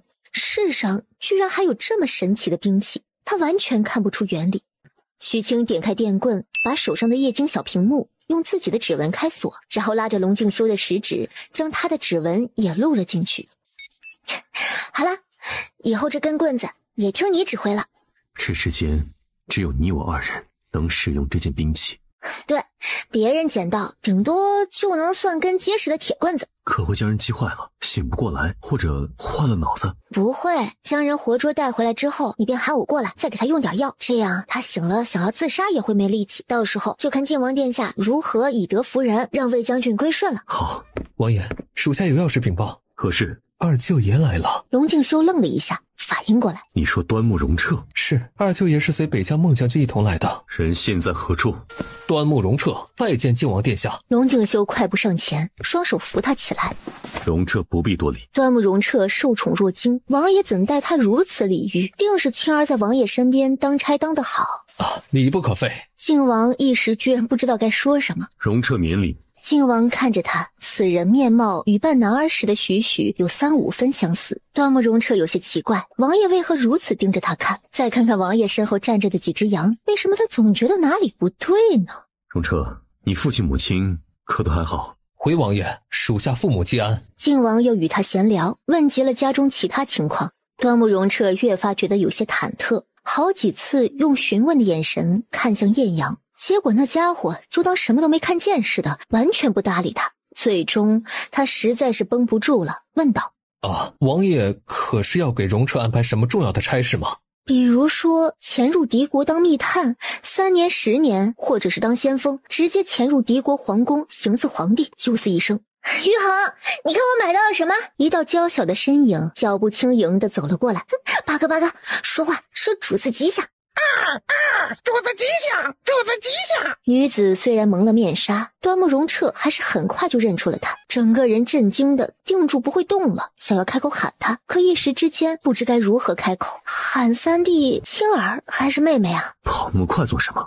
玉衡还有客人啊！他一边说着，一边随龙玉衡的目光方向看了过去。二哥你来了，你什么时候来的？端木荣彻终于从震惊中缓过神。青儿，二哥你什么时候来的？大哥可有与你同行？青儿，你近18年的兄妹，端木荣彻这是第2次见妹妹穿女装，第1次是深夜在京城刑部大牢之中，他从不知道妹妹穿女装竟是如此倾国倾城之貌。二哥，青儿穿女装好看吗？好看。端木荣彻明明是在笑，眼眶却是红了。好看。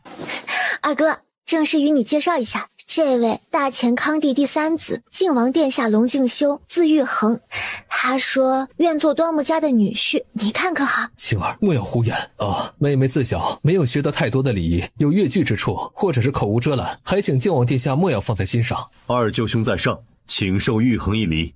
端木荣彻愣住，一时之间竟然不知道该如何接话。青儿的骄纵，靖王的纵容，可是因为青儿是端木家的女子，靖王想着暂时还没有正妃，所以故意高捧着她。还是王爷真的是有意将端木家当作正经岳家？若是后面一种可能性，那青儿便是靖王正妻，未来的靖王妃，甚至可能是……他不敢想下去。二舅兄，待平定蜀都之乱，收复南滇大前疆土后回京，本王便会向陛下请旨，迎端木许清为靖王妃。此生许将是本王唯一的妻，唯一的女人。王爷此话当真？千真万确。端木家情况特殊，在我父皇那边许是有些麻烦，但本王可对天起誓，定会与端木家共进退，或是许做我的靖王妃，或是我同端木家一同流放北疆，我与许做对平常夫妻，届时还请二舅兄多加关照才好。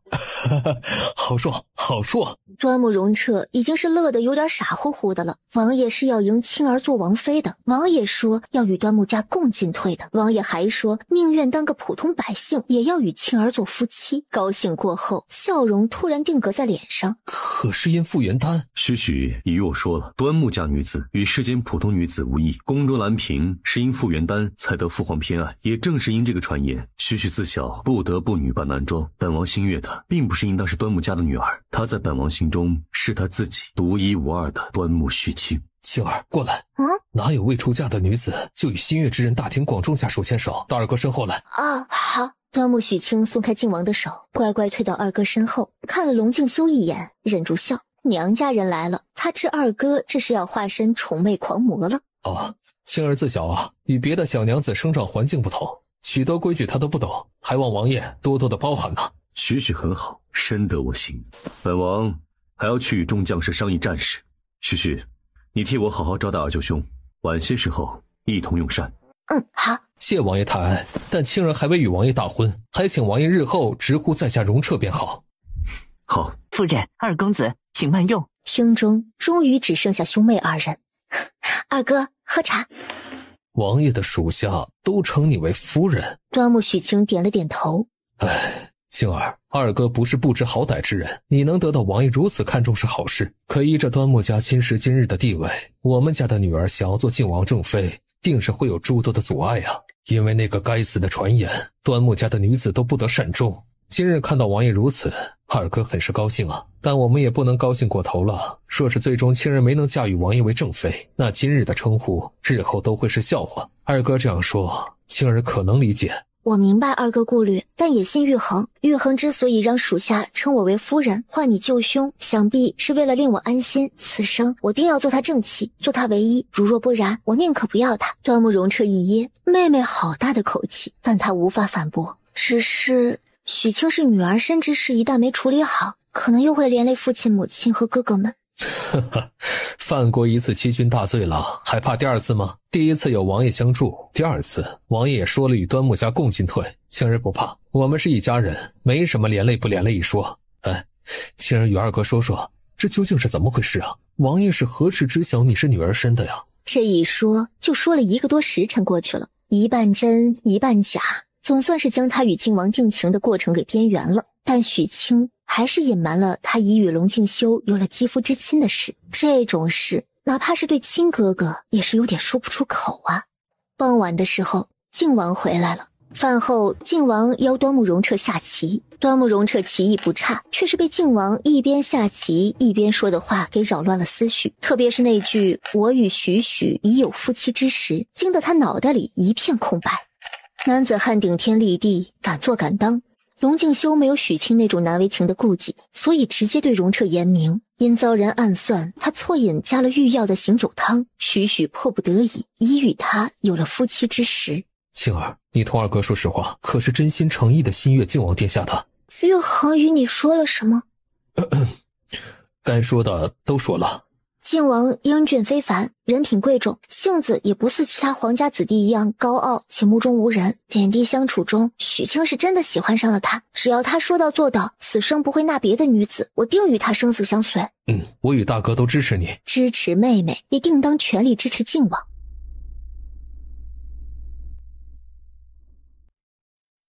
既如此，攻城战事都先放到一边吧，我们先好好过个年。好，这是他来到这里的第1个新年，庆幸有了爱人，还有家人在身边，异世界、异空间，不会孤孤单单一人。筹备过年的事儿，对小松子来说是最高兴的、最积极的。这次过年虽然也不在王府，但人齐全啊，头一回有了女主子一块过年，可得好好准备准备，吉祥如意开个头，明年的日子得更加红红火火才行。年30的下午，端木许清提议一起包饺子，连龙静修也放下亲王的架子一同参与了。只不过因为不熟练，包得不够好，还被许清抹了一脸的面粉。看见属下们一个个笑他，靖王也不恼，只一脸无奈加宠溺的笑看着心爱之人。晚上要守岁，前半夜许清精神还不错，到了后半夜就开始打瞌睡了。靖王将人抱回房去，轻轻地放在床上。玉衡，冷。龙玉衡一脸的无奈，脱了外衣上床抱着他，直到被子里有了温度，才在他额间轻轻地吻了一下，然后动作轻柔地翻身起床。端木容彻已经摆好了棋盘。怎么这么久了？许许说被褥太冷，让我替他暖暖。端木容彻直接一口茶水喷了出来，这堂堂一国亲王给他妹妹暖床。冬夜寒冷，夫君替自己妻子暖床，有什么不妥的吗？没有不妥，非常的稳妥。王爷乃天下为人夫君者典范，容彻将来有了妻子，也定当向王爷学习啊。这话听着就很顺耳。靖王决定稍后放他一马，让他赢上一局。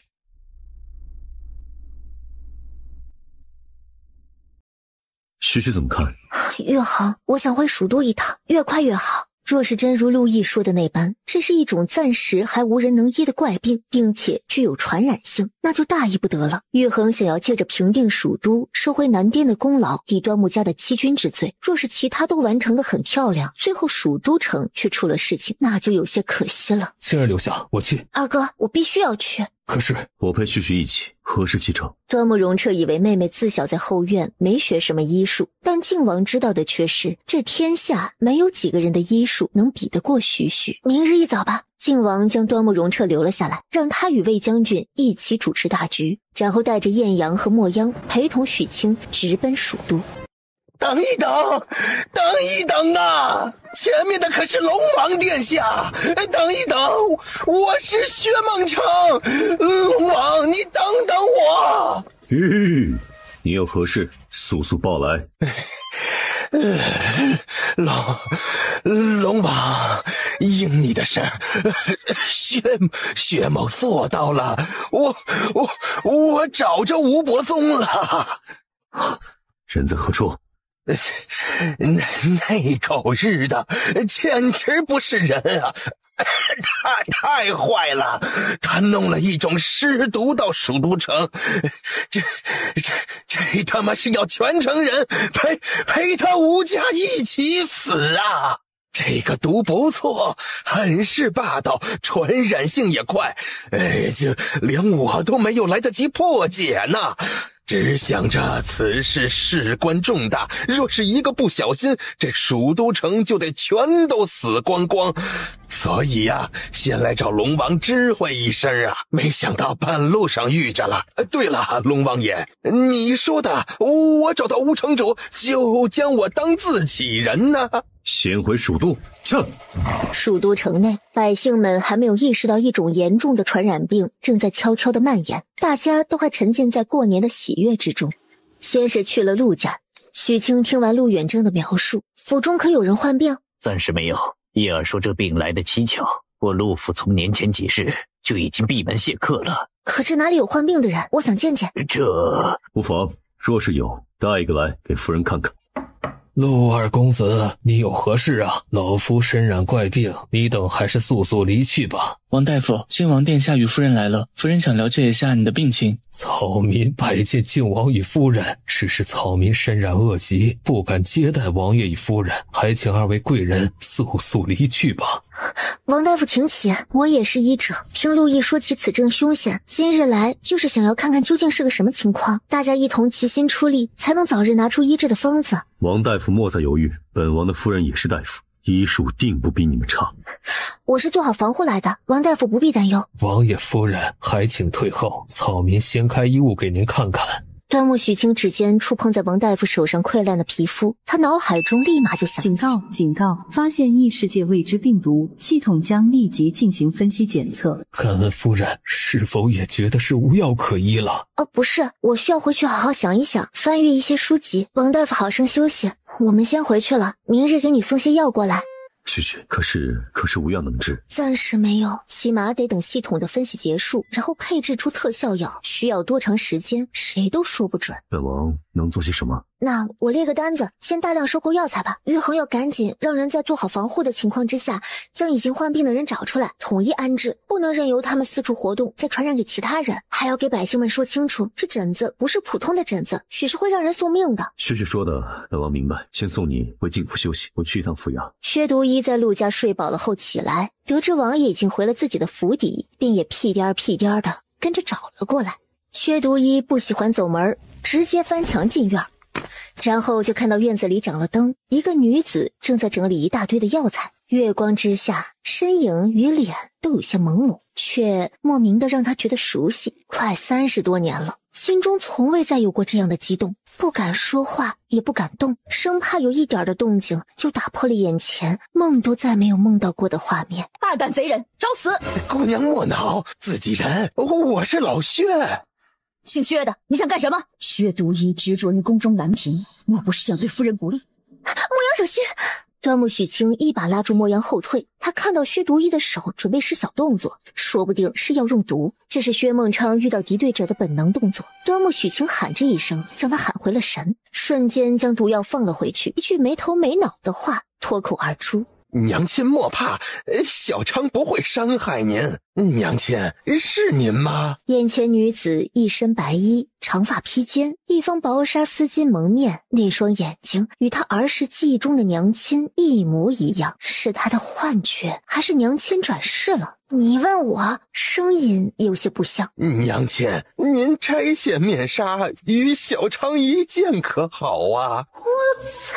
去你大爷的！我一个20岁不到的妙龄女子，近40的老男人喊娘亲，伤害性不大，侮辱性极强。大胆！娘亲，快叫你的婢女住手！小昌若是用毒，他不是我对手。端木许清一个头有2个大，好在这个时候靖王回来了。何事？龙王爷，你回来了。你府中这女子是谁呀？跟我娘亲长得一模一样。放肆！我没有放肆，真的。小时候我娘亲就长这样。你有病吧？老娘2辈子加起来也生不出你这么大个儿子呀！敢问姑娘姓甚名谁？可认识薛芷兰呐？我姓端木，不认识薛芷兰。哦，你也姓端木啊？那你娘亲可是姓薛呀？薛孟昌继续不死心地问：眼前女子究竟是与他娘亲有何渊源，还是苍天垂怜让他的娘亲转世来了？我娘不姓薛，我也不是你要找的人。哦，何事？找你们呀！待我睡醒，你们都不在了。龙王，你说过，我若是找到吴伯宗，你就当我是一伙的。吴伯宗现在何处？前几日啊，他一直都在蜀都最大的妓院。这几天我出城找你们去了，不知道他还在不在。今儿个天太黑看不见，明天呢我就能找到人。要不我还是先同你们说说他弄来这毒吧。此人态度还算诚恳，眼神也不带闪烁。靖王决定暂且信他。听众说，娘亲可也要跟着听一听啊。我不是你娘亲。你真的跟我娘亲有几分相似啊。端木许清深吸一口气，不想与神经病说话，转身就往厅中走去。若不是想知道此毒的来历，他1分钟也不想与这脑残待在一处。龙王，这小娘子可是你的红颜知己呀？你当真不认得她？我见过她，她便是本王的夫人。薛孟昌瞪大眼睛，之前他真没注意龙王身边所带女子的长相，只记得2次他都是穿的男装，直到今日一见才发现，他那双眼睛怎么长得这么像他娘啊！龙王殿下，你若再胡言乱语，对他不敬，不敢，老薛绝无不敬重夫人之意呀。看到他，就像看到了此生再也无法相见的娘亲，他哪里会对他不敬啊？说吧，你是如何找到吴伯宗的？蜀都城现在这种能传染的病症，他从哪里弄来的？此事说来话长啊。龙敬修听完，愤怒不已，满城都是吴伯宗的通缉令，龙城池那个蠢货竟然将人给放了进来，任由他在城中兴风作浪。今日他去府衙做了许多安排，希望一切都可以在可控范围之内。旭，可有解决的法子了？暂时还没有眉目，系统一直显示在分析检验中。娘亲也对毒素了解1、2。端木许清心累地看了他一眼，表示不想理傻子。薛孟昌毫不在意他的态度。您可是在为城中百姓担忧啊！放心，明儿个呀，我先去找吴伯宗，然后呢就去想法子解毒，替王爷分忧。你有法子解毒？没有，但只要给我时间呢，我定能想出法子。先去找几个有病的人呐，同吃同住。哇，这人对毒已经偏执成这样了。你要自己染毒再解毒啊？端木许清终于同他说话了。薛孟昌眼前一亮，这替他担心的样子，简直就是娘亲在世啊！娘亲不必担忧，小昌体质啊，异于常人，内湿毒，奈我不何。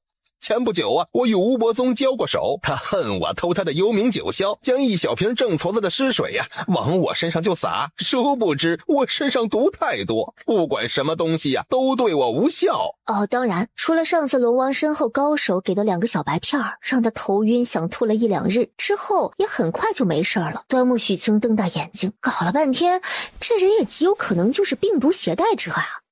许清拿起酒精喷雾就往他身上喷，然后发现可能为时已晚，这个坑货呀，他直接拉起薛孟昌的手腕闭眼。端木许清脑海中的诊断结果，此人全身多种毒素综合，但不携带可传染性病毒。你体质特殊，百毒不侵，但我们的人不是。以后你若是沾过病患，不要再来与我们接触了。自己这是被娘亲嫌弃了？是娘亲。还有，不要再叫我娘亲，这人是故意膈应人的吧？有病吗？然后就看到这个几乎比自己大了1倍年龄的男人，眼眶红了。他这是遇上什么奇葩了呀？薛孟昌突然看向靖王，我认你当爹，是不是就可以叫他娘亲了？这话将龙敬修都问懵了。你若再胡言乱语，就休得再进我靖府之门。我没进门，我是从墙上爬进来的。龙敬修生平第一次被一个疯癫之人气得无言以对。屈大夫，我家夫人28年华，说是传出去有你这样年龄的儿子，不是会被人耻笑吗？所以你还是同我等一样，尊称他为夫人便好。娘亲转世归来，若是被世人知晓，将他当成怪物，或者是抓了他去问转世之法，他来不及营救，那可如何是好？那好，那日后还请夫人唤我小昌。好，以后就叫你小仓。时间不早了，小仓你先找客栈住下吧。是，那小昌先退下了。端木许清是真的从未遇到过这种大无语事件。不是，这个薛毒医是不是有病啊？还是脑子被毒药毒傻了？夫人，此人确实有些疯癫之症。据有经验的人说，疯子的想法许多时候是我们正常人无法理解的。偏执疯癫之人也并不是毫无长处，一旦是他们认定了的人与事，那便是会竭尽全力的去追随。之前调查薛毒医，这传回来的消息说，他的父亲是多年前江湖上令人闻风丧胆的杀手鬼罗刹，母亲则不详。但据说他母亲当年是被他父亲抢掠来的，生下来的2个弟弟都让他父亲给掐死了，唯有他一个是母亲拼命守护下来的。后来他母亲也被他父亲间接害死了，鬼罗刹最终也被他的亲生儿子给毒死了。寥寥数语，已是一个人悲惨的半生。这世上长相相似人那么多，他也不能见了一个女的长得像就去喊人家娘亲吧？旭旭莫要生气，你莫要理他便是。不理他。你和艳阳还没有吃饭吧？锅里留了饭菜，我去看看是否还热着。王爷，属下倒是觉得薛毒医将夫人认作是娘亲转世，未必是件坏事啊。薛毒医有几分真本事，若是杀了，确实是有些可惜。留着最怕就是他对端木家女子的不轨心思。可若他认定许许是他已是娘亲转世，那不仅不会伤害他，还会拼死的护他。只是要委屈许许今日耳边不得安宁了。这点小事吧，其实端木许清也只是当时有点烦躁，很快就没有放在心上了。成王殿下，这是我家王爷的内院，您怎能如此无礼就闯了进来？只要本王高兴，管他后院前院。你家王爷呢？让他出来。父皇让他掌管军营还不够，还非得与本王过意不去，插手这蜀都城之事。你当靖王是吃饱了没事做，要来插手蜀都之事吗？若不是你无能，让吴伯宗有了可乘之机在城中投毒，导致许多百姓染病，我们又何至于大过年的赶回来？吴伯宗是谁？龙承池不知道是不是还没睡醒，然后又看清眼前的美人儿。你又是谁？这便是我家王爷定下的靖王妃。龙承池眼睛都亮了，之前一直找不到人儿，谁曾想今儿遇上了。老三眼光不错，怨妇不浅呢。老三定下的，他说话能算数。美人儿，我劝你一句，可别稀里糊涂被人骗了身子骗了心。你胡说，我家王爷不是那种人。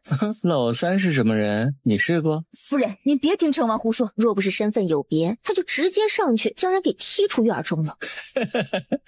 乔美人呀，要我说，还是是跟本王吧，本王可会疼女人了，保证。成王慎言，你若再胡言乱语，我便不客气了。哎呦，来，你倒是不客气一个给我看看啊！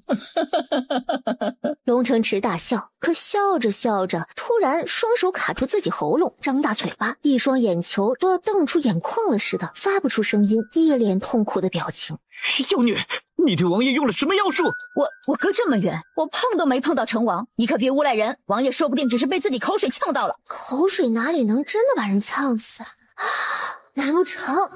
他快步走下院子，回头往房顶上一看，果然薛疯子又翻墙进来了。夫人，小常来晚了，让这不长眼的东西说话污您耳朵了。后看着地上的人，一脸轻蔑。你既不会说话，以后就别开口了。莫央也明白是怎么回事了。薛都尉，我家王爷的二哥当朝的成王殿下，不能在这里出事啊。夫人。哎呀，给点教训就好，不必要他的命啊！薛孟昌点点头，上前对着地上的人扬了扬袖子，只一瞬间，成王喉头间的那种窒息感就消失了。他张了张嘴，可还是说不出话来。回去多喝开水就能好了。成王失了面子，却又不能在老三的宅子里大开杀戒，抬手指了指端木许清，无声地吼了一句：“你给我等着！”然后扬长而去。多谢解围。没有惊着夫人就好。刚才之事谢谢你，但我真的是要与你说清楚，我真的不是你娘亲，甚至可以说与你逝去的娘亲没有任何的关系。我知道，我都这么大了，我娘亲也不可能还这么年轻啊，是不是？薛孟昌嘴上嬉皮笑脸的。您不是我娘亲，但您是我娘亲转世啊。看着神经病的表情，端木许清就知道自己说的话他定是没听进去的。薛都尉，你来是有何事？不用叫我薛都尉，显得多生分呢。老薛，以后就叫我老薛啊。那个，你家龙王呢？我知道吴伯宗在哪儿了，带龙王找他去。王爷有事出去了，许是要中午才回来。啊，中午啊，这要是去晚了，吴伯宗还有没有气儿都不一定呢。余杭，怎不多穿些衣裳？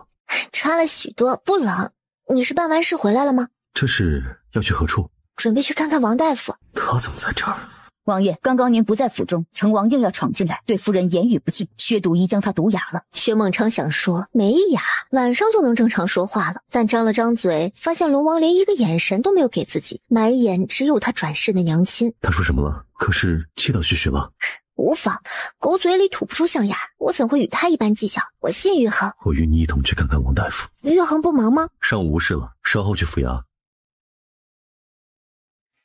第二天早上天刚亮，能说话的程二哈就出现在了靖府。老三，你给我出来！误了我多大的事儿，你知道吗你？你可知因你的不作为，让吴伯宗有了可乘之机，将相处一种无药可治的尸毒带到了蜀都城。若是不及时找到根治的法子，整个蜀都可能灭城。老三啊，不是哥哥说你，你一天就是太警惕。哪个城中没人生病，哪个城中不死人啊？你不能因为死几个人就把整个城门都封锁起来吧？听哥哥的，今日快快下令将城门放开，我弄几个西域女子回来，那真的是妖艳妩媚，妖如银蛇。到时候让你先选一个。成王自知这些日子在蜀都城确实是没干什么好事儿，所以准备给老三点好处，堵堵他的嘴。说这话的时候，龙城池特意靠近晋王。龙敬修一眼就看到了他脖颈处有一块拇指大的红肿疙瘩。端木许清推门出来，刚好看见玉衡迅速左移2步，远离成王。许莫要过来。怎么了？成王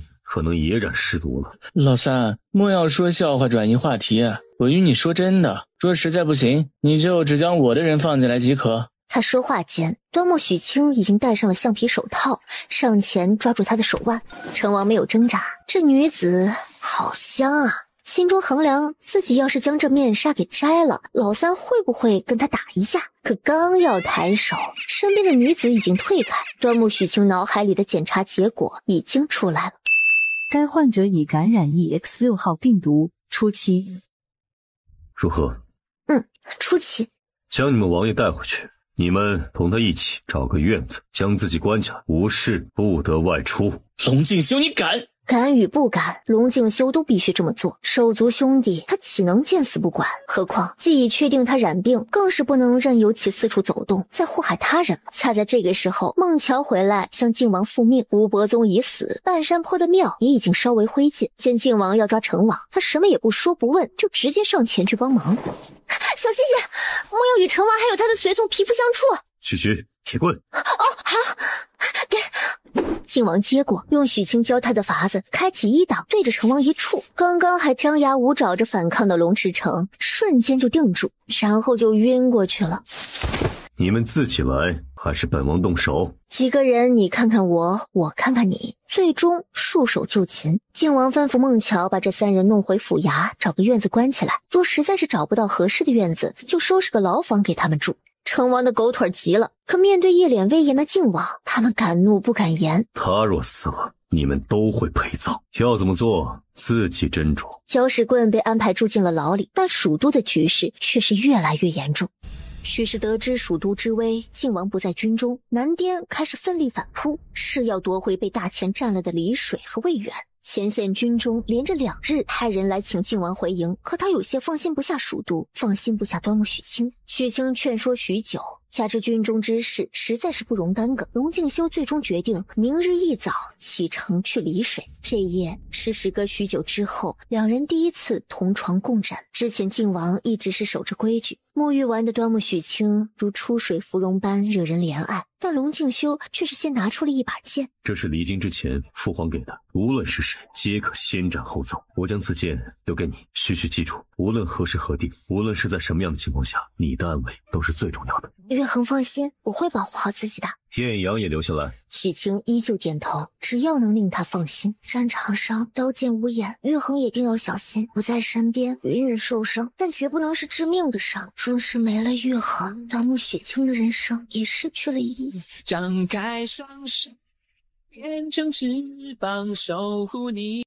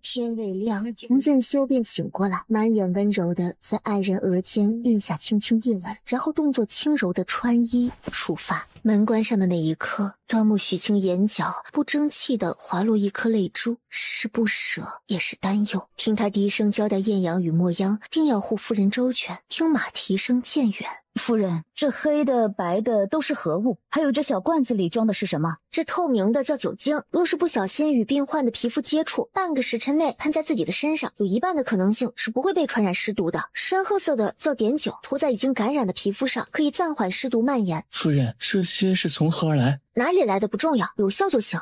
另外，当初在吴伯宗家里搜出来的银钱，还有许多在府衙，全部换成碎银，学着原来吴家的做法，以户籍登记的为单位，全家3天不出门者发2两银子作为奖励。城中百姓众多，家家户户发钱，银子怕是也支撑不了许久。能稳住多久就算多久，天地万物相生相克。城中这么多的大夫，药材资源也十分丰富，定能找出医治的法子。所有人都在努力，但这根治尸毒的方子或者是特效药，究竟什么时候能出来？其实端木许清自己心中也是没底的。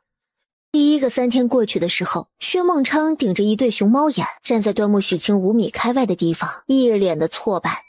小昌自认为用毒解毒天下第一，如此关键时刻却无法为夫人分忧。夫人，您是不是对我十分失望啊？凡是尽力而为都是英雄，薛孟昌眼睛都亮了，因他一身毒物，世人都是怕他厌他，唯有夫人夸他是英雄。娘亲转世果然就是娘亲转世，依旧像夸奖孩童一样的夸奖他。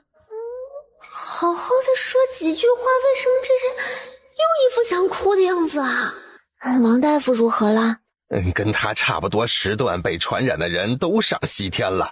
他在我多种毒药的克制之下，现在还死不了，身上的溃烂呢也没有加深，可整个人也被我毒得动弹不了了。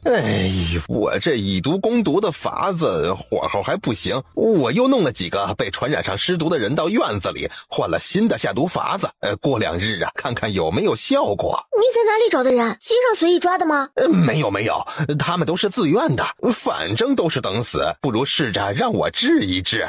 你那些以毒攻毒的药和原理能给我看看，跟我说说吗？不可，小昌许多毒药皆是见血封喉，夫人你可不能触碰啊。是那日对付王爷的那些吗？不是，那日我并未打算要龙王性命，只想知道他身后的高手是谁。话说夫人您可知道啊？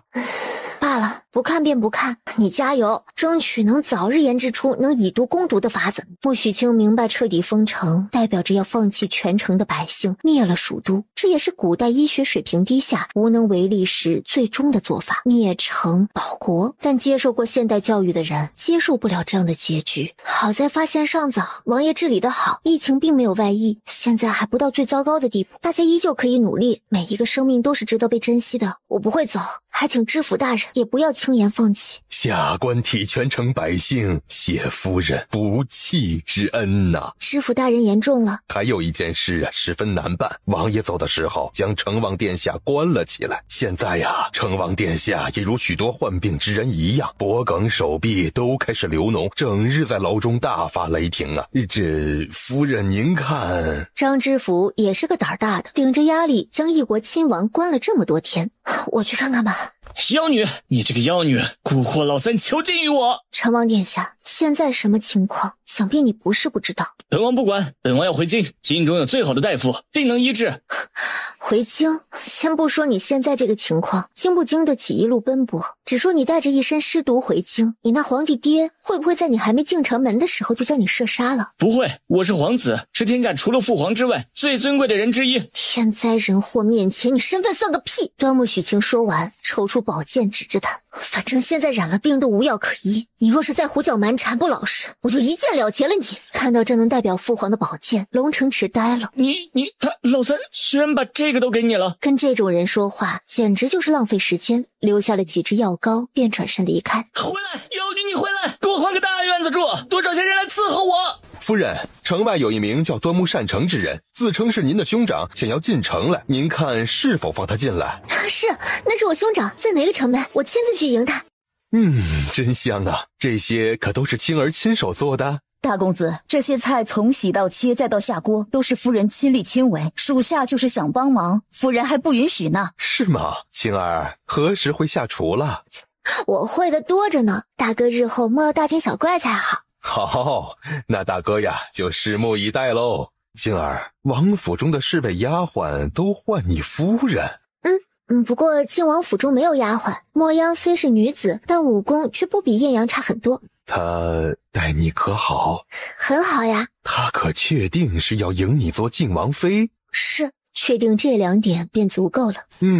好啊。听说城中大夫不分日夜的在试方子，青儿，你带我去看看，看是否能帮得上忙。现在吗？现在天色已晚，大哥先去休息，明日一早我们同去府衙，用我端木家的医术试试，看能不能解了这尸毒。全城的大夫们都在忙碌。第2天，养好精神的端木善成也加入了他们。患者身上溃烂的皮肤虽还不能治愈，但用些猛药可以延缓溃烂的速度。时间一天天过去，元宵节都过完了，死亡人数还在不断的增长，城中百姓们的情绪也越来越不稳定。许清每天夜里都要对着光屏看系统对尸毒的分析和破解的进程，白日里要同知府、师爷一起处理城中事务。许清昨天晚上之所以很晚睡，是因为系统终于给了建议治疗方案，先注射系统刚配置出来的抑病毒激素类药物，然后用手术刀切开病灶位置，用药物填满包扎。这种方案只适于初期患者，至于治疗效果，系统里只有理论。夫人，成王在牢中闹腾得厉害，知府大人有些顶不住了，您看将牢中的条件给他提升一点，吃的用的若是需要什么尽量满足。他说身上疼得厉害，让知府大人要么赶紧给他找个大夫医好，要么给他送2名女子解闷。许清只觉得一股火直冲脑门。龙城池毕竟是个王爷，他几乎每日都让人关注着那二货的病情，时不时送点药膏给他尽可能的延缓毒发，就怕他万一哪天无声无息的挂了，会牵连到玉衡。所以成王的病情比城中许多百姓要轻上一些，结果他还不知足，这狗东西他怎么不上天啊？还想解闷儿？送他根结实的绳子，若实在受不了上吊吧。许清决定写封信给玉衡，问问他可不可以直接让成王死了算了。魔阳，快去将阴阳喊过来。艳阳整日在外奔波，3天前也染上了尸毒，他一个人留在府衙特设的住宿区，不再回境府。我有法子医治尸毒了，你快去喊阴阳回来，我要在他身上试试药效。是，我这就去找他。一句话说完，人已经跑到了院门口，却是停住了脚步。王爷，夫人，王爷回来了。话音刚落，一身着盔甲的男人大步走了进来。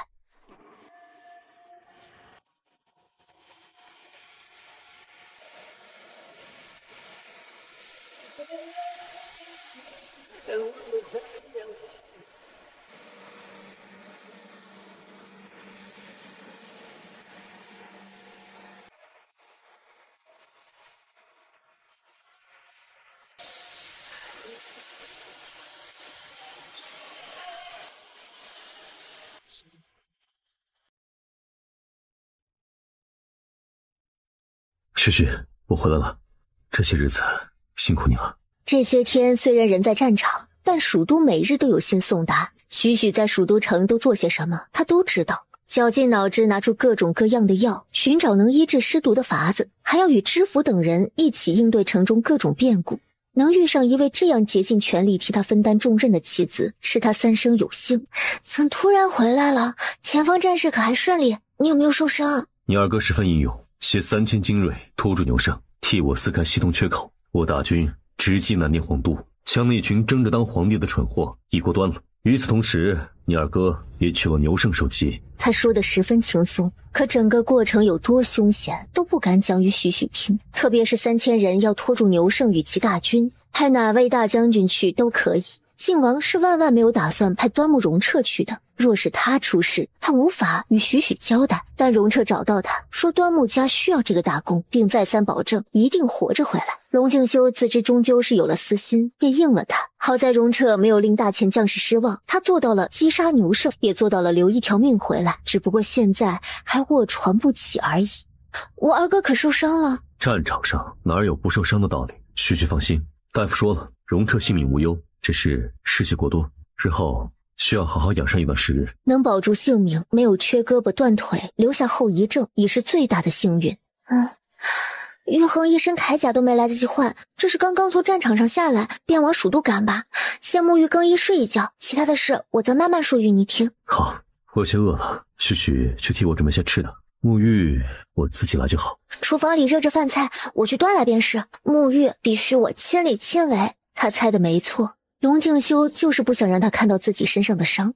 玉衡，我们以后不打仗了，好不好？这个承诺龙敬修没法给。许许近日都做些什么？许清稳定了一会儿情绪，慢慢的给他说这些天蜀都的近况。说着说着，就看到这个男人靠在浴桶边上睡着了。玉衡，去床上睡，这里会着凉的。好，许许替我擦干身子。是，全身上下一根布条都没有，也不怕羞，待头发全部擦干，床上的人已经完全进入了深度睡眠的状态。这是多久没有好好休息过了？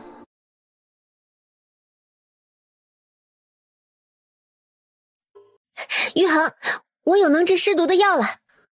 我知道，艳阳同我说了。靖王眼中满是宠溺的笑。南滇之乱平定，回到蜀都，许许就给了他这样大的惊喜，真是如有神助啊！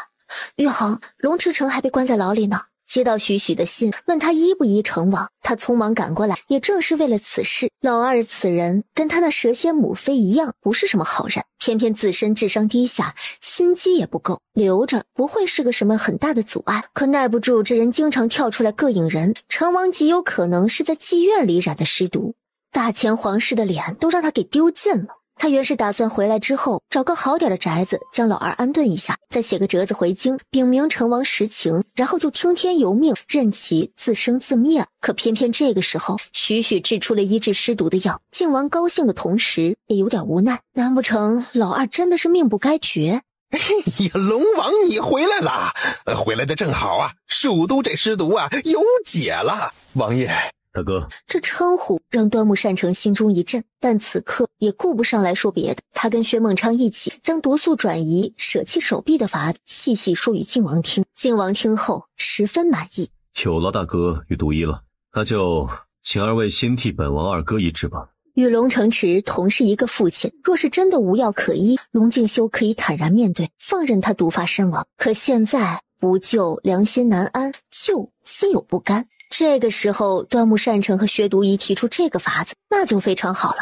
一条手臂换一条命。是，善成这就去着手准备替成王医治。放我出去，放我出去，让你们知府大人来。龙城池风风光光的来到蜀都，人人都对他巴结又奉承，他从来就没有想过自己会被暗无天日的关在这牢中20多天，定是那老三使坏，想要害他，他才不信什么全城一堵，每天死人呢。局，这一定是个针对他的局，老三就是想要不声不响的弄死他。龙敬修，龙敬修，你给我出来，揪住我们光明正大的较量，背后暗害，算什么英雄好汉？哦，成王想要如何与本王光明正大的较量？三弟，你终于来了！你之前身边的那女子是个妖女，她与知府勾结，将我关在这里不闻不问20多日了。是吗？既如此，那你还是继续关着。哎，不，老三你别走，快将我放出去吧！以后回京，我再也不同你对着干了。城中百姓许多染疫毒后都不治身亡，是本王的夫人日日用珍贵药材养着你，你才能熬到今日。现端木大夫与薛大夫联手，配出一个方子可以解毒，但会失去一条手臂，你治还是不治？老三果然是要害他，作为一个皇子，没了一条手臂，那不是永无继位的可能了。等你想好了再告诉我。我治，但你得先把我弄出这个鬼地方。日后你便住在这里，直至病愈。再怎么说，我也是当朝亲王，怎么能住这样的地方？染了毒的人都是集中式大通铺，你若是不满意这里，我派人带你去衙门的通铺。别，那还是就在这儿住吧。龙王，我们借一步说话。你说，你可见过宫中兰嫔呐？又来了。靖王好想一巴掌拍死他，但须知道他又有何打算。见过。他与你夫人可有几分相似？靖王没有立刻回答。我已知道你夫人也就是我转世的娘亲，是端木太医的女儿，我就想问问你与她同房了没有啊？靖王一噎，迈开步子就走。哎呀，龙王，我娘亲投胎做了端木家的女儿，我这辈子是不能对端木家的女子有非分之想了。但你可以呀，你倒是给我说说呀，是不是与之阴阳调和，就百毒不侵啊？靖王停下脚步，看了他一眼，这人真丑，刚想教诲他传言不可信。你肯定还没有同房是不是？那你赶紧同啊！这样同房之前，我给你下点毒药，你试试能不能解毒啊？你放心呐，我就在门外等着，要是不行啊，你喊我给你解药。靖王深呼吸了2个回合，才忍住没把人打死。他跟个疯子较什么劲儿？龙王你别走啊！最终薛孟昌还是没从靖王口中问到自己想要的答案。薛前辈，何事啊？一会儿替成王断臂，你来吧。行，这个我在行。大哥，接下来首都之事便交于你多操劳。操劳不敢当，就此扶伤乃是我端木家祖训。还有一事，我欲与你商议，王爷请讲。皇上对南滇战士和异毒都十分看重，论功行赏是免不了的。战士中二哥十分英勇，我自当如实禀奏。至于蜀都解毒的药，我不准备提及许许，只报你与薛都尉的功劳。为什么呀？明明这药最后就是夫人配制出来的，若是依着我与单成的方子，这蜀都啊，怕是人人都变独臂侠了。这些日子的相处，薛孟昌不仅知道了端木许清是世人苦寻的端木家女子，还知道了龙王身后的高手许先生其实也是他。薛前辈言之有理。哎呀，说了多少遍了，不要叫我前辈，不要叫我前辈，你这把我都喊老了。你叫我小昌，小昌知道吗？哦，小昌言之有理，蜀都危机能如此顺利解除，青儿啊，功不可没，我不能冒领他的功劳。大哥，你先听玉衡说完。这件事龙敬修是提前与他商议好了的。本王自是知道许许功不可没，但我不愿他锋芒毕露。相比之下，端木家更需要实打实的功劳来向皇上抵消欺君之罪。许许定要恢复女儿身，本王才能八抬大轿迎她做王妃，上皇家玉蝶。既如此，大哥便厚着脸皮冒领妹妹的功劳了。你我亲兄妹，大哥不必分得如此清楚。再说了，你与薛都尉研制出来的药方才是基础，我只不过是增加了2味药而已。我的功劳也不要了，都记在端木善成头上。哎，不可，薛前辈，不是，小昌，万万不可呀！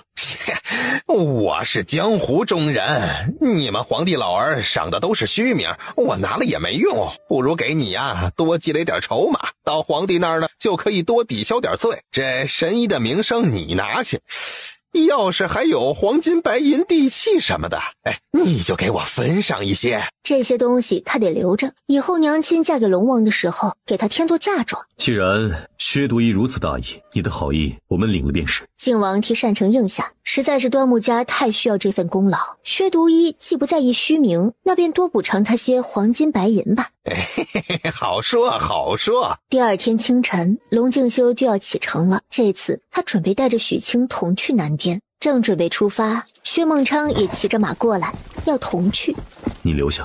为何呀？你说了，我找到吴伯宗就跟你们是一伙的了。正是将你当作自己人，才让你留下。本王走了，还需你留下来制衡成王。龙承池身上溃烂的皮肤都结痂了，断了一条手臂，性情也跟着大变，时不时的就要胡搅蛮缠一番。除了靖王能压制得住他之外，唯有看到薛孟昌的时候，他最老实。就是你若是走了，成王又把蜀都搅浑怎么办？再说了，我也要留下来替王爷办差的，你还是同我一起吧。哎，靖王，那我转世的娘那端木许清就交给你了，你可得把她照顾好了呀，看好了，特别是江湖上的人一定要多防着点儿，他们呀很多都是不会跟你讲道义的，直接就干那鸡鸣狗盗之事的。知道了端木许清的身份，薛孟昌就又多了一份担忧，因为这江湖之上跟他以前有着同样心思的人不在少数。本王自会如同爱护自己的眼珠一般，不让他受伤害。两人说什么，其实端木许清都隐隐约约听得到，自己确实是个大麻烦。他要如何告诉大家，其实他真不是那么脆弱，他真的是有自保能力的呢？陛下，成王回来了。陆昭仪知晓了成王的事，现在跪在殿外，说着要见您。康帝皱眉，老二的事他早就知道了。老三在折子中将整个过程写得十分清楚。让他进来吧。陛下，您要为我们成儿做主啊！看着断了一条手臂的二儿子，康帝心中说不难过是假的。事已至此，朕日后啊会多加补偿成儿。爱妃呀，莫要哭了。陛下，您可知这一切都是靖王所为，他想……不必说了，朕都知道。朕当初允你去蜀都是协助老三的，可你到了蜀都之后都做了些什么？整天花天酒地，不务正业，给了吴反贼进城投毒的机会，到最后就连那异毒都是在妓院中染上的。你是皇子，皇子呢？我龙家的脸真是让你丢尽了。你莫要以为这些是老三给朕真告得状，老三的信中啊没有提及你的不是，言语之间全是自责，怪自己没有看好兄长，差点令兄长因染疫毒而亡，还说待安排好蜀都事宜回京，愿自断一条手臂赔罪。你是兄长啊，可你怎么做的？反过来让弟弟替你操心。龙敬修上表皇帝的折子是端木许清口述教他写的，不仅先发制人，还十分煽情。加之皇帝私下派了最信得过的严谏官到蜀都，严谏官早就将成王的胡作非为报了上来。陛下，您不能只听靖王的片面之词呀，说不定那蜀都的官员都是被他给收买了，要不然谁人敢将一国亲王关在牢中半月之久？现在端王腿有疾，成王少了手臂，日后就是他靖王独大，他这是狼子野心，陛下你明鉴呢。昭仪娘娘，本王的腿很快便能恢复了。几个月前，端王就已经开始策划，准备让自己的腿好起来，装模作样寻到了神医，神医装神弄鬼的替他医治一番，特意趁着今日，也就是靖王立功归来的前夕，将这个好消息禀告给康帝听。陆昭仪听闻此话，盯着端王的腿，明明眼中都要喷火了，脸上还是得挤出一个笑来。如此说来，是要恭喜端王殿下了。父皇洪福齐天，我也只是得父皇龙气庇佑而已，相信二弟日后也不会差。好了，朕今日还有正事儿，陆昭仪，你退下吧，好生照顾成儿。陛下，你我好不容易化解嫌隙，莫要再无理取闹，退下。臣妾告退。单城收到弟弟的信，为了不让父亲母亲担忧，并未与家人提及信中内容，所以端木洪汉看到靖王来了，并且对他恭恭敬敬，还有点搞不清楚状况。加之看到三儿许清穿了一身女装，他更是心中忐忑。小王今日前来，诚意求娶端木府三小姐端木许清为妻，还请二老成全。王爷，此话怎讲？本王想要求娶端木许清为靖王妃，还请端木大人与端木夫人成全。端木夫妻俩相视一眼，眼中有惊喜，又不敢相信。能嫁与王爷，能得王爷庇护，他们怎会不愿意的呢？那陛下那边，岳正大人放心，父皇那边自有小王解释。最坏的结果不过是父皇将我贬为平民，从此与许许做对寻常夫妻。我名下还有些许产业，定不会让许许跟着我吃糠咽菜。一国亲王能为亲儿做到如此，端木洪汉有些感动，有些激动。好，那我与夫人就将青儿托付给靖王殿下了。与当日在京城的托付不同，今日这个结果是端木洪汉从前想都不敢想的。他的女儿此生定不会落得苦雨凄风的境地。这就好了，婚事就定下来了。什么时候喝喜酒啊？这位是？我姓薛，江湖人称薛独一。我就想看看，与端木家的女子阴阳调和后，是不是真的能百毒不侵呢？靖王的脸色瞬间就不大好了，他就不该答应带这个疯癫之人前来。无稽之谈，端木家的女子与世间所有女子都是一样的，普普通通，并无不同。端木家与江湖中人一向井水不犯河水，你速速离去吧。离去？我去哪儿啊？龙王爷到哪儿，我便到哪儿。王爷，这位薛独一说许许长得有几分像他已逝的娘亲。我不在蜀都的日子，他对许许还多有维护。端木老头，你盯着我看作甚？老头，薛独一贵庚啊？老夫今年30有6了。你30有6，我怎么瞧着说你60有3都会有人信呢？啊？太监面白无须，所以显得青春永驻，却大多都是短命鬼。老夫就不一样了，为了练就一身毒血，容颜是老得快些，但是我年寿长啊，说不定啊，你都轮回2世了，老夫1世还没过完呢。那你不成老不死的老妖怪了？你个小太监，你说你今年贵庚？30有6啊。你娘亲姓薛，名芷兰。我娘亲的眼睛啊，与夫人的眼睛十分相像。父亲，您怎么了？您认识薛独一的娘亲？端木老头，你认得我已逝的娘亲？岳父大人，可有何难言之隐？父亲，这里除了薛独一都不是外人，你有话便说吧。青儿不是端木家第一个女扮男装的女子，她也不是父亲的长子。正是因为子男长姐女扮男装在先，所以青儿出生的时候，我才立马就想到了隐瞒她性别的法子。你说我娘亲就是你口中的端木子男？娘亲生我的时候19岁，后来又接着给我生了2个弟弟，都被那猪狗不如的畜生给掐死了。他就当着我与母亲的面掐死弟弟们，还说让母亲争气些，若生出女儿就能活呀。那个时候他不知道是为什么，现在明白了，因为娘亲是端木家的女子，所以父亲要掳了她来，还要她继续生女儿，不要儿子。他这是……我查到薛独一的父亲极有可能是多年前江湖上令人闻风丧胆的杀手鬼罗刹。对，就是那个畜生。那后来呢？我子男长姐娘亲在我9岁那年就走了，那畜生竟然要将娘亲与另一个人交换一把武器。那一夜娘亲对我说了好多好多的话，我不知不觉就睡着了。第二天早晨醒来，娘亲已经没了气息呀。有时你娘亲如何唤你？娘亲唤我小昌。小昌，以后我便是你的舅舅。你不恨我？我为何要恨你？我那畜生父亲掳走了你姐姐，还他是他，你是你，你是长姐留在世上唯一的血脉，我怎会恨你？怎能不认你呢？那以后我也有家有亲人了。舅舅家的同辈，我要如何称呼啊？你舅舅家的孩子应唤你表兄。表兄？你们是表弟、大表弟和小表弟？表兄。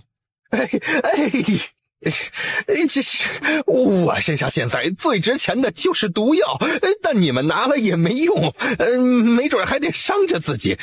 下次见面我给你们银子，我是做哥哥的，自然要给弟弟们见面礼的。我有银子，好多好多银子呢，还有金子。说完看向端木许清，表妹，只要不喊我当娘，都行。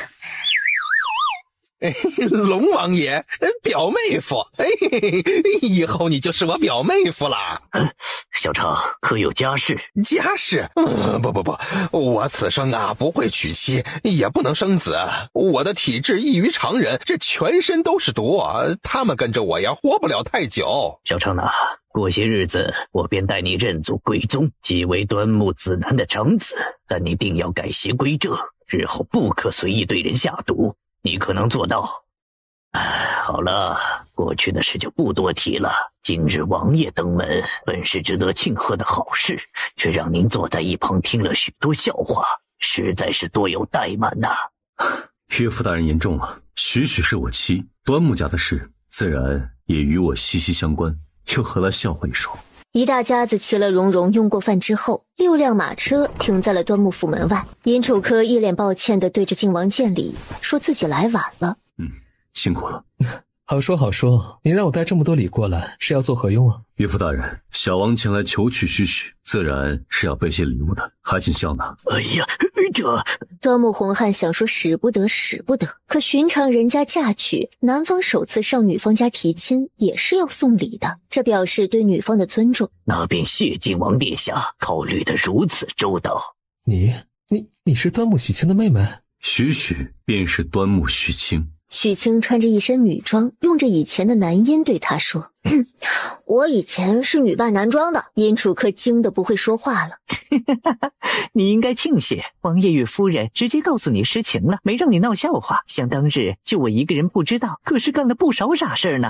靖王在北疆也有宅子，在端木府用过晚膳，便带着人回了自己的宅子。玉衡，你果真要迎娶端木许清做靖王正妃？本王像是与你开玩笑的样子。不是你本王知你要说什么，父皇那边我自会解释。至于姻亲助力，本王不需要，我凭的是自己的本事。尹楚科哑口无言。他深知玉衡的性子，认定的是任由谁劝说都不会更改。你可想过，皇上或许是不允许的？许与不许，端木雪清都已经是我的人。你与他已经？靖王点头，面带轻笑。那你可是100度不亲。本王早就与你说过，传言不可信。也正是因为这个传言，徐徐才自小女扮男装。可世人不信啊，特别是陛下，多年前一心想让端木洪汉生个嫡女，现在若是知道端木许清是女子，怎会罢休啊？观前朝，这做皇帝的父亲夺儿子的妻妾也不是没有过的。我已想好万全之策。龙敬修将自己的打算说与银储客厅。高，实在是高，但皇帝是天子，若他坚持呢？所以让你来北疆，先做好铺垫。最坏的结果，我不做这个靖王，带徐徐到北疆。自古英雄难过美人关，此话一点也不假呀。龙敬修到北疆这几日也没有闲着，边关数年，他有许多的旧部，见了几个重要的部下，做了些许安排。皇帝的心思，他这个做儿子的也不一定是真的摸得透，所以北疆是他万不得已之时最后的退路。即使是忙碌，他依旧每日都会到端木家与许清见上一面，或带些女儿家喜欢的金钗步摇，或带些北疆的特色小食。这日，靖王稍稍得空，便带着许清出城到郊外骑马。早知道北疆城外这么漂亮，我早就自己出来玩了。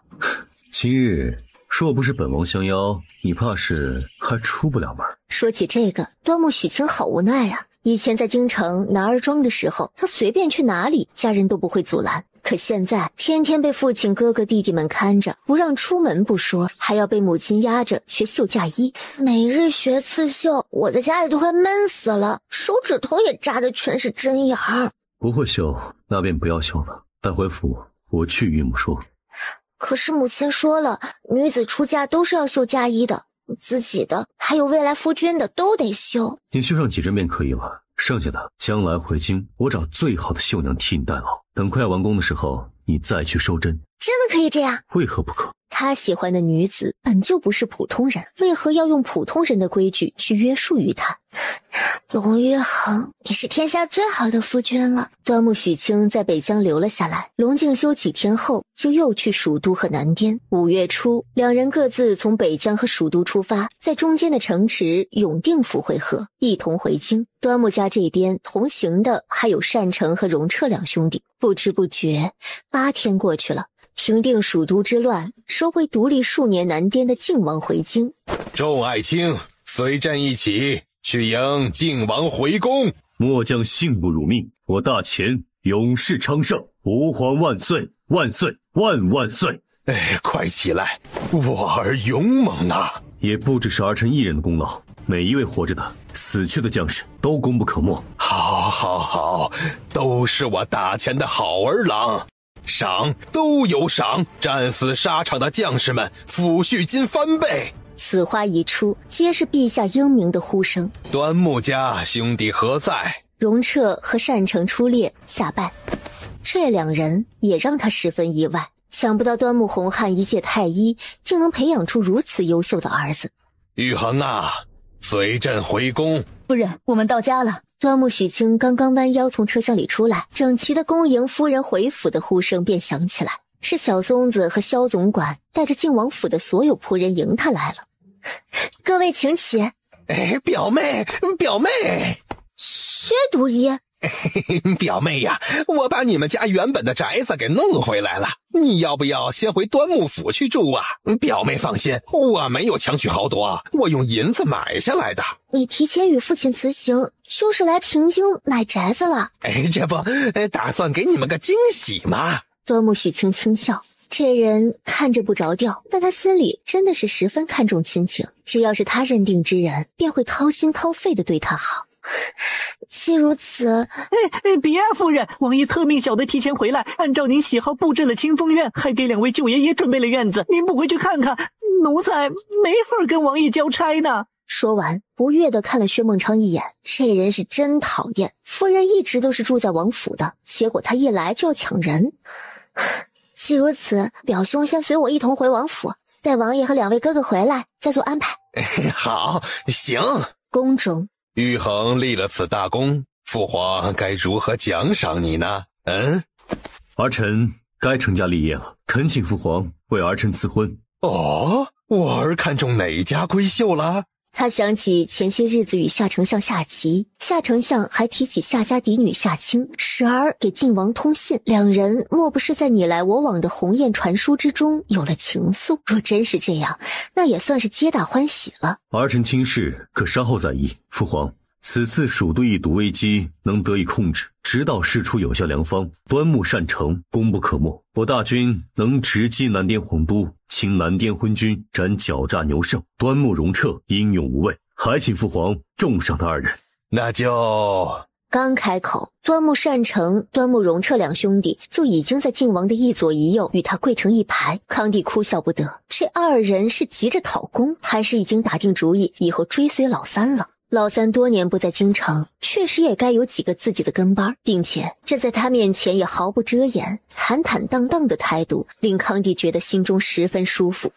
老三这是真的将他当父亲，没有顾忌，没有防备。端木善成，医术高明，临危不乱，朕封你为太医院三品医正。端木容彻，有勇有谋，胆识过人，封为正三品禁卫指挥使。同时赦免端木家流放之罪，允许其全家回京。一来就是正三品，这个等级是许多人一辈子也爬不上来的高度，可见皇帝对这端木家的兄弟是何其满意，何其看重啊！端木善成，端木容彻，你二人此次立了大功，朕再赏你们个恩典。说吧，还想要什么赏赐啊？陛下，可真的还允我二人自行选择赏赐？朕乃天子，一言九鼎，还与你说笑不成吗？请父皇莫要追究端木家不报实情之罪。哦，这端木家是怎么个不报实情了？恳请父皇替儿臣与端木府三小姐端木许清赐婚。此话一出，大部分人都是一脸懵的。端木府还有个三小姐，怎么之前就没有听说过呢？谁？你说谁？请父皇为儿臣赐婚，儿臣要娶端木府三小姐端木许清为妻。这究竟是怎么回事？陛下恕罪，家中小妹命格特殊，高僧说一定要将她当男儿养至17，方能保住性命。当日端木家被陷害，端木洪汉将端木许清托付于儿臣，那时儿臣也不知她是女儿身，府中朝夕相处，儿臣与她互生情愫，因此有了晋王是断袖的传闻。后来儿臣在战场上受了伤，他跟随兄长一同来到营中，不分昼夜贴身照料于我，我才渐渐发现她是女儿身。父皇，儿臣此生非端木许清不娶，还望父皇成全。成全？成全个屁！康帝想跳脚，想骂人了。端木洪汉这个老狐狸居然藏得这么深，端木许清那个古灵精怪的小子居然是个女子，端木家的嫡女啊！父皇，三哥明知道端木家犯了欺君之罪，还与之为伍。端木许清何在？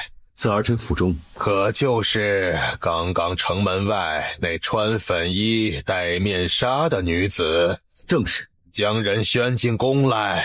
哼，既然知晓隐瞒实情是罪，还敢开口让朕饶恕不成？陛下是天子，要定罪，端木家与上次被陆兆仪陷害之时一样，无话可说。但罪不及外嫁女，父亲已经将三妹许给了晋王殿下，还请皇上饶恕端木许清，端木家其他人任由陛下发落。你这是与朕谈条件，朕不敢。康帝胸口一团火，刚刚亲口封的三品官立马就要亲口撤掉，那他不成了出尔反尔之人？还有这端木善成提起被陆昭仪陷害之事，是提醒他已经冤枉过端木家一次，所以这次应格外开恩吗？端木家隐藏端木许清女儿身，事出有因，是为了保她性命。若父皇实在怒气难消，玉衡愿带她离京，永居北疆。你是说为了一个端木许清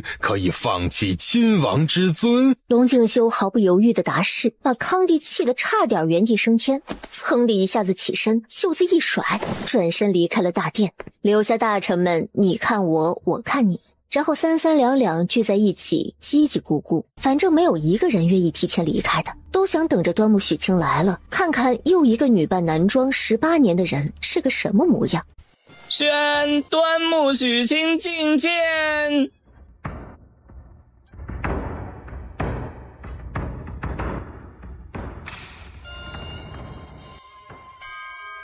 端木家许清拜见陛下。取下面纱，徐徐莫怕。端木许清，你可知罪？端木许清隐藏女儿山，只因世人传言说端木家的女子有解毒强体的能力。此话实在是无稽之谈，但因世上有太多的人信这无稽之谈，所以端木家的女子能善终的没有几个。加之高僧断言许清命格脆弱，若不当男子养便活不过18岁，所以女扮男装也只是为了保命而已。我一没占皇家封赏，二没损他人利益，此事无论走到哪里，找天下人评理，端木许清以及端木家都无错。好一个伶牙俐齿能说会道的女子，国师何在？只见一白发白须白衣白拂尘的老者从殿外走了进来。劳烦国师替朕看看，殿前跪的这女子可是不当男儿养就活不过18的命。姑娘，可否将你的手伸出来给老夫看看呢？端木许清心跳都加快了，国师不会看出他魂魄有问题吧？端木许清，手伸出来给国师验看。他看出端倪了，这个端木许清定是有问题。什么不当男儿养，活不过18，端木洪汉就是不想将女儿送进宫。靖王心中一紧，无妨，今日他是护定许许了，哪怕是拼上所有的战功，与父皇反目也在所不辞。没事，大不了带着月恒和2个哥哥凭空消失，土著皇帝又不懂科学，有什么好怕？禀陛下，这女子本是活不过17的命格，后不知什么原因续命了，而且是大富大贵之命啊！听国师这么一说，端木许清的心瞬间就放回了胸腔，再次旁若无人地对龙静修笑了一下。龙静修也笑了，虚惊一场。但很明显，这个答案康帝十分不满。国师，你可看仔细了，确定不会错？错不了，而且什么？此事老夫还是私下与您禀报的好。你几人回去听候发落，国师随我来。哎呀，陛下还没说这婚赐是不赐呢？也不知陛下是否还会治端木家的罪呀？父皇没有说收回你们的官职，便该是不会治端木家的罪。我们先去仙灵宫，我要带许许去给母妃见礼。龙静修之所以敢这么嚣张，自然是因他有这个资本。若他只是个普通皇子，没有令人敬畏的功绩，也没有实权，那自然是不敢在皇帝面前谈条件的。确实，对于一个刚刚立了大功回来的皇子，康帝确实是心有顾忌。包括那立了功的将士，即使有罪，他也不能封赏之后立刻治罪。老三这是每一步棋都算得很准啊！康帝一肚子的气。国师，在殿中您要对朕说何事啊？陛下想要臣对您说什么呀？真的是什么事都瞒不过国师的眼睛啊！朕想将那端木许清纳入后宫。陛下是喜欢那女子？喜欢算不上，但那女子姿色上等，又是端木家的女儿。可那是陛下皇子的心爱之人呐！敢随意打断皇帝说话的人，整个大前怕是没有几个。朕是天子，这天下都是朕的。人心是比天下还难掌控的。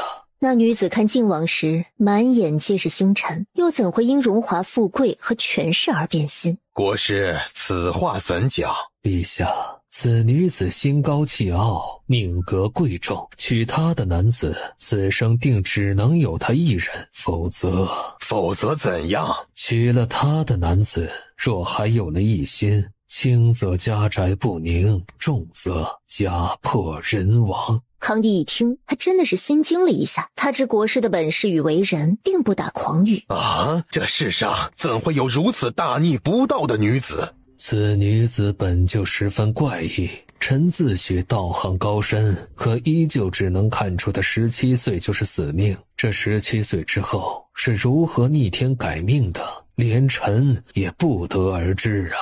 陛下，听臣一句劝，此女子十分邪门，除非她自己愿意，否则千万莫要沾惹的好啊！好，朕知道了。国师，请回吧。皇上驾到！皇帝今日对贤妃的态度格外的好。玉衡刚刚可是带人来见你了。见了，是个姑娘和她的2个哥哥。陛下，我们的玉衡终于要娶妻了。爱妃可知，那是端木家的女儿。臣妾知道呢。你说这孩子女扮男装10多年，怎么就扮得那般像？爱妃可知，端木家隐瞒有女儿的事实，犯的是欺君之罪。朕不看好玉衡与端木家这门亲事，还请爱妃转告我们的皇儿，即刻起与端木许清划清界限。届时，朕会给他想要的位子。国师只说了，若那女子不愿意，纳了她会家宅不宁。可若是那女子自己愿意呢？陛下可是对端木许清已有了打算。端木若兰进宫多年，早已年老色衰，朕的后宫也有2年没有进新人了。是太子之位重要，还是一个女子重要？还望爱妃好好教导玉衡，衡量衡量。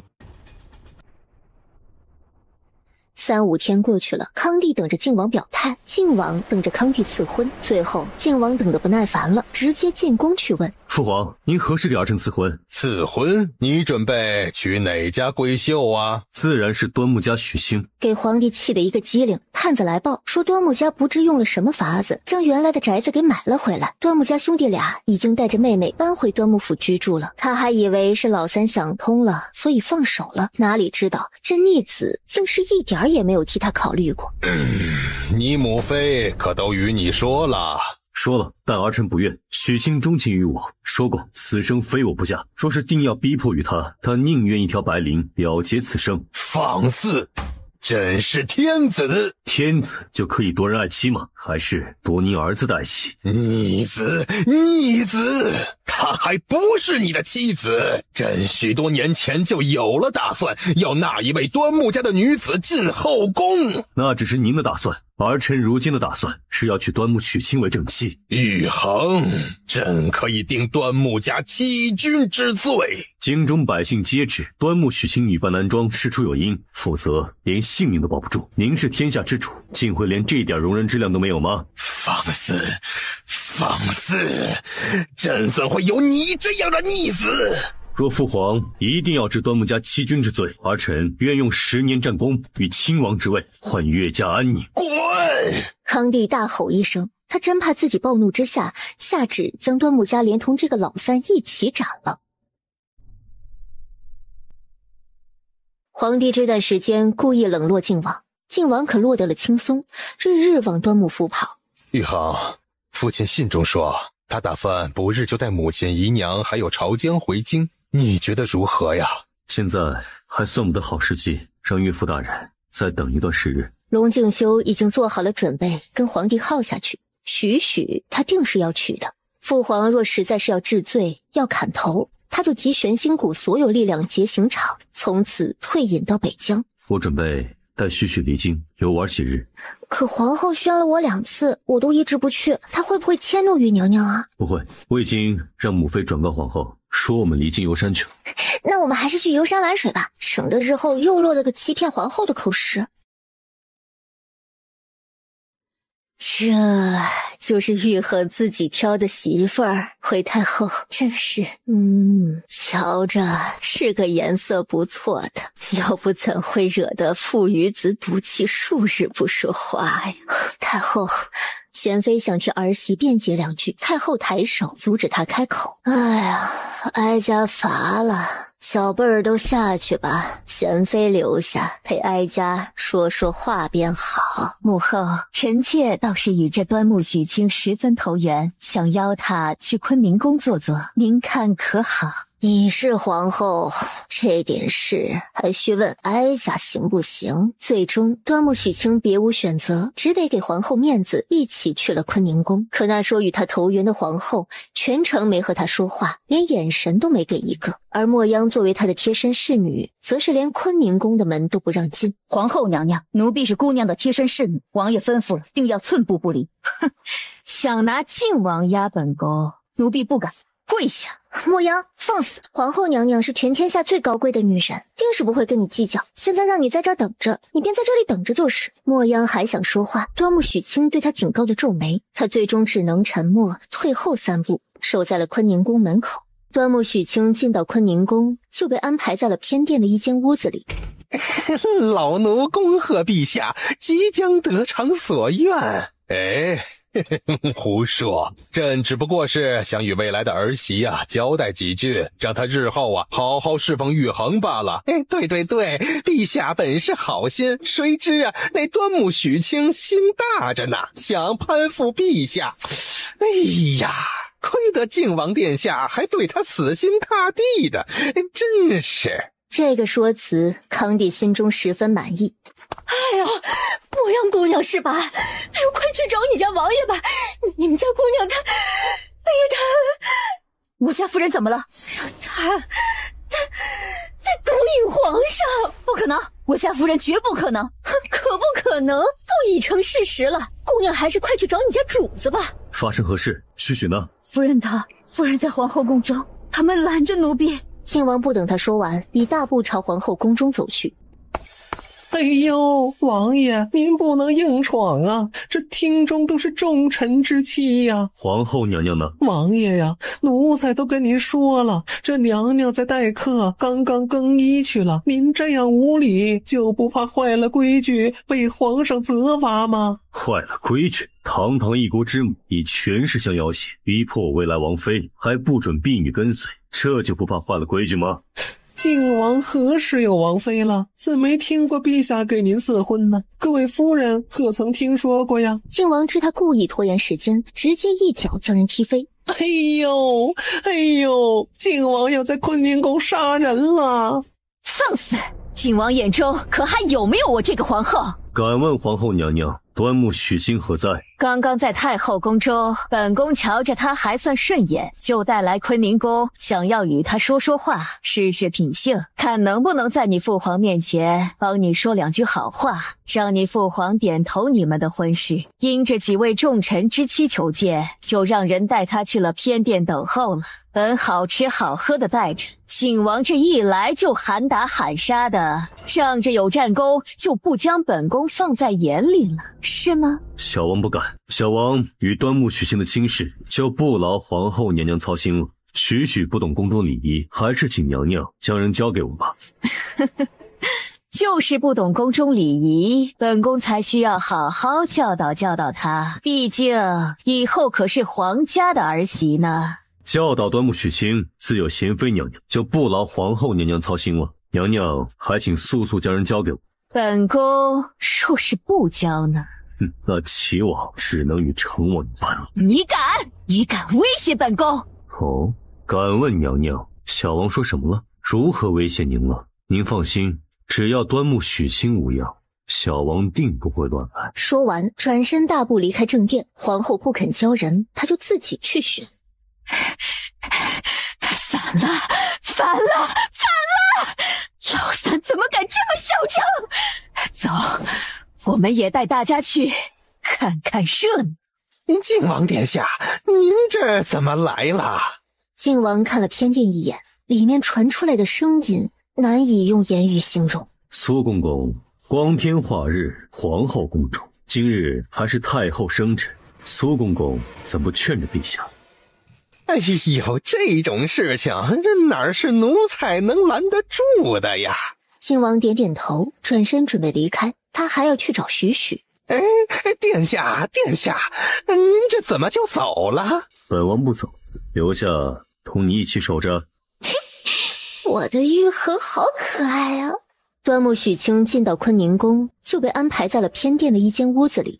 瞧着屋子的装潢还搞得挺华丽，都这样了，要说皇后不搞事情，谁信呢？于是他将整整齐齐的被子抖散，一床裹成圆筒睡在枕头上，一床盖上，营造一副美人在睡觉的假象。接下来就是躲进操作间，等着幕后的傻鱼上钩。老奴恭贺陛下即将得偿所愿。一国之君呢？去他大爷的皇帝！若不是怕医疗系统责罚，我都想直接给他安乐死算了。垃圾！这里面的女子他是您中意的端木许清啊！陛下说父子之间哪能真的记仇一辈子呀？陛下呀，本来是找皇后娘娘的，可听闻端木许清在偏殿，就说来告诫他几句，然后啊，趁着今天是太后的生辰，给您把婚赐了。哪知道这端木许清，他居然勾引皇上啊！龙敬修本来耳力极佳，刚刚听出里面的动静不该是许许，可现在苏公公这么一说，他也有些拿不准了。里面没有女人的声音，万一是许许被迷晕了怎么办？不行，靖王殿下，这个时候您不能进去呀！滚！靖王殿下得罪了。话音刚落，他就如不久前那黄公公的命运一样，直接被靖王踹了出去，把门给撞开了。这下子就好了，里面的场景让所有人都瞪大了眼睛，特别是带着若干臣妇匆匆赶过来想要看好戏的皇后。只见尊贵的大前皇帝将自己剥了个精光，然后对着一团被子热情似火。见过民间土狗子的人，脑海中自然而然地浮现出了一幅不雅的画面。出去，都给咱家出去，走！请大夫啊，赶紧请大夫啊！你们怎么会这样？呢？人呢？是啊，人呢？奴才安排的妥妥的，好几个人盯着呢，人进去就没出来的。这申嬷嬷，快将刚刚所有人都拦住，不能让他们去外面乱说。还有靖王呢？靖王人呢？此时说不定许他和那妖女脱不了干系。玉衡，你来了，你是来找我的吗？许去哪里了？我本想找地方如厕，但这宫中处处都是一样，没有模样跟着我，走着就迷路了，找了好久才找到皇后安排给我休息的院子。龙敬修一把将人拉进怀中，心中后怕不已。无论许是怎样离开这个偏殿的，都很庆幸他不在里面，没有看到那荒唐的一幕。哎呀，玉衡松开，这是皇后宫中的。我们回府。靖王殿下留步，皇后娘娘有旨，你们还不能离开。靖王只是淡淡的看了他一眼，不准备搭理，倒是许清拉住他。玉衡，既然娘娘让我们留下，我们便留下好了。好，依你。王爷这边请，奴婢带您去歇息。靖王是留下了，可那些臣妇跑得可快了，并且第一时间就将皇后宫中的事儿给传了出去。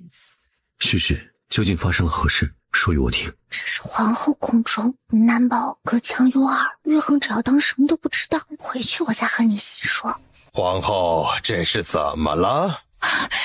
陛下，您终于醒了。您可知之前您都做了些什么？许是那女子用了什么药，迷了朕的心智。不过既然木已成舟，便封她做个才人吧。老三那边，朕去与他说便是。陛下不是说不会给他位分，事后就让他留在臣妾宫中吗？朕之前是这样打算的。但端木善成和端木荣彻都是不可多得的人才，他们的妹妹进了宫，若是没有位分，这两人心中定是会埋怨朕不公。那陛下可知，刚刚与您春风一度的根本不是端木许清。不是端木许清，那还能是谁？苏公公，您与陛下说说，到底发生何事吧？陛下想必有些饿了，臣妾去给您准备些膳食。究竟发生了何事？可是老三想造反不成吗？奴才说。虽然知道这是丑闻，足以震惊举国上下的丑闻，苏公公也不敢隐瞒，只得原原本本地还原了当时的画面。调动金引卫，将看到的人全部处理掉。陛下不可呀！那一个个都是重臣之妻，若是一同死了，这说不过去呀！而且这都过去这么久了，他们要外传，这肯定老早就外传出去了。你是说皇后当时没有将人全部扣下来？许当时皇后娘娘也吓糊涂楚了。当时老三也在。是，这都怪三殿下，若不是他不顾奴才阻拦，强行将门踢开，哪儿会有后来这些事儿啊？人呐，赛呢？娘娘将殿下和那端木许清一同留在坤宁宫呢，这其中大有问题呀！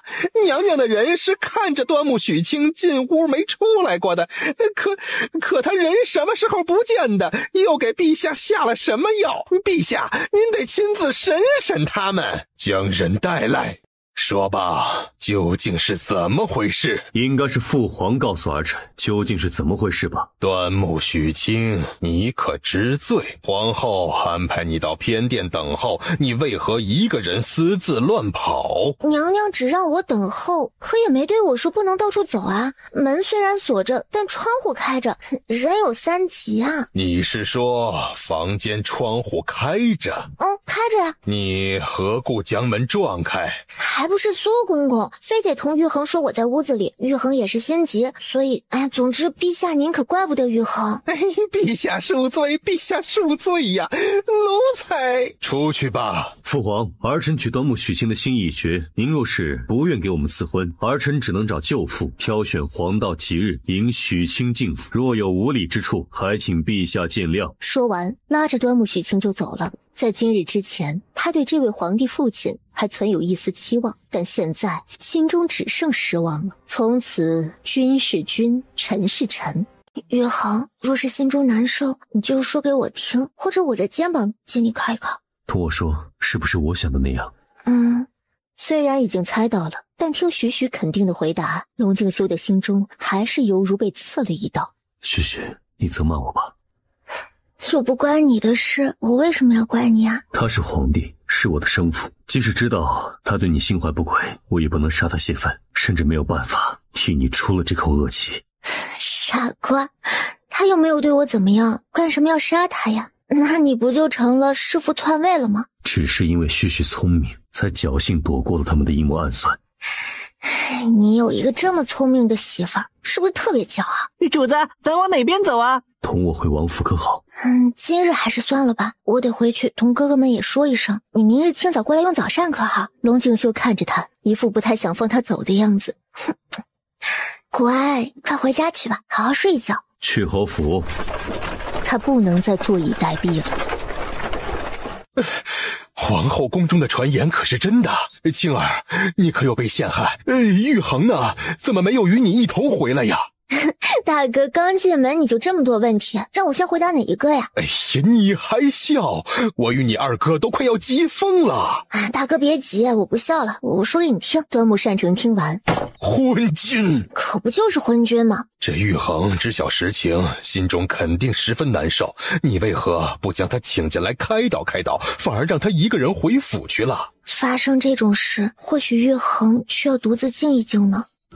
也是，玉衡确实该好好想想此事如何解决。无论皇帝同不同意，你们的婚事都不能再拖了。此事想必玉衡自有打算的。大哥，今日太医院那边可有查出皇上是怎么了？传言皇帝当时如同……究竟是怎么回事？大哥是想说皇帝怎么像发情期的野狗子一样，对吧？薛表兄给我的药，他说宫中人心险恶，若是有人想对我们无礼，我们也不必顾及别人的面子，那是一种强劲御药加致幻药。这个薛孟畅一天都鼓捣些什么东西？我倒是觉得还挺有用的。龙康义，你可知罪？来人，来人！你是何人？是人是鬼？白日不做亏心事，半夜何去鬼敲门？何人装神弄鬼？胆敢戏弄一国之君，你是有几颗脑袋够砍的？出尔反尔，贪心不足。作为父皇，为了私欲竟做出与皇儿抢妻的荒唐事，如此德行有亏，怎配做着大前国君？你是谁？你究竟是谁？看得到人，康帝还可以镇定，可现在只听到声音就在寝宫，却看不到人。康帝是真的有些慌了。陛下，发生何事了？给我搜，屋子里藏了人，马上去请国师进宫。朕倒要看看究竟是何人装神弄鬼。冥顽不灵，你是人是鬼？给我抓住他！两个禁军大步朝他走去，刚要触及，那白衣女子消失了。龙康义，本仙姑是天山上端木家的先祖，今日是特来警告于你，莫要贪得无厌。端木家已将端木若兰许配于你，端木许清注定是英勇战神之妻，你若再从中作梗，本仙姑定不轻饶。你是仙姑，是端木家的先祖？本以为赐我后人灵力是他们的幸事，不想最终却成了他们的噩梦。即日起，本仙姑将收回端木家女子身上那丝圣洁的血脉，从此之后，她们与普通女子无异。说完，转身就走。回过神的皇帝只见那白衣女子直接穿墙而过。仙姑留步！你还有何事？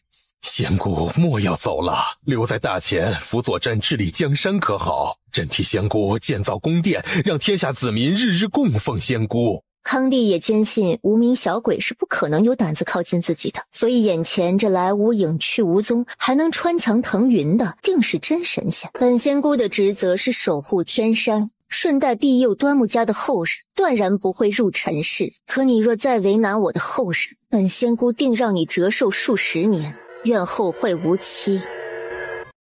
靖王何在？陛下，靖王殿下已经许久不上朝了。荒唐！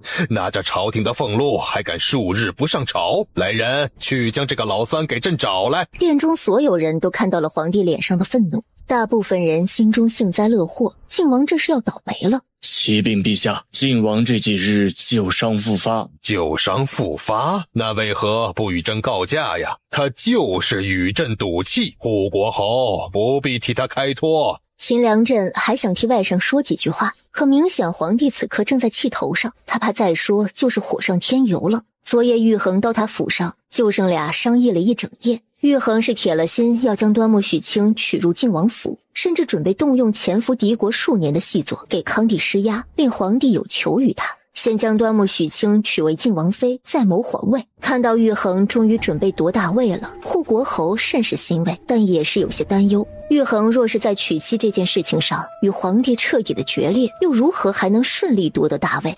拜见陛下。靖王龙敬修接旨。龙敬修站着没说话，很明显这圣旨他不打算接。许福，宣旨吧。奉天承运，皇帝诏曰。一大堆文绉绉的知乎者也，将人脑袋都绕晕了。但重点很明确，赐端木家端木许清给靖王为靖王妃。靖王殿下，您倒是接旨谢恩呢。谢主隆恩。连声父皇都不喊了。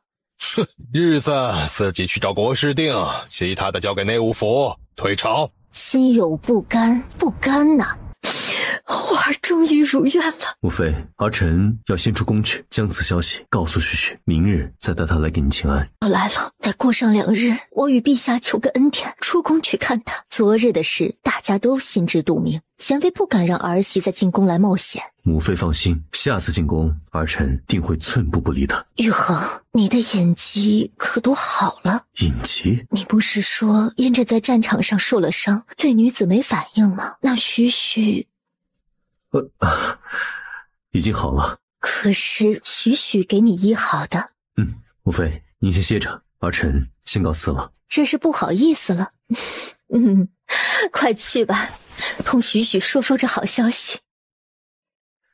许许，快起来，我有好消息要说与你听。他是真的做好跟皇帝刚到底的准备，可哪里知道突然一下子就这么顺利，所以即使知道许许在睡觉，他也要将他喊起来，第一时间与他分享这个好消息。玉衡，怎么了？皇帝赐婚了，以后再也没有人反对我们的亲事了。真的吗？你高兴就高兴，亲人家干什么呀？我都还没洗脸呢。许许昨夜没有睡好，怎的大白天睡觉？没有啊，我昨天晚上睡得很好，只是近段时间不知怎么了，总是犯困。反正你都不在家，我也没事做，所以就回房睡觉了。怎么了？你看着我干什么？大半夜偷偷溜进宫，装神弄鬼。面对玉衡，端木许清还是有点心虚的。毕竟这家伙有时候晚上睡不着，会悄悄地溜进他的闺房，偷个香什么的。希望昨天晚上他没有来，没有发现他不在房中。许许如此贪睡，可是腹中有我的孩儿了。是谁告诉你嗜睡就是怀孕了？母妃怀小九的时候就整日疲倦犯困。许许，快给自己把把脉，看本王是不是快要做父？想要做爹爹？那你可还得加把劲儿。真的还没有？你我好久没有同房了，哪来的孩儿啊？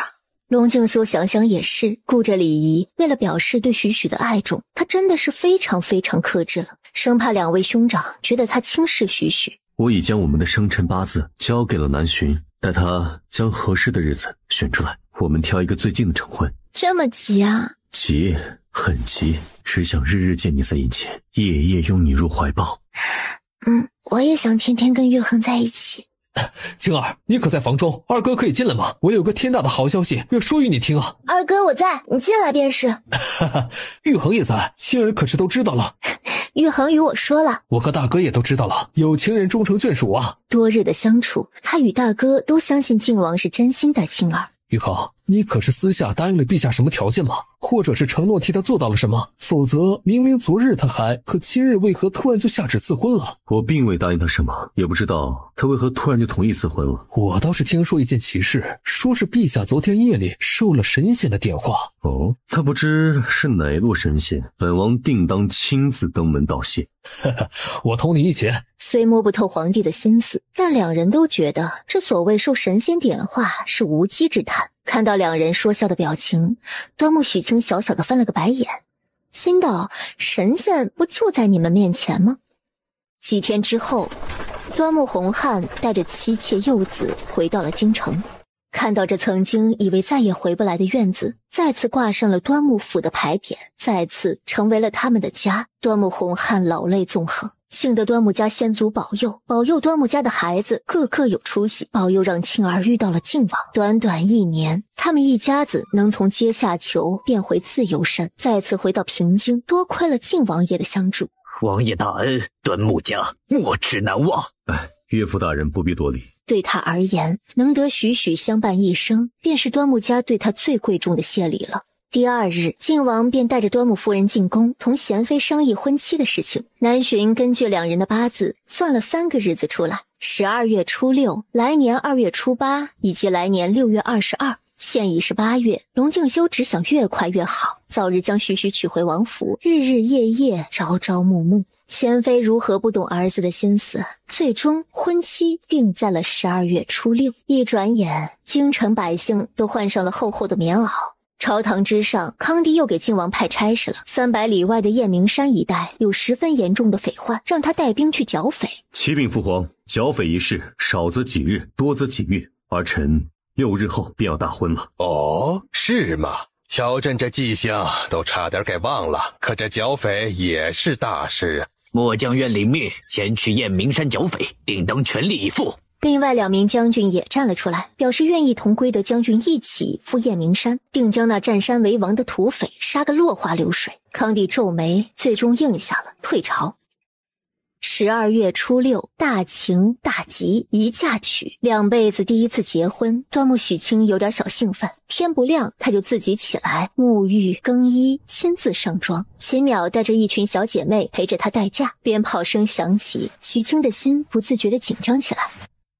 王爷，我家三妹今日起便交给你了，还请善待于她，包容于她，爱重于她。大哥放心，玉衡自当说到做到。蒙着盖头，许清只能看见地板。许许玉衡何事？无事。龙玉衡笑着答，他只需要确定一下，这蒙着盖头的女子可确实是他要娶的女子。毕竟这种新娘临时被换的事，在京城不是没有发生过。他不允许这场婚礼有一丁点的差错。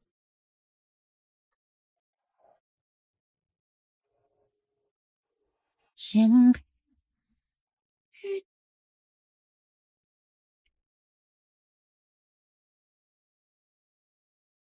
洒过百把纹，心蝶声声空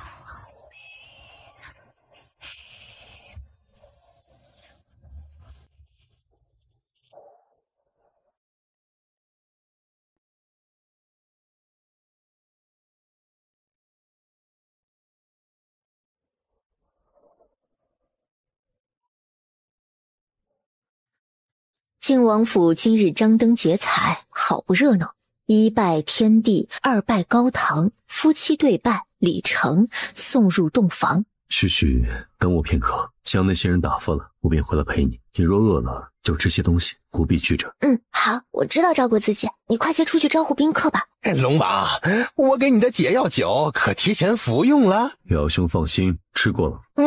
今日啊可是大日子，你可不能变醉猫啊。自然不会。那镇雄风的药丸可也要给你来点儿。龙敬修一噎，若不是场合不对，他真想把这人给丢出去。本王用不着。行，用不着最好。你赶紧待客去啊，我得四处转转，若是让我逮着想要捣乱的，我定不轻饶。有劳表兄。今日皇帝和贤妃都出宫来了，跟前来道贺的宾客一起把酒言欢。天黑之后，皇帝起驾回宫，其他王爷也陆续离开。新郎一脸醉意，由小松子扶着回房。王爷该喝交杯酒了。一系列的仪式走完，闲杂人等退去，新房中终于只剩新郎新娘了。龙敬修将娇媚的人儿搂入怀中，红烛跳跃，映出帐中娇蝶的身影。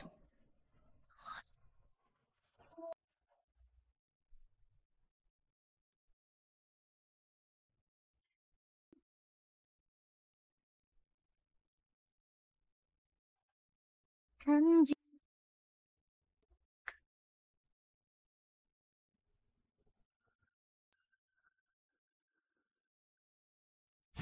恭迎父皇回宫。不是说受了风寒回府养病了，怎的这个时候还在宫中啊？儿臣有十分重要的事要同父皇禀报。也不看看是什么时辰了，朕今日高兴饮了许多酒水，要歇着了。有事啊，明天再禀吧。此事今夜不禀不行。放肆！话音刚落，不知从哪里跑出两队人马，直接将轿辇包围。再看四周宫墙，竟然密密麻麻站满了弓箭手。你这是何意？此事说来话长，还是请父皇移步御书房，儿臣慢慢与您细说。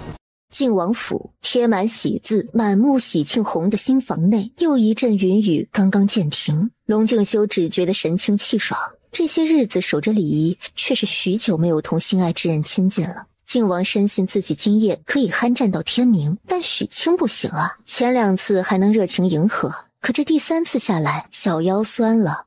玉衡，时辰不早了，我们歇息可好？明日一大早还要进宫给母妃敬茶呢。龙玉衡看着怀中的人儿，人比花娇，他还想狠狠地欺负他，正准备软语甜言将人哄着再来一次，就听见院中明阳的声音：王爷，明阳有急事禀报，端王逼宫，胁迫陛下立传位诏书。旭旭等我。端王逼宫？这该死的王八蛋，可真会选日子。怎么回事？宫中水源被下了毒，所有御林军中了软筋散，陛下是在回乾清宫的时候被端王挟持的。再探，本王更衣就来。他怎么敢？一个看似平易近人、与世无争的大皇子，前些年腿疾不利于行，这里刚刚说寻了名医治好了腿，就要谋反，他哪里来的底气？当务之急是如何进宫，如何破了这局。对，这皇帝老儿都还没有说传位于我家龙王呢，他个不能人道的死瘸子还想当皇帝，这不笑话吗？龙王，你说吧，我们能做什么？事不宜迟，大家一起分析之后，迅速制定了计划。御书房内，孽畜，那是你的弟弟，与你流着相同血脉的弟弟呀！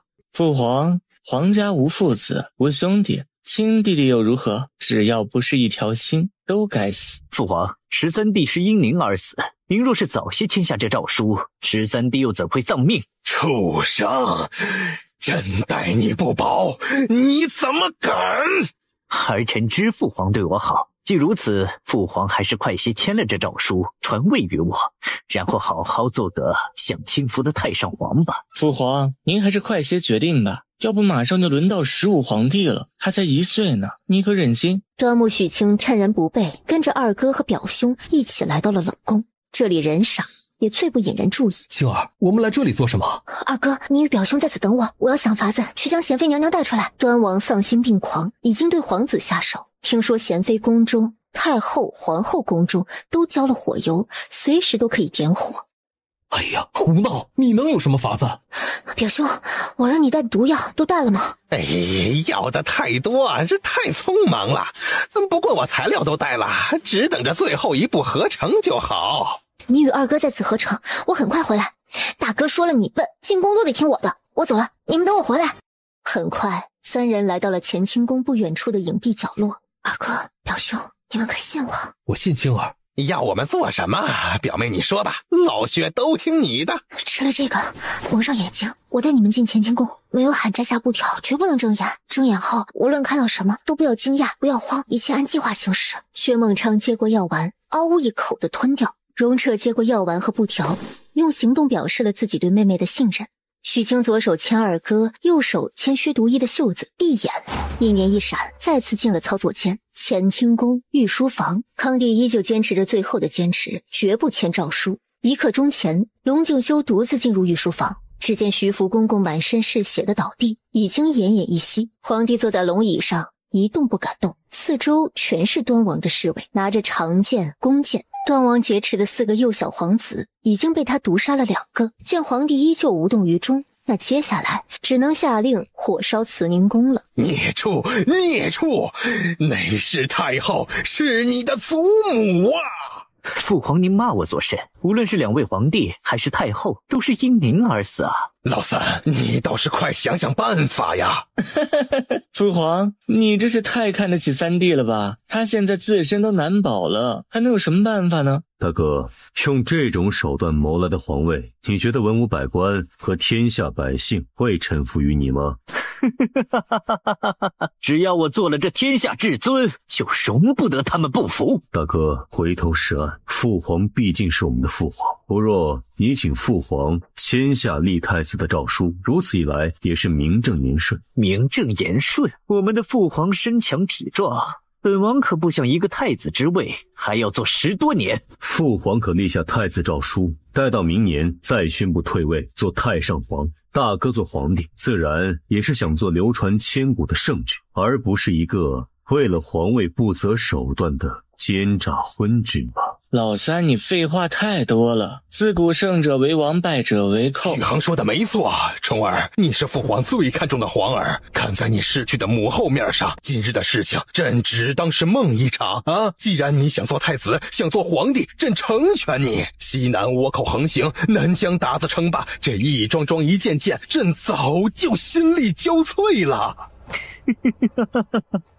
父皇还当我是3岁孩童啊！传令下去，坤宁宫、咸宁宫点火。不可！不可！哼，本王的好弟弟，现在给你个机会，杀了父皇。只要你杀了我们的父皇，本王保证你的母妃毫发无伤。龙敬修心中一惊，但迅速的镇定下来，捡起泛着寒光的长剑，看了龙椅上的皇帝一眼，提剑缓缓走上前去。放肆！宇航，你也反了不成？龙端崇没有想到老三动作如此之快，明明是看到刺向父皇的箭头，竟然像被赋予生命了一样，瞬间一位朝他袭来。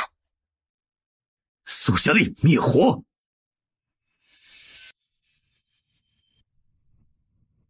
龙敬修住手！你再敢动一下，本王拧断他的脖子！龙敬修被控制住了，但那2岁的皇子依旧被狠狠地摔在地上，哭声渐小，最终没了气息。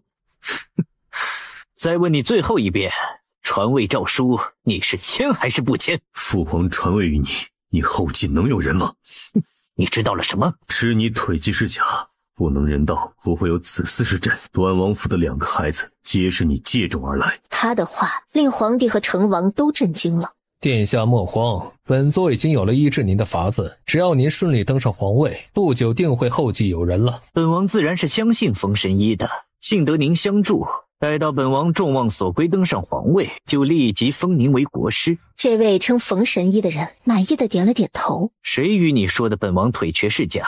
端木许清吗？靖王不答，继续点火。不仅如此，本王还指当日莲花山庄的行刺也是德才兼备大哥一手策划，大哥便已经有了杀君弑父之心吧。一波接一波的暴击，康帝震惊加愤怒，张了张嘴想说话，却发现胸口的位置一阵绞痛。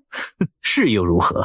三弟现在说这些，不觉得为时已晚吗？二弟，城池在，杀了康帝。不，这毕竟是我的父皇，我下不了手。大哥，想做皇帝的是您，要不还是您动手吧，臣弟支持你到底。殿下，成大事者不拘小节，走到今日，你我已经都没有退路了，动手吧。玉衡莫回头，莫说话。龙静修大惊，许，他居然在自己身后。玉衡莫急，我服了隐身药丸，无人能看到我，你快出言劝阻端王，只需要再拖延片刻，表兄的药就能起效了。大哥不可，你可以要皇位，但绝不能弑父。龙静修出言劝阻端王，端王听进去了。知道自己刚刚是冲动了些，这弑君的事确实是不能他自己亲自动手。王爷接住，施了他。然后拿出一截手指粗细香一样的东西点燃。王爷快动手，外面有人来了，四处搜，发现不是我们的人，格杀勿论。冯神医，发生了何事？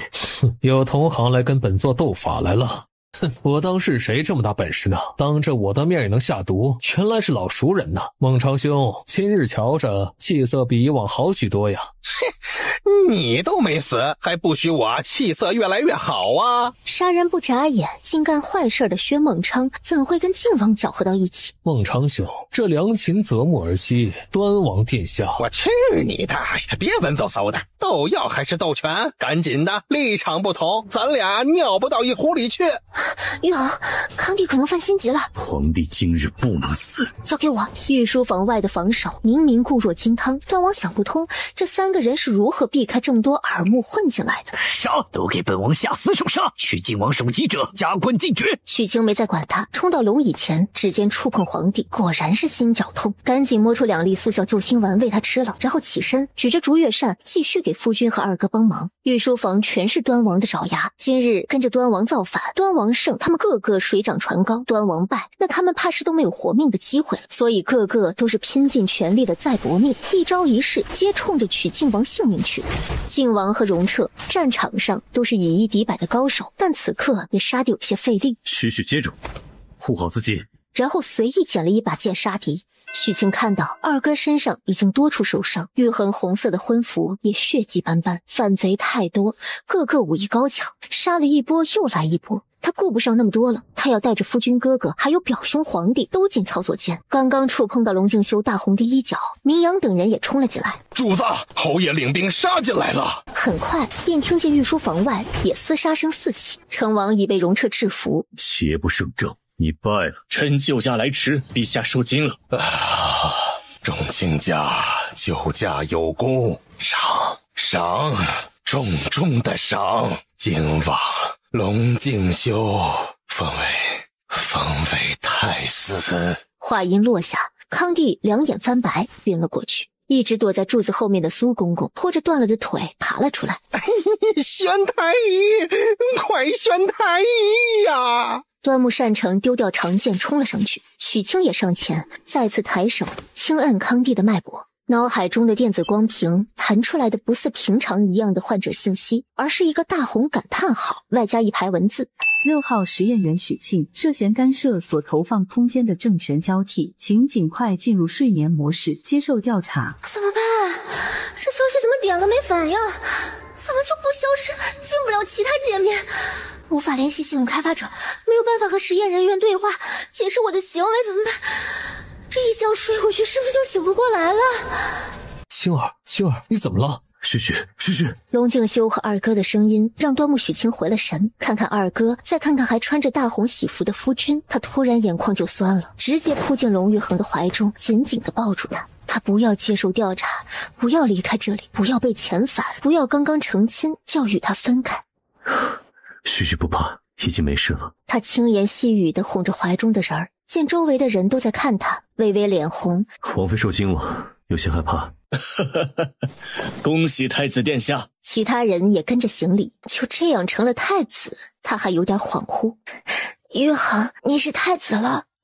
许许昨日刚册封晋王妃，今日就是太子妃了，心中可欢喜？欢喜。许清脸上带着笑，心中却是已经裂开了一道口子，扯得生疼，因为他已经不确定自己还能不能陪着他登上帝位，陪他看万里江山，受百官朝拜。太子殿下，端王与成王两个谋逆者应当如何处理？三爹不关我的事儿，我是受端王蛊惑的，是他说坤神医能给我再生手臂，让我听命于他。先押入宗人府，等候皇上发落。推开御书房的大门，天色已经大亮，整个皇宫充斥着浓重的血腥味。龙静修看着巍峨的宫殿，心中感慨万千。这一夜之间发生的事情太多，幸得许许相助，他最终胜了。再看向身边的人，满目柔情。许许可是累了，让魔阳先送你回府，待宫中事情处理完毕，父皇醒来，我便回来陪你。我不困也不累，你还要做什么？我陪你一起。许清闭眼了许多次，系统显示的都是那句话。他知道自己这一觉睡去，可能就是不知道什么时候会醒，甚至不知道还能不能醒来。可是现在整个皇宫乱成一锅粥，皇帝昏迷不醒，一切都还在等着玉衡做主。他连要如何跟他开口，做个短暂的告别都不知道，只想尽可能的多陪着他，多看看他，将他的模样深深的印在脑海里。好，那许许便跟着我，若是累了，随时与我说。两人先去了冷宫，找到贤妃，将他送回咸灵宫。一直到天色渐暗，晋王才大致将宫中的事情安排好。但皇帝没有恢复正常，他还不得离宫，只能在宫中休息。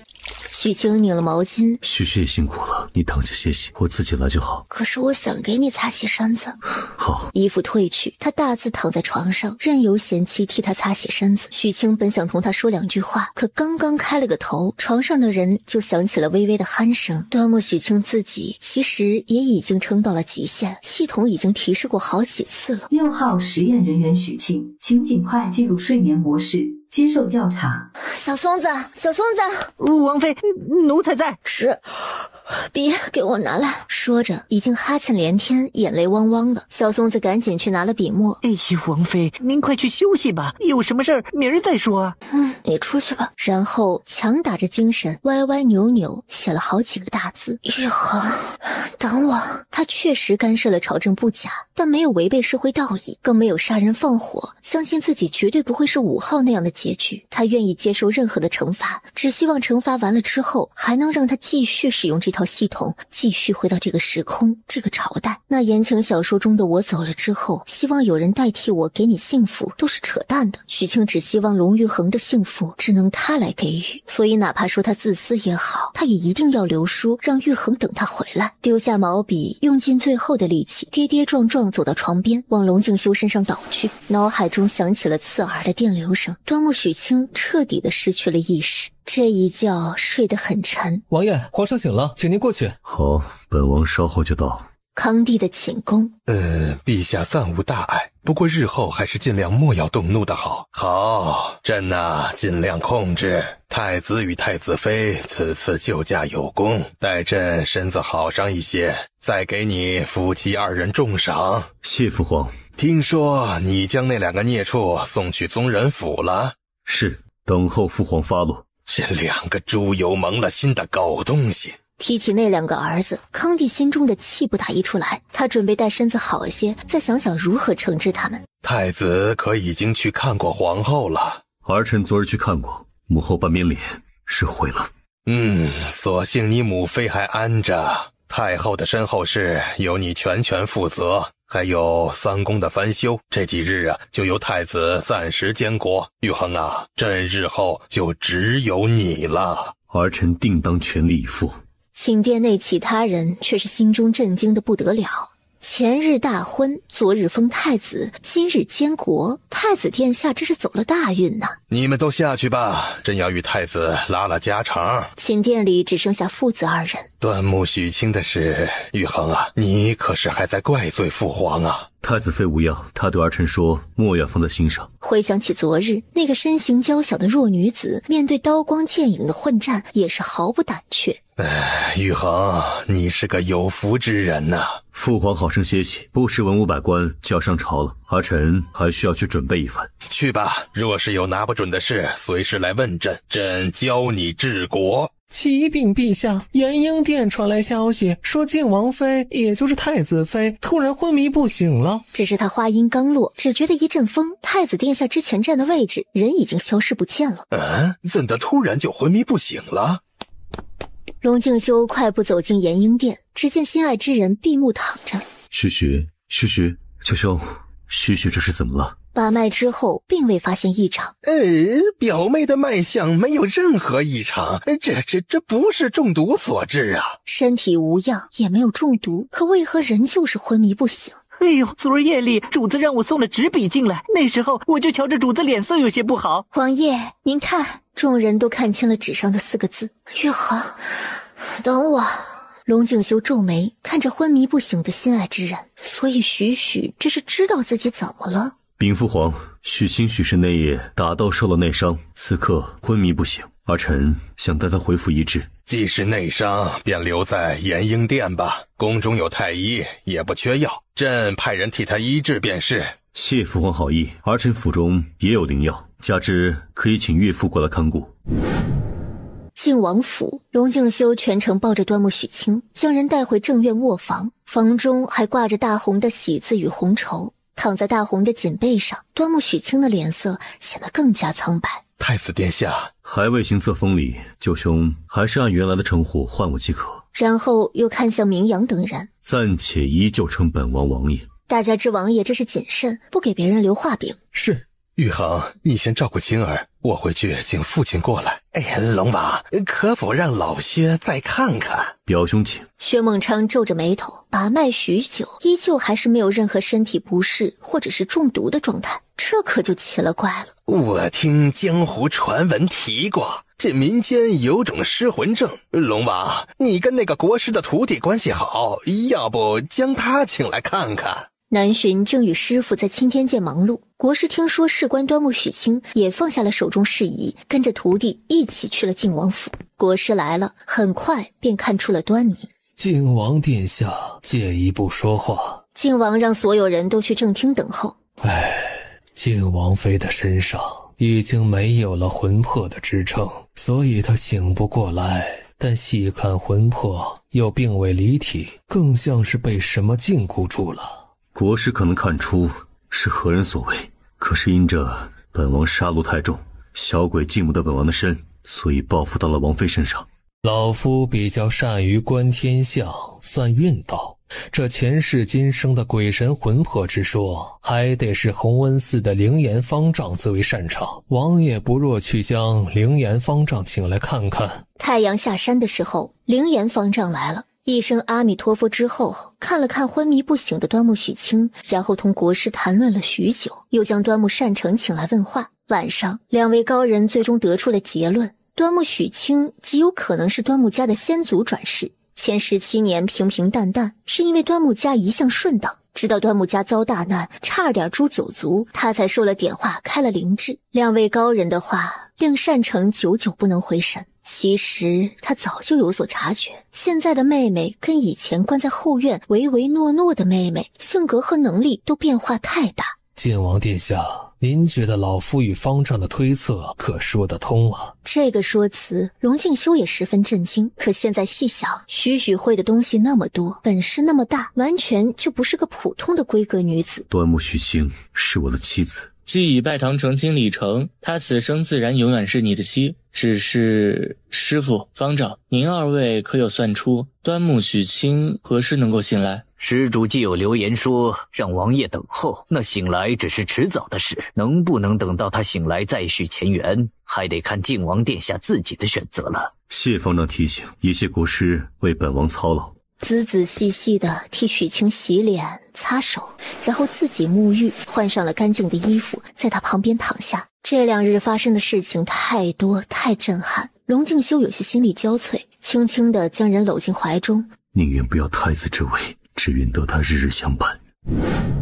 次日醒来，徐徐，你醒了。旁边躺着的人已经睁开了眼睛，可靖王很快就发现他的眼神涣散，人根本就没有意识。王爷，可是王妃醒来了。惊喜过后，龙静修接受了现实，徐徐只是睁开了眼睛，用方丈的话来说，魂魄还并未归位。徐徐，快些醒来可好，莫要让为父久等可好。操作间里的许清其实已经醒了，看到心爱之人如此担忧，他也着急得不得了。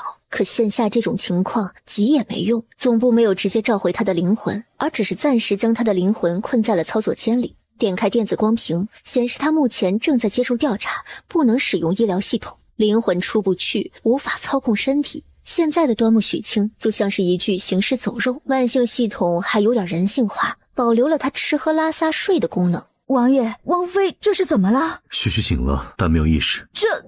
王爷不必担忧，今日王妃醒来，说不定明日就恢复正常了。靖王点点头，他信许许，定舍不得令他等太久的。王爷，您吃点东西吧，若是王妃醒来看见您又不在意自己的身子，定会生气的。好，徐徐，吃些东西可好？令人意外的是，许清真的张嘴接住了勺子。龙静修大喜，又喂了一勺。平日里主子最爱吃的水晶饺，王爷您赶紧为王妃吃一个。徐徐，来。然后就见人真的张开了小嘴儿，咬了一口。靖王脸上的笑容一点一点的扩大，许许还能吃饭，太好了。他说让自己等着，想必醒来也是指日可待的。用过早餐，靖王才有心思将自己也收拾了一下，然后牵着许清去王府后院赏梅。令人欣慰的是，他虽然没有意识，但只要牵着就会跟着走，累了还会打哈欠。靖王又将人带回正院吃饭午休，下午醒来继续逛院子。玉衡今日一直在王府，没去宫中。徐徐这个样子，我如何能将他一人丢下？今日较昨日相比好了很多。靖王点点头。陛下今日让我师父和方丈进宫，定下了册封太子的日子，就在正月初六。正月初六，1个月都不到了。是啊，很快了。但对于太子妃一事，朝中意见还未统一。端木许清是我明媒正娶的正妻，我为储君，她自然就是太子妃，这还需要统一什么意见？话是没错，也有道理，但朝堂之上那帮老家伙呀，这么说吧，你是王爷的时候，那些世家名门贵女想嫁你，顶多是缠缠你的身子，想跟着你吃喝不愁，还能有副好皮囊陪睡，挺好的事儿。但这对他们来说不是必须。可现在你摇身一变成了储君，那就完全不同了。太子妃那是未来的皇后，随便一个侧妃姨娘，将来都可能是宫妃。你现在就是那人人都想咬一口的唐僧肉。玉衡啊，娶她为妻，你的考验还多着呢，前路难行啊。你有话直说。有大臣上表，端木家门楣太低，端木许清自小女扮男装，无德无贤，配不上太子妃之位。好得很，他一定要看看是哪些人如此多事。玉衡，听为句劝，明日起白天，该上朝还是上朝，莫要给人留话柄，说端木许清是媚人心智的妖女。见他看向端木许清，眼中满是放心不下。我回府去了，你明日记得上朝，我一早过来替你守着靖王妃，保证绝对不会让她少一根头发。这个状态将他一人留在府中，即使是有属下守着，也实在是有些不放心。特别是玉衡成了储君，他这个靖王妃不知拦了多少人的路。既如此，便谢过南巡。微臣以为端木家门楣太低，端木家的女子配不上太子正妃之位，还请陛下为我大前的储君另立一位家境殷实、德才兼备的女子为太子妃吧。百姓尚知糟糠之妻不可弃，刘太尉这事让本王做那不仁不义、背信弃义的小人。靖王殿下此言差矣，我等忠君忠国，刘太尉的提议是为我大前的未来考虑，德行不足自行退位，这怎能说是殿下不仁不义、背信弃义呢？那么以下丞相与刘太尉的意思，朕应该立哪家闺秀为太子妃，才能跟朕的太子男才女貌，天作之合呢？臣等拟定了这些世家女的名单，还请陛下过目。皇帝打开一看，不错呀，这真是有备而来。帝师的嫡孙女，丞相的嫡女，还有太尉那年13的嫡长孙女，名单一长串，从正妃、侧妃到良帝、良媛的人选都给安排得明明白白。总之各个姑娘都是家世显赫，才貌双全，还各有所长。拿去给太子过目。儿臣是靖王爷，端木许清是靖王妃。我若是太子，她便是太子妃。我是平民百姓，她就是寻常人妻。请父皇明鉴，玉衡此生绝不停妻再娶。为江山社稷，为大前千秋，请太子殿下三思，择一品行优良女子为太子妃吧。本王的妻子自是品行优良，德才兼备，本王心中她便是最好的。可靖王殿下刚刚被陛下封了太子，端木许清就昏迷不醒，这怕是命格太低，接不住这天大的福气吧。他此话一出，其他人都议论纷纷，觉得很是有道理。这若不是在金銮殿上，龙敬修能直接抡起拳头将这群老东西揍个鼻青脸肿了。陛下，您觉得这端木许清可担得上太子妃一职？端木许清是朕赐给玉衡的靖王妃，按理说玉衡为太子，她为太子妃是合情合理的。但现在朱清家的担忧也不是没有道理，端木家门楣确实有些低了，可我大前的开国皇后不也是一介平民吗？所以此事啊，还真的有些为难呐。皇帝这话令大臣们一时摸不准他究竟是站在哪一边，只能一起大呼陛下英明。诸位大人的好意，玉衡心领，但本王此生只钟情于端木许清，所以各位莫要白费口舌了。好狂妄的口气，给帝师几个叽歪不停的大臣气了个踉跄。靖王这是只差没说他们家的女儿都入不了本王的眼。好了好了，一大早吵得朕脑仁疼。正月初6是玉衡的册封礼，若是在这之前端木许清醒了恢复正常，那便与玉衡一起册封为太子妃。若是依旧没有醒来，那再做打算也不迟。好了，退朝吧。老太傅来找朕，所谓何事啊？自然是太子妃一事，陛下。朕已经说过了，端木许清是朕赐的靖王妃，现在呢，她并未犯妻出之罪，甚至还救驾有功，加之玉衡全力维护，朕即使是皇帝，也不能下旨让她停妻再娶呀。可是现在端木许清昏迷不醒，施蕊年时久，确实早就该婚配了。未来的贵妃之位，王老太傅以为如何？可还满意呀？施蕊从小琴棋书画样样精通，不能做正妻，实在是委屈呀。正妻尚在，又无大错，怎能随意休妻呢？皇后虽然脸毁了，但她依旧活着，背后还有萧家，她总不能吃了她的后位吧？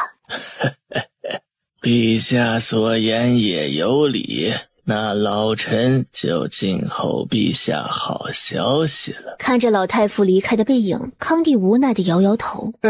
只听说过父债子还，可没听说过子债父还的。这个老三呐，还真是令朕不省心呐。小蔡子，替朕记着，待太后出殡之后，下旨封王施蕊为贵妃。既然王家一心想要将女儿嫁进皇家，玉衡不肯，那便只有他这个做父皇的出来替他解围了。是，奴才记住了。另外再下一道圣旨，太后出殡，只要是上了皇家玉牒的，族谱上有名有姓的，都不得缺席。若实在缺席的，就在太后入陵后去守陵7日。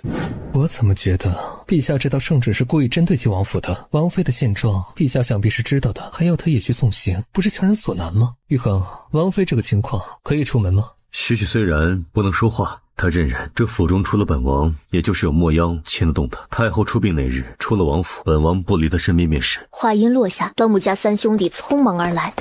龙王，听说今儿个在皇宫里，皇帝逼你重新选个女的当太子妃了。王爷，可确有此事？龙敬修将宫中发生的事情简要说了一下。王爷，又让您为难了。许是我妻，又何来为难一说？正月初6，这是1个月不到，那万一表妹还没醒的话，你就不能想点好的？打我干什么？我反正凡事啊，都要先做好最坏的打算，那才能有好的应对方法呀，不是？那个时候，许定然已经醒过来了。单成和荣彻点头赞同，大家一起看向南巡。你们看我干什么呀？我也算不出王妃何时能恢复正常。哼，你怕也只是个假神棍呐！气得南巡直接跟薛孟昌两个大打出手。小松子，去请王妃过来看大家。公主，王小姐，请用茶。怎么的？府上没主子了吗？派你出来待客，你们王妃呢？哼，真是瞧不上本公主啊！所以面儿都不露一个。公主殿下，您应该是知道的，我们家王妃……放肆！你一个小太监，有什么资格跟本公主做解释的？让你家王妃出来，省是病殃殃的。这王府要她何用？没用就自请下堂。七公主龙恒就是当初喊原端木许清爬树摘玉兰花，然后不小心摔下来磕了脑袋的罪魁祸首。回想起那个时候的端木许清，一副唯唯诺诺、胆小怕事的样子，可现在她居然变成了自己的三嫂。还有那一日太后出殡，太子哥哥居然全程牵着那个女人。哎呀，这是谁呀？大清早就到府上闹闹喳喳的。南巡哥哥，你怎么也在这里？太子殿下出去办差了，公主和王小姐前来，可有事？我和诗蕊姐姐是来探望三嫂的。哦，那确实不巧，王妃还在歇息呢。南巡哥哥，你别骗我了，那日我都看着了，王妃能走能跳的。再说了，我与诗蕊姐姐就不是外人。说着，对小松子发号施令：快去将你们王妃请来。王妃在歇息，不见客。诗蕊姐姐不是客。公主殿下不可乱说。我哪里有乱说？你是我父皇即将封位的太子侧妃，以后这里就是你的家，你哪里还算是客人啊？此话信息量太大。太子侧妃，南巡公子莫听七公主的，陛下只是与祖父口头说过而已。父皇只是口头说了封三哥为太子，那三哥现在就是太子啦，君无戏言。送走两个娇小姐，赶紧派人去给玉衡送信，然后又快步去了主院。只见荣彻正拿出一个街上买来的小泥人儿，问端木许清可喜欢。操作间的端木许清翻了个白眼，二哥这是将他当成3岁孩童了吗？荣彻，不好了！怎么了？何事不好了？七公主说，陛下答应王老太傅要封王家嫡女王诗蕊为太子侧妃。封批皇帝要封太子侧妃，端木许清心中一急，这若是圣旨下了，玉衡还能公然抗旨不成？急，非常急。他点开电脑光屏，依旧是那句调查调查。对面到底有没有人？能不能听我解释一下，给个自辩的机会啊？许清砸得很重，光屏只是闪了闪，下一秒终于弹出了一句与之前不一样的文字：关于对6号实验人员许庆的处罚决定。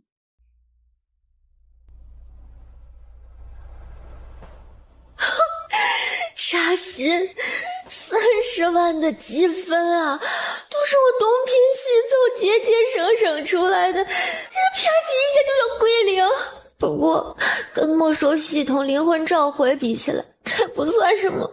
是否接受处罚，上缴所有积分。别说是扣除现在有的30万积分，就算是再让他欠账30万积分，他也要点同意啊。端木许清果断地点了是，然后就看到一点点积累起来的积分飞快地跳跃着归零。端木许清只觉得脑子里响起滋滋滋的电流声，眼前的数字跳得他一阵头晕，然后整个人就失去了意识。王妃今日如何？今中午，王妃本来在厅中坐得好好的，可听说陛下要给您赐侧妃，就晕过去了。这会儿还躺着呢。大舅爷也刚刚下旨回来，正在给王妃诊脉呢。大哥，许可有状况？没有，脉象无碍。王爷，陛下他……舅舅放心，本王也有对策。龙王，你下旨了，可用过晚膳了，要不要一起吃点？本王稍后用膳，此刻前来是想问问表兄，可有那种不伤根本就能暂时……啥？龙王，你想让自己不举？一瞬间，机智的薛独一想到了许多种可能性，比如说表妹现在病着，龙王不好下手，可又顶不住年轻气盛，所以只能让自己暂时不举。龙敬修知他心中绝对是没想好事儿，黑着脸：本王是不想纳侧妃，要以此理由赌父皇随意下旨。哦，原来是这个用处啊！放心，交给我呀，一会儿吃了这饭，我就替你调制。第二天一大早，薛孟昌就来主院大呼小叫：龙王，这是你要的药，你放心，对身体呀绝无任何一点伤害。这是什么？薛孟昌一脸得意地将这药的神奇效果跟大家科普了一下，几个人一脸的震惊。这是你新研制出来的，找人试过了没有？确定没有副作用？你这是信不过我老薛。本王自然是信得过表兄的，只是这药暂时不用，再次谢过表兄。为何？玉衡可是有更好的对策了。昨日深夜，蔡公公来了，他说父皇的原话是问王老太傅未来的贵妃之位可还满意。父皇口中的未来贵妃是他自己的贵妃，可王老太傅的理解错误，理解成了本王的侧妃。这龙王，你老爹这招可太坑人了吧！坑得好，坑得好啊！哈哈哈哈！圣旨还没有对外宣布，所以昨夜蔡公公只得亲自来同我解释，此事对外切记莫要多言，不能让王家有所防备，一定要让父皇如愿才好。得，这药啊，龙王怕是用不上了。单城，要不你试试？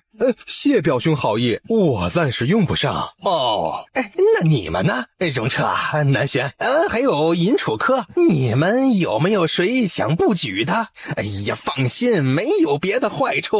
几人找了理由快速离开，因为没有人想要让自己不举的吧。正院房中的端木许清已经身体和灵魂合二为一，听见龙静修的脚步声，准备一会儿逗他一下，再给他一个惊喜。跟前几天一样，龙静修耐心地替他穿衣挽发。主子，早膳已经准备好了。龙静修如往常一样，舀了粥，吹到温度适宜，喂给许清。我不要只喝甜甜的燕窝粥，我想吃饺子，蘸辣椒油的那种。好。这才突然反应过来，许许说要吃蘸了辣椒油的饺子。许许，你醒了，真的醒了。一国亲王面对千军万马也能面不改色的男人，私下里却是如此耐心细致的替他更衣挽发喂饭。见他醒过来，更是一脸如同孩童般的高兴。这样一个男人真的是让许清既感动又心疼。玉衡，我好了，对不起，这些日子让你担忧了。这几天日子与他而言真的是度日如年。听了国师方丈和南巡的话，他一再告诉自己许许定是会醒过来的。可每日醒来看到他都是毫无意识的模样，只有他自己知道心中是有多担忧，甚至是害怕。幸得刚被皇帝封了太子，每日要花大量的精力来应对朝堂上那些牛鬼蛇神，要不然他真怕自己日日时时刻刻地将心思都放在许清的身上，担忧到吃不下睡不着，最终会魔怔。玉衡有些紧，可还有哪里不舒服？就是有点头晕，可能是睡久了的原因，一会儿就好。不是说要吃饺子？来，现在我好了，怕是只有等到以后生了孩子，才能得玉衡如此照料了吧？若是许许喜欢，为父也可每日为你。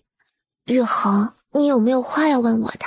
许许什么都不用说，我知道你是为了我，也知道你永远不会害我，永远会护着我，这就够了。那日国师跟方正的话说得十分清楚，许许不是普通人，他极有可能是端木家的先祖转世，并且有许多常人没有的能力，比如说医好舅父和母妃，医好蜀地的异毒，夺回冯老将军尸体，独闯咸灵宫救出母妃，蒙上薛孟昌和荣彻的双眼，将他们带进重兵把守的御书房，等等等等。还有连那夜进宫警告皇帝的，都极有可能就是端木许清。为了帮助他，许许做了许多普通人都做不到，甚至是不敢想的事。国有国法，先有先规，所以他受到了惩罚，并且他应是知道自己会有反噬，为了让他不过度担忧，才留了字条。龙静修很心疼，不知道这几日看似毫无意识的许许，灵魂遭受过什么样的极刑。总之他什么都不想问，什么都不想好奇，怕再给他添麻烦。他只想许许如普通人一样安安静静地待在自己身边，长长久久地陪他一辈子。此事他已经跟单城和荣彻两位舅兄达成了共识，什么都不问，什么都不说，免得许许又受处罚。玉衡，谢谢你。其实我也没有那么伟大，我也不是全部为了你，更多的是为了我自己。我想永永远远跟自己爱的人在一起。话音刚落，龙静修稳住了他，三生有幸遇到他。一人后来过江南，烟雨锁惆怅，听得湖旁轻摇桨，心不知所向。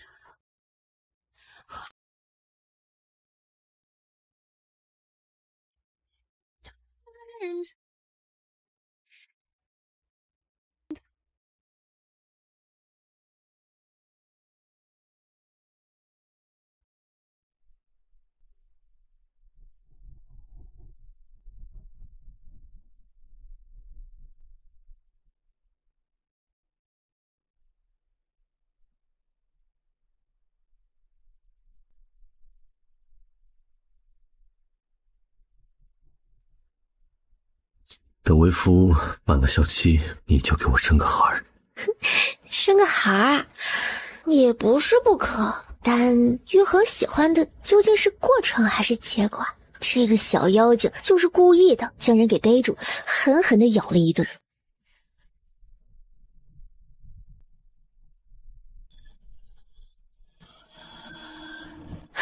肯定都肿了，我一会儿怎么出去见人啊？不用出去见人。旭旭，你醒来的消息，除了府中可信之人，我暂时不准备对外宣扬。许清看着他，等待下文。龙静修娓娓道来：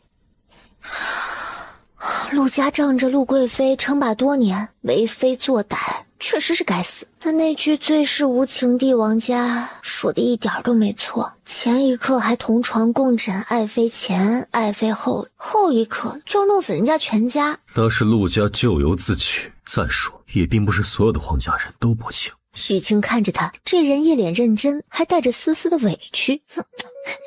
我的玉衡自然是与别人是不一样的，玉衡是皇家最深情的人，遇上你是我的幸运，是我们彼此的幸运。皇帝要给你赐侧妃，此事已经弄清楚了，许许不必烦心。父皇说要给王家女安排未来贵妃的位置，王家人自己理解错误了。皇帝是想把王家女封为他自己的贵妃？是，王家女长得与先皇后有6、7分相似，先皇后的去世一直是陛下心中的痛，也正是因着先皇后的缘故，她才能留龙端宠一条命。那成王呢？虎毒不食子，皇帝不会给世人留下画饼，说他狠毒，他老二也绝对活不长。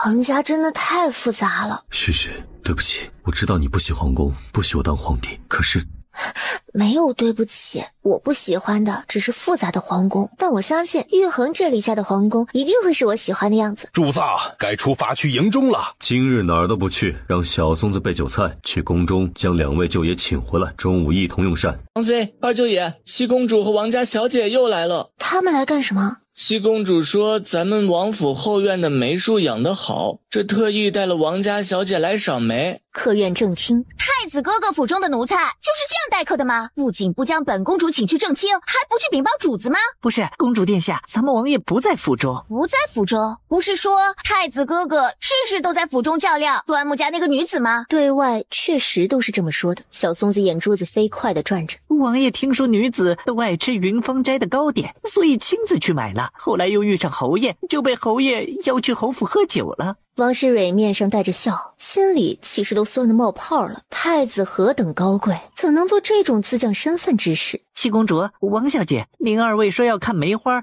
不如让奴才带路。哼，你个狗奴才，也配陪同本公主？新闻端木容彻也在王府，让他来陪同本公主赏梅吧。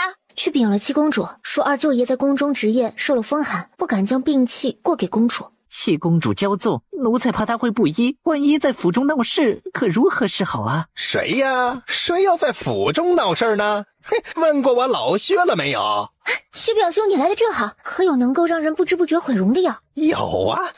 表妹，想毁成什么样子？今日下药，何时起效？还是喝进肚子的？还是闻进鼻子的？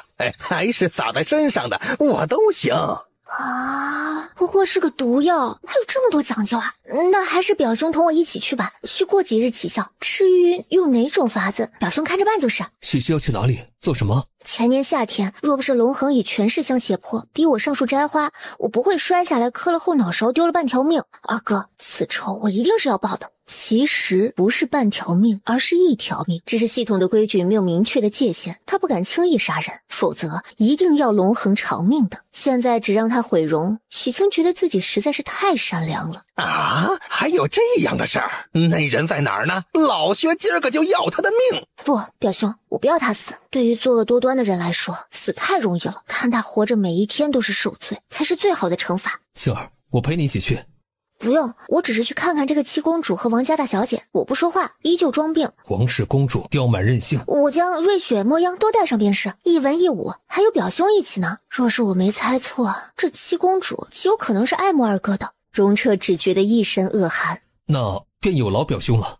一家人这么客客气气的干什么？表妹啊，我前日刚玩出一种药，能让人头发一点一点全都掉光，以后再也长不出来。不仅如此啊，头发掉光之后的大秃头啊，还会每天痒的不行呢。哎呦，那抓呀抓呀抓的破皮儿。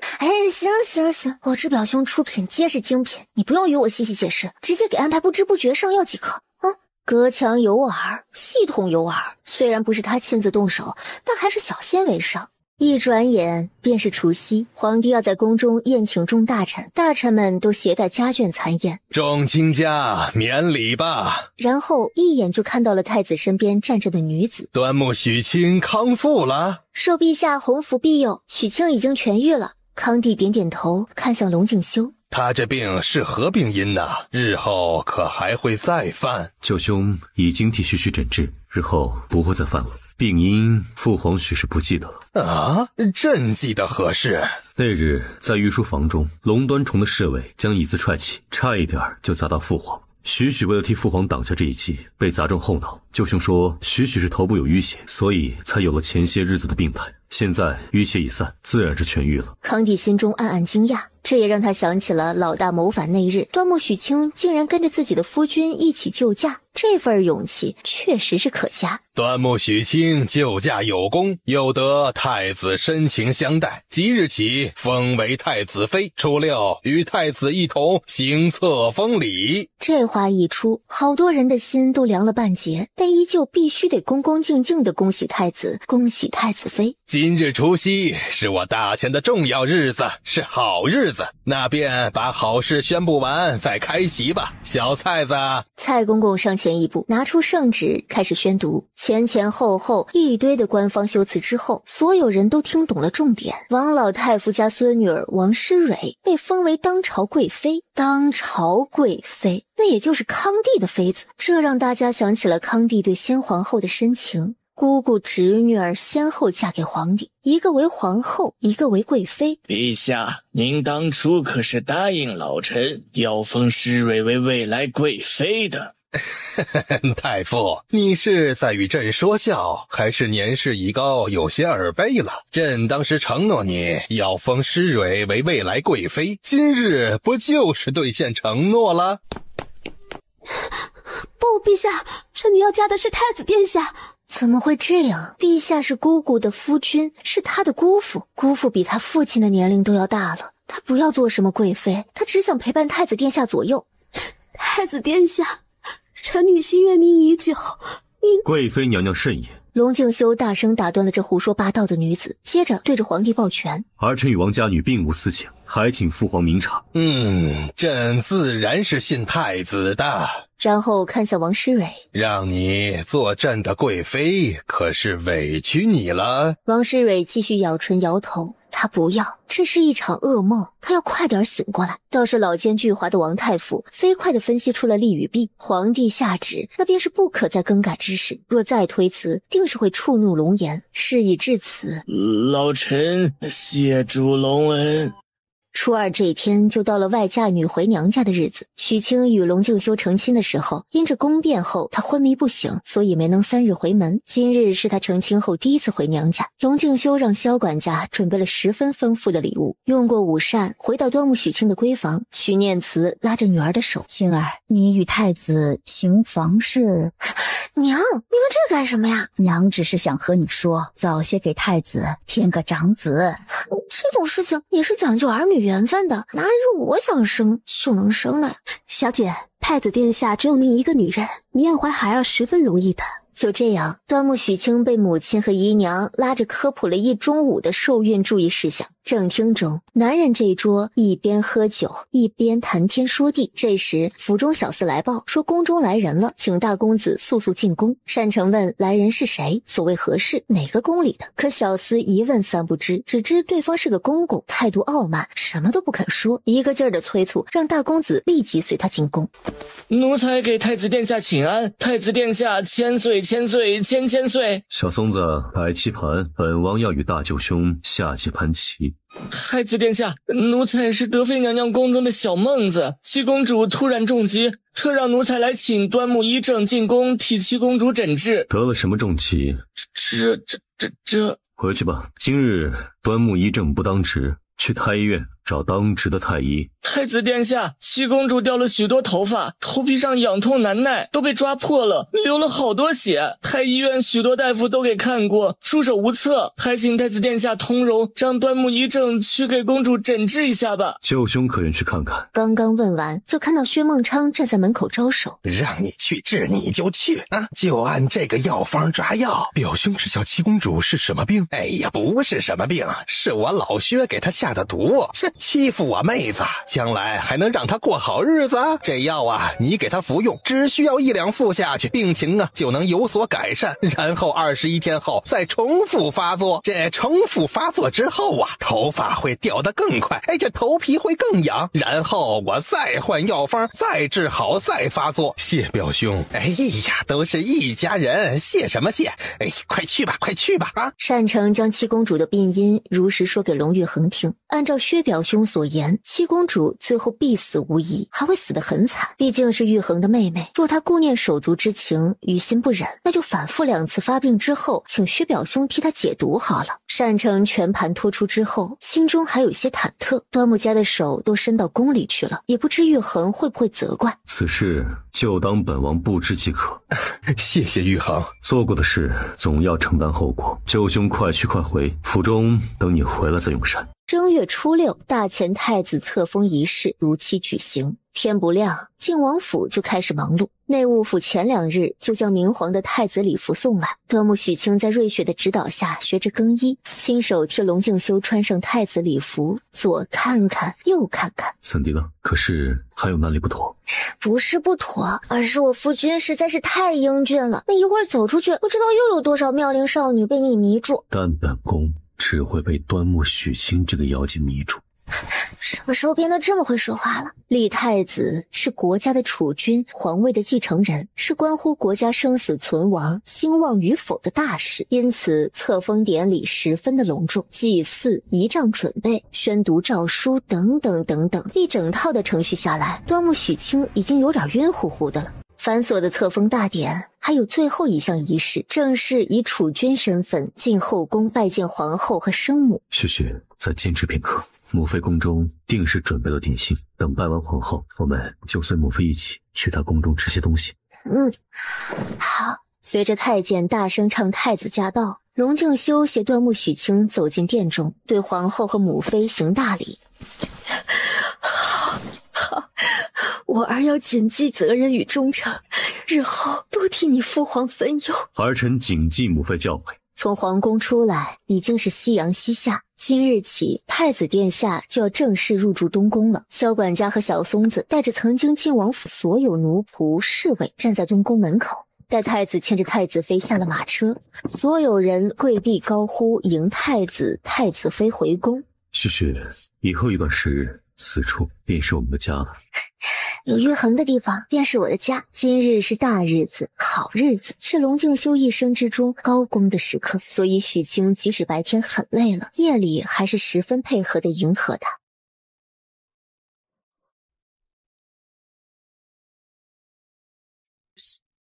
无声却叫人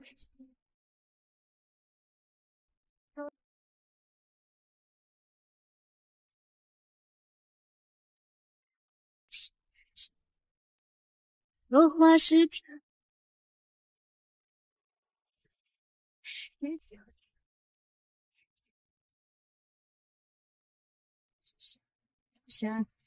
浮浮沉沉，已经不知道是什么时辰。端木许清实在是困得不行，龙敬修才算是勉强吃了个半饱，抱着娇妻，他却是一点儿也不觉得困倦。许今日你答应母妃，要尽快给我生个孩儿的。夫君今日已经十分努力了，物极必反，太多了反而没质量啊！龙敬修脸都黑了。你又怀疑我的能力？这个问题跟一个古代人真的是有点难沟通。要怀高质量的宝宝，男性的质量很重要，次数不能过多。可他在给龙敬修科普这些的时候，龙敬修总认为他是在质疑他男性生命力之源的元阳，这没办法解释呀。我怎么会怀疑夫君的能力呢？只是今日我太累了，答应母妃的事情我一定尽力做到，我们明日再接着努力，可好？龙敬修看着他不说话。哎呀，我知道夫君今日高兴，那我陪你说说话可好？我是真的累了罢了，今日暂且放过他，反正以后来日方长。今日在母妃宫中，你一直问皇后做甚？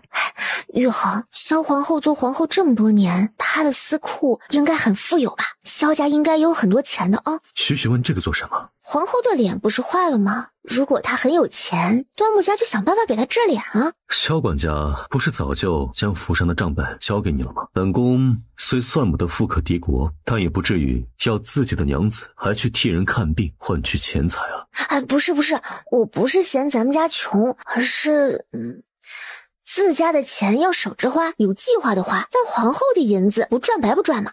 当然我也不是真白赚她的银子，我确实能将她的脸治得比现在要好看一些，只是需要她支付很多的银子。被系统将积分扣光了，她想通过做生意来赚钱，再用银钱买大量的药材，可这速度太慢了，皇后和萧家会不会愿意拿出一半的家产来换容貌呢？所以在母妃宫里的时候，他问了许多关于皇后的人品，就是想衡量一下这个人值不值得帮一把。做了近20年皇后，她自然是很有钱的，加之还有萧家这个后盾，萧皇后的私库殷实得很。那可就太好了。可你是太子，他是齐王生母，端木家要是替他治脸，会不会给你添麻烦？不会，过去这么多年，母妃与皇后，我与齐王，明面上还算是相安无事，不似跟老二一样有着解不开的仇，但立场不同，终究不是一路人。许想掏空皇后的私库，就大胆去做，不管发生何事，有夫君给你担着。龙敬修，你可真好。许去皇后宫中，可态度诚恳一些，装作是想要与皇后交好，所以特拿出端木家祖传秘方，想替她将脸治好。这样要起银子和药材来，才能理直气壮。龙敬修隐约知道许特别喜欢收集药材，虽然他并不知道他拿那么多的药材去了哪里有何用，但只要是他喜欢的事，他都支持。好，我知道怎么做了，打铁趁热，明日我就进宫关心皇后的银子。调皮。皇后宫中，银钱本宫不缺，你需要什么药材可以自己去购买，实在买不到的，本宫也可以想办法帮你找来。但是仅仅凭着你一句话就要本宫相信你，未免有些将本宫当3岁孩童了吧？娘娘有此担忧也是人之常情，毕竟我是太子妃，而太子又不是您所出。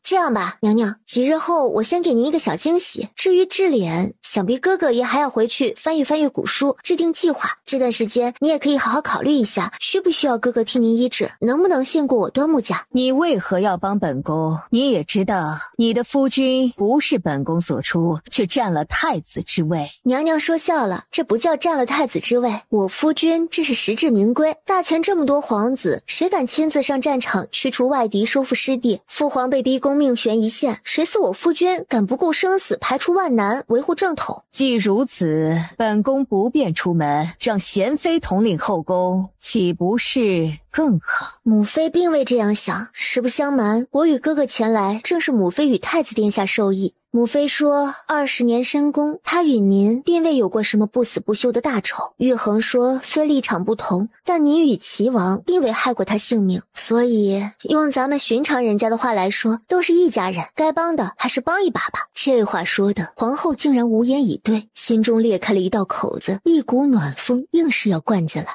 那本宫便等着你的小惊喜。皇后说完又对桂嬷嬷吩咐，去将那对赤金石榴手镯和樱花祥云配曲来。皇后宫中一趟，收获了一对金镯子。许清回到东宫，就进了书房。龙静修回来的时候，就看到许清坐在他专属的小书桌旁边写画画。青儿这是腹中墨水太少，所以准备吃一些补补。这是要画什么都画到自己脸上去了。你知道我不擅长丹青，还取笑我，罚你一会儿帮我画。好。龙静修低低的笑，片刻，一个精致又霸气的凤凰面具跃然纸上。许画这个做什么？送给皇后啊，这样她就暂时不用戴面纱了。许清画这个面具的灵感是来自于一部玄幻剧中的疯批仙姬，那仙姬是真的坏，但面具是真的美，用来给皇后遮脸是再适合不过的了。他将今日皇后宫中的事情说给龙静修听，龙静修听完十分满意。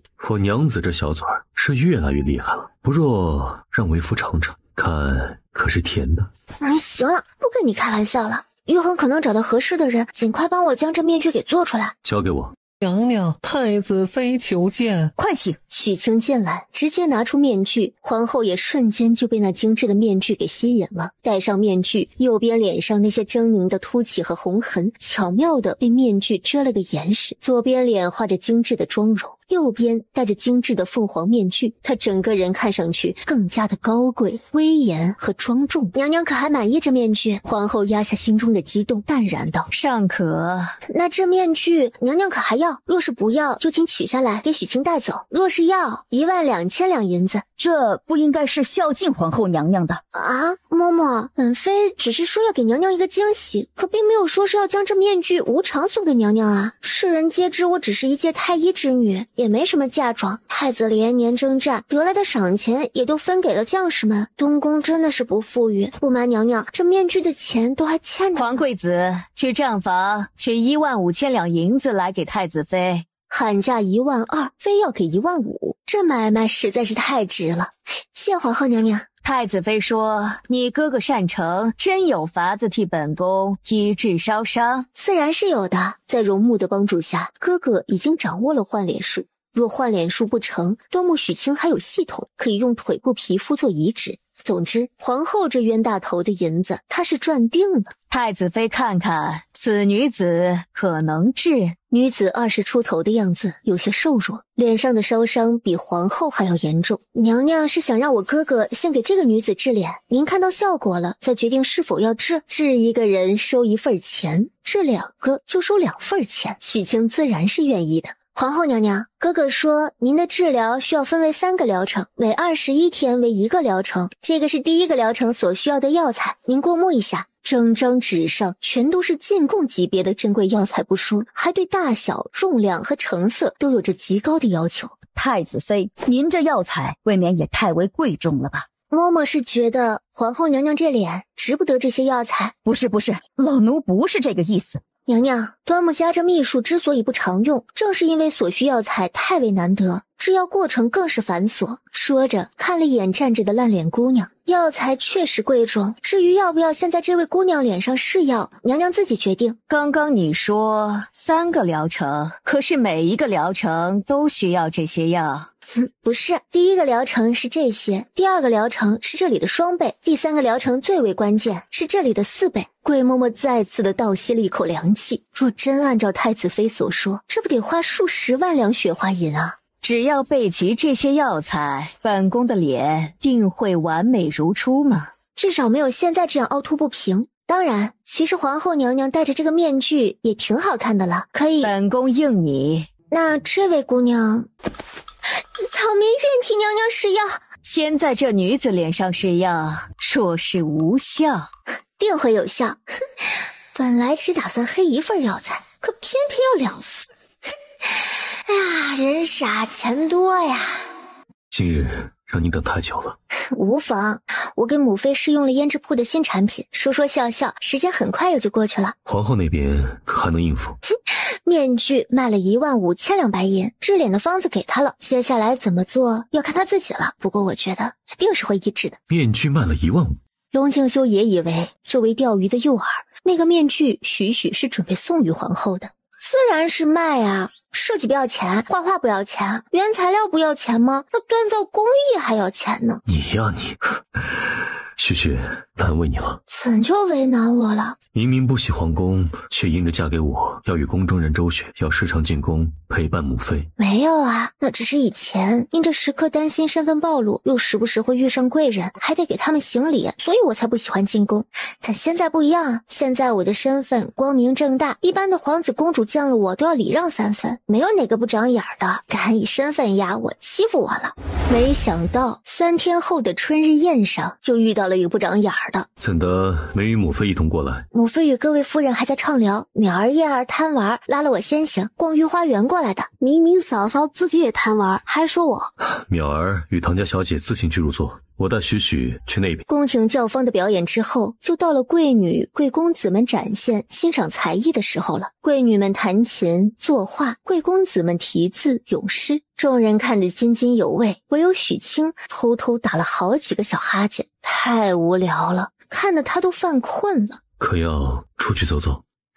好呀好呀。许清觉得再坐上一会儿，他都要睡着了。太子妃，瞧您一副样样的样子，可是觉得这些表演都太乏味了。萧韵柔笑着说完，就马上问周围的人：我们请太子妃为大家舞一曲可好？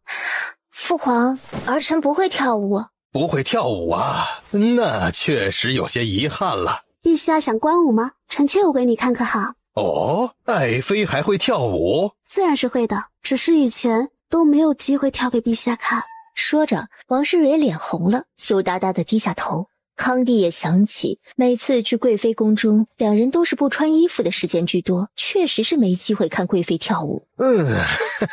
那贵妃快去更衣吧，朕等着看你跳舞。玉衡，王世蕊此人的心思太深沉了。她自小便是被王家当宫妃培养的，要在宫中如鱼得水，受陛下宠爱，并非难事。总之以后你要尽量莫与他有交集，我们都离他远一些。明明不爱一个人，还要努力的迎合，装作深爱的样子，这种人对自己都狠，对敌人就更不用说了。作为皇帝的枕边人，要给太子穿小鞋太容易了。许许放心，你的夫君不笨。王世蕊换上了飘逸的舞蹈服，站在高台上展现曼妙舞姿。远远看见一对璧人走了过来，两人十分般配，十分和谐。这样的画面却是刺痛了王世蕊的眼和心。他本是应该站在未来天子身边的，现在却是要日日讨好一个半百老男人。这一分心，脚下就不稳了，直接摔在了地上。快去扶朕的爱妃！快去请太医！王世蕊是真的崴了脚踝，疼得小脸惨白，眼泪要落又不落的忍着。我见犹怜，可给老皇帝给心疼坏了。徐福，让人去将端木医正喊来。姑父，蕊儿真的好痛。蕊儿不怕啊，姑父马上让御医给你医治，很快就不疼了。端木许清站得不远，将两人的对话听在耳中。两人这是玩禁忌恋，所以爱得难舍难分。想不到皇帝是这样的皇帝。陛下，端木御医正被七公主请了过去，所以奴才将傅御医请了过来。赶紧的过来替贵妃诊治。手法轻些，若是贵妃喊疼，朕饶不了你。皇帝这个求诊的态度实在是令人不喜。怪不得哥哥不喜欢入宫做太医，将来若是寻着机会，一定要将哥哥摘出来，才不要在宫中做着吃力不讨好的差事呢。等等，七公主，她头发已经有好转了，昨日才看过诊，新开了药方，今日又将哥哥请过去干什么？公主无大碍，想必只是心病而已，只需要放松心情，等康复即可。说完就收拾药箱准备离开，哪知龙恒一把抓住他的手腕。端木哥哥既说恒儿是心病，那为何不为我医治？端木哥哥，恒儿。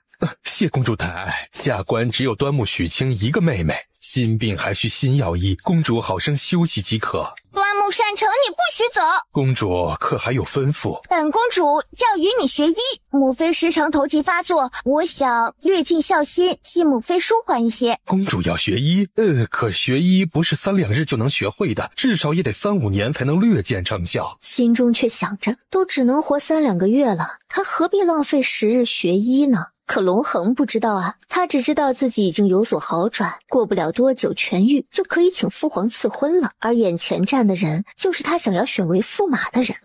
木善成，本公主的心意，你是真不懂还是装不懂？总之，今日你留下来陪我，否则我就到父皇那边告状，说你趁着疫病对本公主无礼。善成看了他一眼，没说话，准备直接越过这刁蛮公主出去，哪知突然一阵眩晕。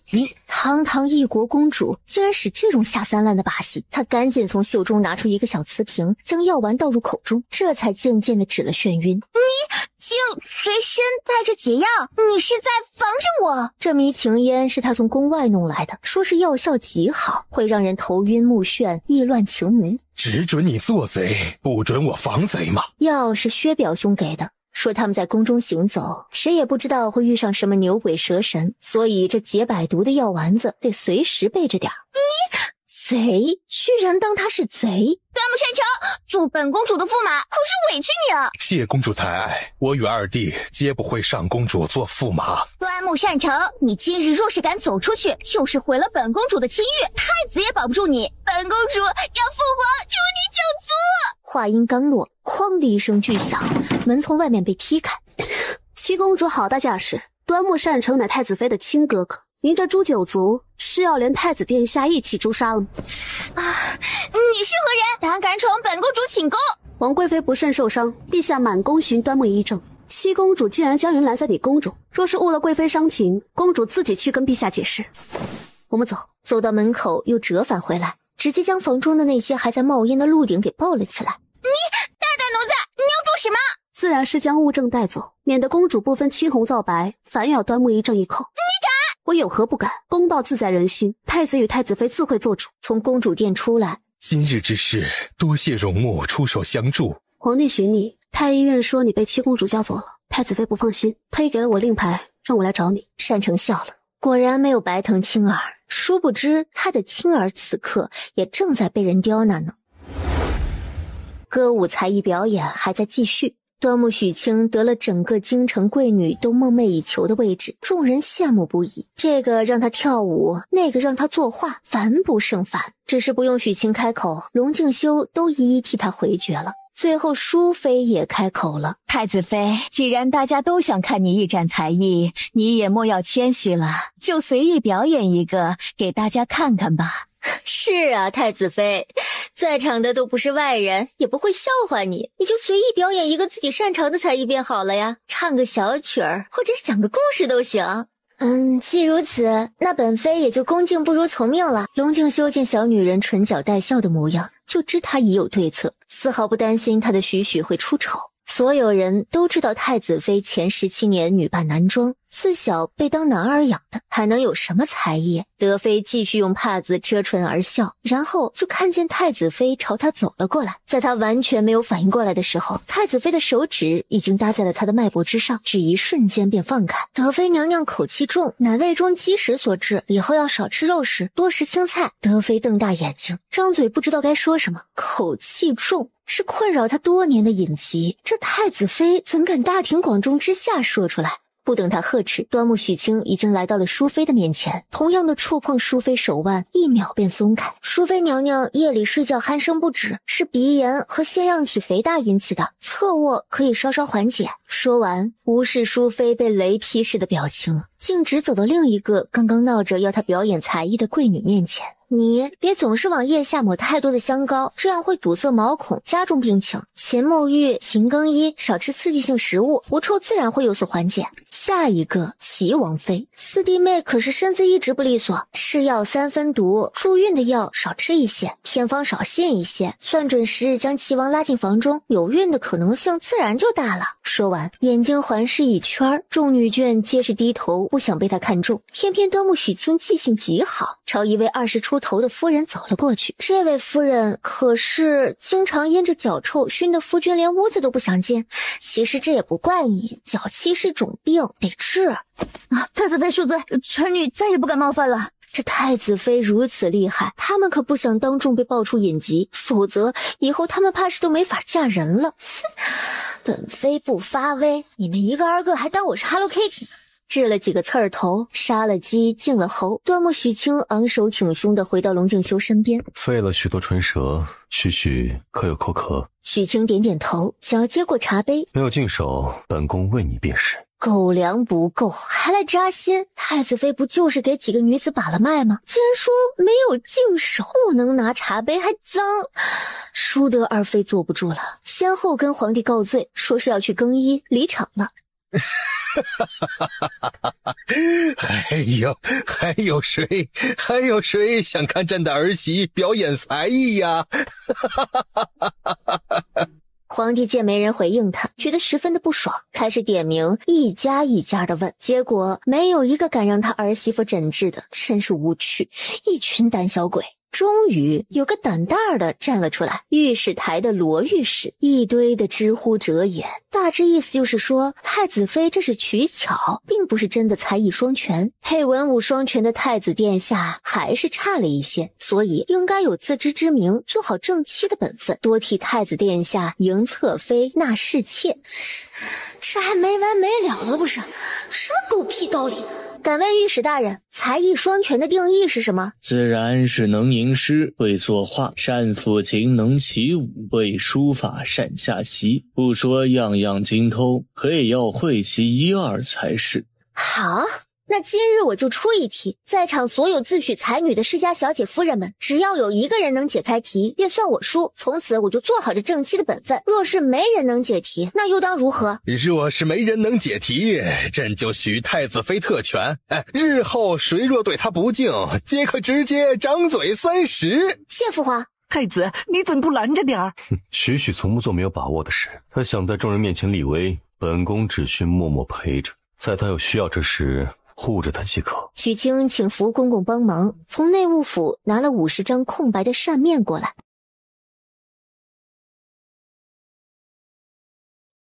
一炷香的时间很快就到了，几个出言想要太子妃出丑的女子硬着头皮下了笔。很快一声锣响，太子限定的半个时辰到了，皇帝亲自查看，越看越好笑。这个夏丞相嫡女夏清所画，这瞧着还像骆驼，可3头，这离100头啊还差97呢。这一团团的墨迹，究竟是池塘里的幼蛙，还是花坛里的虫蚁呀？我等确实没有办法在这小小的扇面上画出100只骆驼，那太子妃可有法子？本妃自然是有法子的。小菜子，给太子妃上墨宝。夫君替我执笔可好？好。父皇，儿臣不善丹青，我口述，玉衡替我执笔。准。只见太子妃开始指挥太子，先在扇子上画出一片沙漠，又在沙漠中间画出一座大山，在山的左侧画了一只骆驼的后半身，在山的右侧画了另一只骆驼的前半身。这时见太子妃在太子身边耳语几句，太子开始题诗，龙飞凤舞的字儿，南兵区的国舅萧穆安带头跟着念。骆驼绕山走，98只在山后，尾驼露尾不见头，头驼露头出山最后一个音落下，整个现场响起了热烈的掌声。好，太子妃主意好，太子殿下画得好，写得好。谁说朕的太子妃无才了？谁说的？都是你们，谁能有这样的才华呀？陛下偏心，太子妃这明明就是取巧，说好了100只，结果这拦在山后的无人看见，别说是100只，就算说是1000只也行啊。爱妃怎地又回来了？臣妾都没有听见陛下夸我的舞跳得好呢，所以就回来了呀。都说呀，唯女子与小人难养也，果然如此啊。那陛下莫要养臣妾，让臣妾自生自灭好了。养，朕怎舍得不养爱妃呀？爱妃今日献舞辛苦，朕赏你黄金1000两，东珠10壶，外加雪燕若干，可好啊？太子皱眉，1000两黄金是多少百姓血汗挥洒才能凑得上的赋税？臣妾谢陛下，可即使陛下奖赏了臣妾，臣妾还是不服。太子妃这扇面算不得过关，臣女也不服。许可要为父帮忙？玉衡放心，他们难不倒我。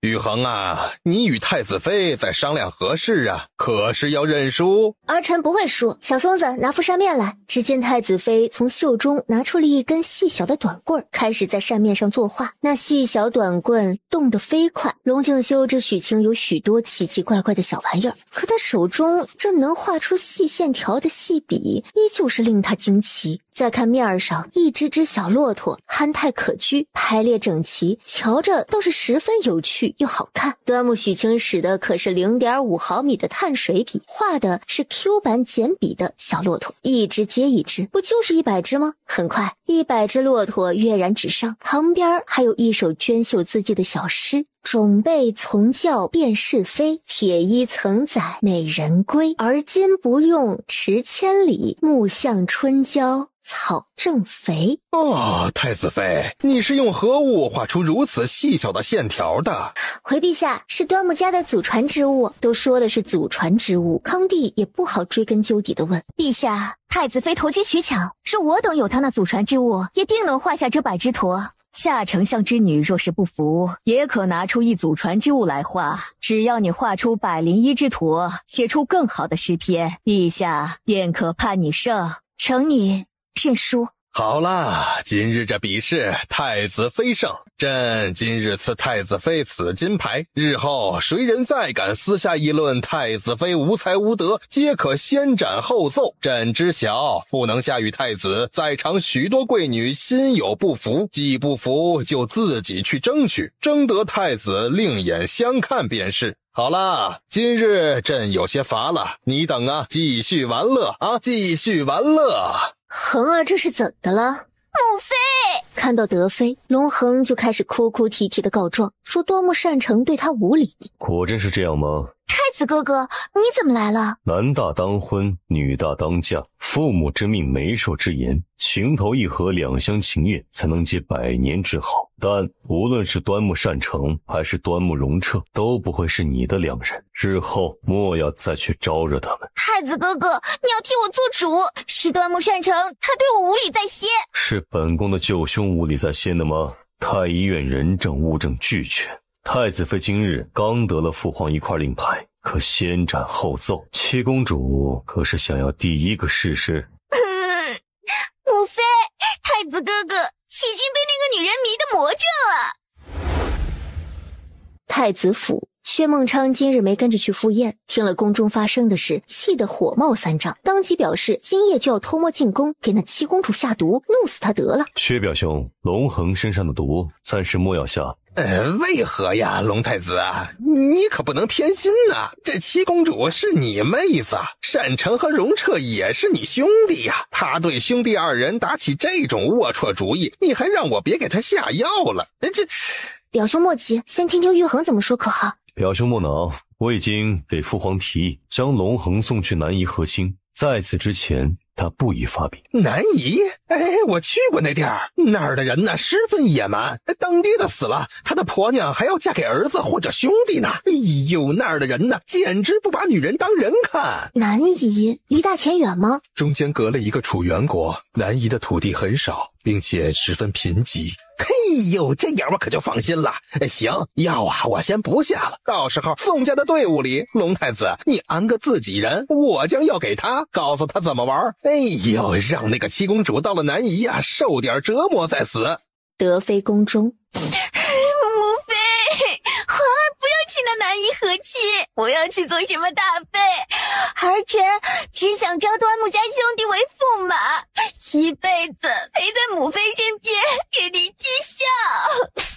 你还有脸说端木家？那现在是太子的岳家，你好端端的要去招惹他们做什么？既招惹了，为何没能做干净，将人拿下？现在好了，本宫养了你这么些年，一切都白费。七公主在德妃宫中哭得肝肠寸断，她是真的后悔了，后悔不该招惹端木善成。可殊不知，在他当初戏弄端木许清的时候，就已经基本注定了他此生的结局。近段时候，龙剑修每日都是早出晚归，但只要是不出城，那不管多晚都是要回东宫陪伴妻子的，并且白日里再辛苦，夜里该交的功课那都是超额完成的。几天的忙碌突然闲下来，算算日子，这几天刚好是排暖期，而且太子殿下又十分勤恳。许清闭眼进了操作间，准备给自己做个检查，看看是否有惊喜了。这一查看，却是心跳都加快了。巨大的惊喜，爱情的结晶，生命的延续啊！龙静修的第一个孩子，未来的小皇子，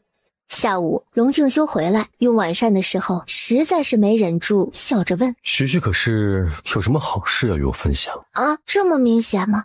从我进家门起，你就总是抿着小嘴偷笑，还时不时偷看我一眼。说吧，有什么好事？说起这好事，一个小生命呢，他们共同创造的，只不过此事还不太好言。解释不通他如何这么快知晓的，所以还得等等，再稍微等等。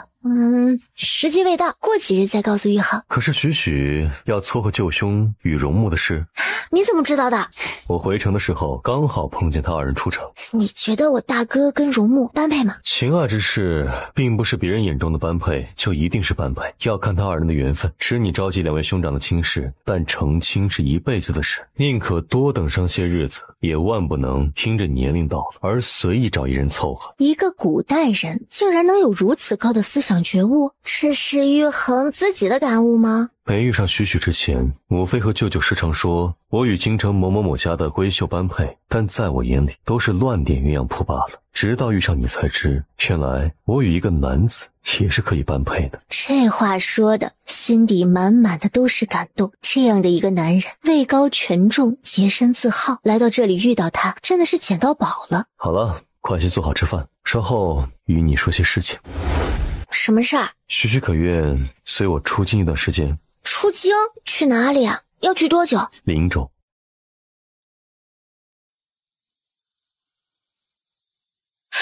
陛下这是十分信任玉衡啊。此行或许危机重重。他出门在外，许许一个人留在京城会替他担忧，他也会思念。许许有自保的能力，不仅不会添乱，还能给他帮忙。我不怕的，我愿意跟你一起去。大概什么时候出发？快则3-5日，慢些可能需要10日。很好，3-5天之后，胚胎已经着床，即使是出远门也是没关系的。只是这样一来，有孕这件事情可能暂时就不能告诉龙静修了，否则他是一定不会同意他同行的。拜见太子妃。这位是？昨日你替宣威侯府世子妃看诊，这个就是宣威侯府世子。昨日内子已将事情告知，顺庭心切，所以今日冒昧拦下太子座驾，还请太子妃见谅。无妨，夫君，饭菜已经备好，你看。他便先用饭。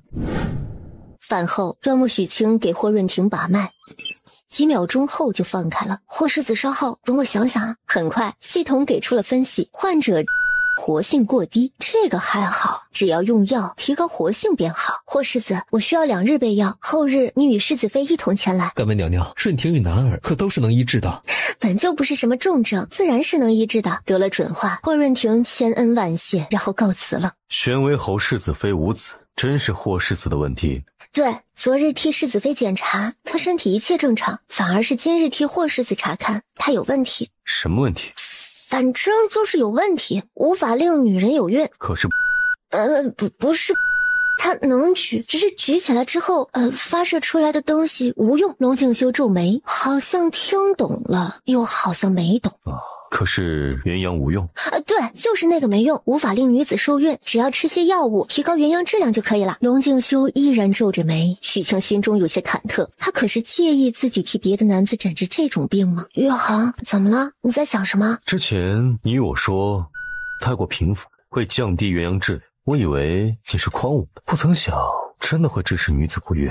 龙太子开始反思，他与许许夜夜恩爱，许许却还无孕势，难道就是因为太过平凡的缘故吗？许许，快帮我也看看。许清忍住笑，替他把了把脉，系统显示一切正常。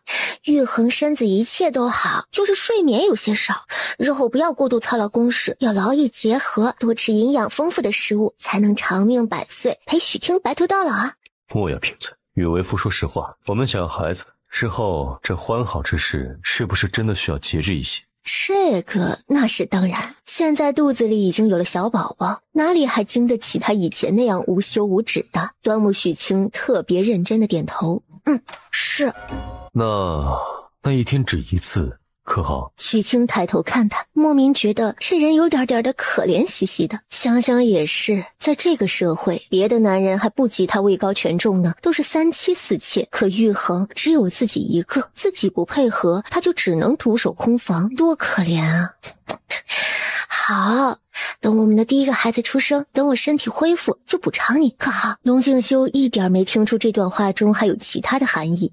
好。京城老皇帝是已经开始放飞自我了，在王诗蕊身上尝到了甜头，他准备给自己再办一场选秀。这年轻的女子跟年老色衰的嫔妃们比起来，简直就是上头的不要不要的。反正太子清心寡欲，也不肯选妃，这平衡朝中各方势力的苦差事，只能由他这个当父亲的代劳了，不是？最终选秀的事情定下来，就在3月，莺飞草长，花开遍地的3月。玉衡啊，灵州之事，你可有对策？可有把握了？把握6、7分，待有了合适的人选，儿臣就启程。6、7分可不够，得90分才行呢。这单子上的人呢，你斟酌一下，看看哪些能用就尽管去用。锦河之中是灵州的兵符，必要时候啊，可以调兵遣将。这是将自己的人和权都放给太子了。康帝一脸威严地坐在龙椅上，等着太子感激涕零地给他道谢。谢父皇。就这，说好的感激，说好的贴灵呢？玉衡没有别的话要对朕说了？儿臣还应该说什么？老子这样放权给你，送人给你了，你就不感激？你这个太子，你究竟还想不想当啊？父皇还有更好的人选做着太子，若是有也可以。儿臣正想带娇妻游遍大秦大好河山，您整日寻欢作乐，压在太子身上的担子太重。救心丸，他的速效救心丸。康帝轻抚着自己的胸口。哎呦，你呀，下去吧。太子走了，康子坐在龙椅上发呆。老大老二自己找死，已经从皇家除名。老四老五资质平庸，难当大任，下面的又都太小。放眼望去，这么多的儿子，能靠得住的还真的只有玉衡。这皇帝当的那真的是累人呐。许清看着玉衡给他的名单，慢慢梳理着人物关系，不得不感叹，皇帝整日看似沉迷女色不务正业，可手中握着的信息却是几乎将这些用得着的臣子祖宗18代老底儿都摸清了。那表兄与我端木家的真实关系，陛下也知道了。岳父大人以前只是一介太医，父皇不会刻意去调查他。薛表兄是江湖中人，之前行迹漂浮不定，现在更是更名改姓，改头换面，朝中知他真实身份的人应是不多。任谁也想不到品性随心、亦正亦邪的江湖大恶棍薛独一会归顺了太子。那就好。玉衡上次说去了灵州，我们只能在暗处，明处还需要有人与灵州知府周旋。现在是有合适的人选了吗？霍世子。知我者徐也。夏家嫡女年纪不小了，还能觅得如意郎君，两家人都十分满意，欢欢喜喜，大张旗鼓的办喜事。玉衡可还记得我给夏家女算过命，这陆家怕是3个月内被人仰马翻了。龙敬修笑而不语。太子殿下，陆某敬您一杯。毕竟是人生大事，龙敬修还是十分给面子的，端起了酒杯，与其轻碰了一下。谢太子不取之恩，才让江贤有了抱得美人归的机会。陆家其实早就想过跟夏家结亲，毕竟现在夏丞相在朝中如日中天，能够强强联合，还怕无法制衡皇帝吗？陆家坚信证据在手，皇帝即使是心中有气，也不敢对陆家怎么样。陆江贤此话一出，四周都安静了。本宫身份尊贵，你自然是只能捡本宫不要。陆江贤的脸唰的一下就黑了，心中断定老皇帝定然是还没有将把柄之事告诉太子，否则太子怎敢如此肆无忌惮。南巡不想玉衡跟陆江贤对上，省得降了身份，好心低声提醒他，传闻夏家女命格硬，一般人是镇不住的。亏得南巡是国师弟子，连这都看不出，世人皆知夏家女百家求，那只不过是岳父大人放出来的说辞，婉拒那些认不清自己身份还敢上门提亲之人的说辞罢了。那就恭喜陆公子了。很快此事就传到了康帝的耳中，气得他砸了一套白玉茶杯，公然挑衅太子，这是完全不将皇家放在眼里了。他倒是要看看这个陆家还能嚣张到几时。因着当初的从龙之功，20多年来，康帝对陆家人一向是格外的宽待，盛宠陆家女。可最后换来的却是陆家女弄死他2个皇子，龙城池那个蠢货还跟着老大一起造反。康帝暗下决心，此次玉衡若是能将此事办好，待到回京，他就彻底放权给太子。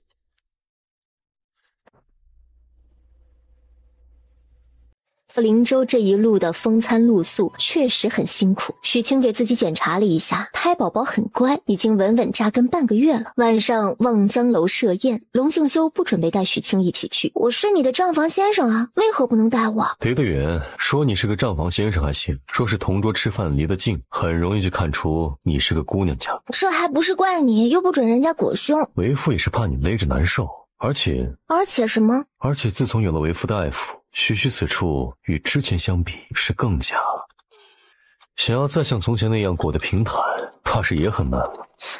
登徒子，我是你夫君，怎么样都是合情合理，又如何算是登徒子呢？好了，说不过你，晚上我不去没关系，但你一定要把赤玉随身带着，还要请表兄一同前往。好，依你便是。不得不说，薛表兄江湖经验丰富，一身医毒的本事更是出神入化，这些天为他提供了许多助力。薛昭战现在跟着龙静修，只要是他想要的东西，无论是毒药还是解药，无论多难得多贵重，龙太子都会给他弄来。一时之间，他好像也没什么特别期待的追求了，现在就想好好的护着跟娘亲长相十分相似的妹妹，护着她成为这天下最尊贵的女人。玉衡这么早就回来了，可是那和知府是块不好嚼的硬骨头。不是不好砍，是那知府自己将自己灌倒了。许，我要去青州一趟。因着是去追踪陆谋远，需一路骑马飞奔，所以他不准备带许清入青州。许清趁着他收拾行李的片刻，说了自己想要去抚宁村探探路的计划。龙静修心中担忧，但也知道拦不住他，更知道这小妖精有着不为人知的真本事。去是可以，但无论发生什么事，自身安危最重要。许记住，你若有事，玉衡也不会多活。这话该是我对你说才是，所以让表兄也跟着你一起去。不，表兄留下来。怎么着？我是累赘呀，都不愿要我。表兄哪里是累赘了？你可是顶级助力，玉衡要去青州，表兄替我护他可好？好。龙静修还想说什么？妹夫不必多言，我听表妹的。薛昭战平日里一副吊儿郎当、大咧咧的模样，其实他什么都看在眼里。端木许清最厉害，还有上次进御书房的隐身丸，他一直到现在都不肯给自己说是什么东西。这丫头秘密多着呢，本事大着呢。反而是龙太子，不管走到哪儿，只要身份一暴露，就马上成了活靶子，他身边才是真正的危机四伏。龙静修拗不过，最终只得连夜带着薛昭战一块出发了。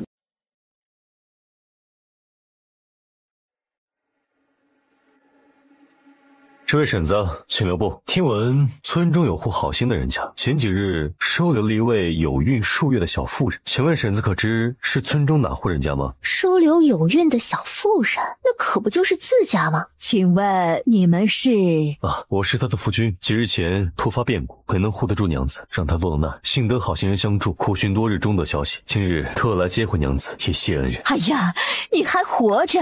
家中许小夫人的夫君真是找来了。这话说的龙静修都不知道该怎么接话。什么叫做他还活着？好奇许这个小妖精究竟如何跟着婶子说的。我家主子遇险，幸得转危为安。安好啊！你们要找的小许夫人就在我家呢，她日日挂念着你，人都瘦了呢。快走，我带你们回去。竟是这般巧合，那劳烦婶子快些带路吧。老爷是您吗？您真的回来了，我不是在做梦吗？龙静修的嘴角抽了抽，虽已经知晓了这妖精的壮举，顶着个假肚子，知他在演戏，可这戏他还得陪着演。是为父不好，让夫人担忧了。我们的孩儿可还好？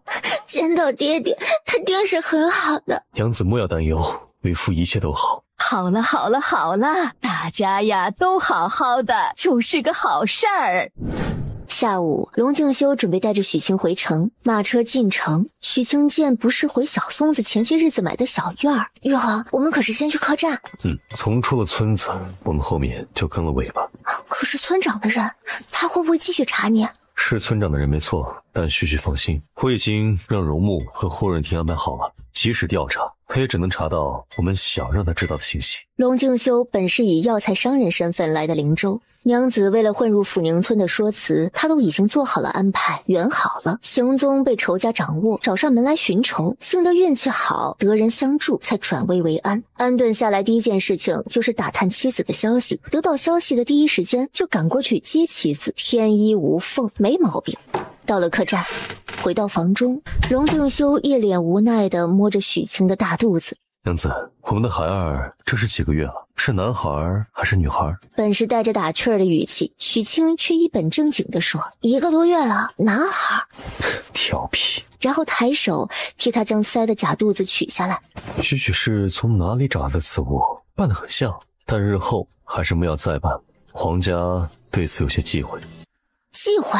是因为后宫妃子不得假孕争宠吗？我又不是你后宫的某个妃子，我一个人就是你整个后宫，才不屑争宠呢。也不是争宠，而是后宫嫔妃众多，但皇家的子嗣艰难，所以皇家媳妇都不宜用假孕来当说辞，因为假孕最终是不会生下孩儿的，对下次真孕而言兆头不好。用民间一句话来说，便是怕好的不灵，坏的灵了。还有这么多的讲究啊？这些是谁告诉你的呀？我也是听母妃说的。可是玉衡这段时日这般努力，有没有可能我肚子里已经有我们的宝宝了呢？宝宝？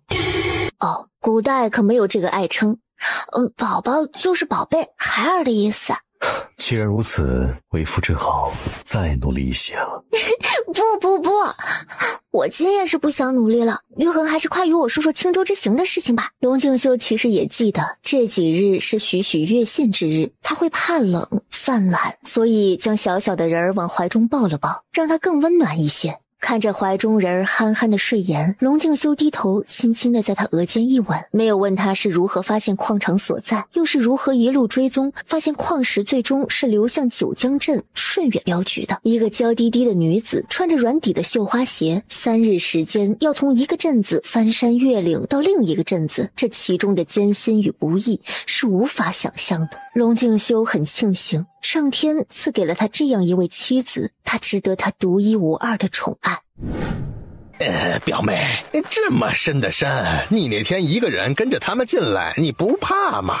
不怕。那你又是如何追踪他们一路都没被发现的呢？表兄，你又不是第一天认识我了，我一直都是这般厉害的呀。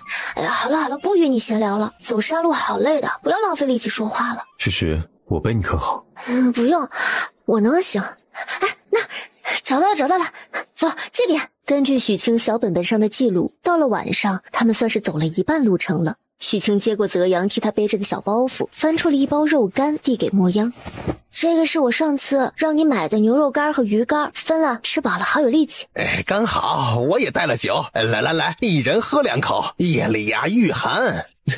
老轩，你可别弄错了啊！一会儿咱们一人喝那2口药水，全都不知道睡到什么时候醒，那可就糟了。去，我是那么糊涂的人吗？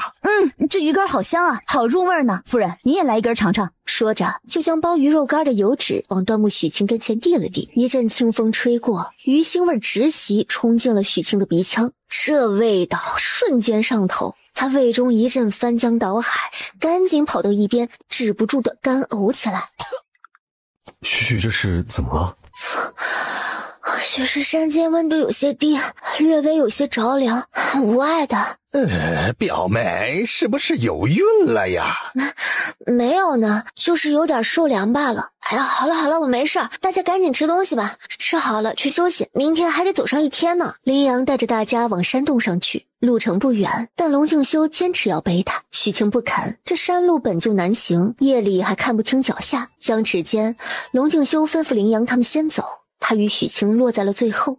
玉衡，我不累，我真的能自己走。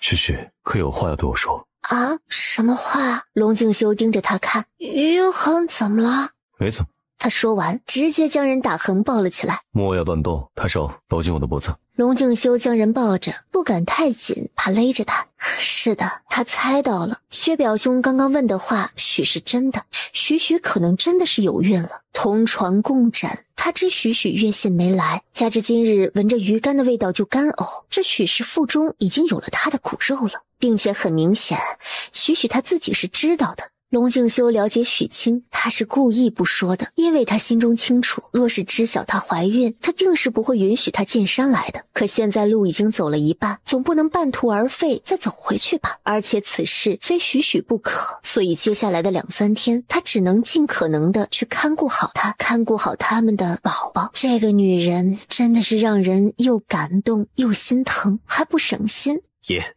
您与夫人在此歇息。你们也早些休息，轮流留一人守夜即可。每半个时辰换一个人守夜，可每个人守夜的时候都看见爷抱着夫人，尽可能的让她睡得舒服，而他自己只是闭目养神。快到天亮的一个时辰，薛昭战轻手轻脚的到龙敬修身边。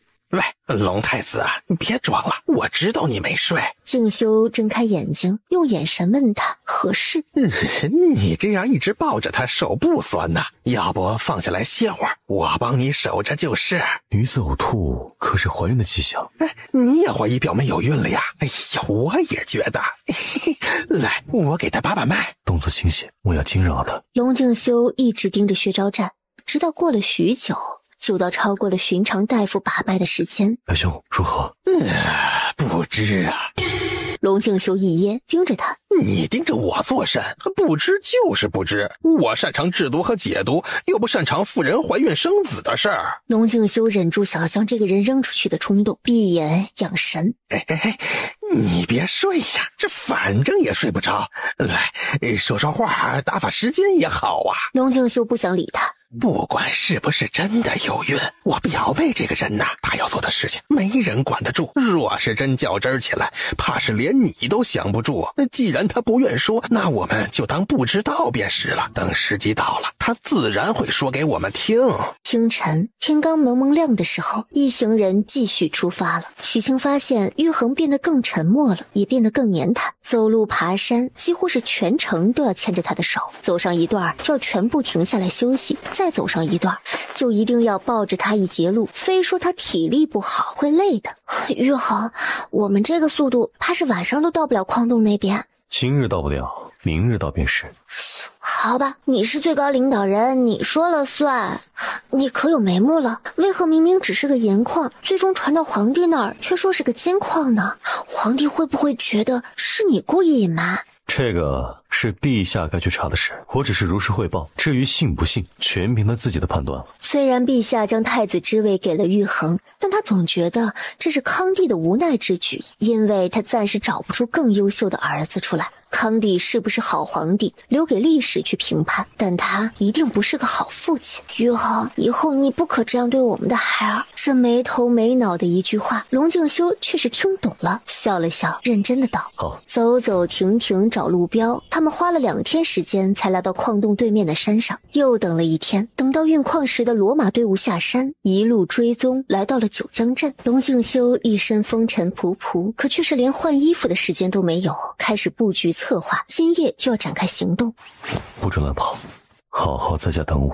许清点了点头，然后叮嘱龙敬修万事要小心，定要平安归来。龙敬修一一应下，给了妻子一个拥抱，然后带着一群人趁着浓重的夜色行动去了。龙敬修离开的这几日，许清每天除了吃吃喝喝，最大的爱好就是睡觉。原来孕初期嗜睡是真的。等龙敬修处理好陆家之事归来，就该让他知道宝宝的存在了。这天夜里，许清依旧是早早的就上床睡觉了。半夜的时候起来喝水，隐隐听见外面有动静。这个时候，难不成是贼上门了？好家伙，看他不吓死那个小贼！隐身进了操作间，然后往外走去。谁？夫人，是我，荣木。许清一听荣木，赶紧现了身上前开门，靠坐在门上的荣木也直接就倒了下来。荣木，你这是怎么了？荣木意识已经有些涣散，但还好认得眼前的人是夫人。夫人，荣木无能，有负爷的信任，没能成功拿回证据。您转告爷，他要找的东西是一道圣旨，先皇留下的，我虽没拿到，他已经将老邪给的追踪药粉撒在上面了。许清来不及多想，直接将人带进了操作间，放在手术台上，一边替他将衣服脱了，一边检查伤势。失血过多已经达到了缺氧的程度，系统显示患者伤势过重，存活的可能性不到8%。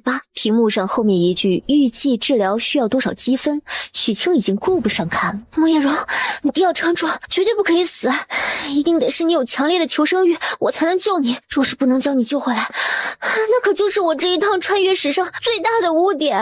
他身上致命的伤在肺腑，肺部被利剑穿透，皮有破裂的迹象，腰间一刀直接砍到了肠子，还有手臂、大腿。许清眼眶都红了，玉衡怎么可以让一个弱女子单枪匹马的去做这样危险的任务？还有那些陆家人，简直就是残忍的毫无人性。回来了，回来了，夫人，爷回来了。端木许清从操作间里出来，还不等他看清楚人，就直接落进了一个硬邦邦的怀抱里。玉衡清闲，搁着我娘子了。你穿铠甲的样子很威风，但就是太辛苦。你瞧瞧，胡子长出来了不说，脸上都起褶子了。许许，幸得你相助，这次行动十分成功，我们的伤亡很低。陆远谋、何知府以及他们的爪牙都被擒获，银矿现在也控制起来了。我从未想过会是如此的顺利。许许，谢谢你，得其如此，夫复何求？也不是我一个人的功劳，玄星谷的将士们一定是起了很大的作用。娘子说的不错。他一边说着，一边将硬邦邦的铠甲脱下，留一身柔软的衣服，然后抱住许清。让为夫抱一会儿。端木许清唇角微扬，抬手回抱住他精壮的腰身，两颗心贴得很近。哎呀，好了好了，我给你准备热水擦洗、更衣、修整仪容，可好？好。脱下衣服，龙静修露出了精壮的身子。明明身手这么好，看到刀剑来了也不知道躲着点儿。这次已经比寻常好很多了，我时刻都记着，不能让自己受伤，要不然娘子会伤心。你还有理了，等着，我去拿药。他拿来了一个小木箱，打开之后，许多东西都是龙静修没见过的。娘子，这是何物？莫要乱动，手有细菌。为夫刚刚才擦洗了身子，娘子就嫌我脏。他其实心中有3分窃喜，这些想必都是许许不曾示人的医术用具，此刻却毫无顾忌地摆在了他的跟前，说明许许对他的信任又增加了几分。现在就等着看他何时与自己说孩儿的事儿了。不是嫌你脏，只是这些东西是要接触伤口的，若是染上细菌，就很有可能让伤口感染化脓。若无意外，此生他都会陪在龙静修身边了。很多时候他都会迫不得已的开挂，朝夕相处的枕边人怎么会看不出他的异常？要一直瞒着、藏着、掖着，不仅自己累，也会让龙静修觉得他不真诚。他真的能一直无底线的包容理解一个事事都瞒着他的娘子吗？所以许清一点一点的让他看到自己的小秘密。好，我不动便是，就坐在这里，任由娘子为所欲为，可好？他拿出可以拉合伤口的高科技创可贴，贴在龙静修手臂上的伤口处。庆王府初次见面，许许可就是用这个替我医治后背深可见骨的伤。是的。这可是你端木家的祖传秘方。对，如此算来，本宫是端木家的女婿，也算得上是端木家的人。这祖传秘方，许许何时传些于我？好，等下次你要再出门的时候，我就给你备些。若是万一不小心受了伤，第一时间给自己包扎。还有明阳等人都可以给他们用。龙静修微微惊讶，他只不过是想同他开个玩笑。若是打斗难免，我只想你们都好好的。我替明阳等人谢你，有你这样的主母，是他们的幸事。好啦，莫要给我戴高帽了，我会骄傲的。许许可愿随我去府衙看看。现在吗？正是，我回来只是想要将此好消息说与你听，稍后还要赶去府衙，知府被擒，灵州有许多事等我定举。可也不急于这一时呀，我不管你再急，哪怕是有天大的事儿，也定是要吃些东西，睡上2个时辰才准走。如若不然，连这个门我都不让你出。好，依你便是。娘子替我处理幸存矿工和抚宁村之事，可好？矿工好生安顿，抚宁村该杀的下令杀了便是。好。许清应下，她不愿做那只能关在后宅的女子，她想做能与夫君并肩的娘子。荣木可还跟世子妃在一起？荣木不在孟府，我派他去做一件很重要的事。什么事？危险吗？旭旭，我要做的每一件事都不会是很轻松的。容木能力非凡，加之我派了2名玄心谷的弟子协助于他，若他能成功，父皇那边就能将功折罪，他定能正大光明做回原来的自己。光明正大做回自己，还不用每年承受换脸之痛了。玉衡竟然还派了2名玄心谷的弟子，慕容都命悬一线了。那他们俩……娘子怎么了？可是在为容木担忧。许许是心善之人，只要是他身边的在意之人，便没有高低贵贱之分，他都会放在心上。那现在可有消息了？暂时还没有，我稍后让人去查一查。许清点点头，他还没有想好要怎么跟玉衡说容木重伤的事情。玉衡先去忙吧，待你得空，我有事对你说。龙静修以为只是他有孕的事，虽然已经猜到了，但能听他亲口说出来，又是另一种喜悦。好，矿场被太子没收，陆远谋被太子所擒，这个消息很快就会传回京城，京城陆家绝对会狗急跳墙，所以现在最要紧的事就是赶紧拿回玉衡那个二货爷爷留下的圣旨。也不知道上面写了些什么，居然能威胁到康帝的皇位。薛表兄，你何时回来的？表妹，你上哪儿去了呀？去了趟抚宁村，将幸存的矿工送回去，顺道将那无恶不作的杜村长给逮了回来。要是他不配合，不肯招供，就把人交给我，我有的是法子折磨他。好，表兄何时回来的？刚回来一会儿，这些天太累了，这累死我老薛了。所以呀，我就让麦子水稻复命去了。刚好我有些饿了，沾表兄的光，跟着用些饭菜。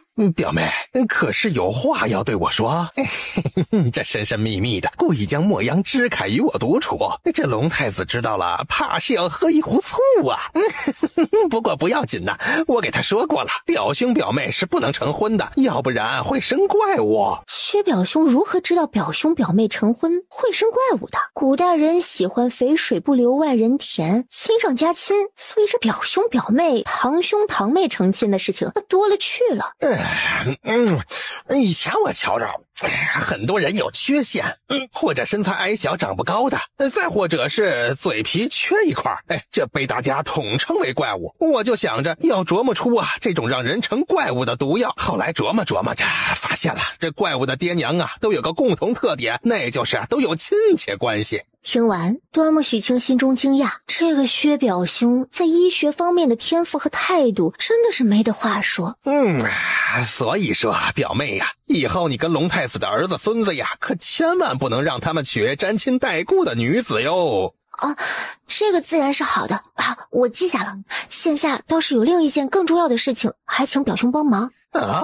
什么重要的事儿啊？容木带回消息说，陆家手中能威胁到康帝的是一份先皇留下来的圣旨，他没能顺利取到，但已经在上面撒了你给的追踪药粉。我想请表兄明日带着我去找。容木人在何处？发生何事导致他看到东西却没拿到啊？容木受了重伤，拼死才将消息带回来。重伤？多重？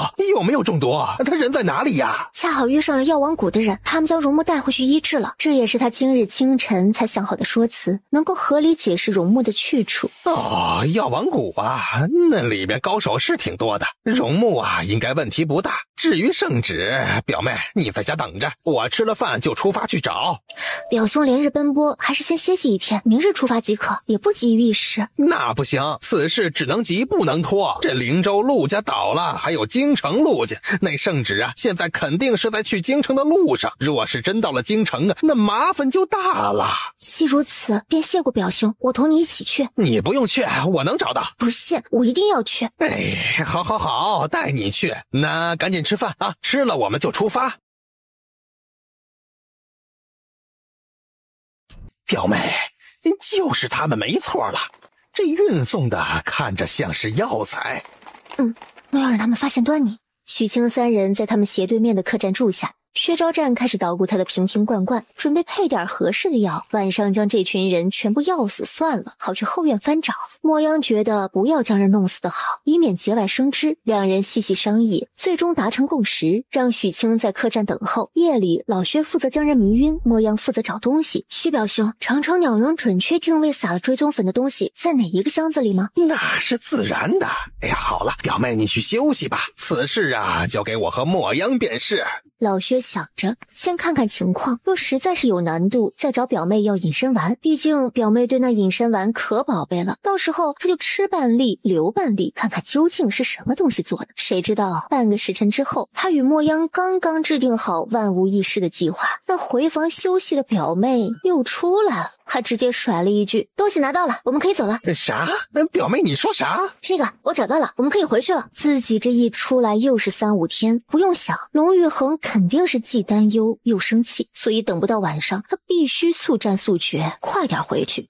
是这个，没错没错。表妹，你怎么拿到的？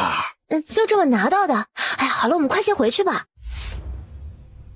此刻，龙静修正脸色铁青的坐在厅中上手，手中拿着端木许清留的信。爷，夫人只给奴才说了要出去2天，想着薛爷和墨央都跟着，定是不会有危险的，所以奴才也没问呢。夫人说2、3天就回来，这都第5天了，究竟去哪儿了呢？龙静修这次真的很生气。那个女人又一次擅自做主，不与他商量，就不顾自身安危去做这么危险的事情。待他回来，定要好好的惩治一番，让他好好长长记性。还有这狗奴才小松子，你就跪在这儿吧。你家夫人什么时候回来，你什么时候起来。小松子只觉得眼前一黑，天都要塌了。苍天哪，大地呀，你们显显灵，让我们家夫人赶紧回来吧。龙静修满肚子的气，气许清瞒着他，气许清不顾自己的身体，气许清打大包天。但气归气，还是要出去想想法子，寻一寻，看那女人究竟是去了哪儿，可会遇上危险。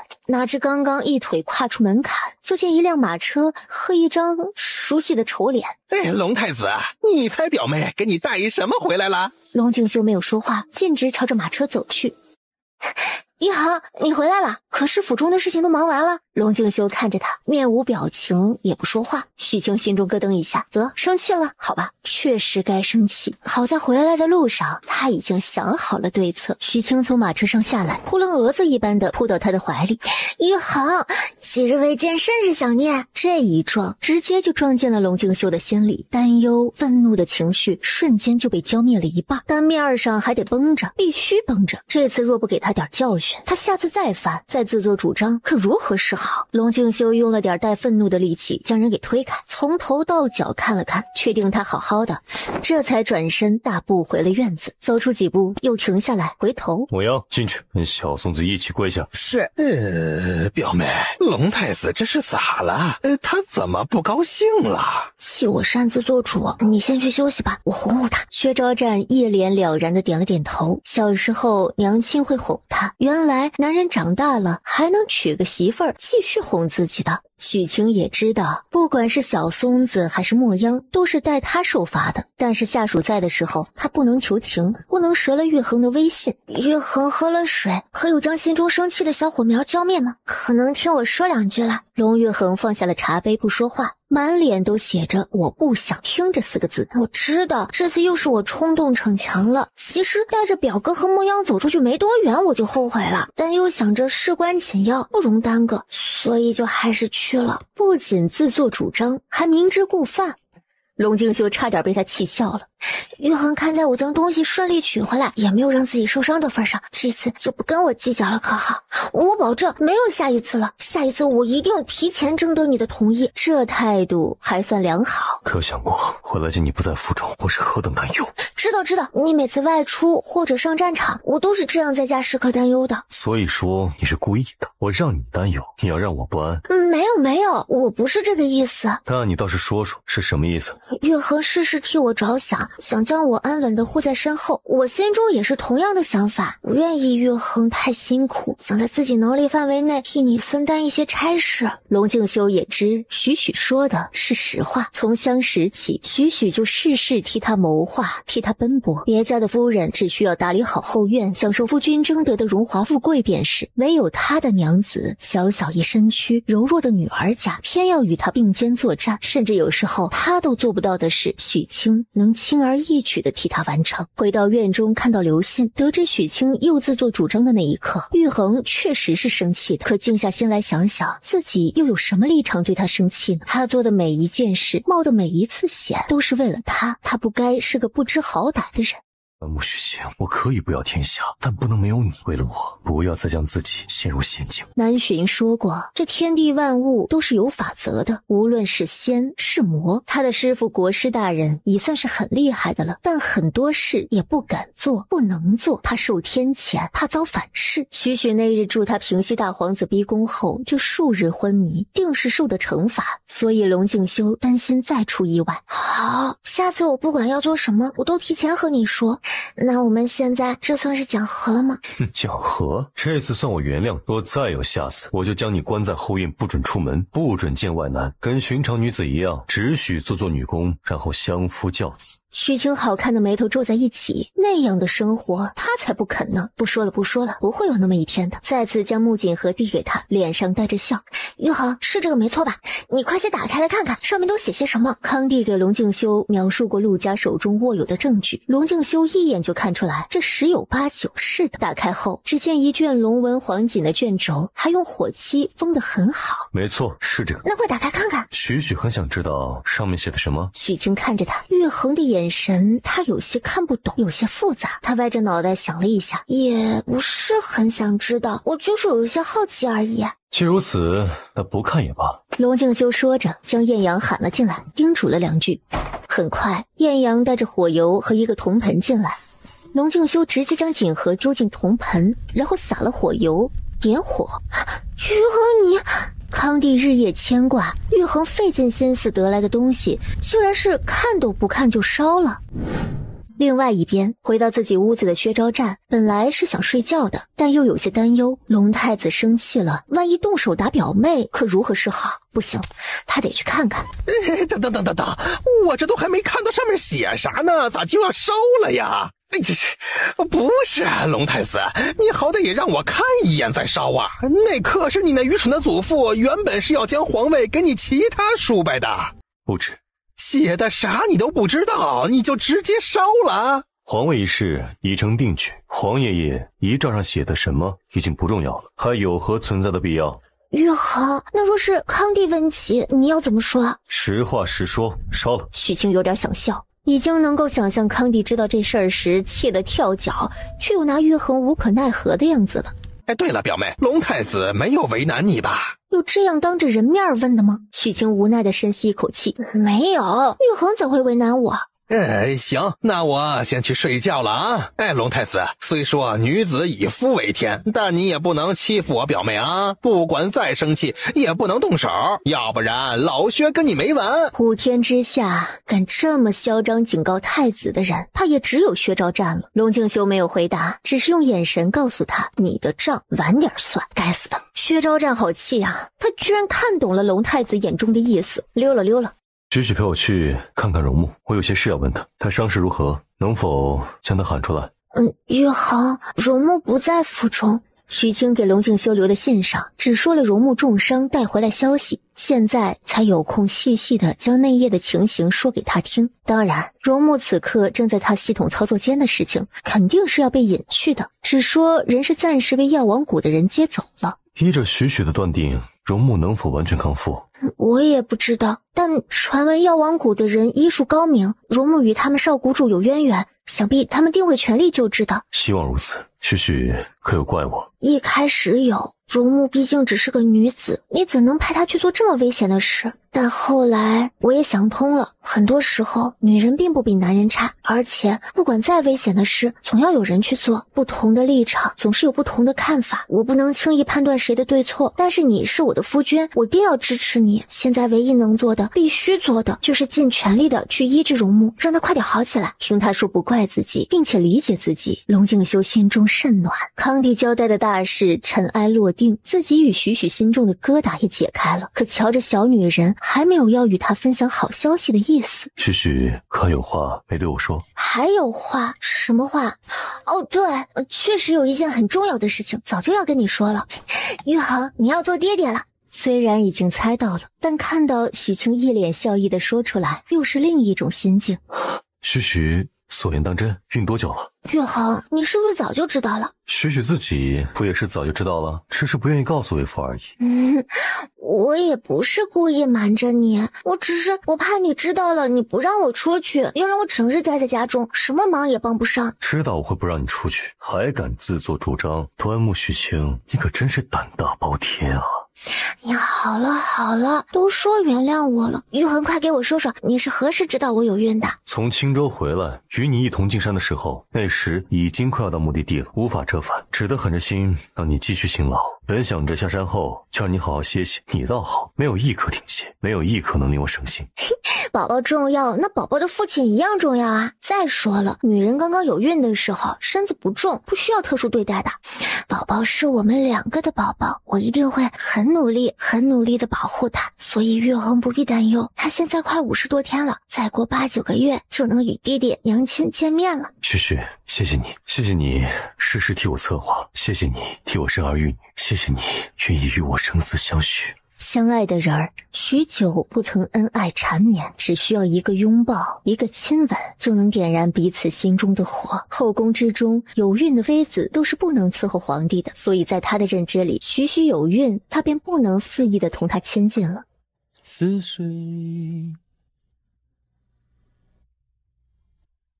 嫉妒让我爱得沉醉，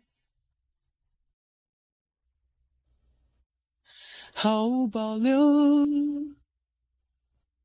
不知道后悔，你能不能体会这情刻骨？没有余力伤悲。龙静修抑制住心中的冲动，许许奔波数日，定是辛苦困倦了，先睡一会儿。好，你陪我一起。好。许晴靠在温暖的怀抱里，没一会儿就睡着了。龙静修这才动作轻柔的起身去找薛昭战算账。老薛正睡得云里雾里，突然就被泽阳喊了起来：“别找你！你什么事儿不能明天再说呀？我都困死了。”泽阳也不催他，只招了招手。进来一对街头卖艺的妇女，老父亲拉起了二胡，少女唱起了小曲儿。说吧，这究竟是要我老薛干啥吧？也找你。看了看还继续唱曲儿的父女俩，为了扰他清梦，这龙太子是有备而来。我上辈子真是欠了你们的。走，赶紧的。龙太子，你这非得把我喊起来，你究竟是何居心呐？习惯了这人不懂礼仪，不分尊卑，龙静修也懒得同他计较，没把他气死就行。薛昭战，你是何居心？什么我是何居心？我不过是想睡个觉，这也错了？那日在山中，你明明已经道出许许可能怀有身孕，还带他去拿圣旨。他和腹中的孩子若有意外，你能担当责任？有身孕跟出门有何关系啊？龙静修被他问得无言以对，许许怎会有这么个糊涂表哥？老薛，你真的是糊涂呀！夫人有孕，怎可还四处奔波？更何况是夫人如此金贵的人。此事确实是我考虑不周，表妹的身子无碍吧？薛表兄，我知你心中十分疼爱许许，但你也不能事事顺着他。一番耐心劝说，薛昭战也意识到了自己的错误，心中一阵后怕，表示以后许许再让他做什么，他一定提前告知太子。龙静修要的就是这个效果。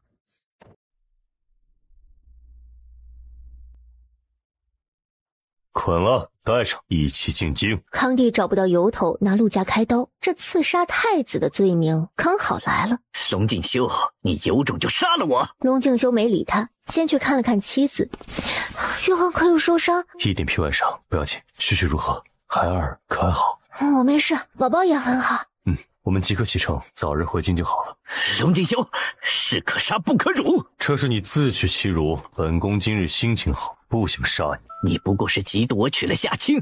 陆公子可知，国师大弟子给夏家嫡女算过命，3年之内，她若不嫁，夏家家破人亡；若是嫁，那就是夫家家破人亡。陆江贤整个人呆住，龙静修用看傻子似的眼神看了他一眼，不再搭理，心中狠狠地唾弃了康帝一顿。能被这样一屋子蠢货威胁这么些年，简直就是大前史上最窝囊的皇帝，没有之一。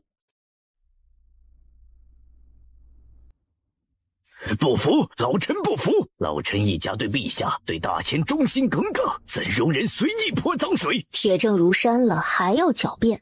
但陆家长子陆江贤刺杀太子一事，你无从狡辩了吧？这我儿江贤是被女色所惑呀，只因儿媳夏青一直对太子殿下念念不忘，我儿心中不平，这才干出糊涂事啊！还请陛下明察，请陛下看在陆家世代忠良的份上，从轻处罚。都这样了，还敢让他网开一面？康帝都快被气笑了，然后就笑着宣布了一道圣旨，说陆家谋杀太子，定是有了不臣之心，现全家押入天牢，待收集好了证据再定罪。曾经嚣张把持朝野数年的陆家，一夜之间树倒猢狲散。龙敬修回到东宫，已是深夜，房中依旧有一盏温暖的烛火在为他留着。玉衡回来了，可用过晚膳了？啊，所以用了些。我徐徐怎的还没睡？一个人孤枕难眠啊，吃你肯定饿着肚子回来。小厨房灶上还温着鸡汤，我去给你端来。明日同我一起进宫去拜见母妃，请她物色2个有能力有忠心的嬷嬷送到东宫来伺候。好，出去这么久，本来今日就该去给母妃请安的。玉衡，宫中一切可还顺利？我亲自带人抄了陆家，算是替母妃还有岳父岳母报仇了。10多年前，母妃被陆家陷害进了冷宫，去年端木家又受陆贵妃牵连被抄家，所以今日他向皇帝自荐，亲自带兵将陆家抄了，再将陆家人送入大牢。这些日子咱们的辛苦没白费。话音刚落，他的肚子就响起了一阵咕咕声，这好囧啊！许许可是饿了，一起吃些？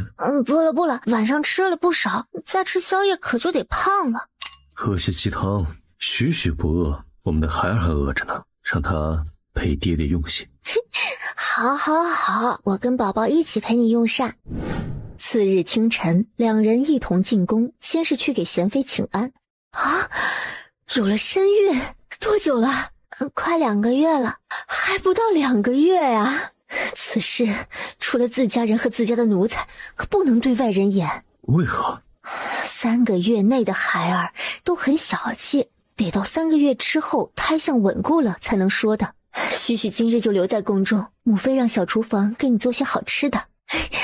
好，今日许清就留在宫中陪母妃。许许，皇后可有为难你们？她现在还要仰仗我们家替她恢复容颜呢，又哪会为难我？倒是有件事，母妃可知晓？七公主龙恒疯了吗？前不久，七公主跟王贵妃一同出宫去寺庙上香，回来的路上说是马车被人动了手脚，本来是要害王贵妃的，哪知道七公主成了替罪羊，从马车上摔了下来，磕着脑袋了。太医医治了3天才醒过来，醒来之后就是这样疯疯癫癫，连人都不认得呢。许许怎么知道她疯了的？刚刚我们从御花园回来，七公主从路边冲出来，差一点就撞到太子妃了。可有惊着我儿？母妃放心，没有呢。七公主披头散发冲出来，模样也没看清是谁，直接就一脚将她踹飞了，连我的衣角都没碰到呢。得与德妃说说，在七公主没有好起来之前，还是将人关在宫中，莫要出来到处跑才是。母妃这是要将谁关在宫中呢？七公主龙恒前些日子得了疯病，整日在宫中横冲直撞，刚刚差点就撞着许许了。许许可还好？幸得莫央在，我没事。但是母妃、玉衡，七公主疯癫是装的，我儿如何得知？许许说她是装的，那就肯定是装的。先不说她了，母妃，晚上父皇也过来用膳。康帝这段日子确实过得惬意，朝堂之中最令他头疼的陆家被太子替他解决了，这对母子实在是太懂他，所以晚上他大张旗鼓的亲自带了赏赐来咸宁宫。太子妃有身孕了？呀，多久了？快2个月了吧。太子妃已有身孕，可今日在御花园，却差点让七公主给撞着，还请陛下下旨，让七公主见足吧。这倒也是。她是装的。你说什么？装的？你是如何知道七公主是装的？知道便是知道，真假与否，父皇一试便知。或许是不想和亲。这个七公主啊，真是仗着朕的宠爱就无法无天了。既如此，朕就将她交由太子处置吧。此刻的龙恒正在自己的寝宫里发脾气。哼，端木许清，几个落魄太医的女儿，还真当自己当上太子妃了，就可以只手遮天了吗？去，那银子买杀手，我要杀到他身边的那个婢女，还要找一群乞丐糟蹋他。到时候看太子哥哥还认不认他这个太子妃。公主不可，小不忍则乱大谋。再说了，陆家买了江湖第一的杀手组织，也没能动太子，我们还能找谁呢？端木许清，我们的梁子结大了。恒儿自从为了护王贵妃伤了自己，除了神志不清，这还时常无缘无故发脾气，让太子殿下见笑了。无妨，3日后南夷国使臣抵京，七公主要代表大前和亲，可现在这个状态怕是不妥的。或许我们恒儿是个没有福气的吧。我大前的公主什么样的福分没有？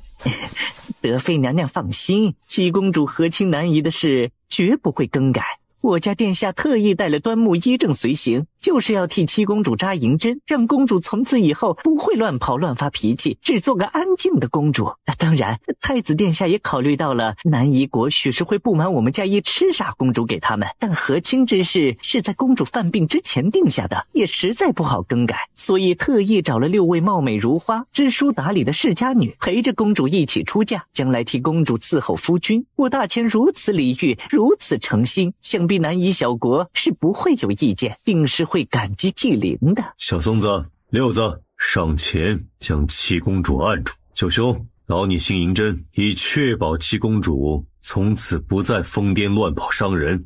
公主殿下得罪了。放开我！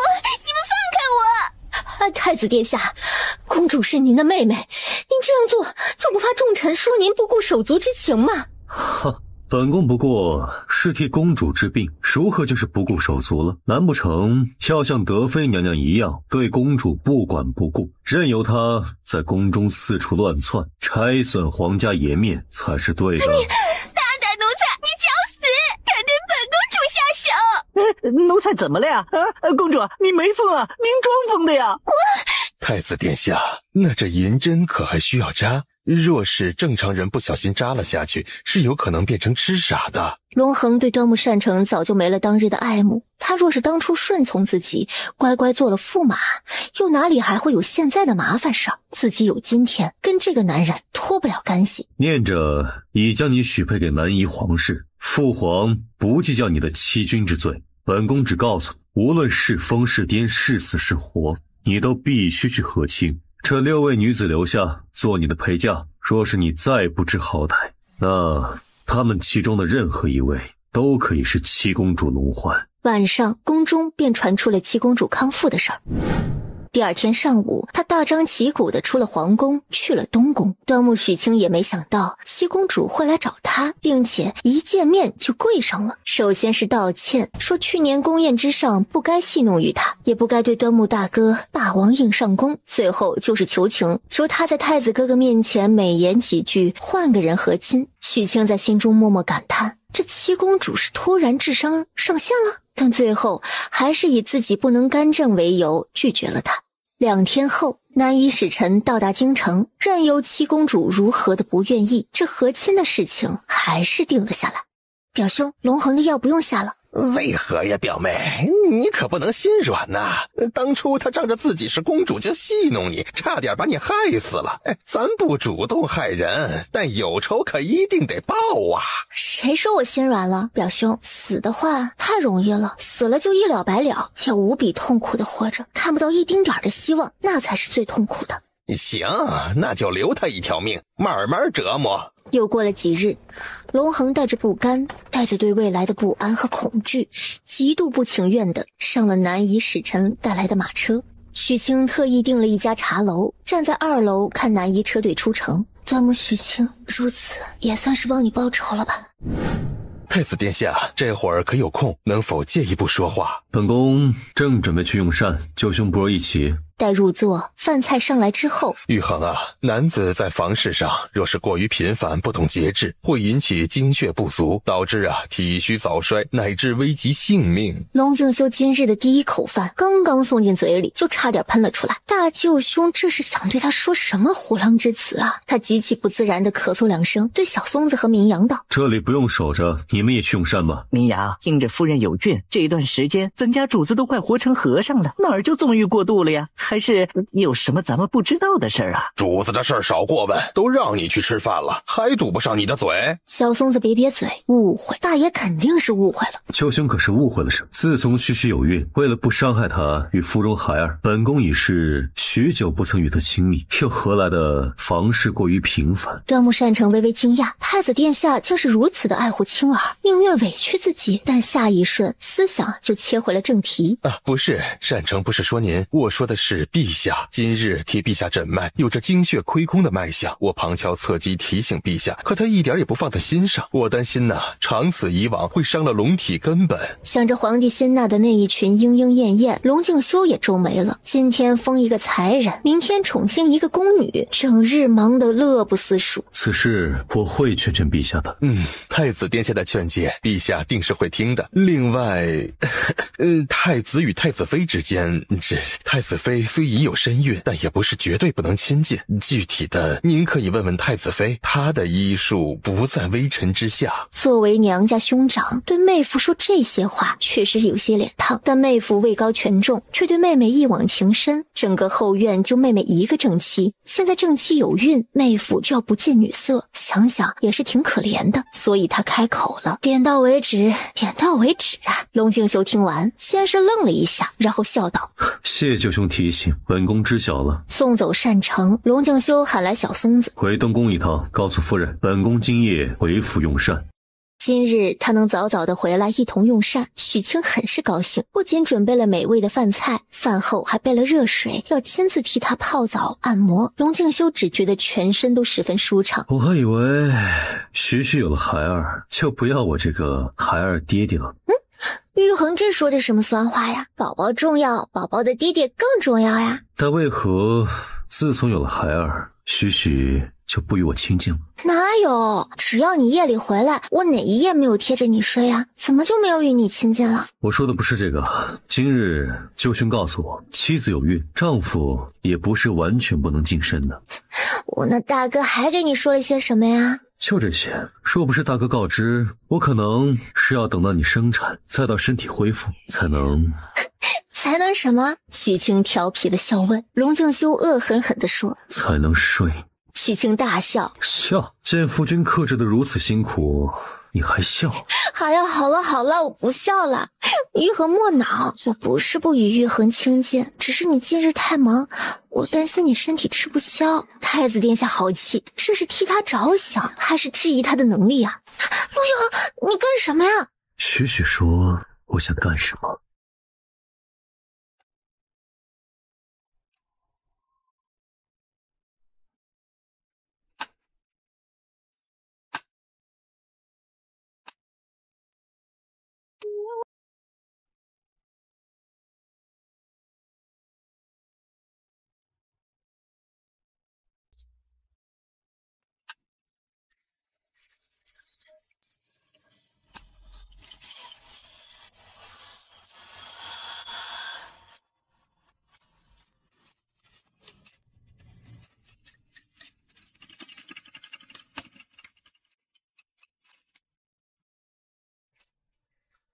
有力的男人，有力的心跳，有力的肌肉。许许，以后不必如此。为何？玉衡不喜？不是不喜，许许是我正妻，不必如此，博我欢心。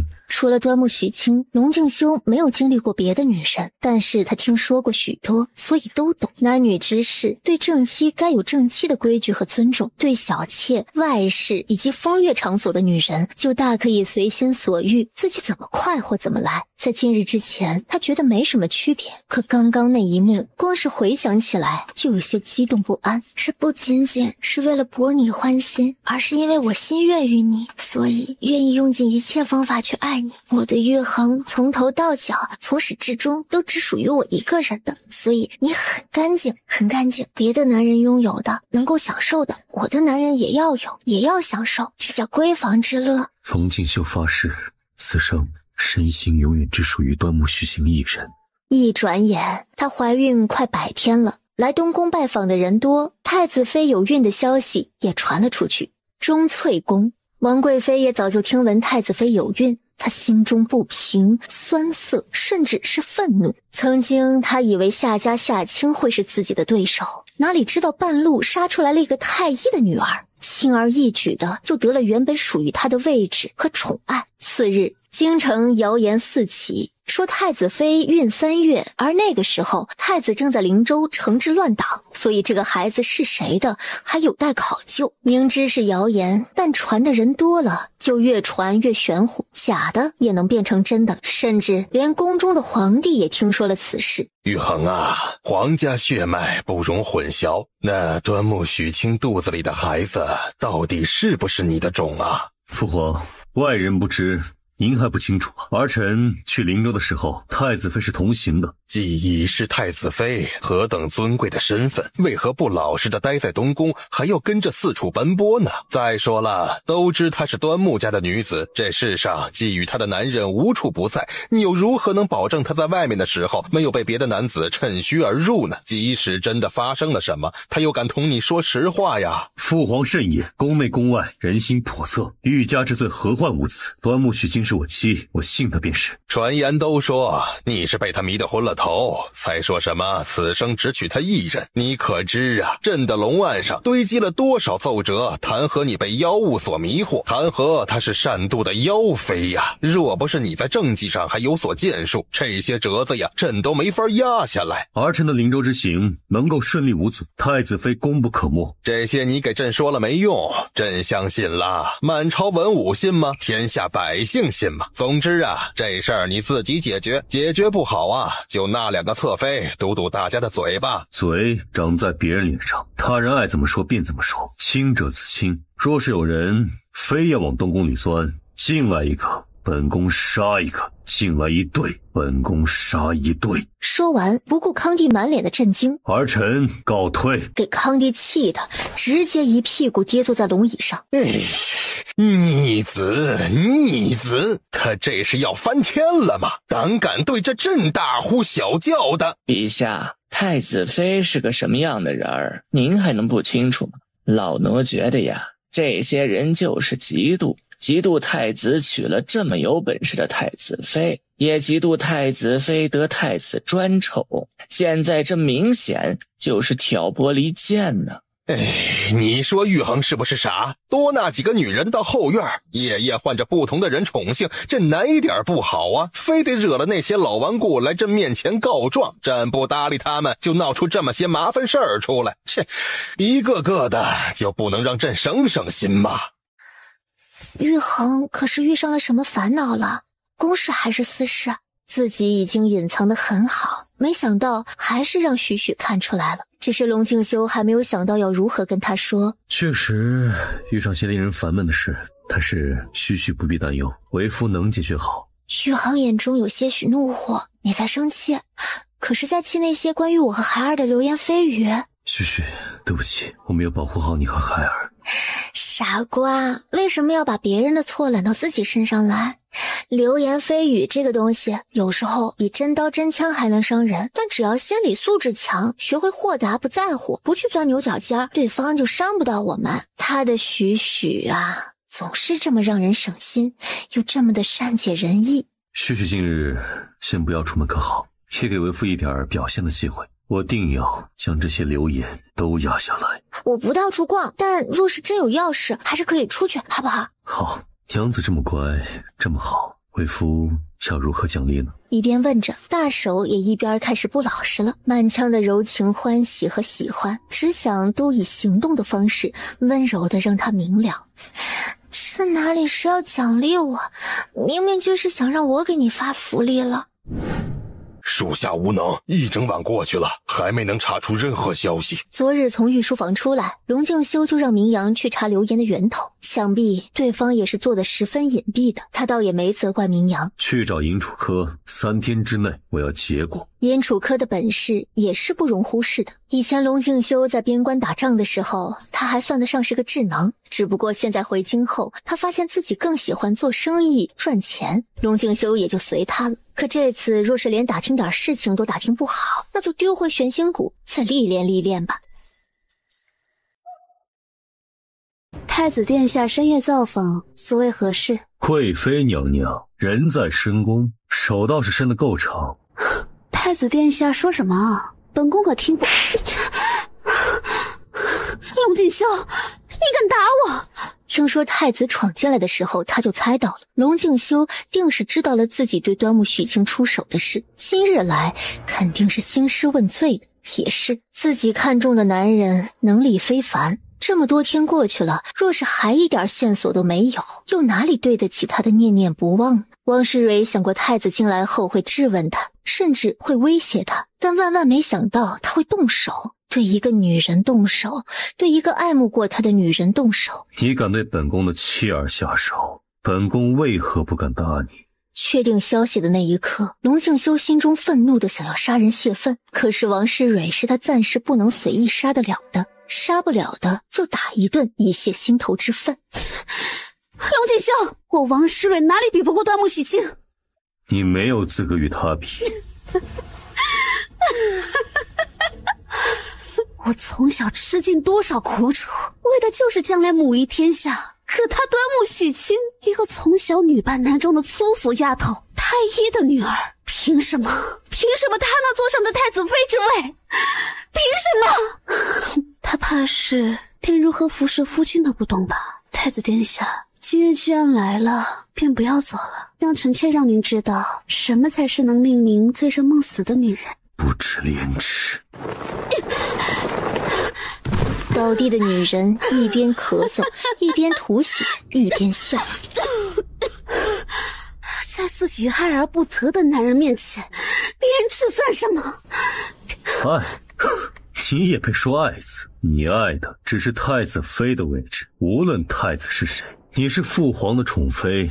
本宫今日不杀你，但你若是再敢对本宫的妻儿动手，本宫也不会杀你，只会让你后悔来到这世上。龙静修说完，转身就准备走。这笔账要去跟王老太傅和王家讨。王世蕊还没有意识到太子还有后招，以为他忌惮皇帝，也只敢到自己的宫中来撒撒气而已。可这样护短的男人，这样宠爱妻儿的男人，原本应该是他的呀，不能让他走，今夜要让他留下来，尊严算什么？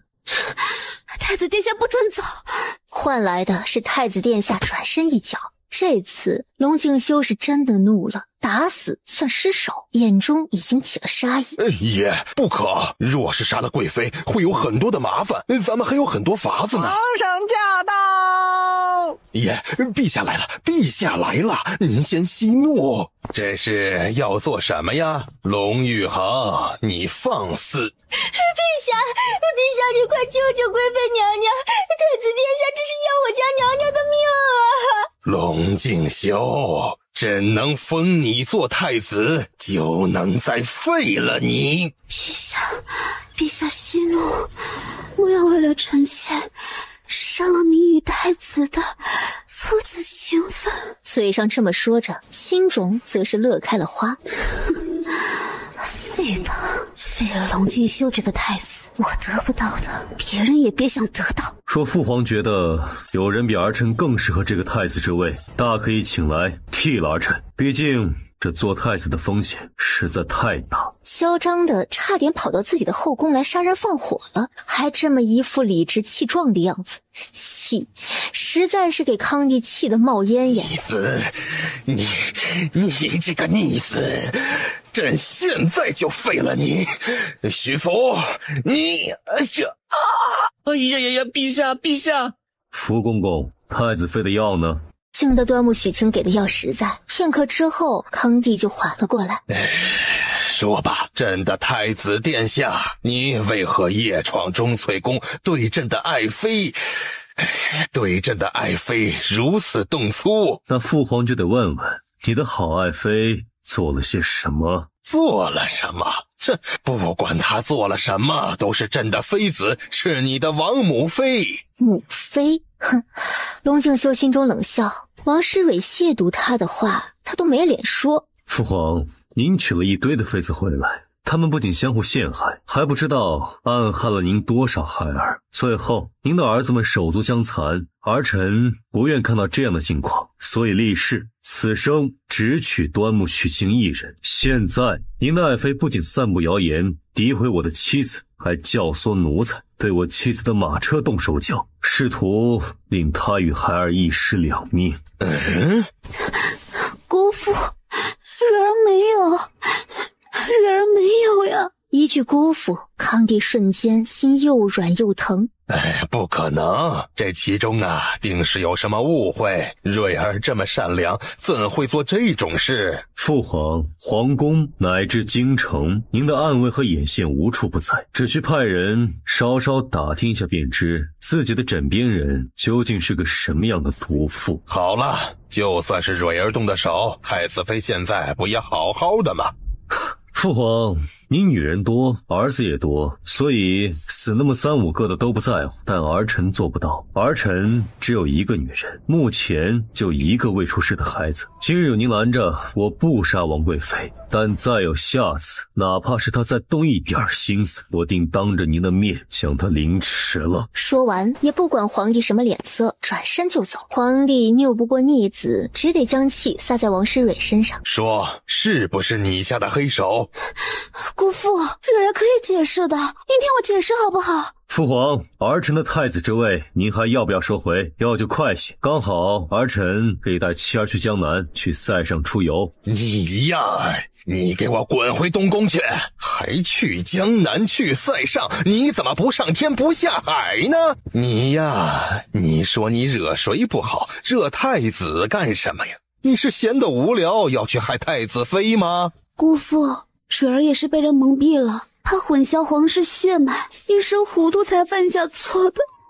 您责罚蕊儿吧。好了，挑事儿在先，今日你这顿打压也不冤枉，娘家那边自己解释去，莫要让王家与太子生了嫌隙啊！要不然呢，吃亏的还是你。既有错就不得不罚，禁足1个月，钟粹宫上下扣3个月月例吧。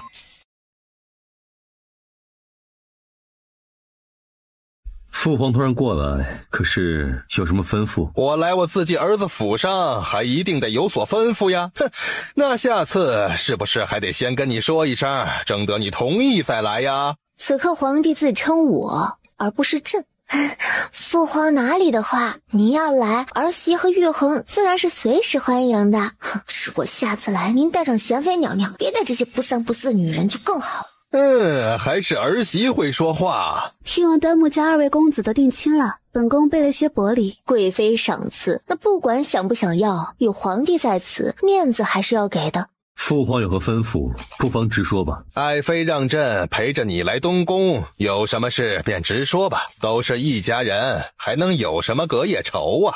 青儿，母妃之前听信小人谗言，误会你了，还差点做了错事，你原谅母妃可好？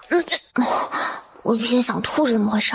上次御花园中，儿臣就说了，天子犯法与庶民同罪，即使是贵妃娘娘有错也是要认的。可父皇以贵妃是长辈为由，拒绝给太子妃道歉，今日怎想起特意上门来道歉？你们父皇自然是觉得一家人之间无需计较这么多，但本宫在钟粹宫4过月余，还是觉得需要同青儿致歉。本宫确实是被有心之人蒙蔽了。青儿，你与太子莫要再伤本宫的气可好？啊，原来贵妃娘娘是被有心之人蒙蔽，听信了谗言才乱传话的呀。哎呦，其实我也差点听信了谗言，有人给我写匿名信，说贵妃娘娘待字闺中的时候跟自家家奴有染，还差点私奔。不过我就比较清醒了，仔细思量之后，觉得这肯定是有人故意陷害的呢。太子妃，贵妃是你的长辈，你怎么能如此胡搅蛮缠呢？都说的是谗言，是传言，不可信的呀。王诗蕊的心紧张的漏跳了好几拍，心下猜测太子妃是不是知道了些什么。陛下，太子，谣言一事到此为止，日后你不许再针对贵妃一家。儿臣并没有针对谁，就事论事而已。太子殿下，祖父年事已高，曾经也有功于龙家的江山社稷，你就高抬贵手，放他一马，让他安度晚年吧。若是你有气，往我身上撒便是，莫要再打压王家的生意了。玉行许清，今日贵妃亲自登门道歉了，此事就此作罢。既然父皇开口，那此事就暂且作罢吧。得到了想要的结果，康帝带着王诗蕊满意的走了。玉衡，究竟是怎么一回事？王诗蕊这个女人会主动道歉，我怎么觉得她是肚子里揣了更多的坏水呢？因着我接手科举事宜，发现了王太傅利用科举放财的事，王家察觉到了有人暗查此事，第一时间想到的是我，所以王贵妃才上门道歉，想要大事化小，小事化了。所以玉衡刚刚假意答应王贵妃不再追究。对，并且说是我没有猜错，王太傅并没有对王诗蕊说实话。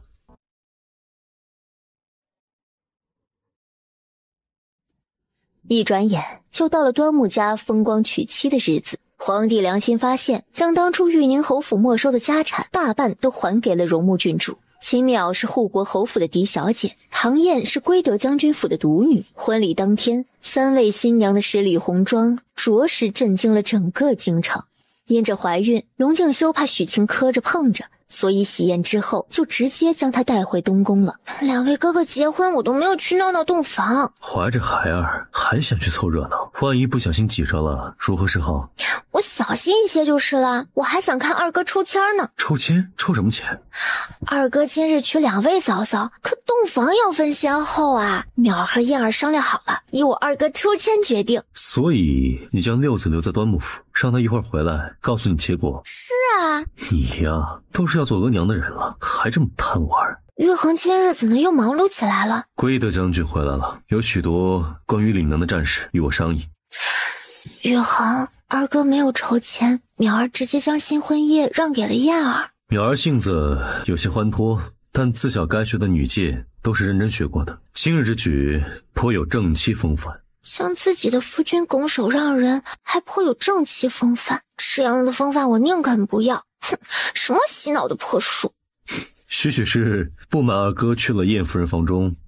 2人都是我的朋友，我怎会不满？只是也说不清楚，反正我做不到。我的夫君只能有我一个女人，不管是什么情况，不听任何理由。龙敬修哪里不知道小女人的小心思？好了，为夫知道，也随时铭记，此生只能是许一人的夫君，绝不违背此誓言，可好？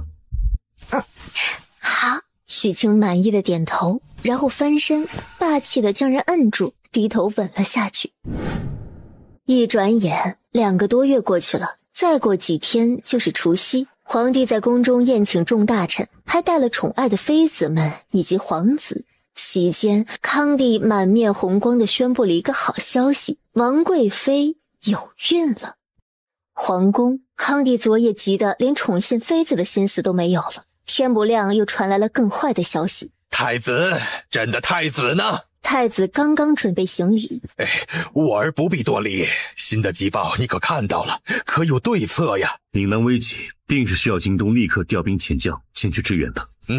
东瀛与我大钱隔海，但他们国的人格外不要脸，还极为贪婪，一旦侵占我岭南，定会不择手段北上。玉衡啊，朕欲派你亲征，定要全力绞杀岭南山匪和那东瀛矮贼呀！若是以前，龙玉衡定当毫不犹豫地答应。可这次，许许生产在即，他终于体会到何为儿女情长，英雄气短。他答应过许许，定会陪着他生产，定会看着他们的长子降生。玉衡，可是有难处？不等龙玉衡回答，护国侯秦侯爷和荣彻已经抱拳跪下。末将愿带兵前往岭南。末将也愿前往岭南，不将爱贼打回东瀛，绝不归京。秦镇两为主帅，端木荣彻、霍润庭、秦风为副将，定要将那胆敢来犯的东瀛矮贼杀尽，同时要将吃里扒外的岭南山匪全部剿灭。所有人都领命离开之后，御书房只剩下太子。玉衡，你为何不愿亲征啊？太子妃产期在即，儿臣答应要陪着她。你竟是如此的没出息，为了一个女人不顾江山社稷，你呀，你这是要气死朕吗？朕如此焦急做安排，不也是因着想将来交予你一个完整的江山吗？你居然为了一个女人，你呀！儿臣的武艺与战术皆是护国侯所教，有护国侯前往岭南，定能将东瀛人驱逐。你走吧，滚回东宫去抱媳妇去。儿臣告退。站住！父皇可还有吩咐？你与朕说实话，那太子妃是不是极度善妒，不许你迎侧妃纳姬妾呀？别怕，朕替你安排，寻几个才貌双全的女子留在宫中，你呢可以以朕让你办差为由留宿宫中。玉衡啊，听朕一句劝，不同的女子真的有不同的好。康帝始终觉得太子独宠太子妃不是什么好事，可又顾及着端木家的那个先祖，万一哪天又大半夜的出来，不是瘆人吗？父皇，这都什么时候了，您还有心思操心这些？儿臣已经说过许多次了，此生只要端木许行一人，儿臣还要去与护国侯议事，先行告退了。说完，意味深长地看了皇帝一眼。父皇，女子虽好，但也极易伤身，您后宫嫔妃太多了，还是节制些的好。你滚回东宫去！太子殿下，您可回来了！今儿齐王也不知在哪儿喝了多少酒，跑到咱东宫来了，背上还背了金条，嘴里说着胡话。老奴让他起来，他也不肯。您看这负荆请罪，龙敬修实在是想不通齐王到底是玩什么把戏。齐王此举何意？臣弟愚蠢，犯下大错，还请太子三哥支招。犯了错，你去父皇那里忏悔便是。来东宫做什么？长兄如父，还请兄长平退左右。龙敬修盯着他看了许久，点了点头。说吧。兄长先应我，不拿刀砍我。这么多废话，那便不要说了。不，我说，太子兄长莫走。太子只看着他，齐王有些紧张，他不知道今日这个赌会不会赢。王贵妃说，她腹中孩儿不是我们父皇的，而是余弟的。龙启瑞，你可知自己在说什么？臣弟没有喝醉，王贵妃亲口对我说的，她腹中孩儿是我的。那天被王世蕊请去钟粹宫，出来之后，龙启瑞一直忐忑不安。王世蕊肯定是留不得了，却又不能直接跟父皇说。思来想去，唯有太子不能杀了他这个亲弟弟，也绝对不会放过王世蕊。同时还会顾及父皇的面子和感受，所以他这才负荆请罪来了。什么时候的事？多久了？几次？挺久了，7年。父皇去行宫之前，至于次数吗？我不太记得了，应该不少。后宫的管理竟是如此松懈了吗？已经就一次都没有被发现过。齐王弱弱地看了太子一眼，不敢接话。你怎知那孩儿就确实是你的？余弟只在7月前与王贵妃接触的颇多，后来意识到自己的错误，便下定决心同他断了。他又是威胁余弟，又是不从，就去父皇那里哭诉。余弟只得从了。再后来，他就说腹中胎儿是我的。我请人算了算日子，确实也对得上。洪家怎会有你这样的蠢货？堂堂中宫皇后之子，为一个小小的嫔妃威胁。是他先勾引我的，还说父皇年老无力。龙启瑞的话，龙敬修是信的。王世蕊那个不知廉耻的贱人，曾经也勾引过他。他勾引你，你就要被他勾引。那他让你拿刀自刎，你刎不刎？余弟还不想死，所以只能找太子哥哥想办法。太子哥哥打我骂我都可以，只求不要不管我。你想如何？余弟不知该如何，一切但凭太子哥哥做主。龙敬修盯着他，滚回去！是，余弟这就滚。余弟一时糊涂，犯下大错。若是这次能够全身而退，从此定当追随三哥；若有一心，天打雷劈，不得好死。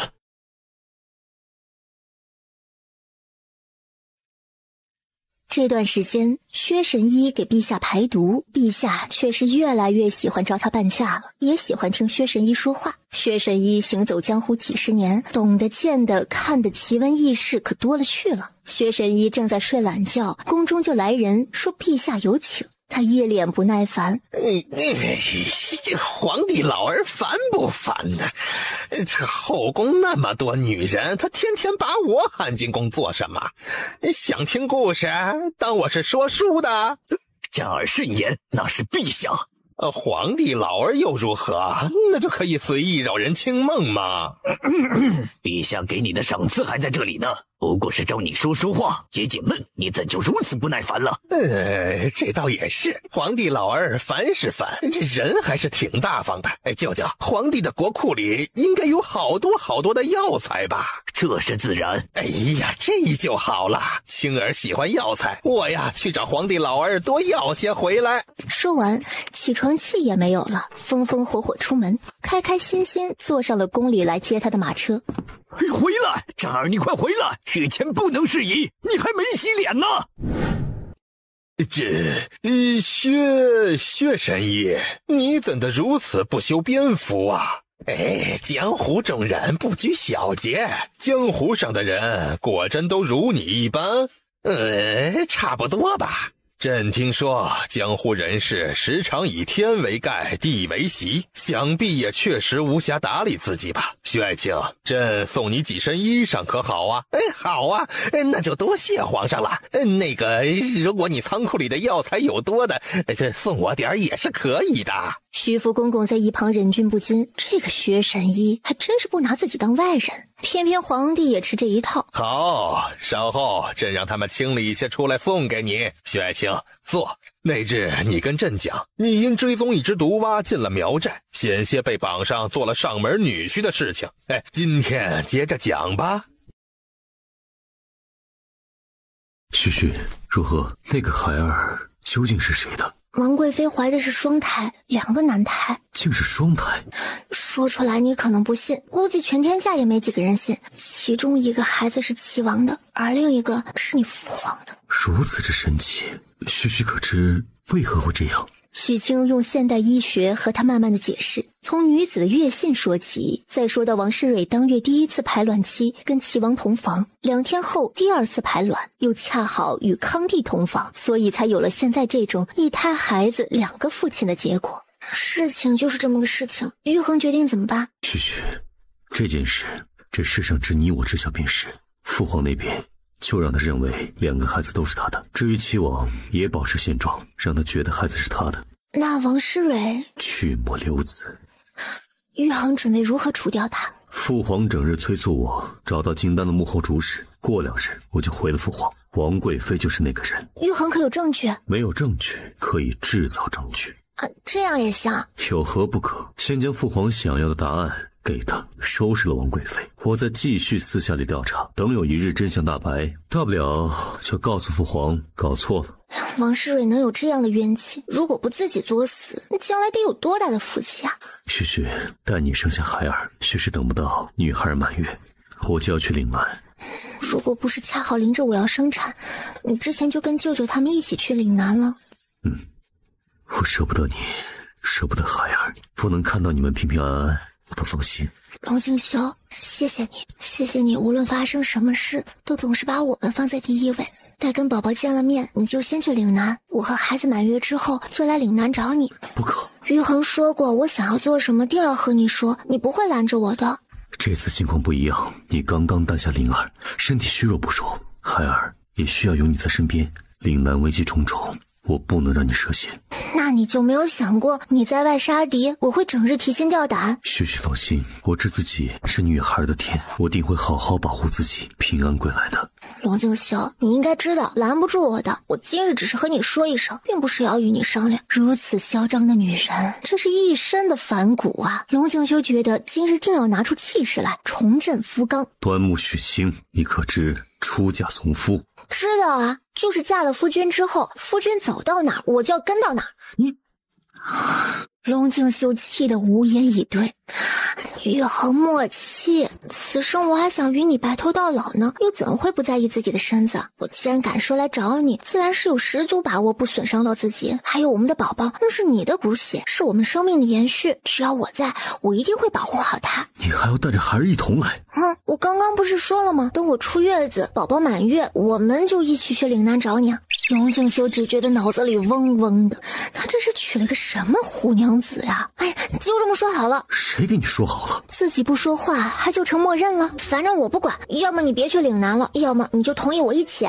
许许，龙敬修柔声唤他，可许清不想听他劝。上次我去拿圣旨，若是提前跟你说，你肯定也跟今天一样不同意，所以我下次还是不跟你说了。想做什么直接做。你敢？龙敬修盯着他，眼神中心疼、生气等情绪十分复杂。我该拿你怎么办呀？哎呀，好了好了，我肯定会保护好自己，保护好孩子的。你到了岭南，安心布局打仗，等着我们来找你就是。当然你也要保护好自己，不要让我担心。别板着个脸了，笑一笑。你总是板着个脸，那过几天孩子生出来跟你一样不孝，那多丑啊！本宫的孩儿自然是全天下最俊美的，怎会丑？罢了，许许执意要去，他替他安排好卫队，路上走慢一些，确保万无一失就是了。第二天早朝之后，钟粹宫，臣妾恭迎陛下。陛下，您这个时候怎能有空过来看蕊儿呀？王贵妃，进宫这1年光阴，朕待你如何呀？陛下待臣妾自然是极好的。那清风道人是你找的吧？还有那万昭仪也不过是你的替死鬼吧？王诗蕊，朕想不明白，你为何要恨朕？为何要朕的命呢？陛下，您凭谁污蔑臣妾？您是臣妾的夫君，是臣妾的天，是臣妾腹中孩儿的父亲，臣妾怎会害你？此事太子追查多日，现已是铁证如山，你不必再狡辩了。太子又是太子，玉衡，你说这王诗蕊如何处理吧？不，陛下，先关起来，待生下孩子再说吧。康帝点了点头，玉衡果然没有让他失望，他十分顾及手足之情。贵妃王诗蕊，姜维王答应禁足钟粹宫养胎，若是胎儿不保，立即处死。康帝说完，起身，头也不回地离开了。龙敬修，已经是如此恨我，本宫不恨你，那你为何要置我于死地？多行不义必自毙，准许你生下齐王的孩子，是给你最后的体面。王诗蕊瞪大眼睛，退后2步，低坐在地上。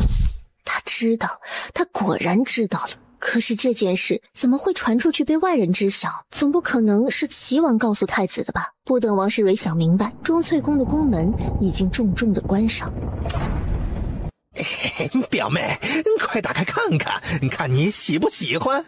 表兄又给我带什么好东西来了？哎呀，青儿打开看看不就知道了吗？哎，快！瑞雪上前打开箱子，满满2箱子的药材，还都是极品。表兄，你哪来这么多药材啊？嘿嘿，皇上给我的。表妹，快看看喜不喜欢，下次表哥进宫啊，再去替你讨药啊。娘娘，陛下跟着咱爷一块儿回来了。皇帝来了，走吧，歇驾。儿媳莫要多礼，快请起。然后看到旁边的薛昭战，脸上的笑容更甚了。薛青也在呀，正好省得还要人去找你了。你今日怎的收拾得如此整齐呀？薛昭战想，这人事儿真多。表妹娇滴滴的女儿家，他这不是怕碍着表妹的眼吗？能跟见你个大老爷们的时候比？哎，这不是你昨天赏我的衣服吗？我挺喜欢的，还有那药材我也喜欢，您啊可以再多给我点儿。好，明日下午你来宫中，朕再给你些。许清和玉衡对视一眼，薛表兄和皇帝的相处竟是如此的随意了。当天康帝一直在东宫玩到天黑才离开，他没走一会儿，齐王又带着礼物上门了。谢兄长替他解决了一桩大事。龙敬修看着这个不争气的弟弟就头疼，叮嘱了几句，就让他滚蛋。齐王喜滋滋的滚蛋，太子哥哥这份恩情，他是真的记在心里了。自知没有那个正大位的能力，也知太子绝对不是赶尽杀绝的无情之人，所以他决定了，以后做个混吃等死的闲散王爷那就够了。玉衡回来了，话音刚落，只觉得一股暖流，理论知识告诉他羊水破了。旭旭，你怎么了？可是身子哪里不舒服？玉衡，我可能要生了。旭旭，等我去让瑞雪准备着。玉衡不急，先不叫瑞雪，你到门外守我一会儿可好？容我收拾一下。旭旭怎么了？这是难为情了？那为夫亲自替你更衣可好？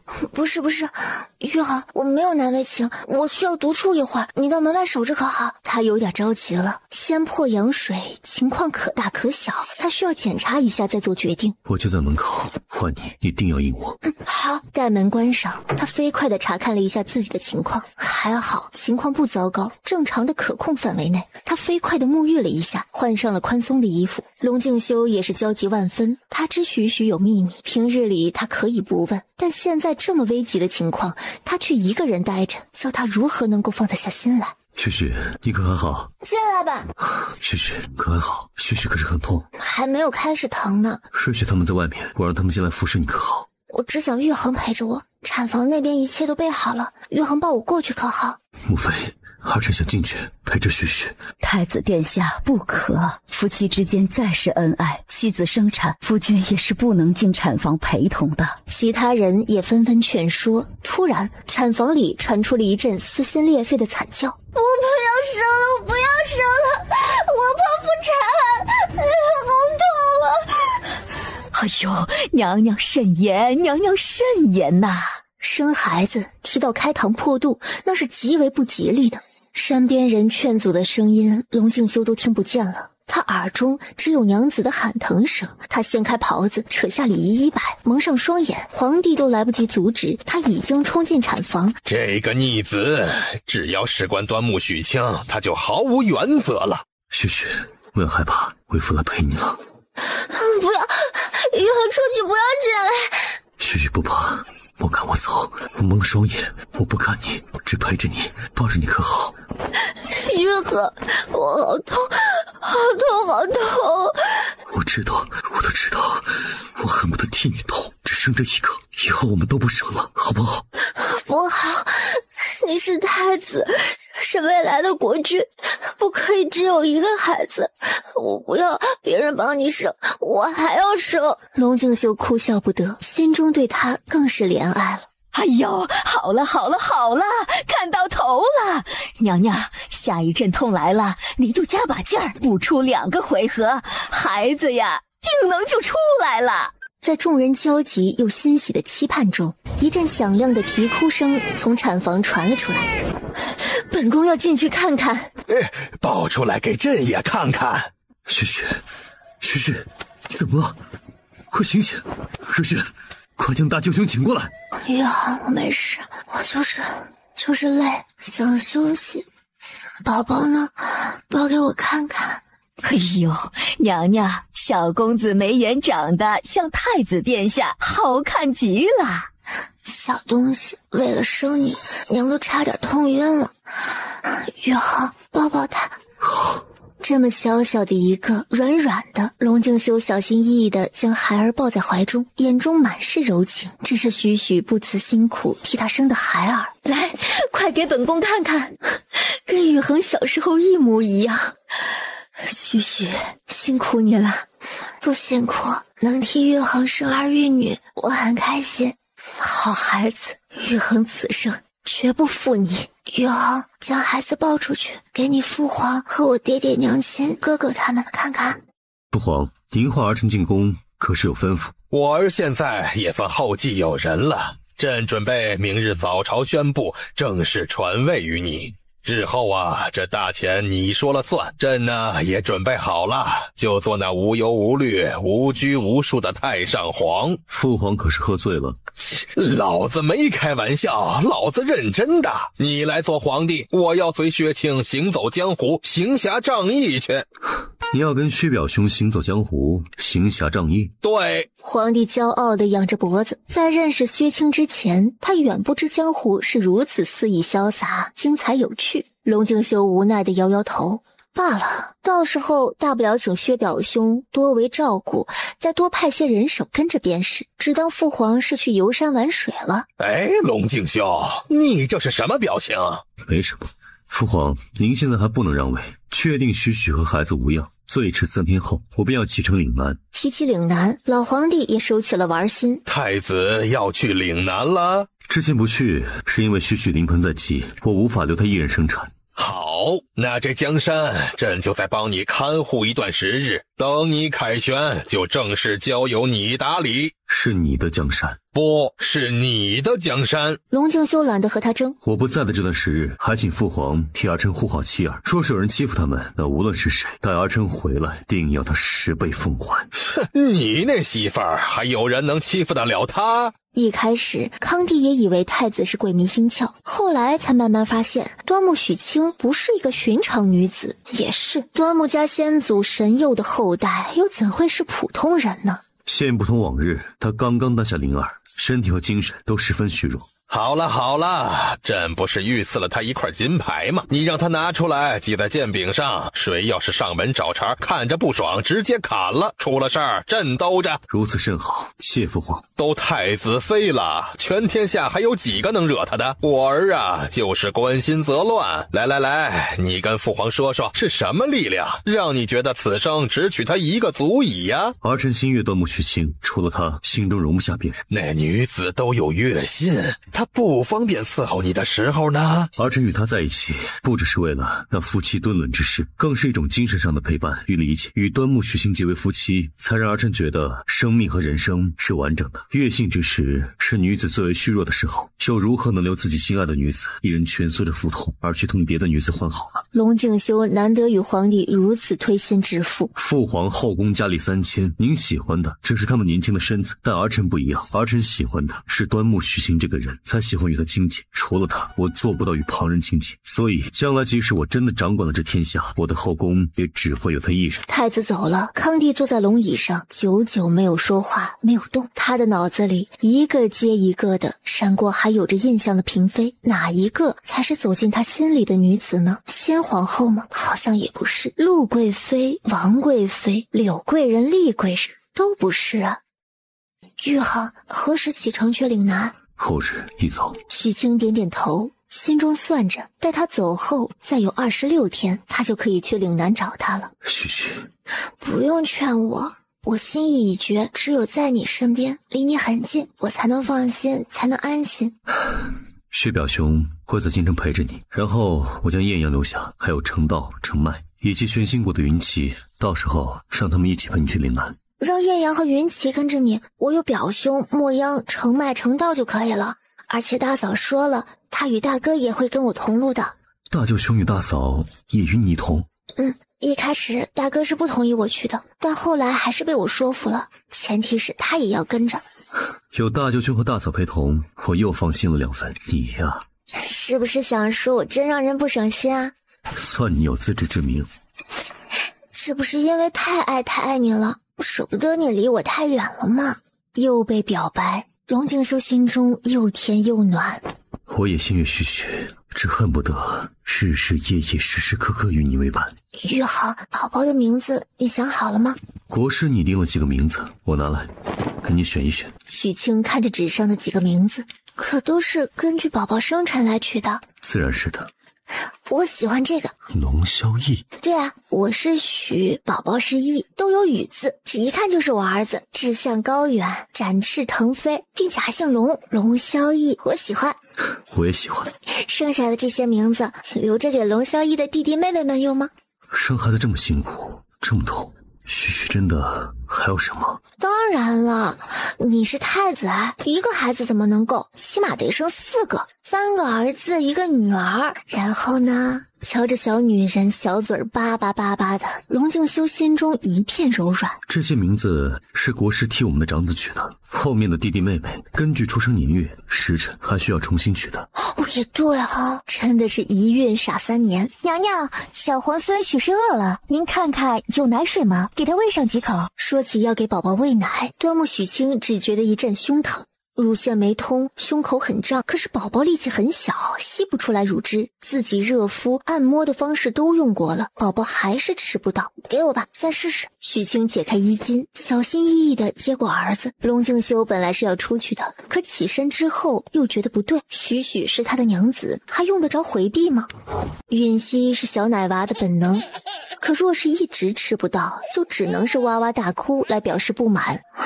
宝宝肯定很饿了，还是冲泡一些奶粉先喂着吧。好在跟现代医疗系统联网，它可以用积分兑换到奶粉和奶瓶。教了瑞雪使用以及冲泡奶粉的方法，小萧逸很快就吃到了牛奶，不哭闹了。龙静修见到儿子吃饭的家伙很是新奇，宇航我好没用，都没办法让宝宝吃上母乳。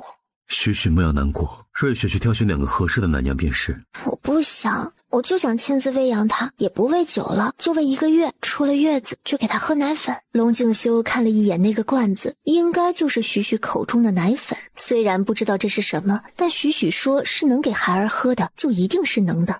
老奴有个法子，能让小皇孙很快吃上母乳。嬷嬷请讲。娘娘现在定是十分胀痛，可小皇孙力气不够，吸不出来，可以由太子代劳，等畅通了就好了。小皇孙有的吃，太子妃也不会胀痛了。这话说完，龙静修的耳根都红了。许清也不知道该如何接话。还是瑞雪聪明哦，小皇孙吃饱了，许是要睡了，奴婢和嬷嬷先将他抱下去，太子爷和娘娘也休息会儿吧。屋里只剩下夫妻2人，这个忙还只能为父来帮了。不久之后，龙萧逸终于吃上了热乎的初乳，龙静修就在一旁看着，不愧是他的儿子，怎么看怎么可爱。待他吃饱了，还将小小的人儿抱在怀中。你得感谢爹爹，要不然只有饿肚子喽。温馨甜蜜的日子是短暂的，几天时间很快就过去了。端木许清和龙萧逸一切都好，龙静修就要出征岭南了。为了不让许清担心，龙静修没有跟他说岭南的战事现在已经十分紧张了。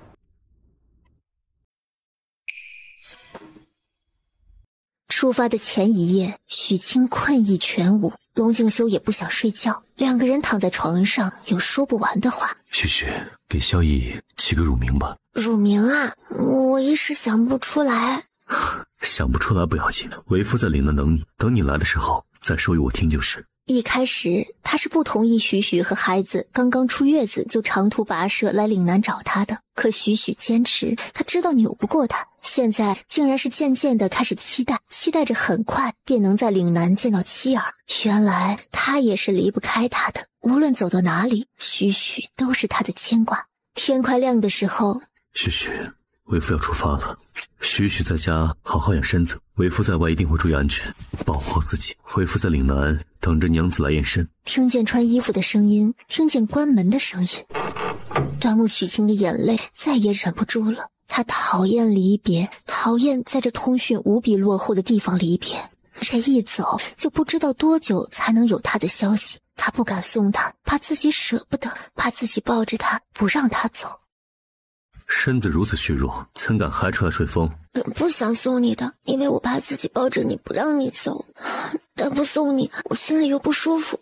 你放心，我将自己裹得好好的，没吹着风。好了，现在已经替我送行了，赶紧回去吧。云奇双手递上一根棍子和一把扇子。许许要我将这些带上。铁棍你知道怎么用的？竹叶扇，我将里面的针都浸泡过见血封喉的毒药，你都带上。哎，还有我呢，我也是见血封侯的。嘿嘿，龙太子，你得把我也带上。表兄留在京城，届时护送旭旭和萧逸。我听表妹的，表妹说你若有事啊，她也活不成，所以我要跟着你。端木许清一噎，他只让表兄先去岭南，没有说活不成这一句。嘿嘿，我先去跟明阳他们打个招呼啊，几个时辰未见啊，甚是想念呐。属下去检查一下马车。好了，旭旭回去吧。众目睽睽之下，也不能亲亲抱抱了，时间紧迫，更是不能再耽搁。你走吧，我看着你走，我就回去。龙静修也不忍他继续站在这里受冻，一把将人捞进怀中，重重亲了一口，飞快地放开，翻身上马。撤！因着要亲自照顾宝宝，端木许清坐月子的日子还是比较充实的。看着宝宝一天一个样的长大，十分有成就感。只等着玉衡见到宝宝的时候，也不知道他还认不认得自己的孩儿。一转眼20天过去了。贤妃问他可要给小皇孙办个满月酒，许清想也没想就拒绝了。孩子父亲在外征战，他带着孩儿在家，还办什么满月酒呢？等着玉衡战胜归来，办百日宴、周岁宴都可以，但一定要太子殿下在才好。小皇孙满月的前3天，康帝亲自来了东宫。皇帝看到被养得白白胖胖的小皇孙，高兴的嘴都合不拢了。太子妃当真要去岭南？玉衡在哪里，我就要在哪里。那朕的小皇孙你也要一并带上？是的。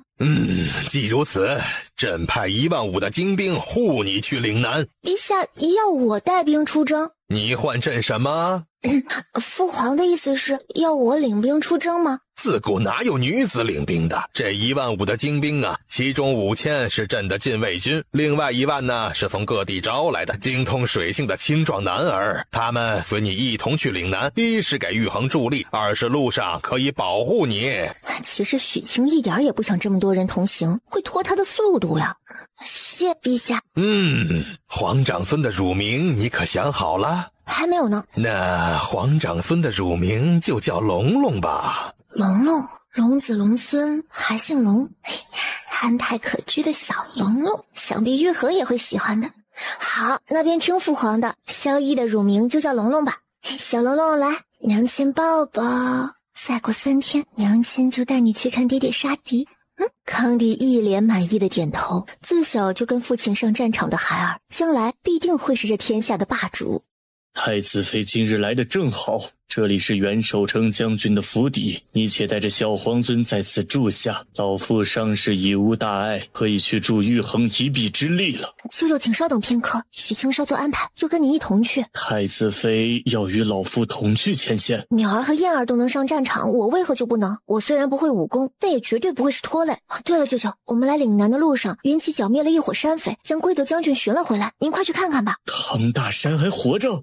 但是也受了重伤。老夫看看去。趁着护国侯去看归德将军的时间，许清去找大哥大嫂，表明自己要去找龙玉衡，请他们帮忙照顾龙龙。端木善成心底是不太赞成的，但也知道拦不住他。龙萧逸真的特别听话，吃了1个月母乳之后，就按照母亲的安排断了母乳，吃牛奶。10多天的赶路，他也是吃了睡，睡了吃，每天很少哭闹，努力长大。许清有想过将他带进操作间，一同去找龙静修，可战场上的事突发情况太多，他难免会有照顾不上的时候，并且也很是不巧，从治疗完唐将军之后，系统就进入了维护状态，他一时半会儿也没有办法将小龙龙带进去。许清只带了云骑，跟随护国侯一同奔赴前线了。前线的战况比护国侯想象中还要严峻，东瀛人已经从通胜港登陆，占领了浮屿镇，若是再不成功将他们阻拦，下一步就是直击岭南了。对于领兵作战，端木许清懂得不多，所以他也不敢轻易参言。他现在最担心的就是龙静修何在，可有受伤。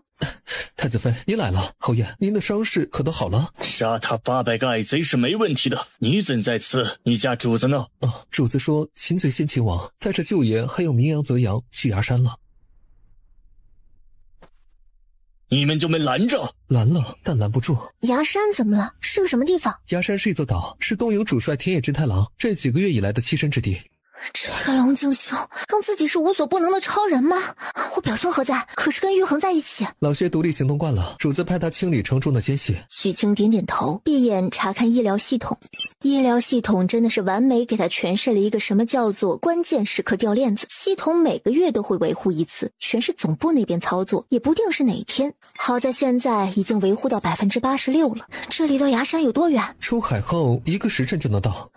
带我去吧。你要去崖山？属下愿陪同太子妃一起去，属下愿意陪太子妃前去。属下也愿一同前往。几人达成共识，一同去崖山接应太子。云奇准备将玄星谷的弟子都带上，许清没有同意，最终就他们4人跟着另外2个精通东瀛语的人上了船。曹阳，带世子走！不，就走一起走。霍世子，硬撑着点儿，不要去帮明阳，要不然我们大家都走不了。不远处，端木容彻一人对战10多个东瀛武士，身上的铠甲已经血迹斑斑。哼，你们这群矮贼，天生矮人一等，还敢与我大前虎视眈眈，大爷我定要叫你们有来无回。正是有了容彻的阻挡，这些小贼才没法上前去助力他们的将军。东瀛主将田野真太郎落了单，此刻正在使出浑身解数对战大前太子。真太郎每一招每一式都无比的毒辣阴险，甚至他的弯刀上还淬了毒。可是他的刀已经2次引了大前太子的血，却不见那太子有丝毫中毒的迹象。这一整夜，龙静修已经不记得自己砍杀了多少东瀛矮贼，也不知道身上受了多少伤，只知道此刻举剑的手都有些酸软了。天色渐亮，不能再耗下去了。他打起精神，使出全力，10招之内砍断了真太郎的手臂，飞身又是一脚，真太郎犹如破布一样跌入在地上。刀下留情！你还有什么遗言？你为什么没有中毒？哼，阴曹地府问阎王去。话音落下，剑尖刺进了真太郎的喉咙。龙静修长剑转换方向再一划，直接取了田野真太郎的首级，扯下旁边的东瀛军旗裹上，提着上前去帮容彻。2人背靠背。真太郎呢？在此，撤！2人边打边撤，一直退到明阳他们的地方。爷，您先走。我的武士们，暂时停下你们手中的武器。走，你们还想走？此人是真太郎的副将，我昨日与他对战过，后来不知道他去了哪里。哼，原来是在这等着呢。真太郎的副将叫池佐，他眯着眼睛看了看龙静修手中提着的东西，用蹩脚的大前语问：这真是太郎君的首级？大前太子想带回去？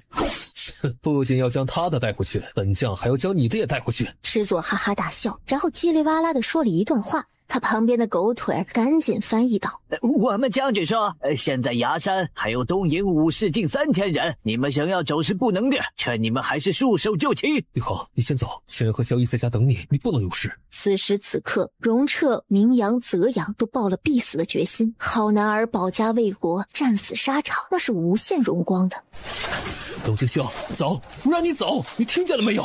龙静修手中的长剑舞得飞快，用行动回答他，自己绝不会丢下他们先走。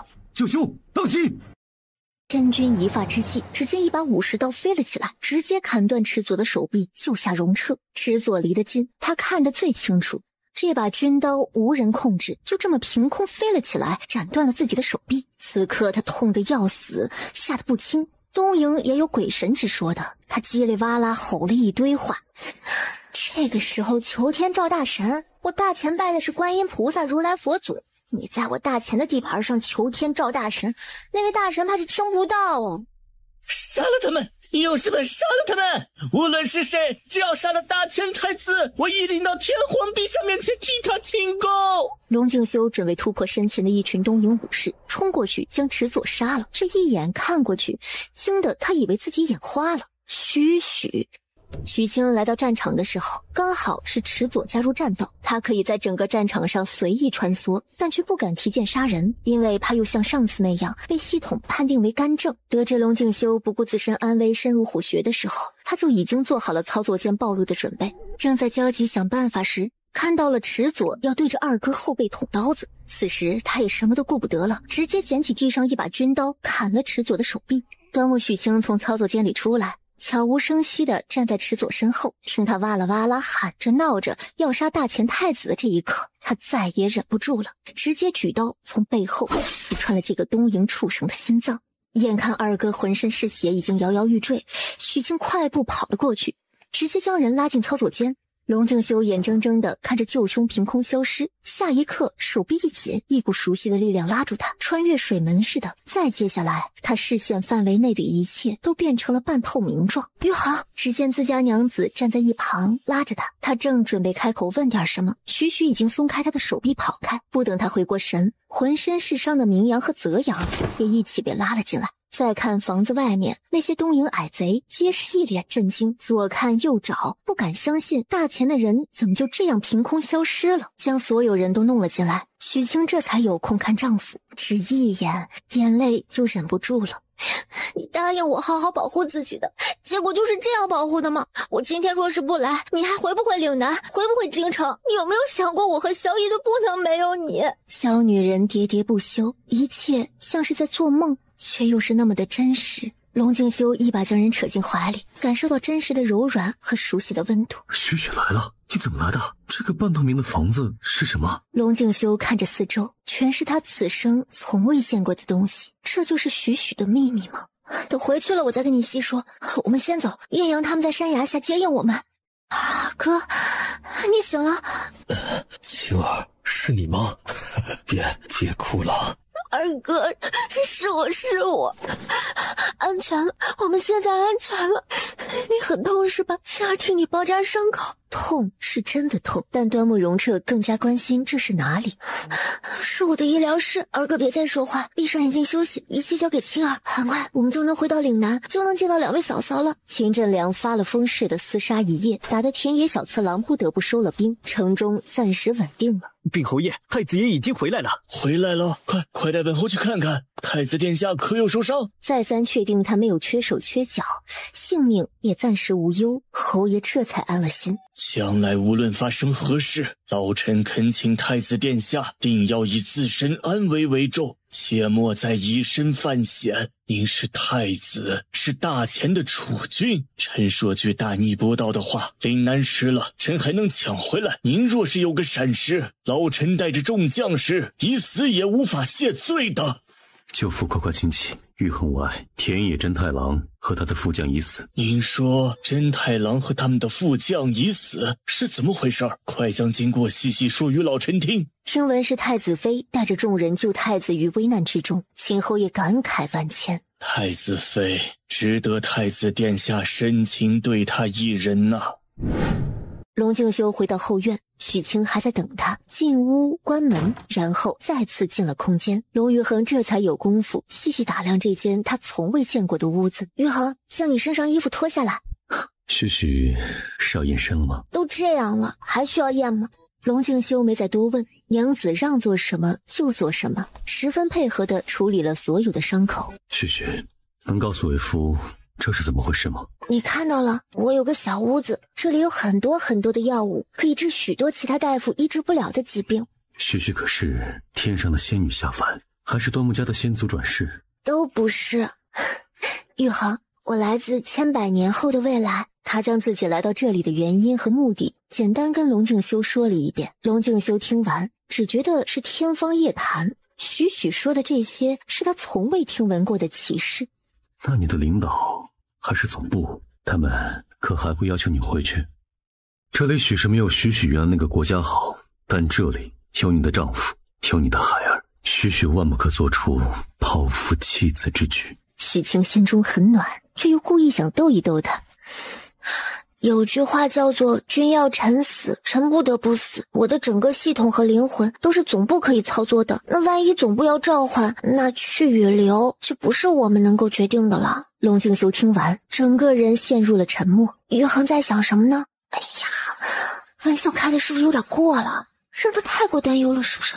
其实对于能不能回来这个问题，专家组只给了2个字：随缘。后来签订协议的时候也说了，只要不违法乱纪，最终待系统完善的时候是可以选择去留的。许清笑了笑，想出言安慰他，说自己愿意与他成亲生子，是早就做好了相伴一辈子的准备。可玉衡又先他一步开口：许许若一定要回去，可否带上我一起？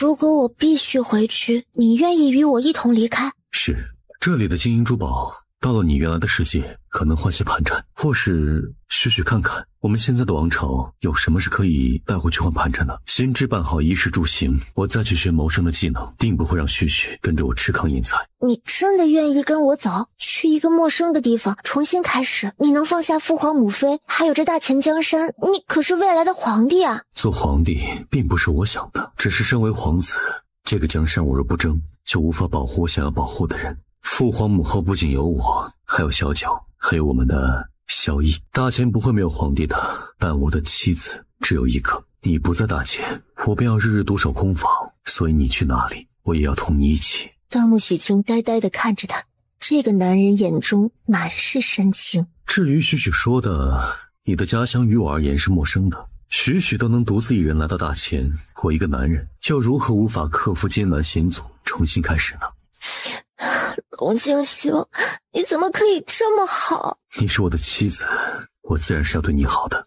我不离开玉衡，就算要走，一定想办法带玉衡一起。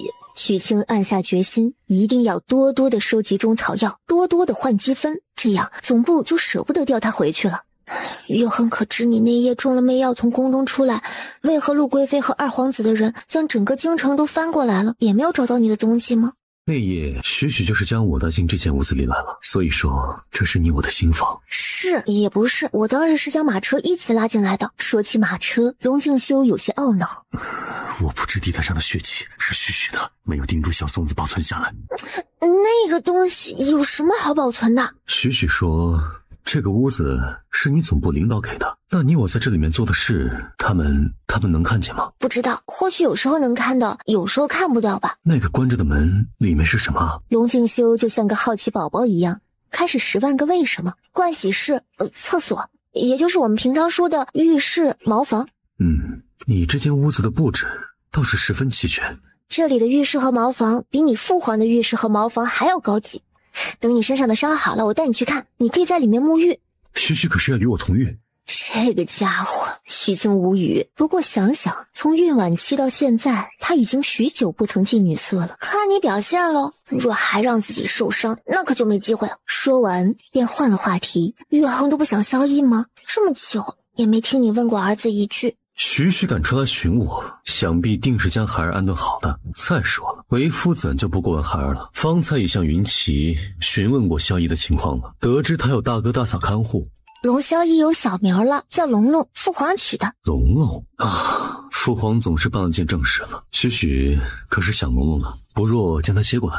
可以吗？真太郎与他的副将已死，接下来东瀛暂时不会大举进攻，孩儿养在城中应当是安全的。好，那就将小龙龙接过来。玉衡，莫须先生极有可能是与我来自同一个地方的。许许何时发现的？只是有这种感觉，玄星谷的布置，玄星谷弟子的训练方法，还有他给云奇灌输的思想，跟我家乡军队十分相似。原来如此，日后便让云奇跟着你做贴身侍卫。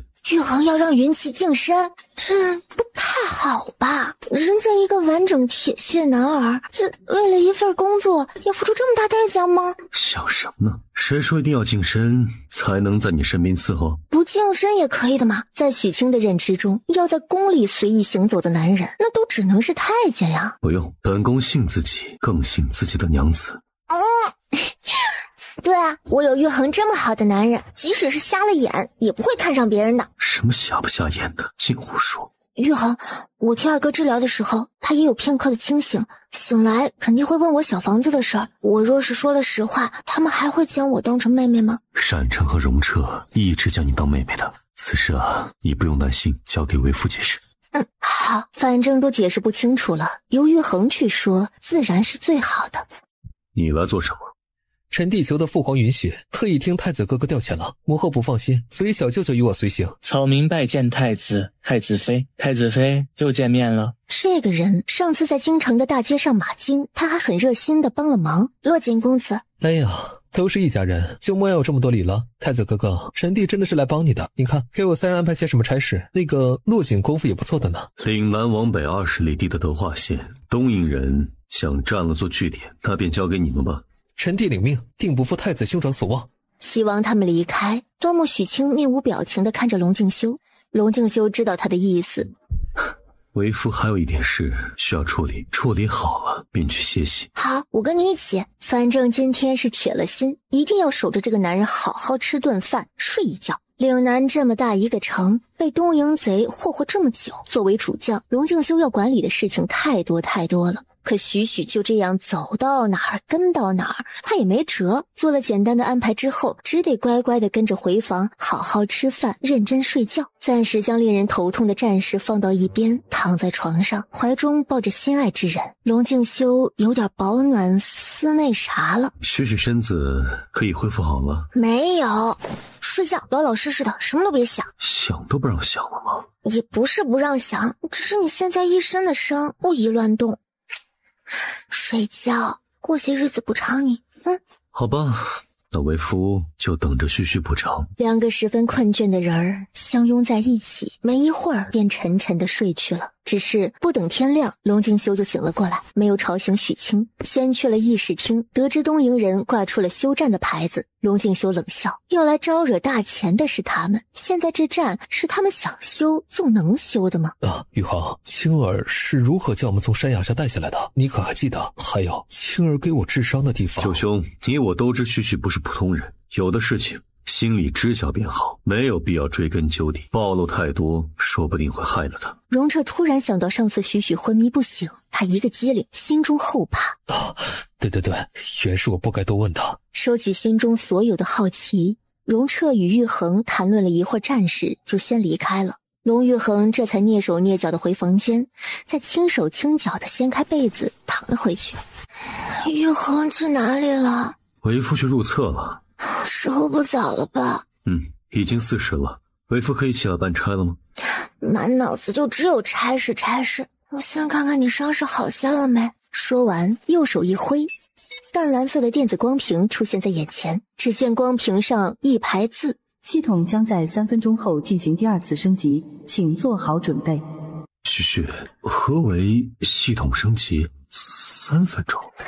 玉衡，你听我说，我接下来应该会睡上一觉，1、2天或者说2、3天都是正常的。系统升级就是闭关修炼，就跟你们练武之人一样，闭关修炼出来之后，许是会更厉害。这次许清完全没有时间去细细看升级后的功能，系统只给3分钟，他要用这3分钟来给龙敬修做好解释工作。不能不升级吗？什么闭关修炼，那都是武侠画本上胡扯的。许清看了一下系统，这次根本就没有选择键，应该是不可以的。玉衡放心，还在晋王府的时候我升级过一次，也只是睡了1晚上就好了。何时？就是从大皇子行宫遇袭回来的那次。不过那个时候我也不知道系统升级的时候会昏睡，当时傻乎乎的坐着等升级，结果在地板上睡了一夜。第2天小松子进来看见，可把他给吓坏了。以后无论什么事都要对我说，我陪着你，守着你。好。旭，给为夫说说你以前的生活吧。以前啊，小的时候就上学了。我们那个时候的学校跟你们现在的科举不一样。系统叮的一声，眼前的蓝色光屏闪了闪，消失。旭，没事，正常的，不用紧张啊。你何时会昏睡？不知道呢，可能还要一会儿吧。我们继续说说刚刚的事儿。说着说着，许清觉得越来越困，越来越晕。玉衡，我觉得好睡觉了。话音刚落，整个人便没了意识，软软的靠在龙敬修的怀里。旭，他将人重新放到床上。你答应我会很快醒来的，万不可食言。许清情况特殊，身边可靠之人不是重伤就是派出去了，所以龙敬修今日不准备离开这个院子，从天亮等到傍晚，等到云奇、艳阳他们回来，将小龙龙带来了。同行的还有单成、荣木等人。小龙龙生下来4天的时候，龙敬修就出征了，1个多月未见儿子，他长大了许多。快将龙龙给本宫抱抱。原本还在呼呼大睡的小家伙，忽然就睁开了眼睛。被父亲抱在怀中的时候，无牙的小嘴儿还笑了起来。你这个小家伙呀，舅舅整日抱你，也没看你对舅舅笑。这父亲明明许久未见，还一见面就笑了。谁的孩儿自然是对谁笑的。舅兄与其羡慕我，倒不如加把劲，自己生一个。这生自然是要生的，待岭南之乱平定，回京城就生。爷，娘娘现在何在？许许还在房中休息。休息？青儿这个时候睡觉？青儿可是受伤了。没有受伤。他将许许到崖山的壮举简单的说了说。许许奔波2日，又替大家治伤，许是劳累过度，所以需要多加休息。端木许清一直处于无意识状态，直到脑袋里叮哩一声将他唤醒，他猛地睁眼，入目的是古色古香的蚊帐顶，暂时没心思管周围的一切，他先闭眼看系统。成功了，林教授的实验成功了，大脑植入芯片后真的有了医疗系统，7分10万，总部这么大方。电击兑换系统，哇，药品器材类，生活用品类，好齐全啊！还有这医疗机，哎呀！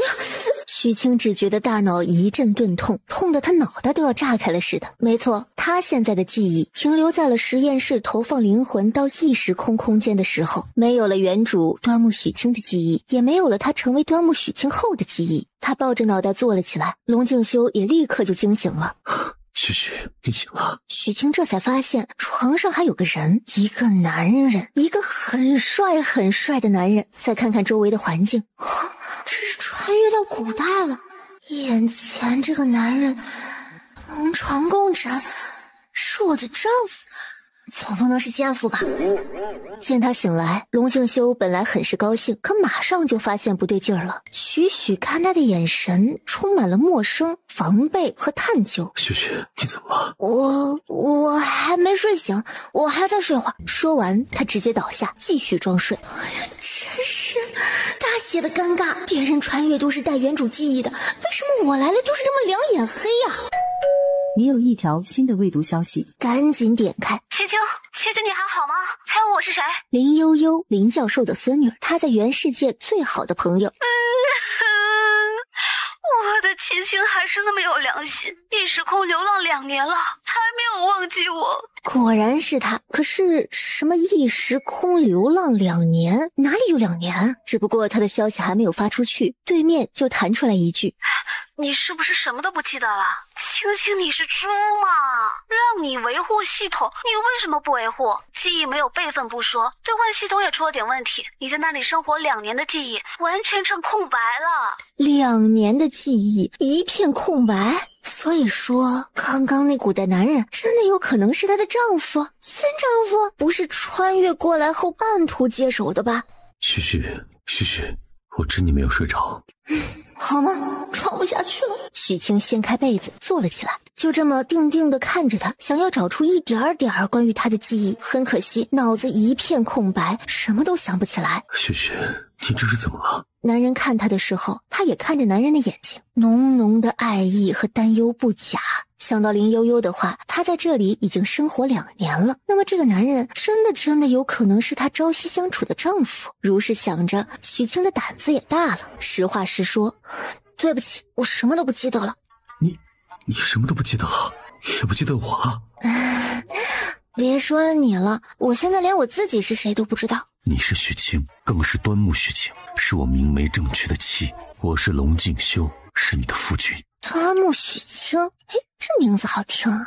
你知道我叫许清？我还知道你来自千百年后的未来，是一位大夫，为了完成国家给的任务来到这里。你还有一间神奇的小屋子。你真的是我的丈夫吗？我们什么时候成亲的？可是我真的什么都不记得了。无妨，我会陪着你，一天一天全部想起来。怎么有小孩子在哭？龙静修一噎，夫君都忘了，又怎会还记得孩儿呢？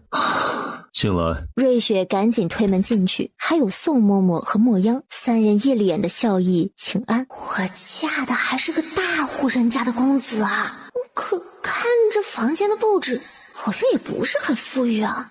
也不知道我夫家是干什么的，做生意的、读书的，还是做什么芝麻小官的吧？小主子也十分思念娘亲了呢，主子抱抱她。许清瞬间石化，不仅有夫君了，连儿子都有了。儿子，我生的。该不会这个家伙还有小妾吧？小妾生的儿子称呼正妻也是叫娘亲的。太子殿下心中的无奈又上升了一个档次。将龙龙给本宫吧，你们先出去。本宫？龙静修怀抱着龙萧逸，看着眼前一脸茫然的女人，突然有一种他与儿子都被抛弃的感觉。果然是抛夫弃子啊！可不管怎么样，他还在身边，还不算将他们抛弃得很彻底，还能怎么样呢？还能怎样呢？只能细心加耐心地将过往说与他听了。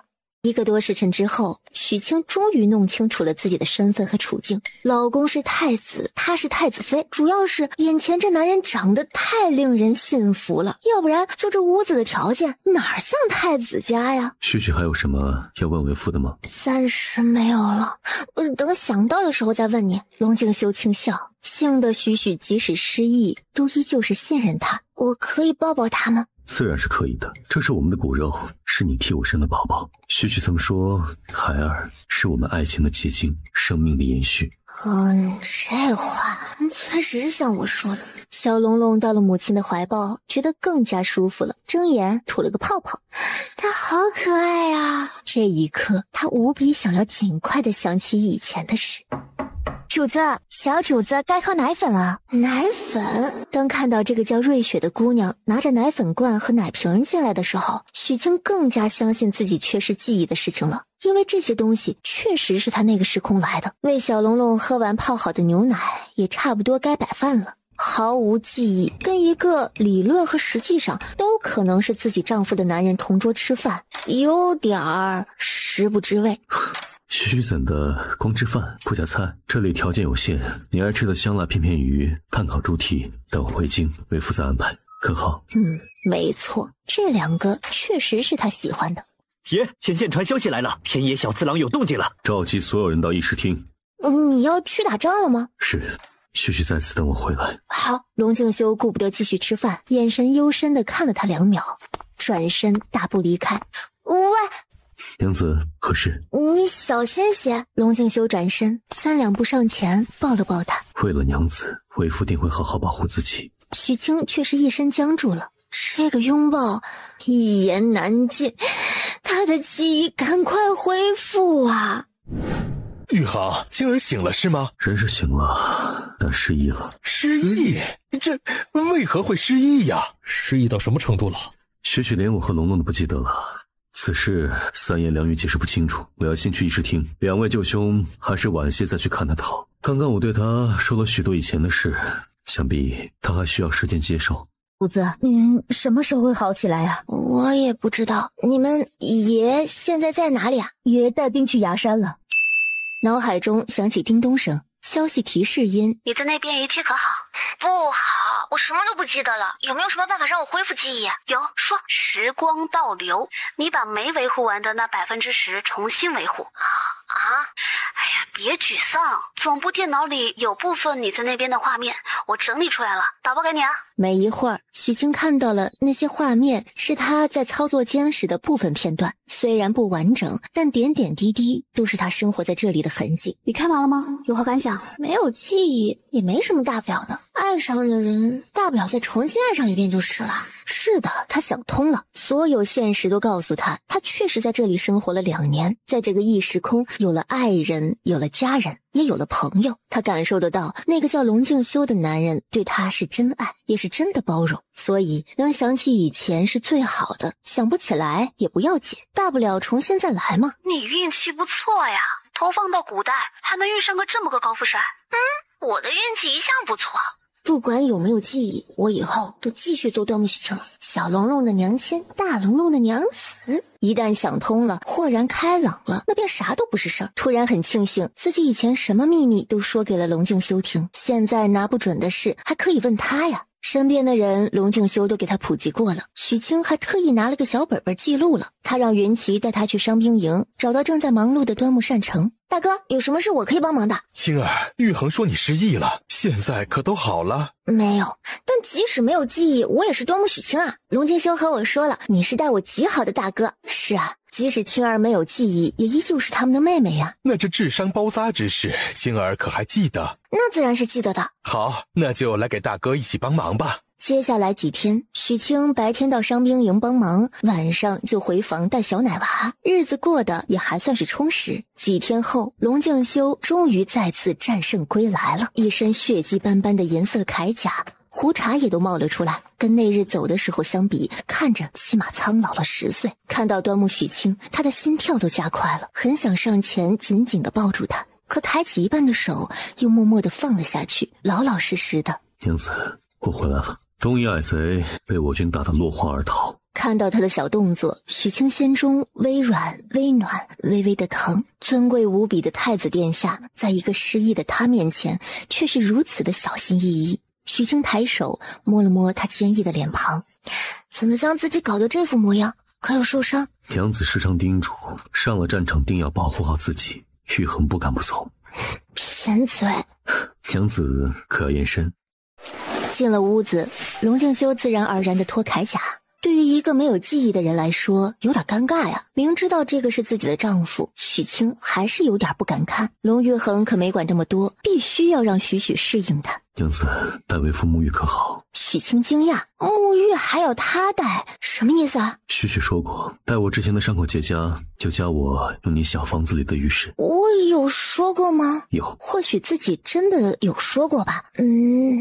那好吗？许清话音刚落，龙静修已经很自觉地牵住了他的小手，闭上双眼。许清一愣，这架势以前也不知道进过多少次操作间了。他无奈地摇了摇头，闭眼，意念一闪，两人原地消失，下一瞬进到了明亮的操作间。许许，教为夫用浴室。你以前没用过？不曾。不曾就不曾，这怎么还委屈上了？那我教你调水温。盥洗室里马桶、浴缸、淋浴都齐全，许清一样一样的教他使用方法，还有沐浴露、洗发水。许许送过我许多这个味道的香皂。 TF 的乌木沉香，许清最爱的香水，没有之一，所以他说的应该都是事实。那个，你先放水沐浴，我就在外面，若是有什么需要，你随时叫我啊。说完，飞快的出了浴室，不知怎的，心跳都加快了。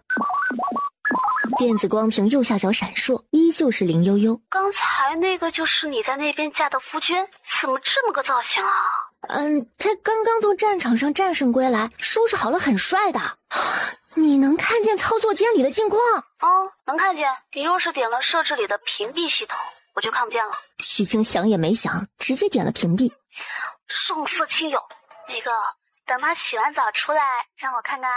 不，算你好。你尽快帮我恢复记忆系统和兑换系统，我就让你看我夫君的真实面目。哼，又不是没看过。许清想起悠悠给他的文件包里有一些他与龙静修相处的画面，悠悠理应是知道他长什么样子的。好了，我要去忙了。大龙的样子我见过了，空了把小龙给我看啊。记忆系统的事儿也不必过于担忧，爷爷已经在研究了。走了，拜。许许，为夫洗好了，没有找到擦拭身体的棉布，你可否替为夫拿一下？站起来，镜子后面的柜子里有新的。好。没一会儿，男人又开始喊。许清无语，直接推门进去。有什么事？这才发现这人还没穿衣服，可是视线却是先被他身上大大小小的疤痕吸引了。这个男人号称战神，看似无所不能，却莫名的让人心疼。我想将胡茬打理一下。许清收回目光，尽量让自己淡定。手指在镜子上点了几下，兑换了一个剃须刀，再教他用剃须刀，最后拉了他坐下，给伤口上药。看到小女人一脸专注的模样，龙静修心中十分温暖。本来以为他不记得自己了，还需要下好大一番功夫才能让他重新接受自己。许清只觉得头顶一道炙热的目光，让他想要忽视都难，干脆抬头凶巴巴的道：“你看着我干什么呀？”许，我可以亲你吗？这个不等许清回过神来，温热的唇瓣已经袭来，先是轻轻的贴着，见他没有反抗，下一秒便是热情进攻。许清气息不稳，这种感觉既熟悉又陌生。许，可以吗？我想过接受，可没想着这么快呀。我当你答应了。龙静修霸道地说，然后温暖干燥的大手有了动作。夫妻这么久，他十分清楚端木许清喜欢什么。许清想要推开，可却是推不开。罢了，孩子都给他生了，还矫情个什么劲儿啊！别，龙静修。龙静修心中有些忐忑，许这是要拒绝他吗？不行，今日若是退缩了，那就不知道还要等多久才能同他亲近了。比什么？深邃的眸子盛满星辰，棱角分明的俊脸上带着浅浅的微笑，这副模样谁拒绝得了啊？许清也真没打算拒绝。别在这里！龙静修瞬间明白，在这里许是许的领导能看见。那我们出去。许清咬唇闭眼，带着他出了操作间。龙静修直接将人抱到床上，话不多说，密密麻麻的吻下来，许久不曾有过了，这种感觉。我闹的折磨，请你不要选择闪躲，只想你的我，太想爱你的我，难道只能？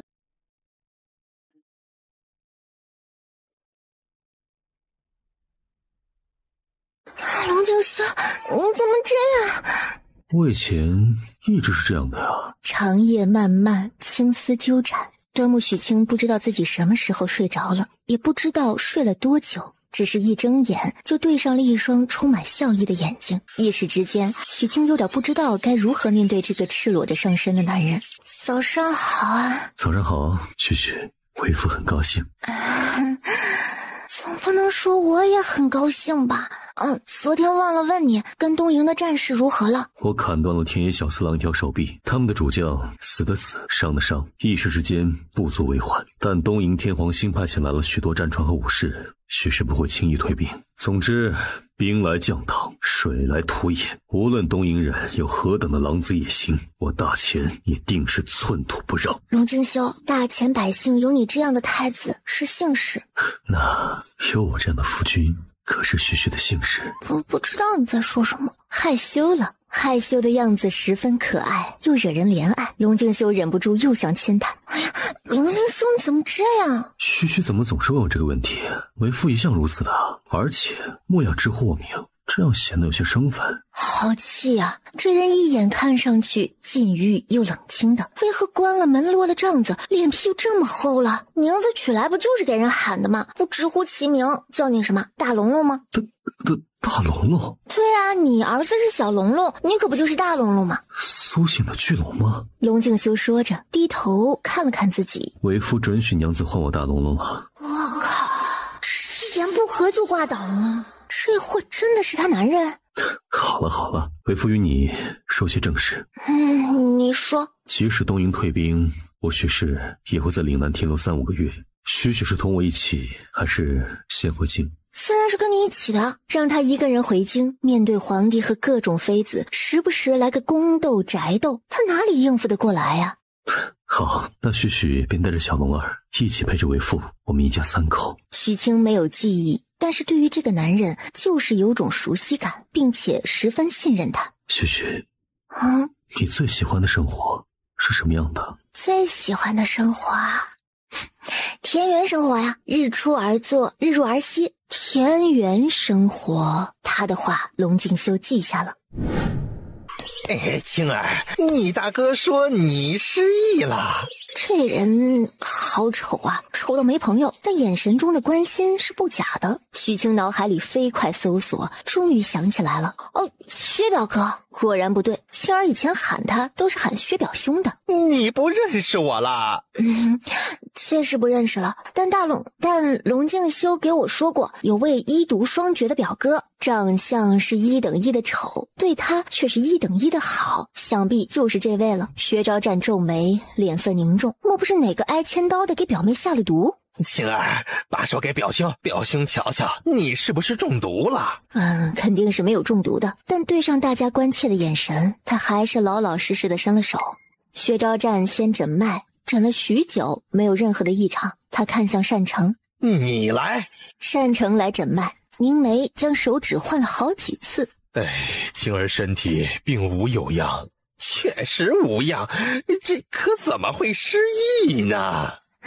两位兄长不必费心，许清或许哪天就能好起来了呢。青儿，你只记得太子，我也不记得了。那你昨夜就已经与他同床共枕了？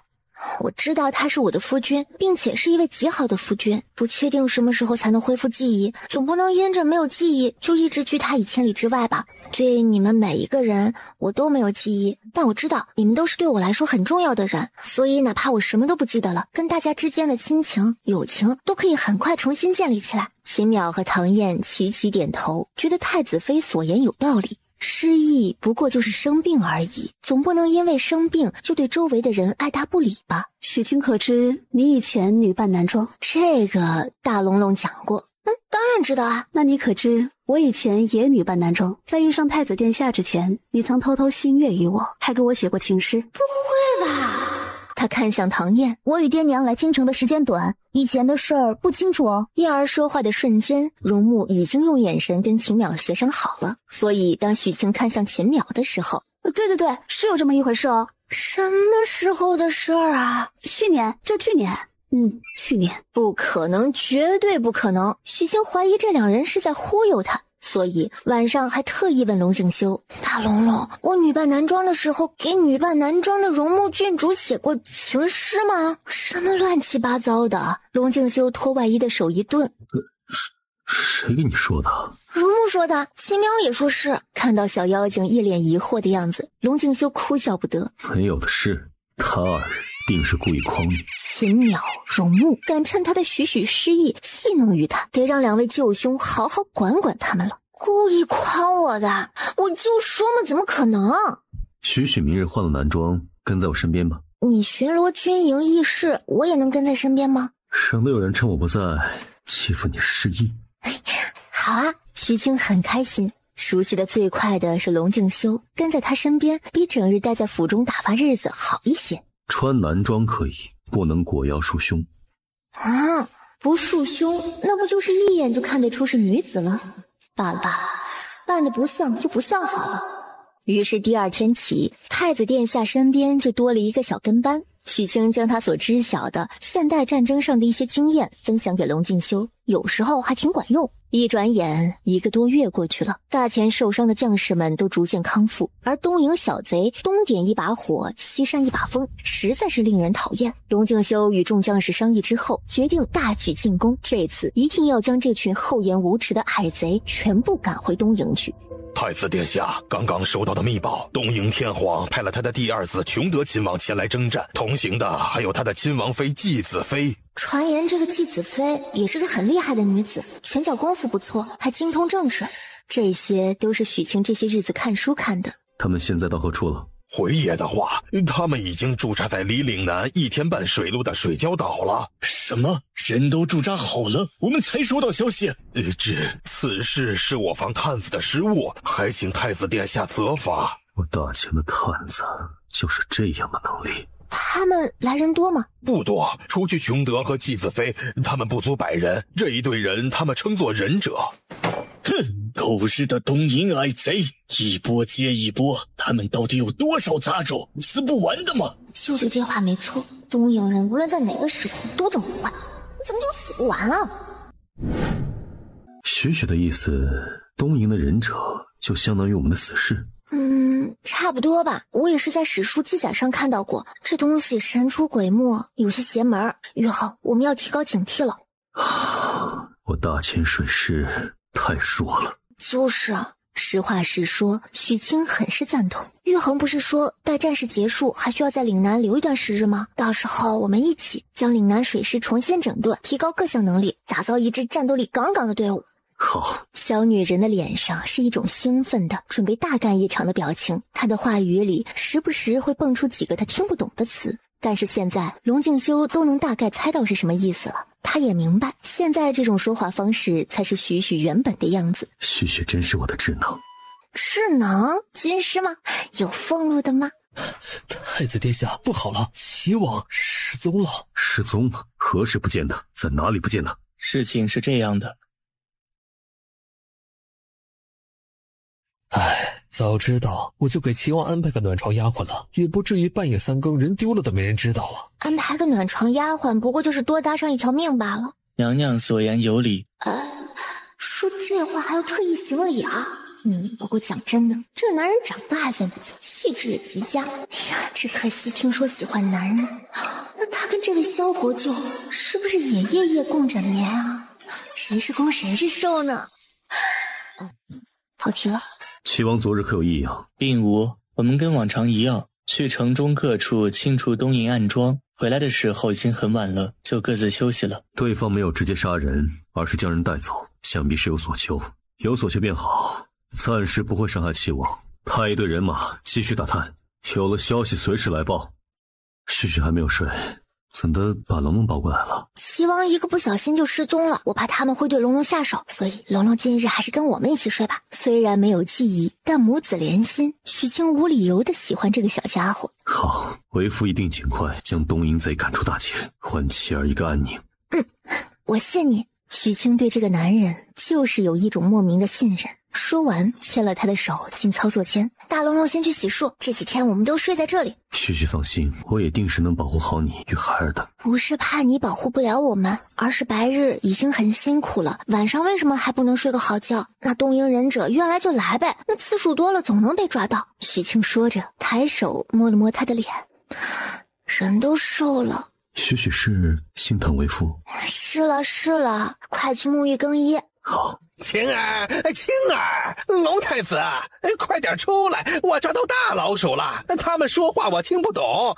青儿，你快来帮我看看呐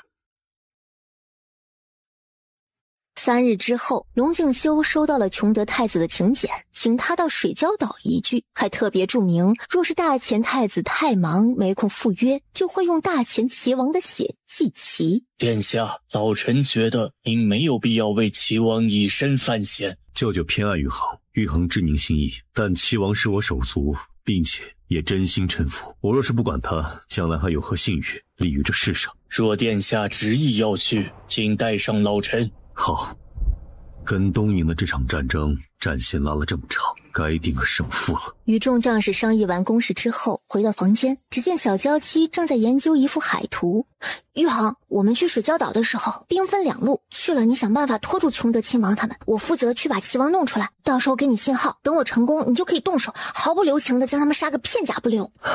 这次许许不去，你就在家中等候，等为父凯旋而归。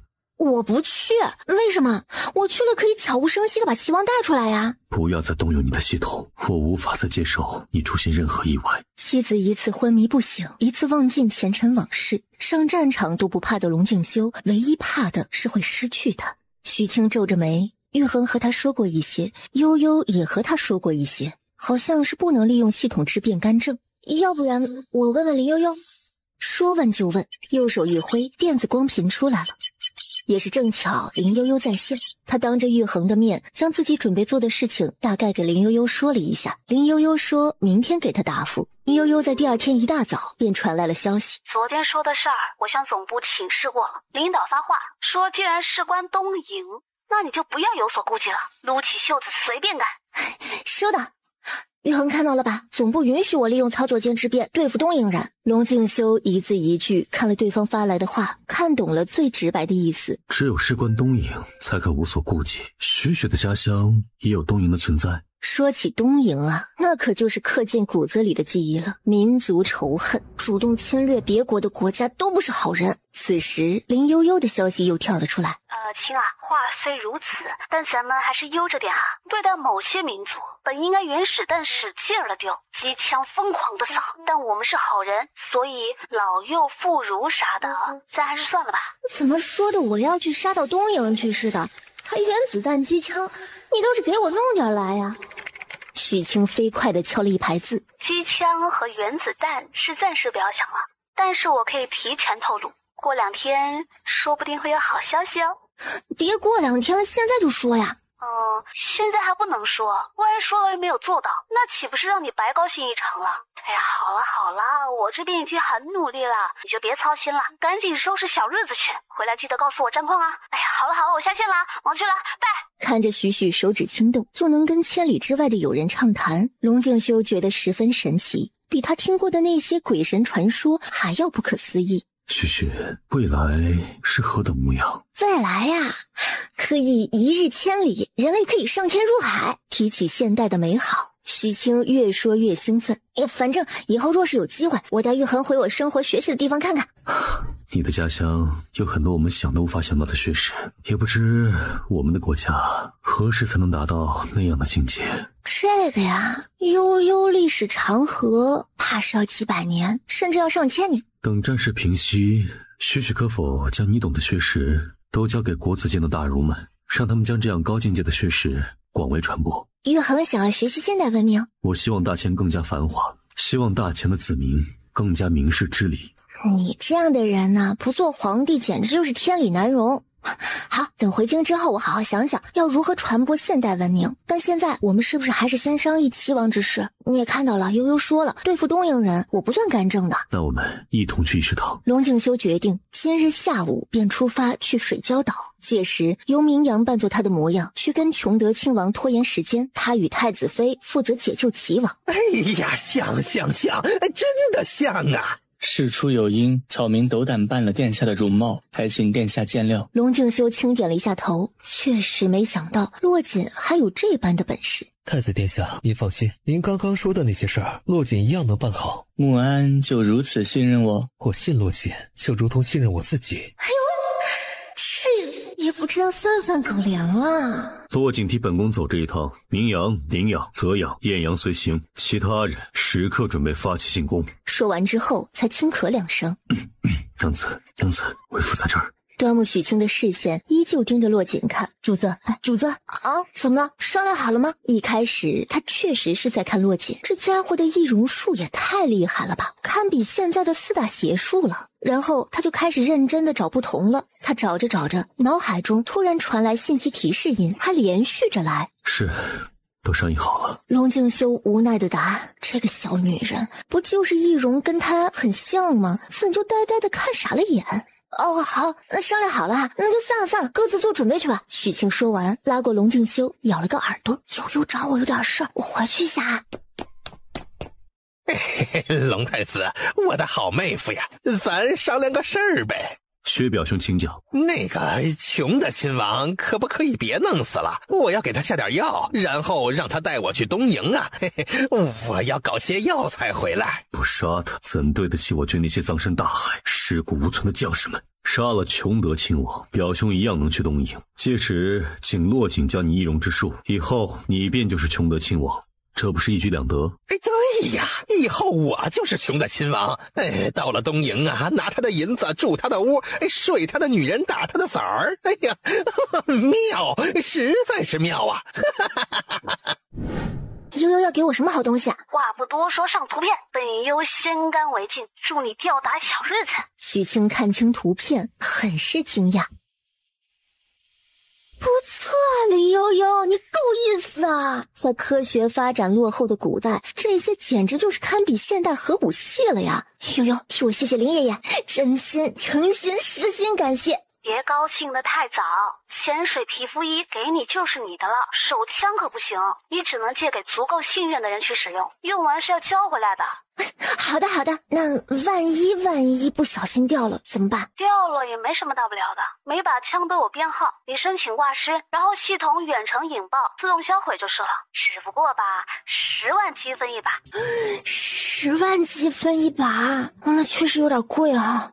没关系，只交给可信之人，尽量不掉就是。这些东西你怎么给我呀？我现在给你传送。好呀。你先出去操作间，传送过来也不确定是凭空出现，还是从天花板上落地成盒，所以别把你砸傻了。10分钟之后再来。好，一切听从悠悠指挥。许，你方才匆忙回来，可是你那友人许你有要事。是有点事儿，好事儿，不过要等一会儿。许方才为何一直盯着那洛锦看？不过是仿了本宫的模样，就值得太子妃看得目不转睛了吗？他一边说着，一边使坏的捏住了许清的鼻子。许清闻到了一股醋味儿，呀，大龙龙这是吃醋了吗？勇敢龙龙敢做敢当。对，本宫就是吃醋了。我的女人眼中只能有我一个，长得像那也不是我。傻瓜，我看他，我自然是在找不同啊！看看高仿与正品的区别。高仿和正品2个词，龙玉和没听过，但也大致猜到了意思。那许可有看出来？当然能看得出来了呀。他说了好几处，仔细观察就能看出来的区别。最后调皮的戳了戳龙静修的喉结，这里也不一样。这说明没有过往记忆的许许，这些天也已经很仔细的将自己看了个清清楚楚，并且记得明明白白。龙静修心中很是受用，认得自己的夫君就行，日后管他是谁，许许都不许盯着那么看。好了好了，知道啦。心中小小的不悦解决，龙静修就要为下午的出行去做准备了。哎，大龙龙，等一下，咱们一会儿还有点事儿，或许得明日出发。为何？玉衡闭眼凝神，跟我来，我带你看好东西。进到操作间，整整100套的高科技潜水服啊！这些是何物？好东西！许晴一边说着，一边拆开一套衣服，然后眉飞色舞地将神奇作用说给他听。这天下居然有这样神奇的东西啊！解释完潜水服，他又拿枪给龙静修看。对于这个，龙静修能接受一点。按娘子所说，此物跟弓箭相似。可以这么说，射程比弓箭远，威力也比弓箭大，就是这个用了还得还回去，若是掉了一件就得用10万积分去赔偿。10万积分也差不多就是10万雪花银了。10万雪花银，一把这样的武器，龙静修也觉得许是有些贵了吧。但不管怎么说，也是许许有人的一片心意，只能交给可靠之人，让其妥善保管。许清以前跟林悠悠到射击俱乐部跟着专业教练练过射击，这个东西还是会用的。他用练习弹发射了几枪，其射程和威力令所有人都震惊不已。此武器定要好生保管，不管是谁，武器在，人在。这个就有点严重了。不管怎么说，人的生命才是最重要的嘛。玉衡这么说，到时候大家若是为了保护武器而丢了性命，那可就是不值得了。玉衡，罢了。此武器虽然珍贵，但也不用为了武器而去拼命。说实在掉了，10万两银子一把，谁掉的谁赔，这才对嘛！啊，这么一把得10万呐！表兄觉得不值？不，也不是不值，这东西应该是有银子也不一定买得到的吧。反正他行走江湖这么多年，就是听都没听过。你给你们亲王说，赶紧放了我，要不然等我太子哥哥来了，定将你们杀个片甲不留。那人用东瀛语翻译给琼德听，琼德还没说话，季子飞就开口了，翻译又说给齐王听。尊贵的齐王殿下，我们崇德亲王诚心想要和你共进退，只要你同意合作，将来这大钱的皇帝由你来做，东瀛将与大钱结永世之好。哼，我堂堂大钱王爷，流着大钱的血，岂会跟你们这些卑鄙小人同流合污？我太子哥哥文韬武略，他做皇帝，本王心服口服，还用得着跟你们共进退？东瀛，你配吗？嘿喂，这话说的，若不是确定齐王看不见他和玉衡，许清都要怀疑这货是故意说给他的太子哥哥听的呢。不过有一说一啊，这小子思想觉悟还挺高的，不枉费他与玉衡花心思进来救他。哪吒不怕，我们东瀛的亲王杀了你！来，拿刀来，往这儿砍，怕你？哼，有本事去上岸去打，我大钱将士踩都能把你们全部踩死。刚刚被抓来的时候，龙启瑞还是很怂的，怕死啊。但后来发现这个什么崇德亲王没打算杀他，那他可就牛逼坏了，不仅要专人伺候，每日还要好吃的好喝的伺候着。只不过这些野蛮的东瀛人吃鱼都吃生的，有水喝却没水洗澡，太恶心了。执迷不悟的家伙，本亲王就先去拿了你们太己的命，再来看你们跪地求饶。这个齐王倒还是有点骨气和良心啊。龙静修点点头，然后就听齐王小声念道：是太子哥哥，你到底管不管我呀？都这么多天了，也没说派个人来给我传个话。许送我出去，你在背后将他弄晕。不对，还是别来了。这些东瀛人不杀我，不过只想等着太子来。太子来了，岂不是更危险啊？对，别来了，你还是别管我了，以后替我报仇吧。你我手足，谁说本宫不管你了？太子，你从哪冒出来的啊？不等他一句话说完，就一阵猛烈的眩晕感袭来，失去了意识，晕了过去。我说侯爷，您别慌了，成吗？秦侯爷看了他一眼，觉得自己需要找点事情来做，分散一下焦虑的心情。听说当年老夫身中奇毒，请了血毒医来医治，血毒医对老夫见死不救。好好的怎么又翻旧账了呢？想起自己当初提的那个荒唐要求，薛昭战只觉得脸烫，不承认，坚决不承认。啊，还有此事？侯爷，您记错了吧？薛梦秉承祖师爷教诲，立誓要做个救死扶伤的神医，又怎会见死不救呢？不是薛梦，不是薛梦。侯爷，您肯定记错了。此时，远处的岛上，一朵烟花炸开。成了，殿下真的做到了，也没心思跟薛昭战无奈辨别什么是非对错了。我大前将士们听令，全力朝水礁岛进攻。小龙龙可有想娘亲啊？这么几天了，只有看到娘亲的时候笑得最欢。你说他想不想你？这就叫血缘关系。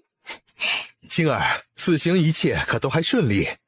顺利的很呢。季子飞死了，琼德被抓了，薛表哥现在正在跟他熟悉，学他的姿态，按原计划他要去东瀛接任琼德亲王之位。表哥这个人呢，就是天不怕地不怕。父亲知道他一人去东瀛涉险，怕是又要担心了。薛表哥足智多谋，一毒双全，不会有事的。只要他愿意，定能将东瀛皇室搅成一滩浑水。要的就是这个效果。爷爷找到让你恢复记忆的方法了。怎么恢复啊？回祖部。说详细一点。很快，林悠悠详细给他做了解释。回到现代吗？那回去之后还能再来到这里吗？论上应该是没问题的，回来看看吧。2年时间，我们的科技飞速进步，只有你想不到，没有我们做不到。回到那个科技、通讯、交通都十分发达的现代，若是以前，他肯定是毫不犹豫。可是现在有玉衡，有萧逸，他放不下呀。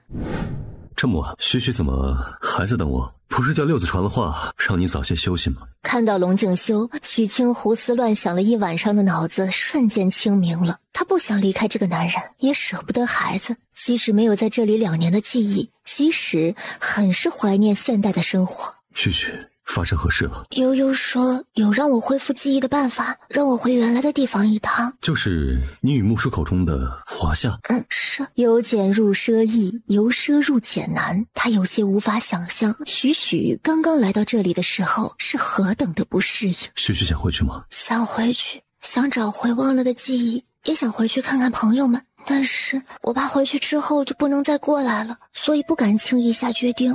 若许许在意，想记起，那待驱逐东瀛之后，我陪着你将以前的事再做一遍，以前的路再走一遍，一件一件的重新装进你的脑袋里。龙静修知道这个决定有些自私，可是对于许许口中的那个系统，他是真的怕了，怕过程中出什么岔子，导致许许不能如期回来。大龙龙要陪我一起找寻失去的记忆，再重新恋爱一遍吗？听上去好像还挺浪漫的。许许可愿意？愿意。什么时候才能将这些东瀛人全部都赶回他们的老家去啊？快了，许许信我，这次一定将他们打得再无来犯的心思。木须先生已经带着玄心谷的弟子连夜出动，他明日一早也要亲自率兵清除残余的东瀛部队。我信玉衡。日升日落，1个月之后，厮杀声不断的岭南终于重新的安静下来，偷偷潜入的东瀛人也都清理的差不多了。龙太子，你瞧瞧，我可有亲王气势了。清理残部这样的小事，薛昭战都没去参与。这1个月就跟着洛锦学易容，跟着许清学东瀛语，然后给琼德下了药，问他什么就说什么。表兄很有模仿天赋。这么说我去东瀛不会露馅了，穷的亲王可以弄死了。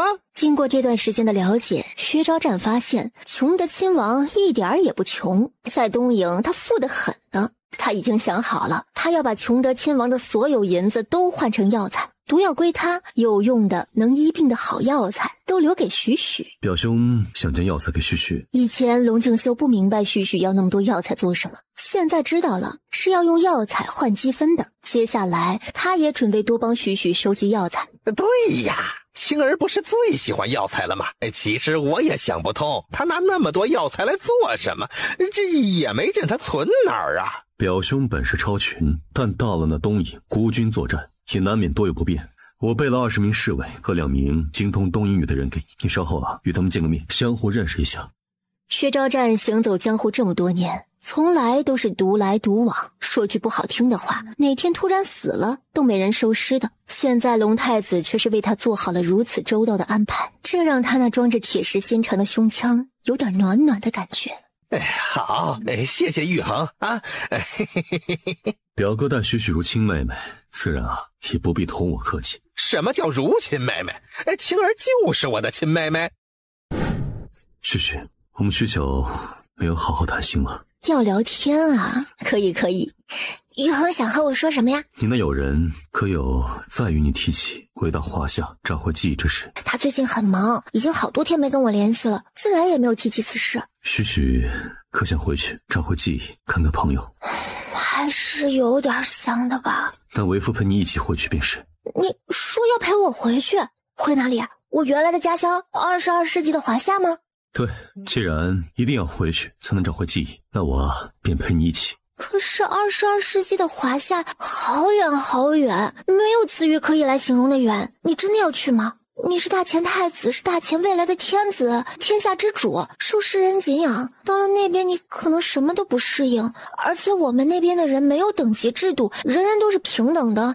端木许清的小嘴巴拉巴拉的说了好多好多。你是我的妻子，你在哪里我便在哪里，别说是距离很远，就算是刀山火海，只要你想去我都愿意陪着你。怎么了？许许是不愿带我一同回去吗？没有不愿意，只是真的太远了。我就当是娶了远嫁的妻子，陪她回娘家一次好了。可是先不论这个系统是否真的可以带人回去，就算是顺利回去了，若是不能回来了怎么办？不能回来便不回来好了，有许许的地方便是你我二人的家。那小龙龙怎么办？你父皇母妃怎么办？你是太子哎。父皇母妃还有小九这2年也在成长，父皇现在还正值壮年，再过些日子小九也定是能做好太子的。至于小龙，他有祖父祖母，还有舅舅小叔，即使我们不在身边，他也定是能够长大成人的。龙静修怎么可以这么好？怎么会这么傻？选择跟自己心爱的人在一处，说何又算得上傻呢？他的情深，许清找不到话来回应。许许，你的小屋子可否存放金银？可否跟着你一同来去自如？应该是可以的吧。大龙龙怎么想起问这个？以后我多拿些金子回来，许许存放在小屋内。将来我们回到你的家乡当盘缠用。这你都想好了？人不管走到哪里，衣食住行都是需要银钱的。此事我还需要问问悠悠，等他给我的答复再说吧。他是想要问悠悠有没有办法带人回去，再完好无损的送回来。而龙静修理解的是，许许要问问友人的意见，再看要不要带他回去。从前许许最信赖、最依靠的人是他，现在没了记忆，最信任的是别人了。所以龙静修也真心希望他能尽快的将以前的事情都回想起来，两人之间可以回到以前的那种心灵相通、亲密无间的状态。好，那我便等许许做决定。玉衡，我和悠悠说了，你想与我一同回去。悠悠说可能需要等一等，林爷爷要寻个有很大把握能将我们送回来的法子，另外就是还需要很多的积分。正好趁着这些时间，我还需要将岭南以及京城的事做一番安排。至于换积分的药材，许许不必担心，交给为父便是。好，那便都交给玉衡。然后不等许清反应过来，只觉得耳垂被温热包裹，直接上头，脑瓜子晕乎乎的。待回神，人已经躺在了古色古香的床上，胸前一凉。你这色龙，你许许是我妻人，这谁拒绝得了啊？罢了。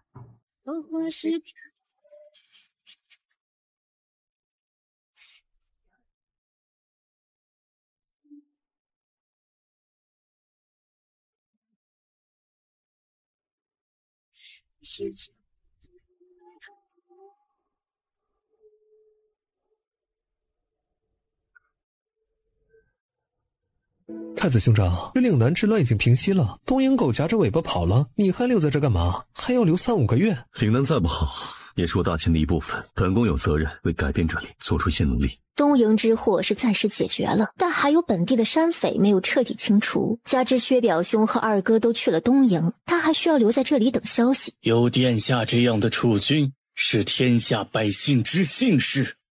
太子兄长，那要不我跟你一块留下？父皇忙碌，小九年幼，京中不可无可信之人。其弟还是回京，若是有事，可去东宫调人，传信息于我。好，我听兄长的。京城。皇帝听闻东瀛人已经被击败，退出岭南了，他十分高兴，大赞太子殿下文武双全，有勇有谋。这个老三胆子是越来越大了，如此的我行我素，他眼中还有没有我这个父皇啊？兄长想到父皇会生气，所以写了信让儿臣给您。父皇，您看看。康帝一把扯过信封，愤怒地打开。可是随着看完信上的一字一句，康帝一身的怒火也都散得差不多了。太子为国为民，是他的好儿子。你兄长在信中夸你是个可塑之才，明日起啊，你便去刑部当差吧。谢父皇恩典。玉衡要带我去哪里？保密。我们是要暂时换个地方住，还是要回京啊？换个地方住，为父啊带许许去种地。堂堂太子殿下还种地呢？龙敬修跟许清提起那年在京城秋收节的场景，反正许清是完全不记得了。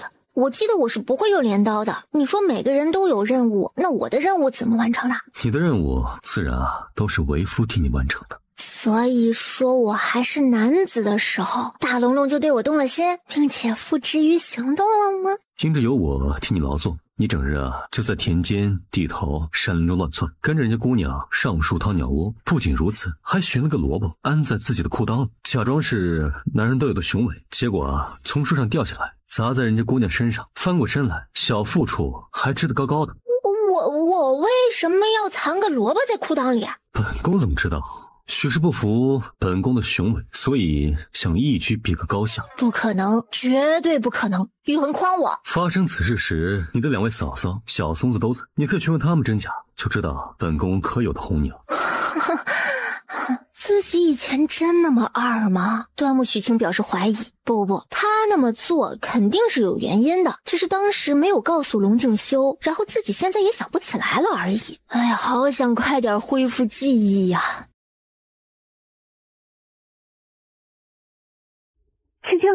青7日后会有一场隔泽耀日的奇象。爷爷说，你若是选那个时候回来，那么返回大前的可能性能有99%。7天后什么时候？爷爷预计是在中午，也可能是傍晚，具体时间测算不出来。也就是说，那天从0时起，你就得带着你老公一起在操作间里等着。隔泽耀日的发生特别的快，也就是短短5-6秒的时间。林悠悠要一直等着，第一时间告诉许清。许清在收到消息的第一时间做出反应。总之，这一趟旅程讲究天时地利人和，缺一不可。龙敬修回来的时候，他第一时间将这个消息告诉他。许，林悠悠小姐可有说过需要多少积分？你目前的积分可够？自然是够的，还有很多呢。从打算回去开始，龙敬修就给他准备了许多药材，还有薛表哥人在东瀛，借着琼德亲王的身份，也运了好几船药材回来。许清将这些都换成了积分，现在都已经快要70万了。别说带一个龙敬修，再带2个人都是可以的。许清有想过要不带了小龙龙一起，但林悠悠说穿越异空间的时候可能对身体产生挤压，小龙龙太小，承受不了的。林爷爷说过，回到总部想要恢复记忆也十分容易了，不过就是10多分钟的事儿。但许清和龙敬修已经商量好了，在那边做3个月到半年的停留。作为未来的皇帝，他可以多了解一些未来的知识。你说什么？要出去历练3个月？这才刚回来2天呢，就将皇宫东宫都当成你的旅店了是吧？父皇，儿臣这次是一定要出去的。龙敬修表明自己的态度，先是给皇帝讲道理，为了大钱能够更加的繁荣昌盛，此行他非去不可。老皇帝不听大道理，知道是他若是再离京，就要换人做太子。对此，龙敬修意味深长地看了气愤的康帝片刻，最终道：儿臣告退。最后最令人放心不下的就是小龙龙。龙敬修准备将大哥大嫂以及岳母都接过来东宫住，方便照顾小龙龙，还叮嘱母妃若是有空也时常过来看看小龙龙。临着出发的前一天，龙敬修抬了2箱多的金元宝放到了端木许清面前。宇航，这里得是多少黄金啊？这里的100两是母妃给我们留作路上的盘缠，然后再介绍箱子。这些是为父准备的，共2000两，试试看可够用了。仓库还有些金子，是父皇以前给的赏金，打了宫廷印记，不知可否一样能用。不愧是太子殿下，果真是财大气粗啊！他的小脑袋飞快地计算着，100两等于10斤，10斤就是5000克，按500块钱一克的回收计算，250万两。哇！再看看2箱子，这得多少个250万啊！这么多肯定是够用了，不仅是够用，还可以买好多好多东西呢。那就好。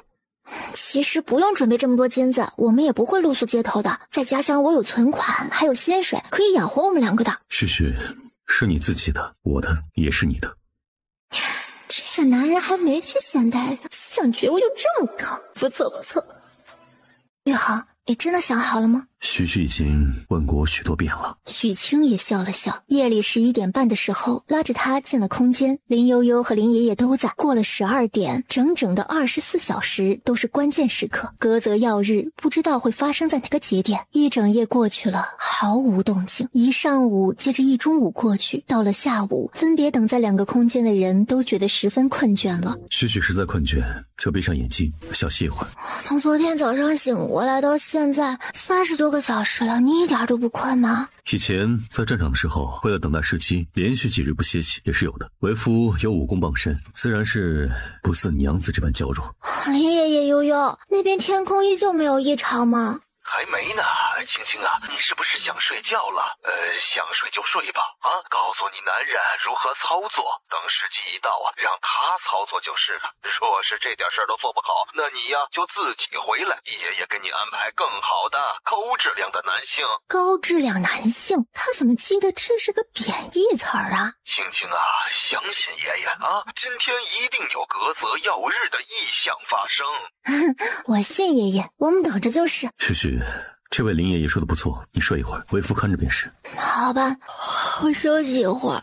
若是一会儿你看到爷爷他们说发生异象了，你就直接点这个返回原时空的键，不用先喊我，万一我睡了还没回神，错过最佳时机就可惜了。好。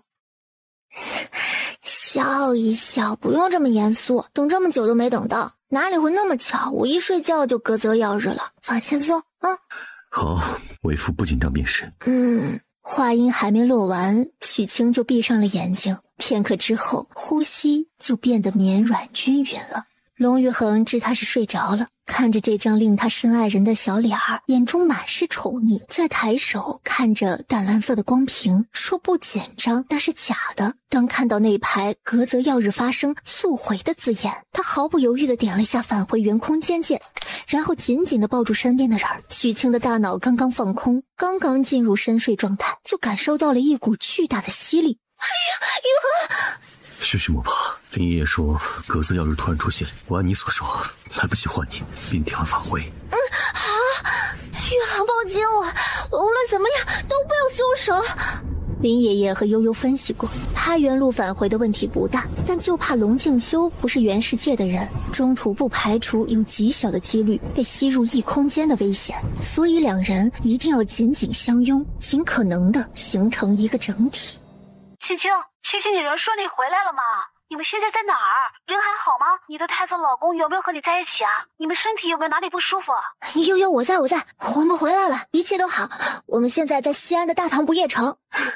爷爷，青青和她的太子老公成功着陆了。西安，不过他们怎么会在西安着陆啊？哎呀，哪儿着陆不要紧，重要的是他们顺利回来了呀。西安怎么了？挺好的呀，至少没给调到外国去。赶紧的，让金丫头待在原地别动，立刻派人呢去接回来。大唐不夜城我挺熟悉的，我们就在附近逛逛。接我们的人来了，你让他们随时和我联系。许清没问大概要多久，不过想必最快的飞机人员抵达到跟他会合，怎么也得3-4个小时吧。玉衡，这里是我们这个国家最繁华的街道之一，号称不夜城，我带你私下逛逛可好？好，到了这里，为父一切听从娘子安排。玉衡，走，我们先去换点钱，然后去吃好吃的。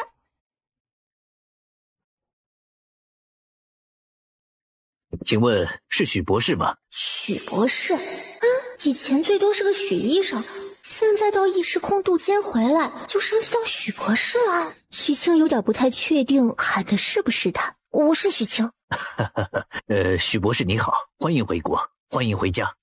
你好，请问你是？我叫孙俊刚，是基地安全部负责人之一。原来如此。龙先生是吧？欢迎来到华国，今天的人误会了，还请海涵。握手的礼节，许清教过龙敬修，待人彬彬有礼，眼神诚挚。龙敬修决定暂时给他个面子。幸会。许博士怎么想着用金器换现金呢？我以为你们要晚些时候过来，想着先换点现金，买点东西吃，再私下逛逛。许博士是在那边待久了，所以一回来就想念家乡的美食，想带龙先生也一块尝尝吧。是啊，我带玉衡一起回来，就是要带他吃好吃的，看好看的。许博士啊，我能理解你的思乡之情，也能理解你想跟龙先生在这不夜城里走走逛逛，但今天是不行了。林教授和林博士十分担忧你们的身体，让我尽快将你们接回去，做个全面的体检。首先要确定你们的身体无恙才行啊。玉衡，那我们先回去悠悠他们那里，过些日子再出来游玩，可好？正事要紧，自然是好的。车子停在了不夜城的尽头，上车后直奔机场，直飞四川的医疗系统基地。此刻的龙敬修已经带着惊讶和激动的心情登上了去基地总部的飞机。随着飞机的起飞，失重感突如其来。我第一次被你用轻功带着满天飞的时候，就是这种感觉。这便是许曾有说过的一日可行数千里的交通工具。对啊，这是目前普及的最为广泛的最快的交通工具，就相当于咱们大钱的千里马，比如黑曜。黑曜跑不了这么快。许清被他逗笑了，又慢慢的给他简单解释汽车飞机的工作原理，还有高铁邮轮。等处理完正事，我都带你去一一体验。一切皆听旭安排。玉衡就不怕我把你给卖了？哼，娘子可舍得？确实舍不得。悠悠，庆幸还能再见到你，真好。悠悠，让你和爷爷久等了。可不是嘛，等了好久好久，你看花儿都谢了。没谢完呢，好看着呢。许清抱起一束递向龙敬修。龙玉衡先生，欢迎来到我的世界。玉衡快收下，这是一种表示欢迎的仪式。谢谢。年轻人，欢迎来到1000年后的未来。一老一少跨越时空的握手啊！欢迎欢迎，热烈欢迎！很俗套很幼稚的欢迎仪式，却莫名让人觉得十分温暖。想当初青丫头要报名做志愿者的时候啊，我和悠悠还劝过她呢。当初我们故意把选拔时间晚报了1天给她，不想她去冒这个险呢。可她意志坚定的很呢，说什么也要去。原来是冥冥之中跟你有着夫妻之缘呢。能娶旭为妻，是龙某三生有幸。小伙子人还不错，思想觉悟高，能处。到了体检室，15分钟的扫描分析之后，结果显示两人的身体十分正常。林爷爷又问了许清许多问题，许清打起精神认真回答。林爷爷，许从昨日便没有合眼，今日可否容他好生歇息，有事明日再议。这都快3点了呀！我说青丫头怎么一直哈欠连天的呢？哎呀，你能回来，爷爷太高兴了，都高兴得糊涂了。好了，快去休息啊！明日啊，咱们就先把你大脑里的芯片做更新，其他的事情啊，以后慢慢说。玉衡，来到这里可还习惯？有许的地方我都能习惯。嘴真甜。既然甜，娘子何不好好尝尝？昨夜睡得可还好啊？挺好的呢，一觉睡到大天亮。龙家小子到了这儿可还习惯呢？尚可，谢林爷惦念。林爷爷又问许清，可还需要休息2日，再修复系统，寻回记忆。许清自然是不想等的，回来的主要目的就是为了找回那些想不起来的记忆。系统修复，许清需要躺在一个类似于胶囊的氧气舱里。许，为夫在此等候，可好？龙玉衡，你真的要等啊？这可能要24小时以上啊！不管多久，唯有陪在旭身边，我才安心。那好吧，你跟我一块儿吧。记忆修复系统启动，许清很快就进入了昏迷状态。见30个小时之后仪器停下。静静可能还要过一会儿才醒过来，你在这等着，部门有个很重要的会议要开始了，我得去参与一下。徐徐醒来，可就是一切无恙了？理论上是这样的，剩下的交给你了，我先走了。又过了片刻，徐青的眼皮微微动了，龙静修立刻就发现了。徐徐。许青睁眼就对上了一张帅气的脸以及充满关切的双眼，大量记忆涌进来。徐徐，喝些水，润润嗓子。请问你是？徐徐不认得我了？我应该认得你。龙静修的眼中瞬间就布满惊慌，转身就要去找林悠悠。龙静修已经3两步跨到门边了。哎呦，玉航夫君！熟悉的称呼让龙静修的脚步顿住了，这才发现自己是被骗了，竟然如此轻易的就被骗了。都是做娘亲的人了，还如此小女儿家的心性，如此调皮。说起做娘亲，许清的鼻子有些酸了，抬手抱住他的腰。余杭，我想儿子了。龙静修知他定是想起了一切。待徐徐将这边的事情处理好，我们就回去陪着他一天一天长大。好，余杭，我的记忆都回来了，与你相识、相知、相爱的点点滴滴都记起来了。我知道，林爷爷说过不会出意外的。那你刚刚还急急忙忙往外跑，关心则乱。哟，精神不错呀！恢复了所有记忆，端木许清觉得自己整个人都变得完整了，还能见到自小一起长大的闺蜜，还能重新站在这片土地上。悠悠，谢谢你。好了，干嘛突然这么煽情啊？我都有点不适应了。感觉怎么样？有没有哪里不舒服？爷爷的意思是，你刚刚回来，先给你1个星期的假，你可以跟他到处走走看看，领略一下我华国的大好河山。许清也正有此意，可是没有身份证，寸步难行啊。林悠悠递上了一个文件袋。这个问题我怎么可能没有想到呢？看看还缺什么？许清一脸笑意地打开2部手机、身份证、银行卡和现金。他的身份证信息是跟2年前离开时一样的，龙静修的，姓名龙玉衡，性别男，民族汉，出生日期、身份证号、发证机关安排的明明白白的。这个确定是真的？咱们这儿出来的还能有假？组织特批的。玉衡，你看，这个是你的身份证，也就是我们大钱的路引通行证。再看看手机啊，2部手机开机后，必备的 app 都已经下载好了。组织没有忘记我，就是你老公这个衣着和发型，是不是要稍微改变一下？要不然只要你们出去啊，不管走到哪里，都是绝对的焦点啊。徐清刚想说身体发肤受之父母，古人特别在意头发。需要如何改变？我定去学的。徐清惊讶地看向他，入乡随俗。可是我们3个月之后就要回去啊。大钱的男子都是长发，他们束发戴冠。玉衡是大钱太子，回去之后若是短发，满朝文武要怎么说？满朝百姓要怎么看呢？哎呀，这有何难？你还记得萧峰吗？当然记得。夫君，你想不想试一试新的造型和形象？我都听娘子的。很快，古色古香的太子殿下完全变了个样，短发配上一套合身的阿玛尼西装。老公你好帅啊，我好喜欢。龙静修明白老公就是夫君的意思，可这当众亲密他还是有点不习惯，耳根微红。徐徐，出门在外不可如此。这是害羞了。玉衡害羞了，为什么突然有种好想欺负他的感觉呢？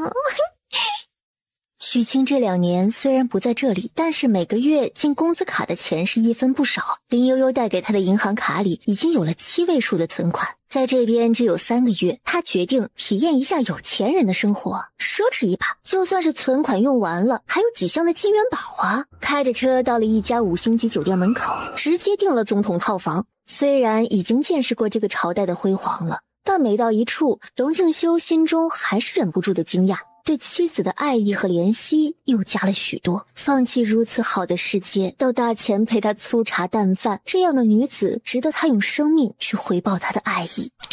开了一瓶红酒醒着，沐浴过后，2个人一边小酌，一边看窗外的车水马龙，万家灯火，微醺相拥亲吻，水到渠成，如胶似漆。次日，许清直接订了去首都的机票，和玉衡一起去见证国都的繁华。落地后，先去商场，各种买。回到酒店，清理完战利品，又开始甜甜蜜蜜的恩恩爱爱。接下来爬长城，龙静修默默的思考，这样的防御工程回去之后，是否也需要给大钱安排上？到历史博物馆参观，许清低声算着他与文物相比谁的年龄大，惹来龙静修满脸无奈却又满眼宠溺。游览故宫，龙静修有些不解，不就是皇帝曾经生活过的地方吗？值得这么多人花钱排着队走马观花？首都玩了几天，两人又飞往苏州，入住古色古香的苏州园林。这一趟旅行，龙静修被现代的科技、建筑、交通和通讯狠狠地震撼到了。这里的繁华是说书先生都不敢随意编纂的。幸得遇上许许，让他今生有幸见识到这一切。时间过得好快呀，1周的假期只剩1天半了。许许可还愿随我回大钱？玉衡为何要这样问？这里的一切都是大钱无法逼你的。玉衡，我怎么觉得你这是在向我撒娇呢？没有。嫁了夫君，自然就是夫君在哪里，我就在哪里的。那至于我原来生活的地方，就当是我的娘家了。以后我们就多存积分，隔上几年，待你空闲，我们再一同回来小住便是。我果真值得许许如此相依相伴，生死不离。值得。玉衡，要不你去考个驾照吧，以后想去哪里你可以开车载我。可以吗？如此快的交通工具能够亲自驾驭，龙静修确实有些动心。当然可以，这几天你已经认识了这边的文字了，等我回基地之后，我要跟着悠悠他们搞研究，你趁着这个时候去拿驾照，刚好可以打发时间。娘子思虑周全，回复听你安排便是。孙队长，你亲自来接我们？我近期的工作就是确保你们的安全，来接个机自然是应该的。孙队长开车，龙静修坐在副驾，虽不是同一个时代的人，但他二人依旧相谈甚欢。孙队长，你能帮忙安排一下吗？玉衡准备考个驾照。行啊，玉衡，我亲自教你。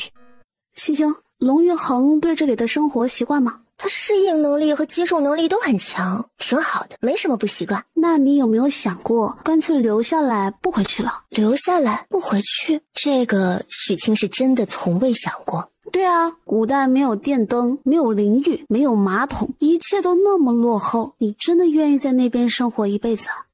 悠悠，大钱虽然什么都落后，但玉衡会尽他最大的努力给我最好的。至于你说的沐浴马桶，我操作间里都有啊。可是你有没有问过龙玉衡，他还愿意回去吗？他现在都学驾照了，咱们基地再厉害也没办法给你弄辆汽车回去啊。汽车就算你能给我传送回去，那边也没有大马路可以开呀。哎呀，放心吧悠悠，玉衡是个责任心很强的人，他愿意跟我回现代是因为我是他的妻子，是他的责任和牵挂，但同样大钱也是他的责任和牵挂。这边再好，他也不会忘记自己作为大钱太子的职责。而且回到古代，收集高年限的中草药是我的职责呀。那签订志愿者协议的时候就说了，不得以任何条件反悔。看来爷爷的担心是多余啦。爷爷说，如果你愿意，可以尝试一下将大脑里的芯片移出来，换一个人去。不要，爷爷也说了，你一定不肯。还是爷爷最了解我。青青，你跟龙玉衡真的会一辈子吗？当然了。可是男人的承诺真的可信吗？爱你的时候，你可以是他的全部，可有一天一旦不爱了，那是说翻脸就翻脸的。他是一国太子，是未来的皇帝，他身边的人都可以3妻4妾，你真的能保证他一辈子都对你不离不弃，不移不变吗？人一辈子这么长，谁能预料以后的事儿？那吃饭可能会噎死，出门还可能会被车撞死呢。我们不能因为一些未知的可能性就不吃饭不出门了吧？那起码玉衡现在对我是真的好，好到可以付出生命的那种。我不能因为他是未来的皇帝就怀疑他以后会怎么样啊。你倒是想得开。不过庆庆说这么多，我其实是想告诉你，爷爷说了，想试试能不能把你的系统和龙玉衡这个跨时空天外人员绑定，也就是说以后有可能他也可以自由出入你的操作间，但如此一来，你们俩真的是一辈子都要绑在一起了。如果有一天他背叛你，那于你而言后果可能会非常糟糕。还可以这样？别光顾着高兴啊，我最后一句话你不得不考虑啊。我会考虑的。接下来的日子，许清每天忙着跟团队一起做科研，龙静修每日就学着驾驶打发时间。1个半月之后，他成功拿到了驾驶执照。玉航，我又有孕了，你又要做爹爹了，小龙龙要有弟弟妹妹了。真的？怎么这么快就知晓？他记得徐徐的小日子才过去20日。许清拉了玉衡到沙发上坐下，挥手点开电子光屏。玉衡，你看。看完文字，听完许许的解说，龙静修喜悦的整个人都愣住了。龙凤双胎，娘子，谢谢你。他的喜悦之情已经找不到语言来形容了。你怀孕了？确定是真的？这种事情我怎么可能开玩笑啊？哎呦，这玩笑大了去了，我怎么就忘记叮嘱你了呢？我早该想到你们俩每天这么如胶似漆，有孕是迟早的事儿啊。我现在这个身体状况不适合怀孕吗？多久了？5天。出发去大理的前一天晚上。应该是的。这个小家伙，按照你们之前的计划，还有1个多月就该回去了。但你怀着孩子，肯定是没办法承受的。所以现在你有2个选择：一是只得遗憾，跟这个孩子的缘分不够；二就是再等10个月，等他出生后再一起回去。徐清也愣住了，他没有考虑到1个月之后还有撕裂空间、穿越时空回去的事儿。宇航，要不3个月期限到了，你先回去吧，等他们出生，我再带他们回来找你。龙静修作为一国太子，肯定是不能太久不露面的，3个月已经是极限。无妨，我陪着娘子便是。你们什么时候能够回去，我们便一起回去。可是，没有可是，旭旭。你生了龙龙，没几天我就离开了，留下你独自一人受累。这次是双胎，会更辛苦，我一定要陪在你身边才安心。宇航真的可以留在这边多一些时间吗？自然是可以的。宇航，接下来的10个月，我们就要在这里度过了。许许，这算是有先见之明吗？算是吧。从决定参加实验的那一天起，我就没有想过还能回来，更没有想过有一天会拐了一个古代老公一起回来。这感觉就跟做梦一样，又美好又刺激。做梦？龙静修呢喃着，直接就低头对着他的小嘴咬了一口。干什么呀？好好的咬我干什么？疼呢？疼吗？疼就对了，说明没有做梦。讨厌。玉衡，我是不是给大家都添麻烦了呀？验着自己有孕，玉衡不能回大前，基地还要派专人过来保护他的大脑芯片，以防有不法分子对他不利。这刚刚有了身孕，就开始忧思了吗？我的许许不是个麻烦，而是人人都想保护的无价之宝。许许若觉得过意不去，以后等我们回到大前，多从那些贪官污吏家收缴些名贵中草药送来便是，以报林老和俊兄等人的相互之恩。玉衡，你们皇家血脉十分谨慎，我们出来几个月便抱了2个孩子回去，他们会不会怀疑孩子们的来历啊？小脑袋里一天想些什么？有我在，谁会怀疑孩子的来历？他们是不是我的孩儿，我都不清楚吗？可是我把你拐走1年，令你对朝堂之事不理不睬，对天下子民不闻不问。等我们回去，你父皇和朝臣们会不会喊打喊杀，说我是狐狸精，把你迷惑得神魂颠倒？不等他说完，龙静修就吻住了他的唇，堵住他的絮絮叨叨。娘子莫要多想，一切有我，信我，一定能护住你们母子，可好？好。玉衡，生了这2个孩子，我们不生了好不好？好，我们有儿有女，一共3个孩子，足够了。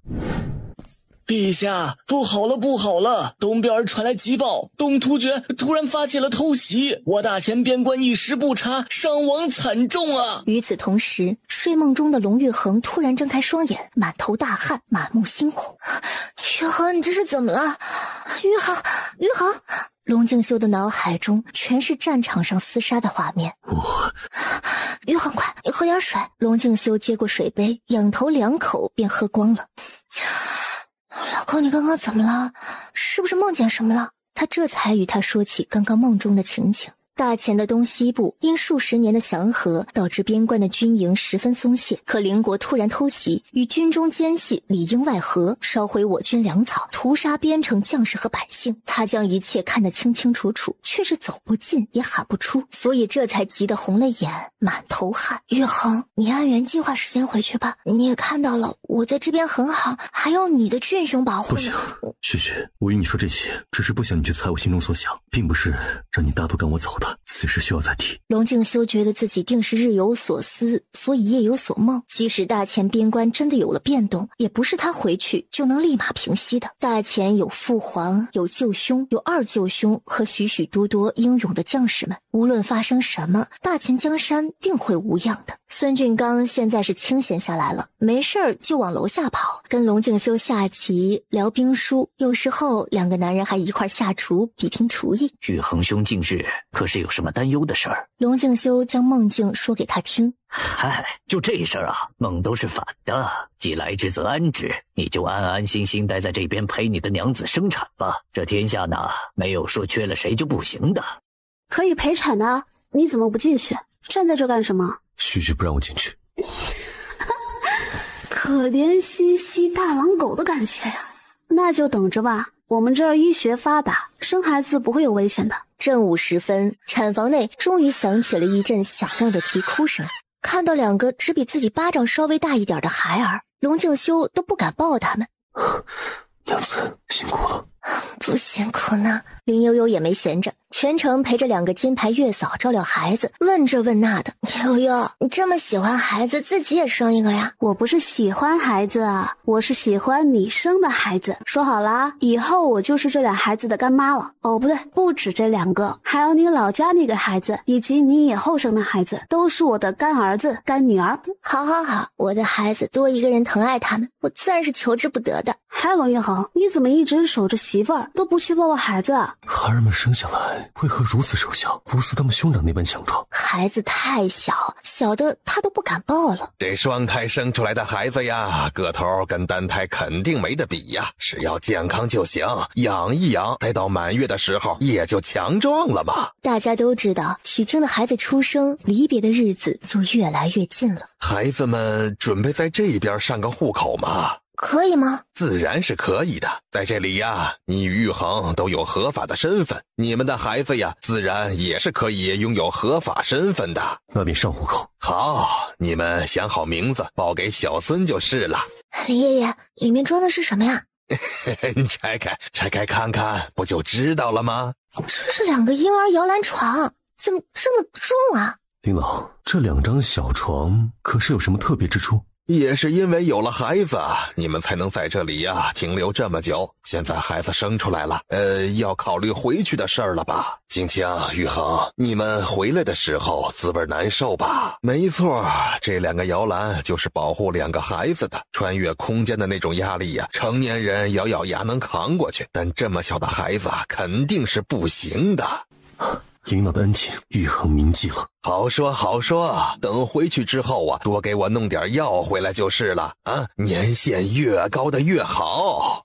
玉衡，真的想好了要回去？如此破天的富贵，顶级的繁华，你真不动心留下来？大前虽处处落后，但却是玉衡不可推卸的责任。谢林老俊兄的照顾与教导，玉衡系妻儿就此别过。去吧，孩子们。夫妻二人各抱着一个孩子，进了基地事先准备好的一间透明的空屋子里。许清释放操作间，林老爷子在外面的蓝色光屏前检查完毕，一切就绪。许清隔着特制玻璃对林爷爷比划了一个 OK 的手势。林爷爷轻轻一按，传送系统启动，轰隆声瞬间响起，房间顶端一股巨大的吸力袭来。许清第一个反应就是要去稳住小床舱。青丫头，照顾好自己啊！信爷爷的，床舱结实，孩子们比你们安全。旭旭听话，乱动。外面的人只见许清的操作间像是受到了电波干扰似的闪了几下，最后消失不见。这么快，这就走了？去了另一个时空？透了。玉衡，我头有点晕，我想睡觉。不要睡，旭旭，清醒一点。龙静修的意识也开始模糊，最终还是昏了过去。时间仿佛过去了好久好久，久到龙静修不确定自己是否还活着，耳边断断续续的有咿咿呀呀的声音。虽然身在操作间，但依旧能够看到外面的情形。这是玄心谷回来了，真的是回来了。娘子，我们回来了。然后就听到滴滴的信息提示音。他抬头看向淡蓝色的电子光屏，是林小姐，已经发来了好几条消息了。起身熟练的在键盘上打出她和许许已平安回到大前，终于有了回音。13个小时啊，林悠悠从正午等到了凌晨。青青呢？让他说话。我干儿子干女儿都还好吧？你们在哪里见过的？许清跟悠悠视频，林悠悠得知他一切都好，这才安心，打着哈欠说要去睡觉了，拉着龙静修的手，许清意念一闪，两人出了操作间，刚走没2步就被人发现了。大胆！何人敢擅闯我谷？话音刚落，两人一前一后跪下。属下未能看清，多有冒犯，还请主子责罚。恕尔等无罪，起来吧。谢主子。京中是何境况？说起京中，2名谷中弟子就有些着急了。因传言太子失踪，众臣逼迫皇上另立储君，加之边境被突厥族和沙陀国蚕食，到目前为止已经失去了1个州府。陛下气急攻心，已经好几日不曾上朝了。备马，本宫立刻启程回京。明阳、凌阳、泽阳、艳阳、莫阳，谢谢你们拼死相护。这是属下们分内之事，夫人不必言谢。院子里都是玄心谷的弟子，你们留在这里照顾好萧逸。许许，我们该走了。许清也知现在皇宫情况定然也十分紧急，容不得他再多说多想。那想想和灵儿，跟着我们。端木太医、虎翼将军，你们当真不管老父亲的死活了吗？与端木洪汉一同被擒的，还有秦淼和荣彻的长子端木玉眼，母子俩都被服用了大量的软筋散，全身无力，喊不出也哭不出。虎翼将军，老父可以不管，长子呢？娇妻呢？你若再不识趣，本王就掐死手中这个，再将将军夫人丢去殿外，让黑巾军们当着你的面好好替你宠爱宠爱娇妻。你敢？事到如今，本王有何不敢？虎翼将军，莫要受他威胁。大丈夫何患无妻？只要度过今日危机，娶了红章2人首级，朕便封你为1品大将军，天下女子任你挑选。闭嘴！端木荣彻怒了，因为他已经看到淼儿嘴角溢出了鲜血。淼儿此刻不能言语，却是已经咬舌，用双眼和行动告诉他不要做他的拖累。你荣彻只是淡淡的看了他一眼。重返京城之后，他与大哥钟的从来都是妹夫，而这个天天霸占龙椅的康帝简直就是个糊涂虫，整日只知道饮酒作乐，往后宫里迎美妾。若是他勤于政务，做一个称职的皇帝，又怎会连朝中出现了这样大的反贼都一点都没有察觉呢？虎翼将军，老夫知你们兄弟2人本事大，可这皇宫里里外外都是洪将军的人，这昏君你们今日是护不住的。你我不如化干戈为玉帛。漠北危机，康帝也是真的急了，优先将各地勇猛的武将都往漠北调，然后再将京城的武将士兵分配到了4面8方去补缺。这样一来，就导致京城军事力量薄弱。我们不等他说完，秦淼张嘴，一包血水伴着不可2字吐了出来。臭娘们儿，你自己活腻了，也不为这襁褓中的孩子想想吗？本王现在就掐死他！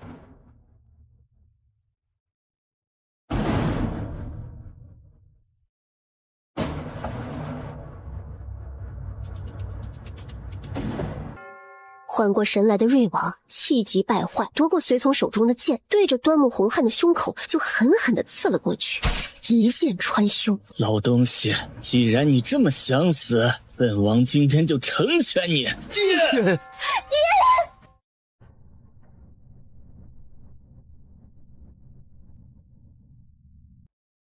我要替爹止血，玉儿，外面交给你。我留下来帮忙。你出去，这里你帮不上忙。我要启动无菌模式了，你快出去！太子殿下，太子宇航，所有人都惊讶了。太子是从哪里出来的？凭空而降吗？拿下反贼王超元！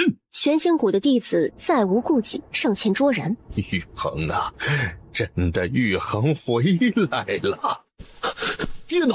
宇航，你可知父亲呐？刚刚他明明听见了青儿的声音，可是却看不到他的人，现在连同父亲都不见了。许将岳父大人带走了，他定会努力救治。带走了？在众目睽睽之下，在这金銮殿上带走了。哎呀，妹妹将父亲带去何处了？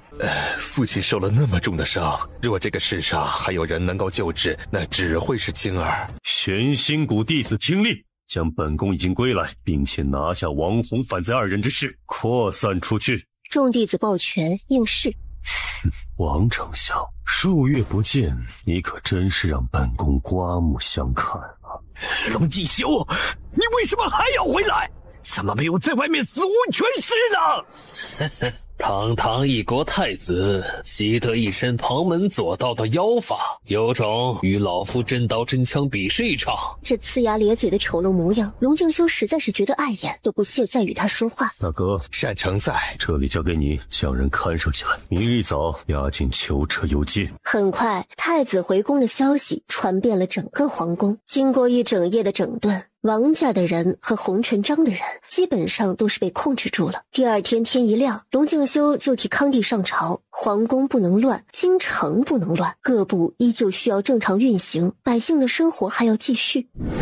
端木许清将夫君推出操作间之后，启动了无菌模式，然后将周围的一切都屏蔽了，顾不上哇哇哭的儿子和女儿，争分夺秒地替父亲止血。一处大动脉，一处心脏，但是其中一样，那都绝对是致命的。安装上了自体血液回收循环系统，还输了很多血，这才勉强保住了端木洪汉没有立刻停止呼吸。可是被利剑贯穿的心脏又该怎么办呢？7、8个小时的忙活，那都是无济于事。他立刻向基地求援，将端木洪汉的血液样本分析传送过去。许许，岳父大人如何？不好，于恒，父亲伤得太重，出血也太多了，一点儿也不好。许许莫哭，莫哭。此刻，所有安慰、宽慰的话都显得苍白无力。还有宝宝，宝宝也没有被我照顾好。于恒，你快看看他们，我刚刚冲泡的奶粉有点烫，还没有喂给他们喝呢。无妨，孩儿饿片刻不要紧，许许莫要难过了。外面如何了？作乱的臣子已经被擒，稍后天色大亮，大哥会带他们去游街。宫中、京中的混乱暂时得以控制，我才有空来寻你。爹，你醒了？爹，你听得见我说话吗？端木洪汉是大夫，自小学医，受了什么样的伤会是什么样的结果，他心中清楚，满眼不舍地看着女儿，然后将目光移到旁边，用嘴型说了一句：“太子归来，甚好。”皇宫和京城局势都得以控制，岳父大人不必忧心。端木洪汉闭上眼睛，欣慰地笑了笑，然后又费力地睁开，仿佛是在问这是何处。父亲，这是女儿的医馆，您放宽心思，好好歇息，女儿定能全力救治您。岳父大人，你看，这是您的外孙，我和许许在外游历1年，生了对龙凤胎。哥哥叫龙华祥，妹妹叫龙灵儿，祥祥和灵儿。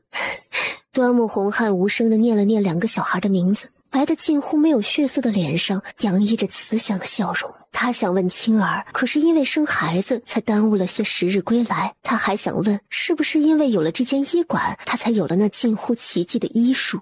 还有自己原本藏了近17年那个女扮男装的青儿去了何处？自己时日应该是不多了。刚刚隐隐约约有听到青儿他们的对话，她的伤很重，救不了。青儿执意要救，不计代价的救她。虽然不太愿意接受，但端木洪汉不得不承认，自己遮遮掩掩养大的假小子没有这个本事，做不到这一点。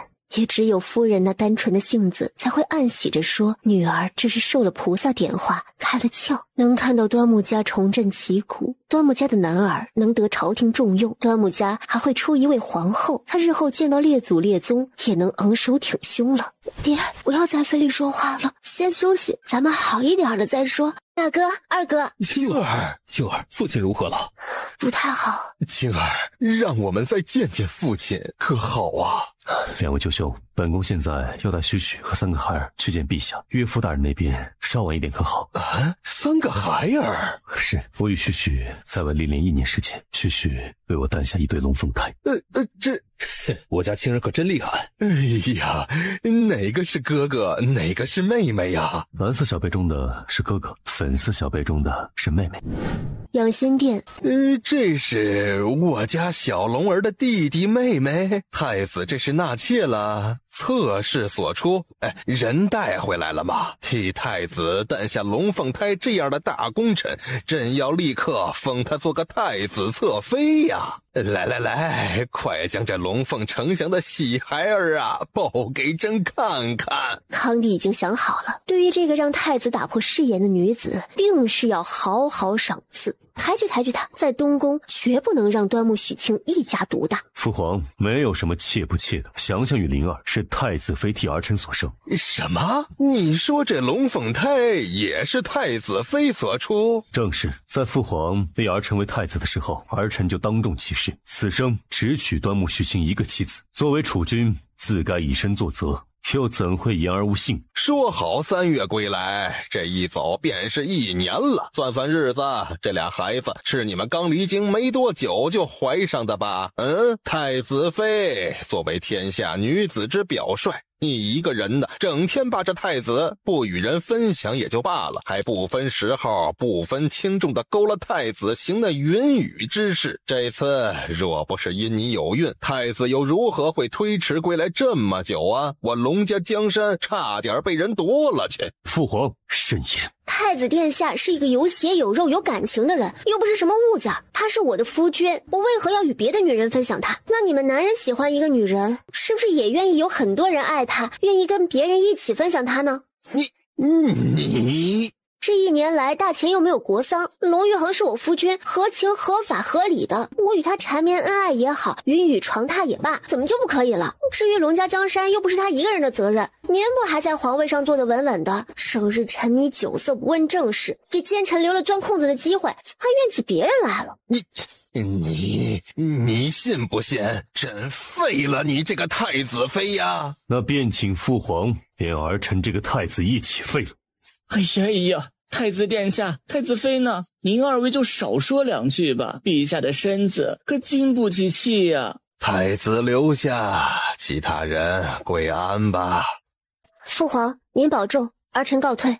栾木善成说，朕最多还有1年的寿命。父皇请务必保重身体。这次出游去了何处，有何收获呀？一个很远很远很远的地方。很远是多远？康帝皱眉，很想直接问，可是去了那天山寻那长生不老之法了。龙敬修不知皇帝的想法，倒是耐心地同他讲起了自己的一些见闻。做了几十年的统治者，现在听到这些超前几千年的政治、军事、治国理念，康帝越听越着迷。今日父皇耗费了些许精力，先歇着吧，待儿臣得空再与您多说些。你们来之前呢，朕见了国师，下个月初6是个好日子，我儿就选在那天正式登基为帝吧。朕呢要做那享清福的太上皇了。意料之外，却是意料之中的事。这次龙敬修没有推辞了。是，儿臣遵命。从养心殿出来，端木家3兄妹就没有说话，脑海中突然响起了刺耳的警铃声。许庆暗道糟糕，一左一右牵着2位哥哥的胳膊，一捻一闪，带着他们进了操作间。眼前一幕惊得单成和荣彻呆若木鸡。天！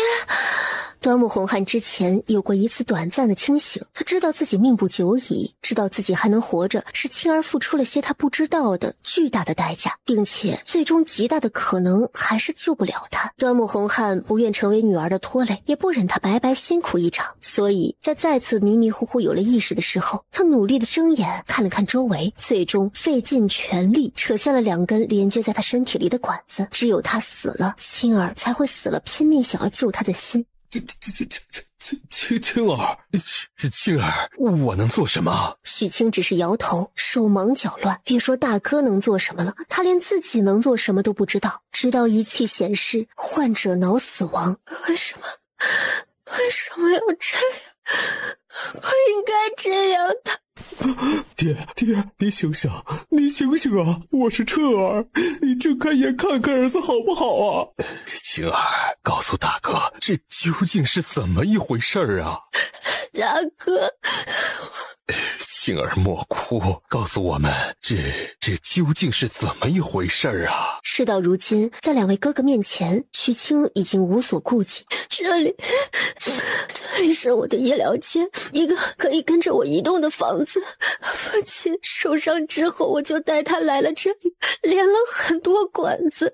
我以为我暂时保住了父亲性命，失血过多可以治，但是心脏受损我救不了，我只能换心。可是还不等我找到合适的心，父亲的晴儿，你果真是我端木家先宗转世对吗？你一定有法子救父亲的对吗？可是需要活人心脏，你我的可好？父亲大脑已经死亡了。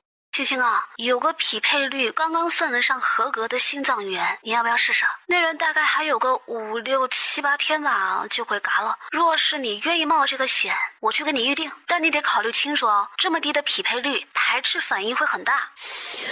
悠悠，谢谢你，不过不用了。晴儿，这人是谁呀？青青，这2个就是你哥哥吧？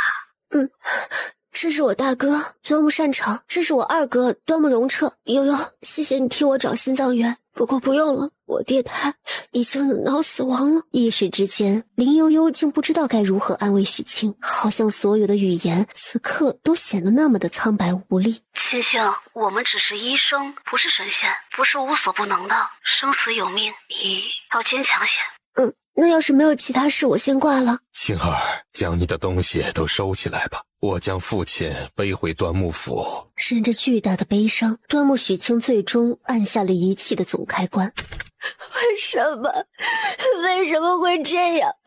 我学医就是想救人，我能救天下人，为什么最后连自己的父亲都救不了？许清的脑海里有着原主端木许清的记忆，原主17年女扮男装的日子，不敢多与外人接触，活得又累又无趣。父亲是他为数不多的快乐记忆中最大的温暖。在家中，他一个能力有限的父亲，为了保护住女儿，赔上了自己的名声，押上了前程，甚至是赌上了全家。许清来到这里之后，在与端木洪汉的相处之中，从一些小事细节上也能感受到浓浓的亲情。活了2世，终于感觉到了有父亲的感觉。父亲爱下棋，爱喝茶，从现代回来的时候，他还特意挑了一副上好的黑白玉棋子，带了上好的黑茶、红茶、白茶和绿茶，要给他一一品尝。可是现在这些都没有给父亲看到，他就不在了，永远的离开了。冬月16这天清晨，灰蒙蒙的天空飘起了小雪。端木洪汉起灵，入葬端木家祖坟。因着端木家的医馆曾为许多穷苦人家看病分药，出殡这日，许多京城百姓自发地跟在队伍后边，要送这位心善的大夫最后一程。葬礼之后，许清带着孩子们回到了东宫。逝者已逝，活着的人生活还是要继续的。二师兄，父亲心事的消息可有传去给薛表兄？薛表哥已经失联好几个月了，陛下派了人跟使团一起去东瀛，也还没有消息传回来。失联？按理说薛表兄不是这么没有分寸的人，可会是遇上什么麻烦？我也是这样想的，但京城事多，东瀛太远，也是鞭长莫及，只能等使团带消息回来，再看如何是好。宇航，下个月初6，你就是这大钱的皇帝了。我为帝，须须啊为后。届时记得将此好消息说与俊兄听。宇航回来数日，可有思念你的俊兄？俊兄是我在须须家乡交到的挚友，与我亦师亦友。玉衡应该也挺怀念那段时光的吧？待京中稳定，我须是要亲自去漠北一趟。御驾亲征吗？现在说御驾亲征这个词还有些早，但那边局势有些紧张，失去的城池是一定要收回来的。去多久？少则半年，多则要论实际情况而定。我可以跟你一起去吗？你啊，需要留在京城替我镇守朝堂。镇守朝堂？没错，就是华夏史书上记载的慈禧垂帘听政。自己一个学医的，能做皇后已经很惊喜了，结果还能垂帘听政，这么重的担子，你就不怕我效仿那武则天？你会吗？那可不一定。皇帝至高无上的权力和地位，天下之主谁不想当啊？不，许许就不想。许许想要的，从始至终不过一个我罢了。我为帝，许许才愿为后。我若做个山野农夫，许许也定是愿意随我归隐山林的。那武皇夺李家天下，是因为李治朝三暮四，而我与他不同，我只要许许一人，将来这天下也必定是我们孩儿的。再说了，就算许许真的想做那女皇帝，让你做又如何？你真这么想？龙敬修眨眨眼，点头，十分肯定。我没有那样大的野心，也没有那么大的能力。宇航，你出征去了，将朝堂交给我肯定是打理不好的，而且父皇肯定第一个站出来反对。父皇反对的事多了去了，反对无效。至于打不打理的好，试试就知道。我会提前做好安排。父皇许是懒散了，也或许是老糊涂了。我出门在外，后背是许许，我才安心，所以只能辛苦无期了。好。许清点点头，就冲着他这句话，自己也得支棱起来，把这工作做好啊。等漠北之事平息，我归京，就将萧逸带在身边教导，让他快些成长。等长成以后，就把大钱重担交给他，我带许许游山玩水去。皇宫早朝上，皇帝和众臣得知太子已经将沙陀细作通通抓获，很是惊喜。康帝将王弘叛国案交给太子主审，同时也正式宣布腊月初6让位给太子，他要做太上皇了。太子殿下雷厉风行，直接宣判了对王弘两家的处置结果，那真的是9族以内鸡犬不留啊！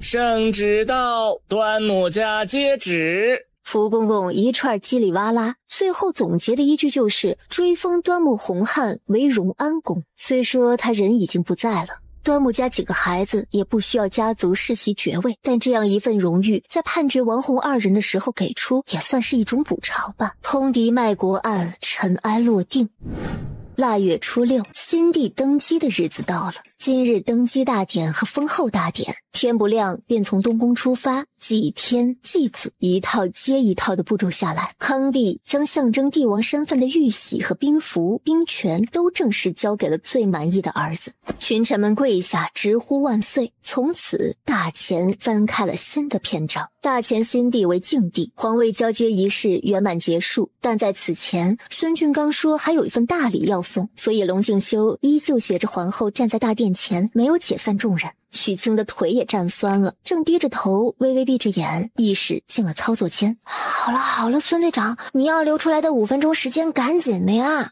好，马上。许清，你闭上眼睛，凝神呢。林老爷子让你睁开，你再睁开。好啦，青丫头，睁眼吧。许清听到林爷爷的指令，睁眼，突然音乐和画面同时浮现。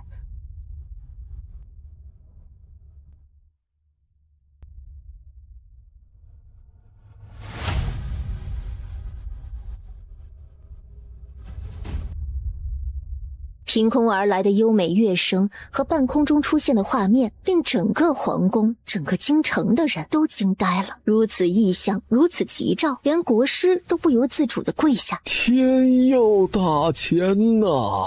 此刻的画面切换到了现代车水马龙、高楼大厦、入夜满城的灯光秀。贺大钱静帝登基，我靠，这秀也太会玩了吧！画面再换成了玉衡的现代装扮，一身黑色西服，从身后拥住小腹凸起的许清，两人的服饰发型都变了，但依旧认得清脸，就是大前的新帝和新后啊。还有那刚刚宛如仙境的地方，原来新帝和新后离京那一年真的是去了仙境。那二皇子和长公主殿下岂不是在仙境出生的？这是上天都来贺大前新帝登基，如此吉兆，全城百姓无人不为之震惊，无人不倍感荣幸。这就是他们大前的新帝呀！随着最后一帧画面和最后一个音符结束，下面又是震动山河的呼喊万岁的声音。这是虽然没有西餐牛排，但蜡烛红酒还是要有的啊。龙敬修，恭喜你成为这大钱之主，愿大钱在你的带领之下迎来一个全新的盛世。妖娘子同我共享盛世繁华。夫君，我也有礼物要送给你。哦，娘子要送我什么2字都还没有问出来，就被突然踮起脚扑上来的小人给堵住了嘴。混着酒香的甜美令龙静修陶醉，本应该推开，但他做不到，反而是将人紧紧地抱住，加深了这个吻。许清在亲上龙静修的那一刻，就开启了操作间首次共享的模式。好了，娘子，我们早些安歇吧。对啊，早点儿睡觉。许许，不可，这还在校期。校期其实也只是在古代被要求的很是严格，现代没有那禁欲3个月的规定，并且这次是情况特殊，玉衡不日就要出征，必须得在他离开之前将这操作间共享了。许清觉得自己此刻就像是一个强迫良家妇男的登徒子。哎呀，娘子，不要！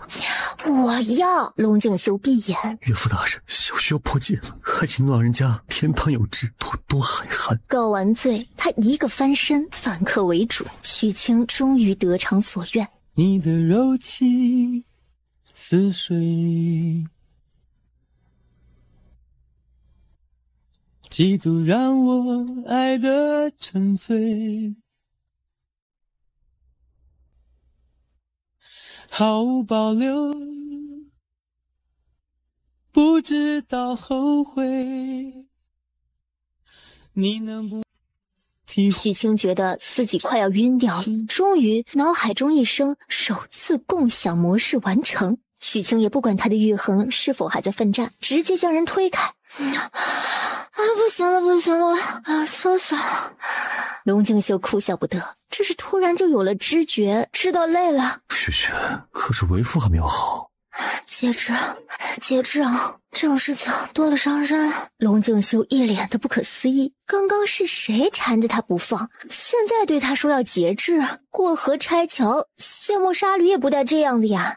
陛下，您可起了？许许睡吧，我上朝去了。玉衡，你等一下，你闭上眼睛，跟着我的引导做。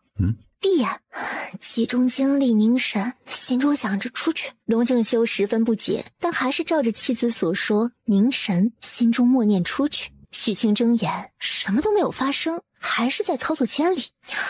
玉衡，再来一次。龙静修再次凝神，这一次一阵剧痛，他的头像是要爆开似的。还好那种剧痛也只是一瞬间的。我爱。还疼吗？不痛了。那再来。许许要做什么？我现在也不确定，再试一次吧。好。龙玉衡点头配合，深呼吸2个回合，再次凝神，再次默念出去。奇迹发生了，两人实打实的站在了古色古香的房中，从操作间出来了。娘子，这……玉衡，来，你再试试凝神，心想着进入操作间。龙静修不可思议，他也能做到。太好了，我们成功了！以后玉衡也可以随意进入操作间了。许许，这究竟是怎么一回事？这个呀，说来就比较复杂了。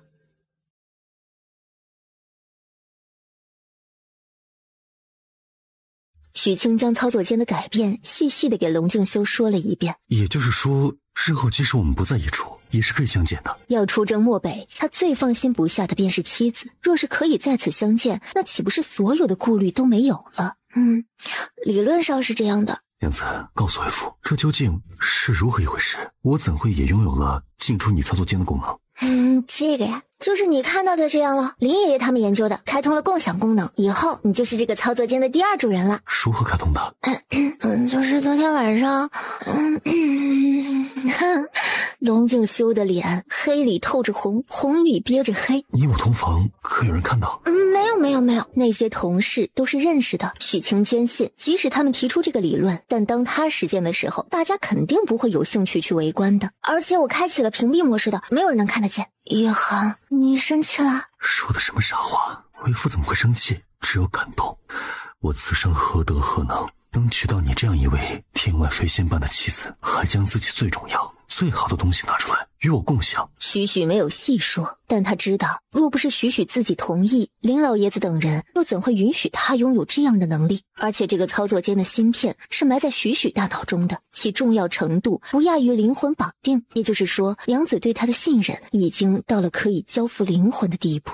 玉衡连江山都愿意与我同享，我又何尝不是呢？娘子对我这样好，会让我觉得以身相许都是不够的。那玉衡，我的恭贺礼物。娘子昨夜不是已经送过了吗？我为父很是满意。礼多人不怪嘛。娘子送的我都喜欢。然后将盒子打开，入目的是一只精致的手表。这牌子俊兄给他介绍过，价值不菲。但许许家乡的东西到了这里都不是用银钱可以衡量价格的了。这个比戒指大很多，不过还好，咱们这儿的衣服都是长袖，你戴在手腕上也不会有人注意到。咱们没有手机，还是戴个手表看时间会方便一些。好，许许，你可否替父皇瞧瞧身子，看还能不能让他延年益寿一段时日？毕竟是自己的父亲，虽然做过很多荒唐事，到现在也还没有改邪归正，但龙静修还是做不到眼睁睁看着他逝去。若是能多活1个月、半年、1年，那也是极好的。只要太上皇他老人家愿意让我诊，我肯定是没问题的呀。我自会说服父皇的。听闻端木许清才是端木家最厉害的那一个，现在做了皇后，还能请得动你替朕把脉？还请太上皇禁语，莫要影响诊断结果。禁语听着像禁欲，太上皇觉得这个不孝的皇后儿媳是在内涵他。玉衡啊，你看你的皇后。父皇，您答应好的。太上皇冷哼，但终究还是安静下来。他心里记得皇帝儿子的话，端木家确实是有延年益寿的灵药，但需要根据每个人的身体状况来调制。端木善成都不行，非端木许清莫属。许清闭眼凝神，用意识扫了一遍太上皇的身体。他听大哥说过，老康帝的身体已经到了穷弩之末，许是只有几个月的寿命。可现在瞧着，有句名言怎么说来着？祸害1000年。啊，不是，这毕竟是玉衡的父亲，将皇位让给玉衡的人。许许，如何？有什么话呀，就当着朕的面说。朕这一生啊，什么样风浪没见识过，没经历过呀。身体破败成这样子，跟你经历风浪有毛关系啊？还不是自己作死。父皇，您的福气还在后头，能不能好好享福，全得看您自己配不配合。调整心态，禁重欲，注意饮食，再制定一个养生计划，配合药物治疗，再好好的活着一段时间，还是没有问题的。你果真愿意将那延年益寿的仙丹与朕？父皇，端木家没有仙丹，您是玉衡的父亲，他敬您爱您，愿您长命百岁。我是他妻，自然会尽最大的努力调理您的身体，这其中免不了您的积极配合。许清说了许多，最后也不知道这太上皇听进去了多少。朕离京之后，每日便由皇后替朕上朝，尔等须如同朕坐在这金銮殿上一般。若是有人对皇后不敬，或是阳奉阴违，就莫要怪朕秋后算账。陛下此举实在有些不妥，大千天下怎能交到一个女流之辈手中？无论是太上皇、齐王，或者是九王爷都在，怎就不能请龙家人出来主持大局呢？正是如此，实在不行啊！陛下长子也有2岁有余了，请陛下……不等他说完，国师上前一步：臣谨遵陛下旨意，定当全力辅佐皇后娘娘，力保京中安定。端木许清此女的命格实在是云里雾里，让他使出所学的所有道行都算不透。唯有一点可以肯定的，便是此女能望大前兴帝。臣弟谨遵皇兄旨意，定当像敬重皇兄一样敬重皇嫂，遵循皇嫂遗旨。有了王爷和国师的率先表态，最终满朝文武跪下来，高呼吾皇万岁，皇后娘娘千岁。太上皇在宁寿宫里不知道摔了多少杯子、盘子、瓶子、碟子。逆子啊！朕当初啊就不该如此轻易的将皇位给他。太上皇，您的身子经不起气。太上皇，您既已将皇位传给了陛下，又何必还操这份心呢？您觉得陛下此举不妥，觉得皇后娘娘管理不好政事，可事实就摆在眼前啊！京城出现危机的时候，是当初的太子和太子妃力挽狂澜，这人呢，生命……方旭舟絮絮叨叨，就是命没了。说出来的话很扎心，但偏偏句句在理。老康帝心想：是啊，若是气的命都没有了，这大前江山谁来管，还与他何干呢？去问问皇帝，薛昭战、薛神医可有下落啦？那是个有趣儿的人，若是将他找了回来，就跟他游山玩水去，再也不管这宫中琐事了。陛下，东瀛送来的，您现在可要过目。龙静修接过打开，密函2张纸，一目十行看完，可有徐表兄的消息了。旭旭，你看看。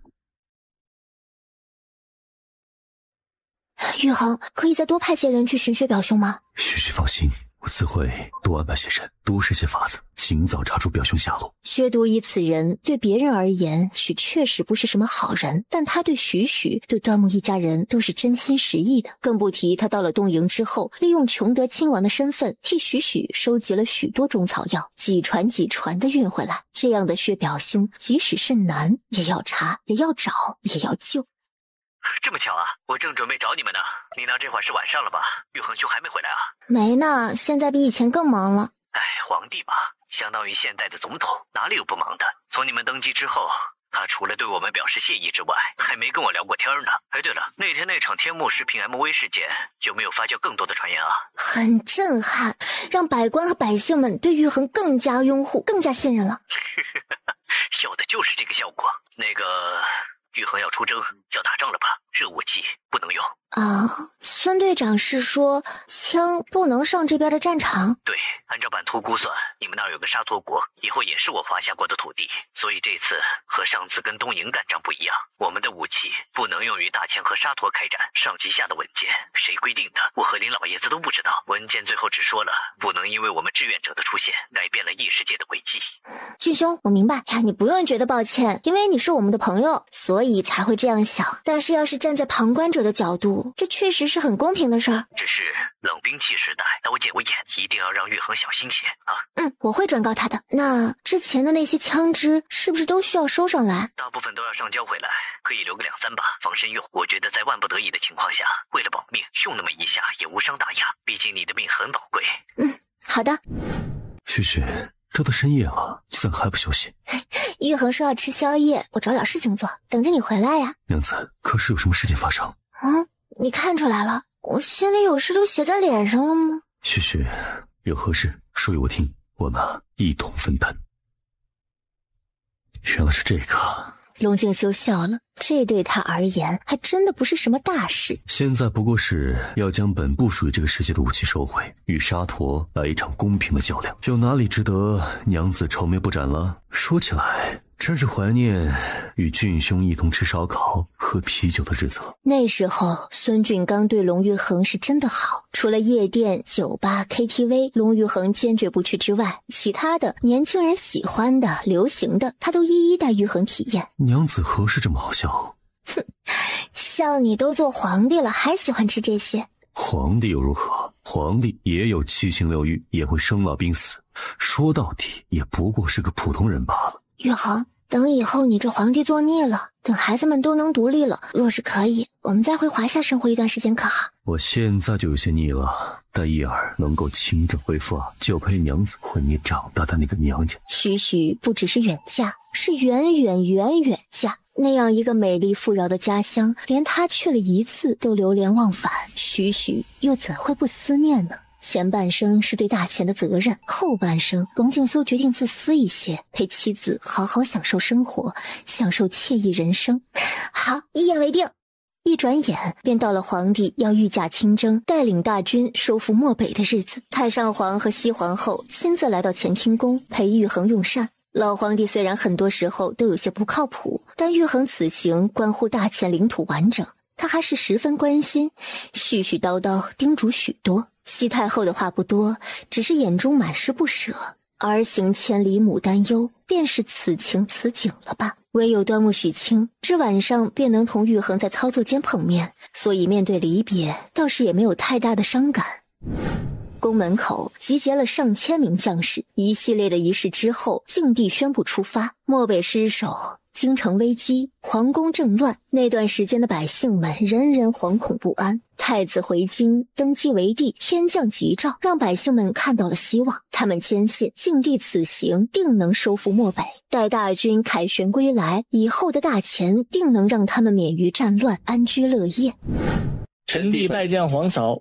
四弟和小九不必多礼。臣弟与四哥过来看看，皇嫂可有需要吩咐我等帮忙的？来得正好，这有2件事，还麻烦小九和四弟帮本宫处理一下。事情安排好，走出御书房，已经是6点过了，天儿都快黑了。也不知道玉衡他们扎营了没。明知道他会很忙很忙，许是没空与自己联系，但还是忍不住的期盼，盼着脑海中的提示音响起。入夜，许清直接在操作间住下了，等啊等，不知不觉就睡着了，直到感觉自己落入了一个带有些许寒气的怀抱。我吵醒你了？没有呢，一直在等你。说完，看了看墙上的钟，2点过，再看玉衡，这才1天就风尘仆仆的一张脸了。累了吧？原来是有些累，但看到娘子并不累了。这满眼的血丝，沙哑的嗓音，不累不辛苦才怪。玉衡，快睡觉吧。龙静修睡了3个小时不到就醒了，在妻子的额头轻轻一吻，轻手轻脚起床，简单洗漱，出了操作间。天色刚刚亮，大军继续出发。第一次独自一人坐在金銮殿上，许清的心跳都加快了。满朝文武遥呼陛下万岁，再呼皇后娘娘千岁。许清坐得直直的，学着夫君的样子，众卿平身。有事准奏，无事退朝。老公，你回来了，今天怎么这么早？明日便入沧州了，今日早些扎营，让大家好生休息。经过8天的赶路，大军终于到了漠北边境，明天便能与护国侯所带的边境军会合。娘子在做什么？刚刚同悠悠聊天，我去给你放水沐浴，今日难得回来的早一些，便早点休息。龙静修长手长脚，泡在浴缸里，任由妻子替他洗头发。玉衡，明日和舅舅会合就要开战了吗？对，只有出其不意，才能占了先机。近15万大军压境，沙陀肯定很慌，定也是有准备的吧？修复传了消息，对方也在集结兵马。沙陀国的人每年冬天都是这么冷，倒是习惯了。我们的将士没习惯那样的寒冷，许是有些吃亏。玉衡，我订了15万件羽绒内胆，明日便可以拿到，你看何时发给将士们比较妥当？娘子订了15万件羽绒内胆，15万件，什么概念？若是每人能得一件既轻便又极其保暖的羽绒内胆，那对将士们而言是极好的事。对啊，之前问了，定制要15天，我也就没有提前告诉你。今日悠悠跟我说了，已经准备好了。娘子可真是我的贤内助，总是能思我所需，急我所急。龙静修心情极好。羽绒内胆虽然轻便，但15万件，体积十分巨大。届时我要怎样拿出来？我安排好了，二哥3日前已经出发，我请他到漠北周边买些药材，到时候你将羽绒内胆拿出来交给二哥，让他装作是来送货的。二舅兄离京了，操作间的事只有大哥二哥知晓。龙静修心中甚暖，得妻如此，夫复何求啊？战争从来都是残酷的，和平是多么的宝贵啊！我大前男儿随朕杀敌，誓死收复漠北。吾皇万岁！收复漠北。将士们的声音宏厚有力，充满信心。连陛下都来了，他们还有何惧怕的？沙陀贼人死期便是到了。许许啊，父皇这身子可还能多活几年呐？这些天，他按照端木许清定制的养生计划，吃吃喝喝，不该做的坚决不做。别说，整个人真的就觉得精神了许多。只是这一声许许出口，端木许清全身的汗毛都竖了起来，这怪异的呀！父皇若是想长寿，定是要爱惜自己身体才是。另外，每日也可下下棋，看看书，让自己的大脑动一动。好，许许的话呀，朕都记下来了。父皇，除夕夜宴，您与母后一同主持，陪群臣同乐，可好？怎的？金銮殿都做得，这一个夜宴而已，怕啦？儿媳最近公务实在是太多，已经许久不曾好好陪伴小龙、祥祥和灵儿，想趁着除夕之际，给孩子们做顿家常饭，陪他们过个寻常年。玉衡不在宫中，你这日子过得倒是悠闲呐。行了，你都开口有求于朕了，去吧，除夕夜宴之事啊，你就莫管了。谢父皇。娘娘，您做的菜说是再热着，味道许是没有那么好了。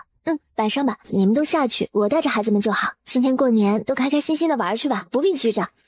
屋内就剩下许清和3个孩子，一儿可想见父皇。行，娘亲，我们什么时候去找爹爹？带弟弟妹妹们一起吗？可是娘亲要上朝，若是我们去找爹爹了，谁替爹爹管理政事？叶儿，听娘亲说，母后带你去个地方，可以见到你父皇，但这是我们一家人的命运，对任何人都不能透露一点，任何时候都不可以提起今夜见过爹爹。叶儿能做到吗？这是许清和玉衡商量后的决定，让长子知晓操作间的存在，自小留下一点印象，以后接受起来也更加容易一些。叶儿能做到，任何时候对任何人都不提起今夜见过爹爹。叶儿，闭上眼睛。小萧逸赶紧听话的闭上眼睛，心中继续猜想，一会儿睁开眼睛，是不是就可以见到爹爹了？还不等他睁开眼睛，就听到熟悉的声音：叶儿，父皇，真的是父皇，父皇真的陪母后和我还有弟弟妹妹们过年了。这一夜，小萧逸特别高兴，饭都多吃了一碗，最后实在太困才睡着。早知道就不带他们进来了，耽误我与娘子说话的时间。哪有你这样做爹爹的？不仅是叶儿，想想和灵儿看到你都很高兴呢。在我心中，娘子才是最重要的。孩子们将来会有自己的生活，会有自己的另一半，唯有娘子才是陪伴我一生的人。玉衡也是我这一生最重要的人。旭旭，明年除夕，我定要陪在你和孩儿们身边，我定会早日收复漠北，让漠北百姓不再生活在水深火热之中。至此，大钱收复整个漠北。陛下，京中急报。龙敬修打开信，一目十行的看完。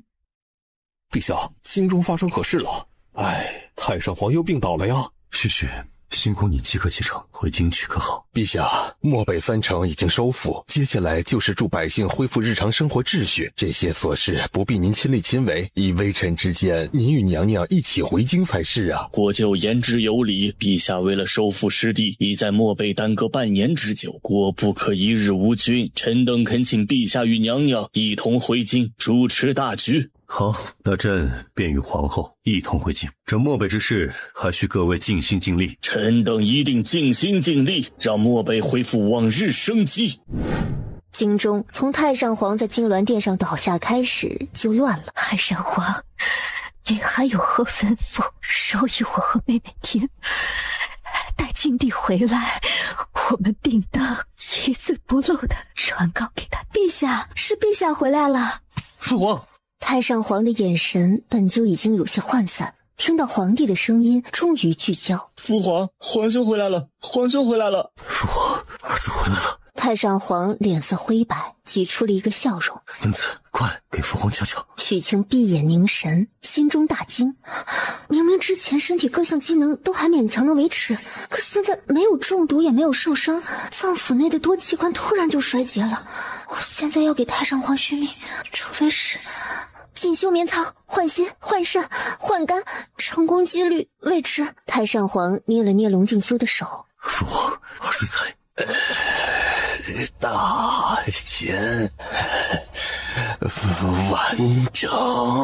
儿子已经收复漠北，有生之年定保我大钱寸土不失。他的话音落下，老康帝就缓缓地闭上了眼睛，落下了最后一口气。父皇，父皇。然后看向许清，许清摇了摇头，众人纷纷上前哭着喊着：太上皇驾崩！太上皇前几日还在上朝，这突然就驾崩了，实在是令人惊讶。幸得晋帝已经回京，漠北已经重归大钱，也算是了了老康帝的心愿。宫中已经布置好了，所有的人都换上了校服。出殡的日子定在了5日之后，一个灰蒙蒙的阴天。从皇陵回来的当天下午，身体一向强健的晋帝就病倒了。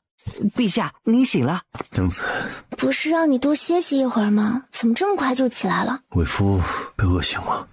我也有些饿了。陛下娘娘稍等，奴才这就去安排些清淡的饭菜来。用完餐，龙敬修看了看桌上的奏折，又有些头痛了。既批不完，便不要批了。娘子陪我四处走走，可好？好。没有带任何的随从，两人往御花园走去，上了宫中最高的建筑永寿塔的塔顶，头上是满天繁星，远处是万家灯火。娘子还记得上一次我们来这里？记得。那个时候你还是靖王，我还是罪臣端木家的三公子。一转眼我已是大秦之主，而三公子成了我的皇后，一切都很好。可你我的父亲都离世了。玉衡，你可怪我。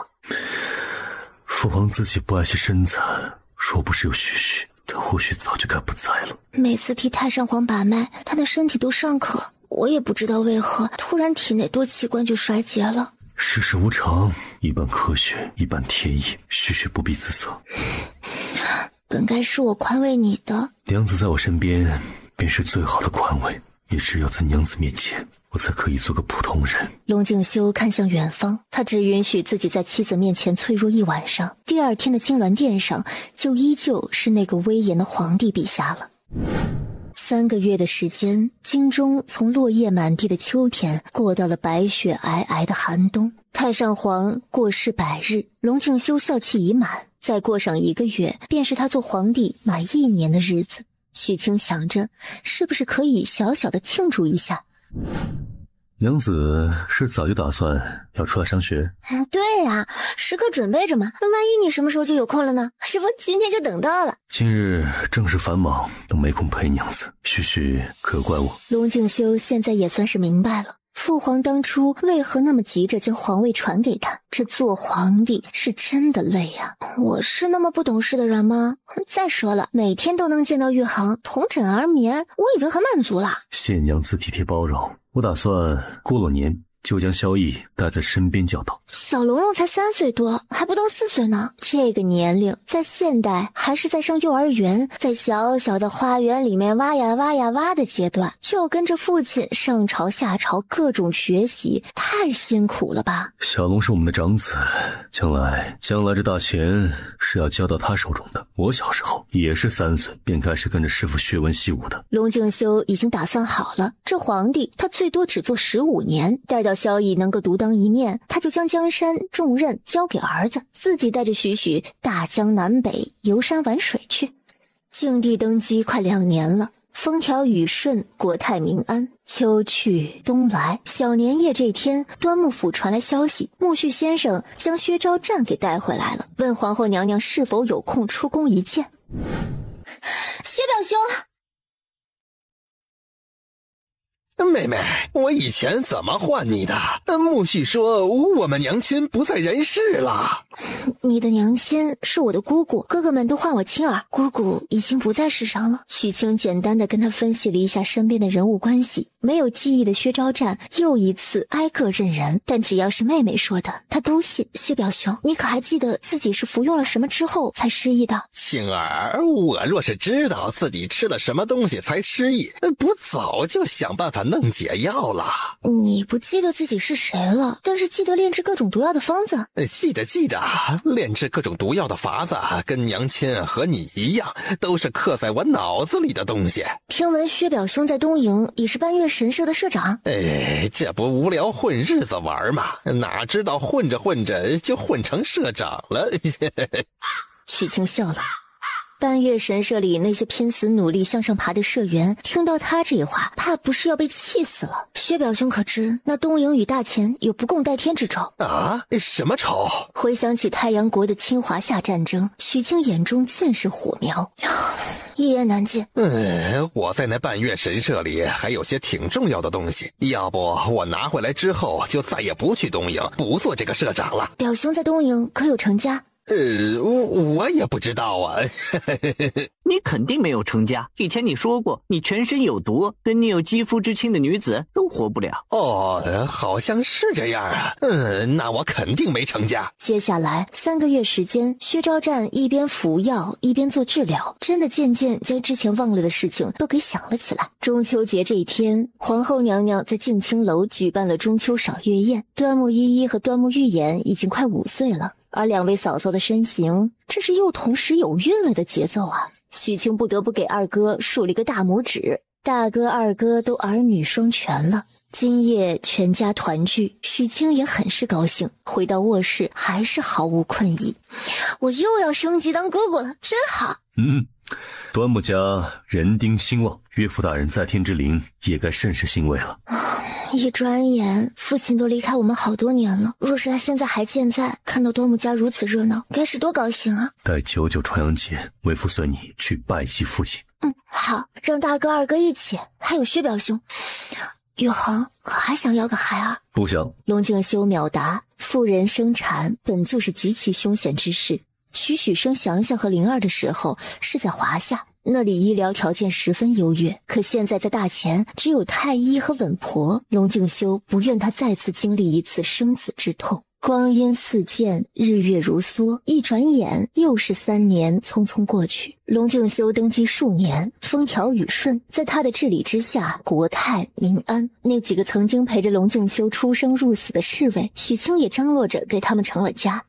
静帝原本是想要将他们都安排去军中效力，日后做出一番成绩，也可名正言顺，加官进爵。但几人说什么也不愿意，执意要留在帝后身边，哪怕只是做个普通侍卫。最终静帝也只好让他们如愿了。作为皇帝，他身边也确实需要几个能够完全信任的人。大皇子龙萧逸10岁，二皇子龙华祥和长公主龙灵儿也即将满8岁。龙萧逸从5岁起便跟着父皇上朝，耳濡目染，现在小年纪已经有着独立处理一些简单奏折的能力了。龙华祥则是更喜欢习武，端木荣彻既是他的二舅舅，也是他的师傅。龙灵儿嘛，女儿嘛，将来定是要嫁人，为人妻为人母多辛苦啊！所以许清希望她自小就开开心心。见灵儿练琴、学棋、读书、作画都十分刻苦，女儿太优秀。龙静修已经开始选址，要在宫中建座公主府，以后定不让掌上明珠远嫁。3个孩子，2儿1女，龙静修觉得极好，却是在这个时候再次有了惊喜。许清察觉到有孕的时候，很是开心。可欢欢喜喜将这个消息告诉龙静修的时候，他却是愣住了。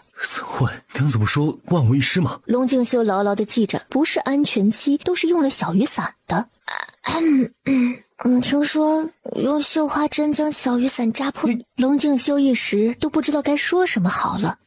哎呀，玉衡别生气，你是皇帝，自是该多子多福的。3个孩儿有点少了，我们凑4个好吧？孩儿都到娘亲的小腹之中了，龙静修还能说不好吗？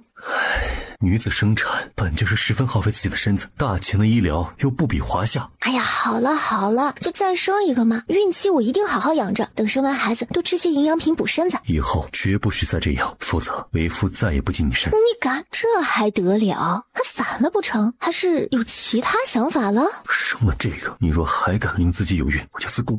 哇，这对自己这么狠呐！就再生一个，我保证。芙蓉这个是皇子还是公主？玉衡希望是儿子还是女儿呢？希望是个女儿吧。2个儿子2个女儿刚刚好。这回老天没有让你如愿，我们的老四是个儿子。